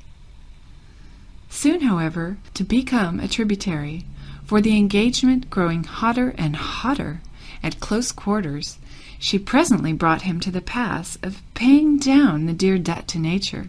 which had scarce time to plume herself upon her victory, but shot with the same discharge, she in a loud expiring sigh, in the closure of her eyes, the stretch out of her limbs, and a remission of her whole frame, gave manifest signs that all was as it should be. For my part, who had not with the calmest patience stood in the water all this time to view this warm action, I leaned tenderly on my gallant, and at the close of it seemed to ask him with my eyes what he thought of it. But he, more eager to satisfy me by his actions than by words or looks, as we shoaled the water towards the shore, shewed me the staff of love so intensely set up, that had not even charity beginning at home in this case, urged me to our mutual relief, it would have been cruel indeed to have suffered the youth to burst with straining, when the remedy was so obvious and so near at hand. Accordingly, we took to a bench, whilst Emily and her spark, who belonged, it seemed, to the sea, stood at the sideboard, drinking to our good voyage, for, as the last observed, we were well under way, with a fair wind up channel and full freighted, nor indeed were we long before we finished our trip to Cythera and unloaded in the old haven, but as the circumstances did not admit of much variation, I shall spare you the description. At the same time, allow me to place you here an excuse I am conscious of owing you, for having, perhaps, too much affected the figurative style, though surely it can pass nowhere more allowably than in a subject which is so properly the province of poetry, nay, is poetry itself, pregnant with every flower of imagination and loving metaphors, even where not the natural expressions, for respects of fashion and sound, necessarily forbid it. Resuming now my history, you may please to know that what with a competent number of repetitions, all in the same strain, and, by the by, we have a certain natural sense that those repetitions are very much to the taste. What a nice circle of pleasures delicately varied! There was not a moment lost to joy all the time we stayed there. Till late in the night we were re-escorted home by our squires, who delivered us safe to Mrs. Cole, with generous thanks for our company. This, too, was Emily's last adventure in our way, for scarce a week after she was, by an accident too trivial to detail you the particulars, found out by her parents, who were in good circumstances, and who had been punished for their partiality to their son, in the loss of him, occasioned by a circumstance of their overindulgence to his appetite, upon which the so long engrossed stream of fondness, running violently in favour of this lost and inhumanly abandoned child, whom if they had not neglected enquiry about, they might long before have recovered. They were now so overjoyed at the retrieval of her, that, I presume, it made them much less strict in examining the bottom of things, for they seemed very glad to take for granted, in the lump, everything that the grave and decent Mrs. Cole was pleased to pass upon them, and soon afterwards sent her, from the country, a handsome acknowledgment. But it was not so easy to replace to our community the loss of so sweet a member of it, for not to mention her beauty, she was one of those mild, pliant creatures that if one does not entirely esteem, one can scarce help loving, which is not such a bad compensation neither. Owing all her weaknesses to good nature, and an indolent facility that kept her too much at the mercy of first impressions, she had just sense enough to know that she wanted leading strings, and thought herself so much obliged to any who would take the pains to think for her and guide her, that with a very little management she was capable of being made a most agreeable, nay, a most virtuous wife, for vice, it is probable, had never been her choice or her fate, if it had not been for occasion or example, or had she not depended less upon herself than upon her circumstances. This presumption her conduct afterwards verified, for presently meeting with a match that was ready cut and dry for her, with a neighbour's son of her own rank, and a young man of sense and order, who took her as the widow of one lost at sea, for so it seems one of her gallants, whose name she had made free with, really was. She naturally struck into all the duties of their domestic life with as much constancy and regularity as if she'd never swerved from a state of undebauched innocence from her youth. These desertions had, however, now so far thinned Mrs. Cole's brood, that she was left with only me, like a hen with one chicken. But though she was earnestly entreated and encouraged to recruit her corps, her growing infirmities, and above all, the tortures of a stubborn hip-gout, which she found would yield to no remedy, determined her to bread up her business and retire with a decent pittance into the country, where I promised myself nothing so sure as my going down to live with her as soon as I had seen a little more of life, and improved my small matters into a competency that would create in me an independence on the world. For I was now, thanks to Mrs. Cole, wise enough to keep that essential in view. Thus I was then to lose my faithful preceptress, as did the philosophers of the town the White Crow of her profession. For besides that she never ransacked her customers, besides that she never racked her pupils with unconscionable extortions, nor ever put their hard earnings, as she called them, under the contribution of poundage. She was a severe enemy to the seduction for innocence, and confined her acquisition solely to those unfortunate young women who, having lost it, were but the juster objects of compassion. Among these, indeed, she picked but such as suited her views, and taking them under her protection, rescued them from the danger of the public sinks of ruin and misery, to place or do for them, well or ill, in the manner you have seen. Having then settled her affairs, she set out on her journey, after taking the most tender leave of me, and at the end of some excellent instructions, recommending me to myself, with an anxiety perfectly maternal. In short, she affected me so much that I was not presently reconciled to myself for suffering her at any rate to go without me, but fate had, it seems, otherwise disposed of me. I had, on my separation from Mrs. Cole, taken a pleasant, convenient house at Marybone,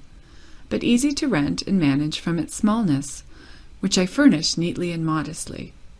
There, with a reserve of £800, the fruit of my deference to Mrs. Cole's counsels, exclusive of clothes, some jewels, some plate,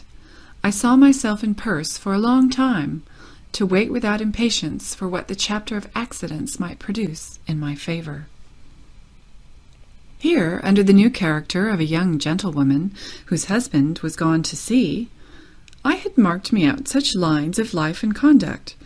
as leaving me at a competent liberty to pursue my views, either out of pleasure or fortune, bounded me nevertheless strictly within the rules of decency and discretion, a disposition in which you cannot escape observing a true pupil of Mrs. Cole. I was scarce, however, well warm in my new abode, when going out one morning pretty early to enjoy the freshness of it, in the pleasing outlet of the fields, accompanied only by a maid, whom I had newly hired, as we were carelessly walking among the trees, we were alarmed with the noise of a violent coughing. Turning our heads towards which, we distinguished a plain, well-dressed elderly gentleman, who, attacked with a sudden fit, was so much overcome as to be forced to give way to it and sit down at the foot of a tree, where he seemed suffocating with the severity of it, being perfectly black in the face, not less moved than frightened, with which I flew on the instant to his relief, and using the road of practice I had observed on the like occasion, I loosened his cravat and clapped him on the back. But whether to any purpose, or whether the cough had its own course, I know not. But the fit immediately went off, and now recovered to his speech and legs, he returned me thanks with as much emphasis as if I had saved his life. This naturally engaging a conversation, he acquainted me where he lived, which was at a considerable distance from where I met with him, and where he had strayed insensibly on the same intention of a morning walk. He was, as I afterwards learned in the course of the intimacy which this little accident gave birth to, an old bachelor, turned of 60, but of a vigorous complexion, insomuch that he scarce marked 45, having never wrecked his constitution by permitting his desires to overtax his ability. As to his birth and condition, his parents, honest and failed mechanics, had, by the best traces he could get of them,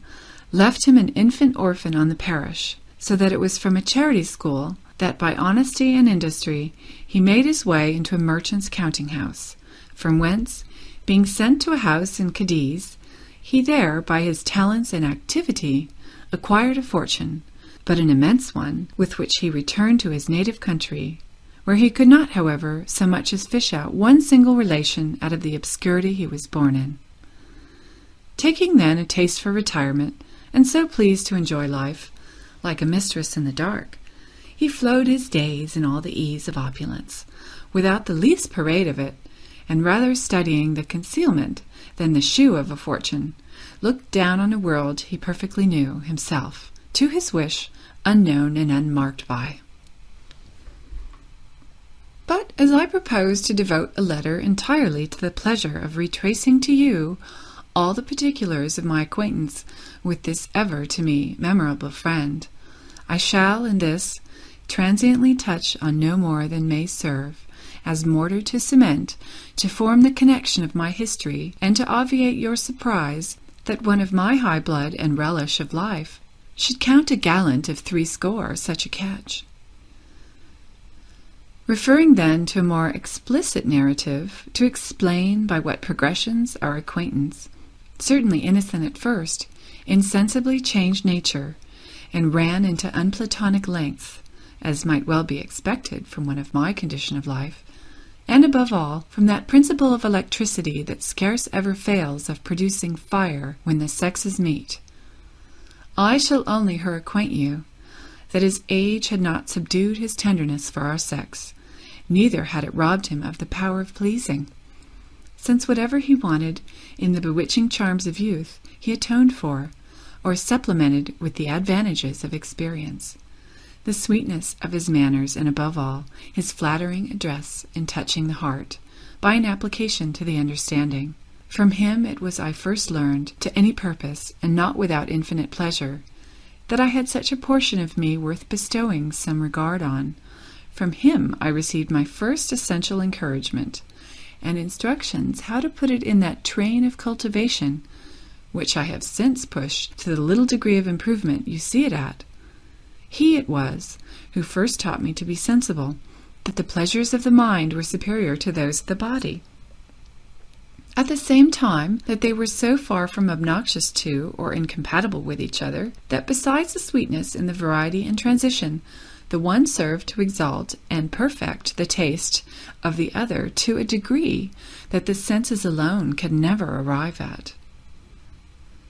Himself a rational pleasurist, as being much too wise to be ashamed of the pleasures of humanity, loved me indeed, but loved me with dignity, in a mean equally removed from the sourness or forwardness by which age is unpleasingly characterized, and from that childish silly dotage that so often disgraces it, and which he himself used to turn into ridicule, and compare to an old goat affecting the frisk of a young kid. In short, everything that is generally unamiable in his season of life was, in him, repaired by so many advantages, that he existed a proof, manifest at least to me, that it is not out of the power of age to please. If it lays out to please, and if, making just allowances, those in that class do not forget that it must cost them more pains and attention than what youth, the natural springtime of joy, stands in need of, as fruits out of season require proportionately more skill and cultivation to force them. With this gentleman, then, who took me home soon after our acquaintance commenced, I lived near 8 months, in which time my constant complaisance and docility, my attention to deserve his confidence and love, and a conduct in general, devoid of the least art and founded on my sincere regard and esteem for him, won and attached him so firmly to me that after having generously trusted me with a genteel, independent settlement, proceeding to heap marks of affection on me, he appointed me, by an authentic will, his sole heiress and executrix, a disposition which he did not outlive 2 months, being taken from me by a violent cold that he contracted as he unadvisedly ran to the window on an alarm of fire at some street's distance, and stood there naked-breasted and exposed to the fatal impressions of a damp night air. After acquitting myself of my duty towards my deceased benefactor, and paying him a tribute of unfeigned sorrow, which a little time changed into a most tender grateful memory of him that I shall ever retain, I grew somewhat comforted by the prospect that now opened to me, if not of happiness, at least of affluence and independence. I saw myself then in the full bloom and pride of youth, for I was not yet 19, actually at the head of so large a fortune, as it would have been even the height of impudence in me to have raised my wishes, much more my hopes to, and that this unexpected elevation did not turn my head, I owed to the pains my benefactor had taken to form and prepare me for it, as I owed his opinion of my management of the vast possessions he left me, to what he had observed of the prudential economy I had learned under Mrs. Cole, of which the reserve he saw I had made was a proof and encouragement to him. But alas, how easily is the enjoyment of the greatest sweets in life, in present possession, poisoned by the regret of an absent one!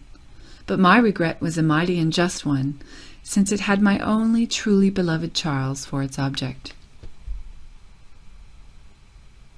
Given him up I had, indeed, completely, having never once heard from him since our separation, which, as I found afterwards, had been my misfortune, and not his neglect, for he wrote me several letters, which had all miscarried, but forgotten him I never had. Amidst all my personal infidelities, not one had made a pin's-point impression on a heart impenetrable to the true love passion but for him. As soon, however, I was mistress of this unexpected fortune, I felt more than ever how dear he was to me, from its insufficiency to make me happy, whilst he was not to share it with me. My earliest care, consequently, was to endeavour at getting some account of him, but all my researches produced me no more light than his father had been dead for some time, not so well as even with the world, and that Charles had reached his port of destination in the South Seas, where finding the estate he was sent to recover dwindled to a trifle by the loss of 2 ships, in which the bulk of his uncle's fortune lay, he was come away with a small reminder, and might, perhaps according to the best advice, in a few months return to England, from whence he had, at the time of this my inquiry, been absent 2 years and 7 months, a little eternity in love. You cannot conceive with what joy I embraced the hopes thus given me of seeing the delight of my heart again. But as the terms of months was assigned it, in order to divert and amuse my impatience for his return, after settling my affairs with much ease and security, I set out on a journey for Lancashire, with an equipage suitable to my fortune, and with a design purely to revisit my place of nativity, for which I could not help retaining a great tenderness, and might naturally not be sorry to shew myself there, to the advantage I was now in pass to do, after the report Esther Davis had spread of my being spirited away to the plantations, for on no other supposition could she account for the suppression of myself to her, since her leaving me so abruptly at the inn.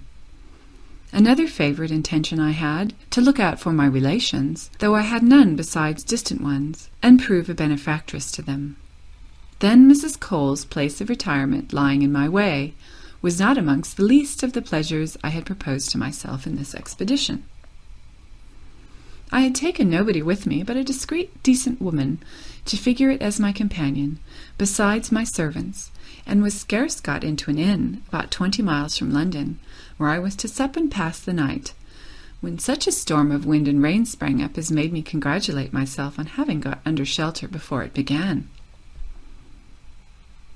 This had continued a good half-hour, when, bethinking me of some directions to be given to the coachman, I sent for him, and not caring that his shoes should soil the very clean parlour in which the cloth was laid, I stepped into the hall kitchen where he was, and where, whilst I was talking to him, I slantingly observed 2 horsemen driven in by the weather, and both wringing wet, one of whom was asking if they could not be assisted with a change, while their clothes were dried. But heavens! Who can express what I felt at the sound of a voice ever present to my heart, and that is now rebounded at? Or when pointing my eyes towards the person it came from, they confirmed its information, in spite of so long an absence, and of a dress one would have imagined studied for a disguise, a horseman's great coat with a stand-up cape, and his hat flapped. But what could escape the piercing alertness of a sense surely guided by love? A transport then like mine was above all consideration, or schemes of surprise, and I, that instant, with the rapidity of the emotions that I felt the spur of, shot into his arms, crying out, as I threw mine round his neck, "My life, my soul, my Charles!" and without further power of speech swooned away under the pressing agitations of joy and surprise. Recovered out of my entrancement, I found myself in my charmer's arms, but in the parlour, surrounded by a crowd, which this event had gathered round us, and which immediately, on a signal from the discreet landlady, who currently took him for my husband, cleared the room, and desirably left us alone to the raptures of this reunion, my joy at which had like to have proved, at the expense of my life, power superior to that of grief at our fatal separation. The first object, then, that my eyes opened on was their supreme idol, and my supreme wish, Charles, on one knee, holding me fast by the hand and gazing on me with a transport of fondness. Observing my recovery, he attempted to speak, and give vent to his patience of hearing my voice again,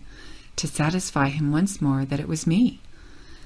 But the mightiness and suddenness of the surprise, continuing to stun him, choked his utterance. He could only stammer out a few broken, half-formed, faltering accents, which my ears, greedily drinking in, spelt, and put, Can it be you?" stifling me at the same time with kisses that, stopping my mouth at once, prevented the answer that he panted for, and increased the delicious disorder in which all my senses were rapturously lost. Amidst, however, this crowd of ideas, and all blissful ones, there obtruded only one cruel doubt, that poisoned nearly all the transcendent happiness. And what was it but my dread of it being too excessive to be real? I trembled now with the fear of its being no more than a dream, and of my waking out of it into the horrors of finding it one. under this fond apprehension, imagining I could not make too much of the present prodigious joy, before it should vanish and leave me in the desert again, nor verify its reality too strongly. I clung to him, I clasped him, as if to hinder him from escaping me again. "Where have you been? How could you? Could you leave me? Say you are still mine, that you still love me, and thus?" Kissing him as if I would consolidate lips with him. "I forgive you. Forgive my hard fortune in favor of this restoration." All these interjections breaking from me in that wildness of expression that justly passes for eloquence in love, drew from him all the returns my fond heart could wish or require. Our caresses, our questions, our answers, for some time observed no order, all crossing or interrupting one another in sweet confusion, whilst we exchanged hearts at our eyes, and renewed the ratifications of a love unabated by time or absence. Not a breath, not a motion, not a gesture on either side, but was strongly impressed with it. Our hands, locked in each other, repeated the most passionate squeezes, so that their fiery thrill went to the heart again. Thus absorbed and concentrated in this unutterable delight, I had not attended to the sweet author of it, being thoroughly wet and in danger of catching cold, when in good time the landlady, whom the appearance of my equipage, which, by the by, Charles knew nothing of, had gained me an interest in, for me and mine, interrupted us by bringing in a decent shift of linen and clothes, which now, somewhat recovered into a calmer composure, by the coming in of a third person, I pressed him to take the benefit of, with a tender concern and anxiety that made me tremble for his health. The landlady leaving us again, he proceeded to shift, in the act of which, though he proceeded with all that modesty which became the first solemner instance of our re-meeting after so long an absence, I could not contain certain snatches of my eyes, lured by the dazzling discoveries of his naked skin, that escaped him as he changed his linen, and which I could not observe the unfaded life and complexion of without emotions of tenderness and joy, that had himself too purely for their object to partake of a loose or mistimed desire. He was soon dressed in these temporary clothes, which neither fitted him now, became the light my passion placed him in, to me at least, yet as they were on him, they looked extremely well, in virtue of the magic charm which love put into everything that he touched, or had relation to him, and where indeed was that dress that a figure like this would not give grace to? For now, as I eyed him more in detail, I could not but observe the even favourable alteration which the time of his absence had produced in his person. There were still the requisite lineaments, and the same vivid vermilion and bloom reigning on his face, but now the roses were more fully blown. The tan of his travels, and a beard somewhat more distinguishable, had, at the expense of no more delicacy than what he could well spare, given it an air of becoming manliness and maturity that symmetrized nobly with that air of distinction and empire with which nature had stamped it, in a rare mixture with the sweetness of it. Still nothing he lost of that smooth plumpness of flesh, which, glowing with freshness, blooms florid to the eye and delicious to the touch. Then his shoulders were grown more square, his shape more formed, more portly, but still free and airy. In short, his figure showed riper, greater, and perfecter to the experienced eye than in his tender youth, and now he was not much more than 22. In this interval, however, I picked out of the broken, often pleasingly interrupted account of himself that he was, at that instant, actually on his road to London, in not a very paramount plight or condition, having been wrecked on the Irish coast, for which he had prematurely embarked, and lost all the little he had brought with him from the South Seas, so that he had not till after great shifts and hardships, in the company of his fellow traveller, the captain, got so far on his journey, that so it was, having heard of his father's death and circumstances, he had now the world to begin again, on a new account, a situation which, he assured me, in a vein of sincerity that flowing from his heart penetrated mine, gave him to farther pain,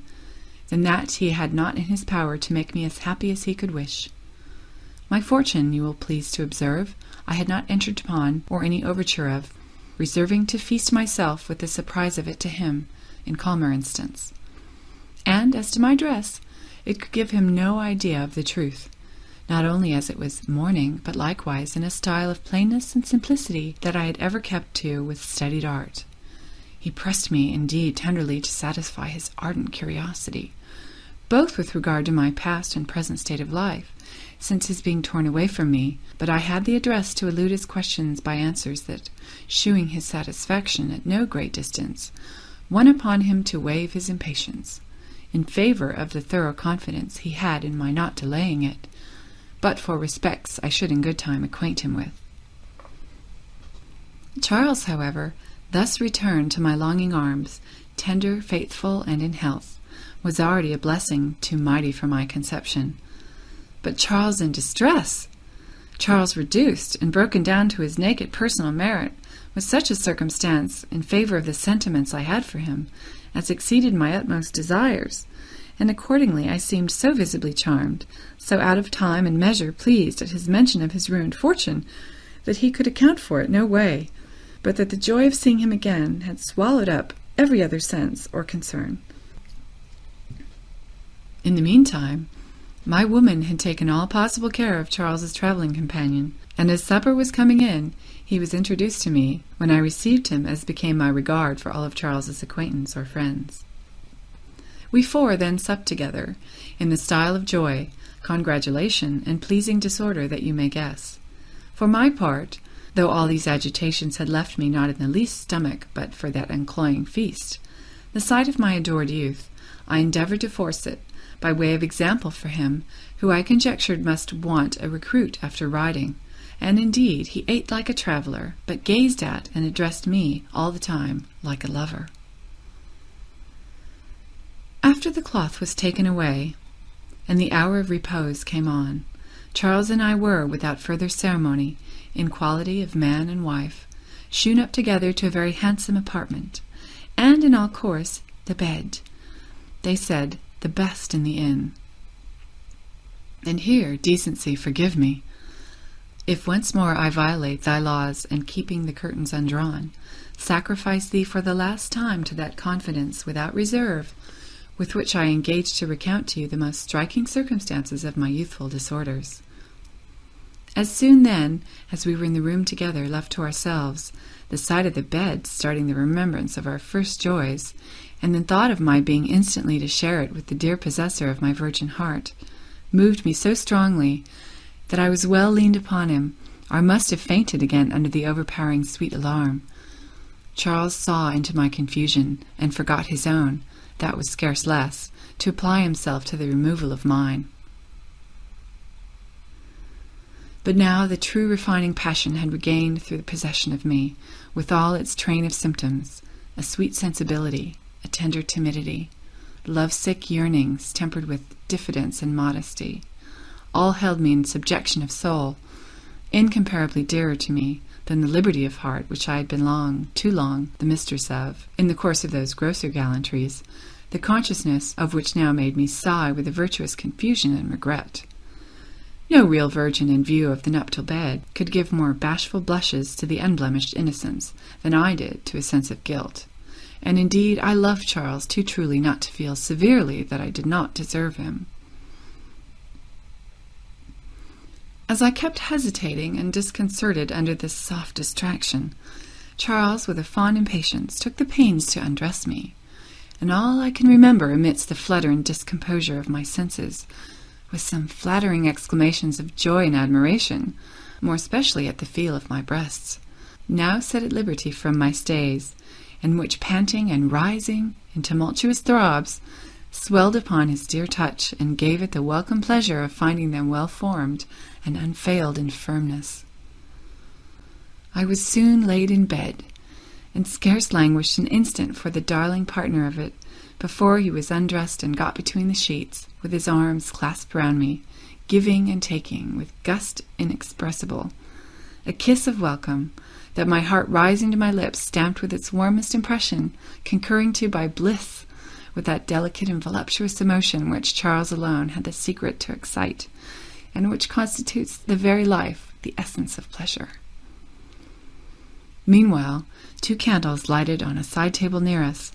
and the joyous wood fire threw a light into the bed that took from one sense of great importance to our joys all pretext for complaining of its being shut out of its share of them, and indeed the sight of my idolized youth was alone, from the ardor with which I had wished for it, without other circumstance, a pleasure to die of. But his action was now a necessity to desires so much on edge as ours. Charles, after a very short preclusive dalliance, lifting up my linen and his own, laid the broad treasures of his manly chest close to my bosom, both beating with the tenderest alarms, when now the sense of his glowing body, naked in touch with mine, took all power over my thoughts out of my own disposal, and delivered up every faculty of the soul to the sensiblest of joys,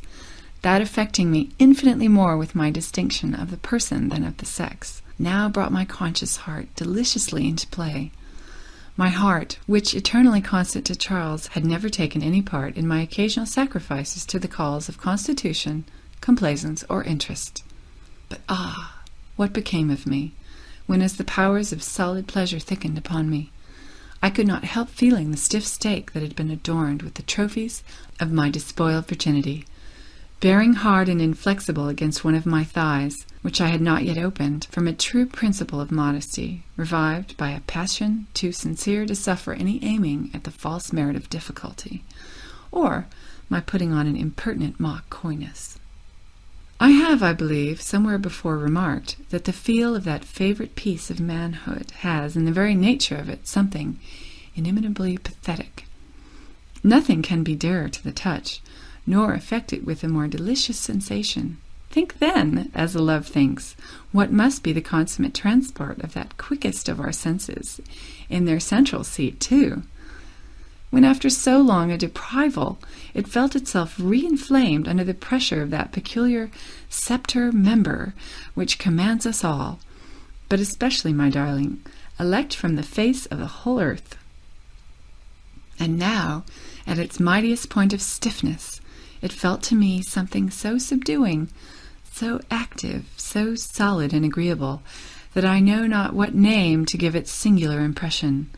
but the sentiment of consciousness of its belonging to my supremely beloved youth gave me so pleasing an agitation, and worked so strongly on my soul, that it sent all its sensitive spirits to that organ of bliss in me, dedicated to its reception. There, concentring to a point, like rays in a burning glass, they glowed. They burnt with the intensest heat. The springs of pleasure were, in short, wound up to such a pitch. I panted now, so exquisitely keen an appetite for the eminent enjoyment that I was even sick with desire,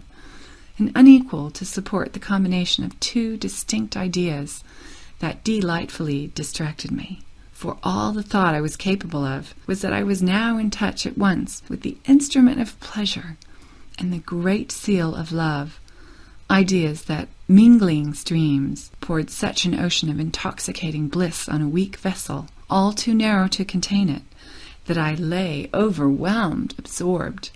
lost in an abyss of joy, and dying of nothing but immoderate delight. Charles then roused me, somewhat out of this ecstatic distraction, with a complaint softly murmured, amidst a crowd of kisses, at the position, not so favourable to his desires, in which I received his urgent insistence for admission,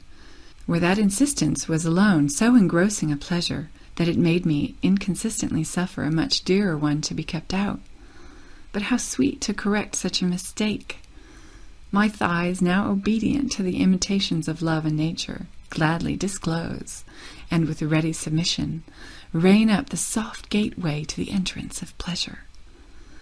I feel the delicious velvet tip. He enters me might and main with, my pen drops from me here in the ecstasy now present to my faithful memory. Description too deserts me, and delivers over a task above its strength of wing to the imagination. But it must be an imagination exalted by such a flame as mine that can do justice to that sweetest, noblest of all sensations that hailed and accompanied the stiff insinuation all the way up till it was at the end of its penetration, sending up through my eyes the sparks of the love fire that ran all over me and blazed in every vein and every pore of me, a system incarnate of joy all over. I had now totally taken in love's true arrow from the point up to the feather. In that part were making now a new wound the lips of the original one of nature, which had owed its first breathing to this dear instrument, clung as if sensible of gratitude, in eager section round it, whilst all its inwards embraced it tenderly with a warmth of gust, a compressive energy that gave it, in its way, the heartiest welcome in nature. Every fibre there gathering tight round it, and straining ambitiously to come in for its share of the blissful touch. As we were giving them a few moments of pause to the delectation of the senses, and dwelling with the highest relish on this intimest point of reunion, and chewing the cud of enjoyment, the impatience natural to the pleasure soon drove us into action. Then began the driving tumult on his side, and the responsive heaves on mine, which kept me up to him, whilst, as our joys grew too great for utterance, the organs of our voices, voluptuously intermixing, became organs of the touch. And oh, the touch, how delicious! That touch, how poignantly luscious! And now I felt to the heart of me, I felt the prodigious keen edge with which love, presiding over this act, points the pleasure. Love! That may be styled the Attic salt of enjoyment, and indeed, without it, the joy, great as it is still a vulgar one, whether a king or a beggar, for it is, undoubtedly, love alone that refines, ennobles, and exalts it. Thus happy, then, by the heart, happy by the senses, it was beyond all power, even of thought, to form the conception of a greater delight than what I was now consummating the fruition of. Charles, whose whole frame was convulsed with the agitation of his rapture, whilst the tenderest fires trembled in his eyes, all assured me of a perfect concord of joy, penetrated me so profoundly, touched me so vitally, took me so much out of my own possession, whilst he seemed himself so much in mine, that in a delicious enthusiasm I imagined such a transfusion of heart and spirit as that coalescing and making one body and soul with him, I was he, and he me. But all this pleasure tending, like life from its first instance, towards its own dissolution, lived too fast not to bring on upon the spur its delicious moment of mortality. For presently the approach of the tender agony discovered itself by its usual signals, that were quickly followed by my dear love's emanation of himself that spun, and shot, feelingly indeed, up the ravished indraught, where the sweetly soothing balmy titillation opened up all the juices of joy on my side, which ecstatically in flow helped to allay the prurient glow, and drowned our pleasure for a while.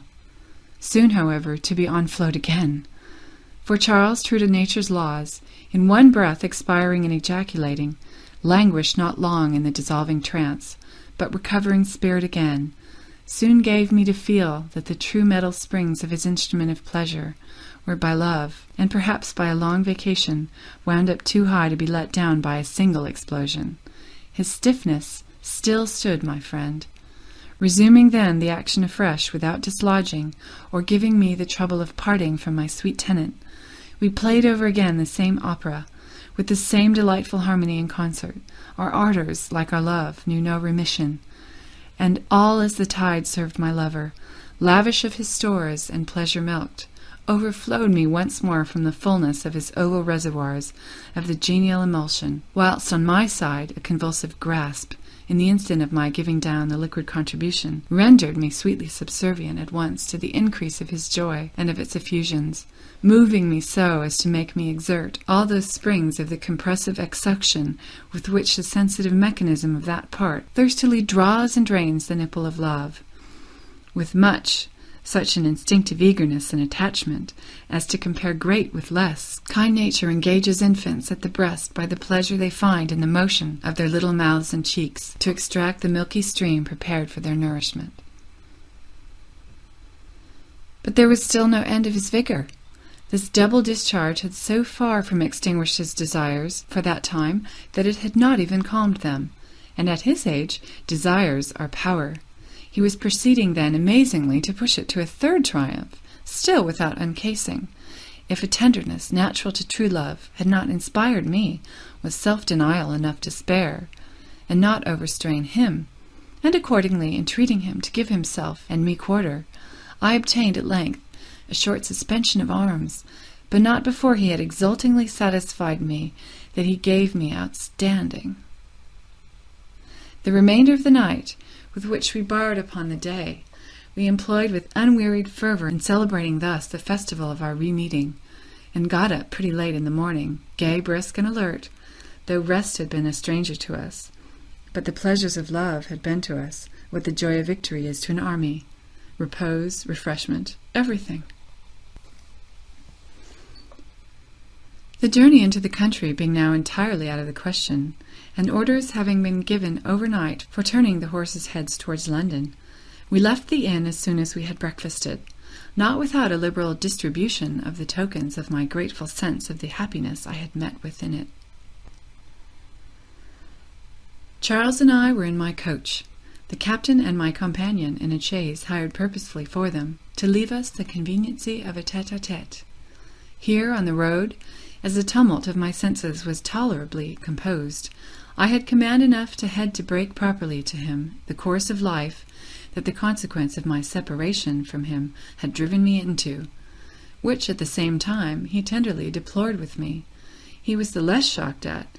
as, on reflecting how he had left me circumstance, he could not be entirely unprepared for it. But when I opened the state of my fortune to him, and with that sincerity which, from me to him, was so much of a nature in me,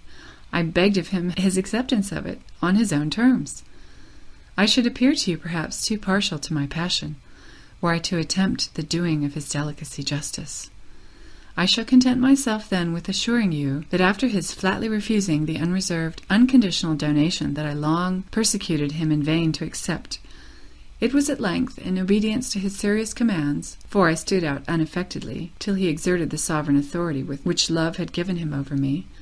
that I yielded my consent to waive the remonstrance I did not fail of making strongly to him against his degrading himself, and incurring the reflection, however unjust,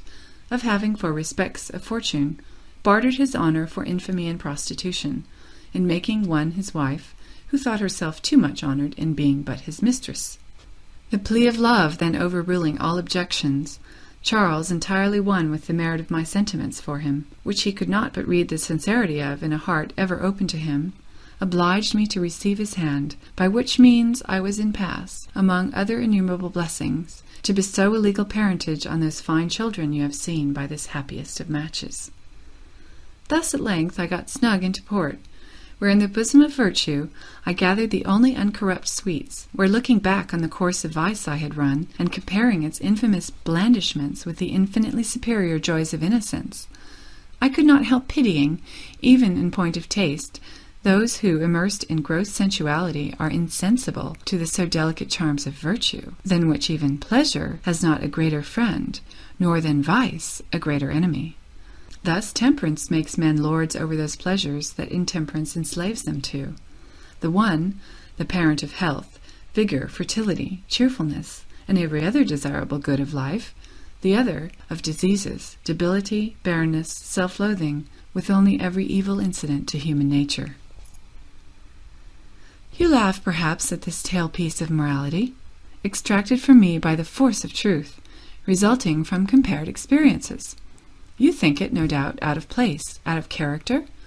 Possibly, too, you may look on it as the paltry finesse of one who seeks to mask a devotee to vice under a rag of a veil, impudently smuggled from the shrine of virtue, just as if one was to fancy oneself completely disguised at a masquerade, with no other change of dress than turning one's shoes into slippers, or as if a writer should think to shield a treasonable libel by concluding it with a formal prayer for the king. But, independent of my flattering myself that you have a juster opinion of my sense and sincerity, give me leave to represent to you that such a supposition is even more injurious to virtue than to me, since, consistently with candour and good nature, it can have no foundation but in the falsest of fears that its pleasures cannot stand in comparison with those of vice. But let truth dare to hold it up in its most alluring light. Then mark how spurious, how low of taste, how comparatively inferior its joys are to those which virtue gives sanction to, and whose sentiments are not above making even a sauce for the senses, but a sauce of the highest relish, whilst vices are the harpies that infect and foul the feast. The paths of vice are sometimes strewed with roses, but then they are forever infamous for many a thorn, for many a cankerworm. Those of virtue are strewed with roses purely, and those eternally unfading ones. If you do me then justice, you will esteem me perfectly consistent in the incense I burn to virtue. If I had painted vice in all its gayest colors, if I have decked it with flowers, it has been solely in order to make the worthier the solemner sacrifice of it to virtue. You know Mr. C.O.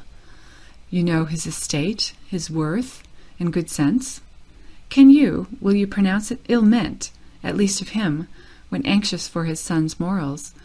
with a view to form him to virtue and inspire him with a fixed, a rational contempt for vice,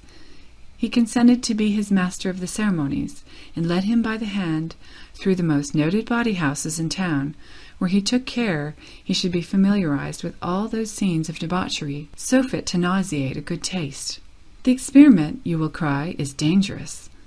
True, on a fool. But are fools worth so much attention? I shall see you soon, and in the meantime think candidly of me, and believe me ever, Madam, yours, etc., etc., etc. End of Part 10. End of Fanny Hill. Memoirs of a Woman of Pleasure, by John Cleland. Published in 1749. Read by Nocturna, in Monrovia, California, Spring 2006.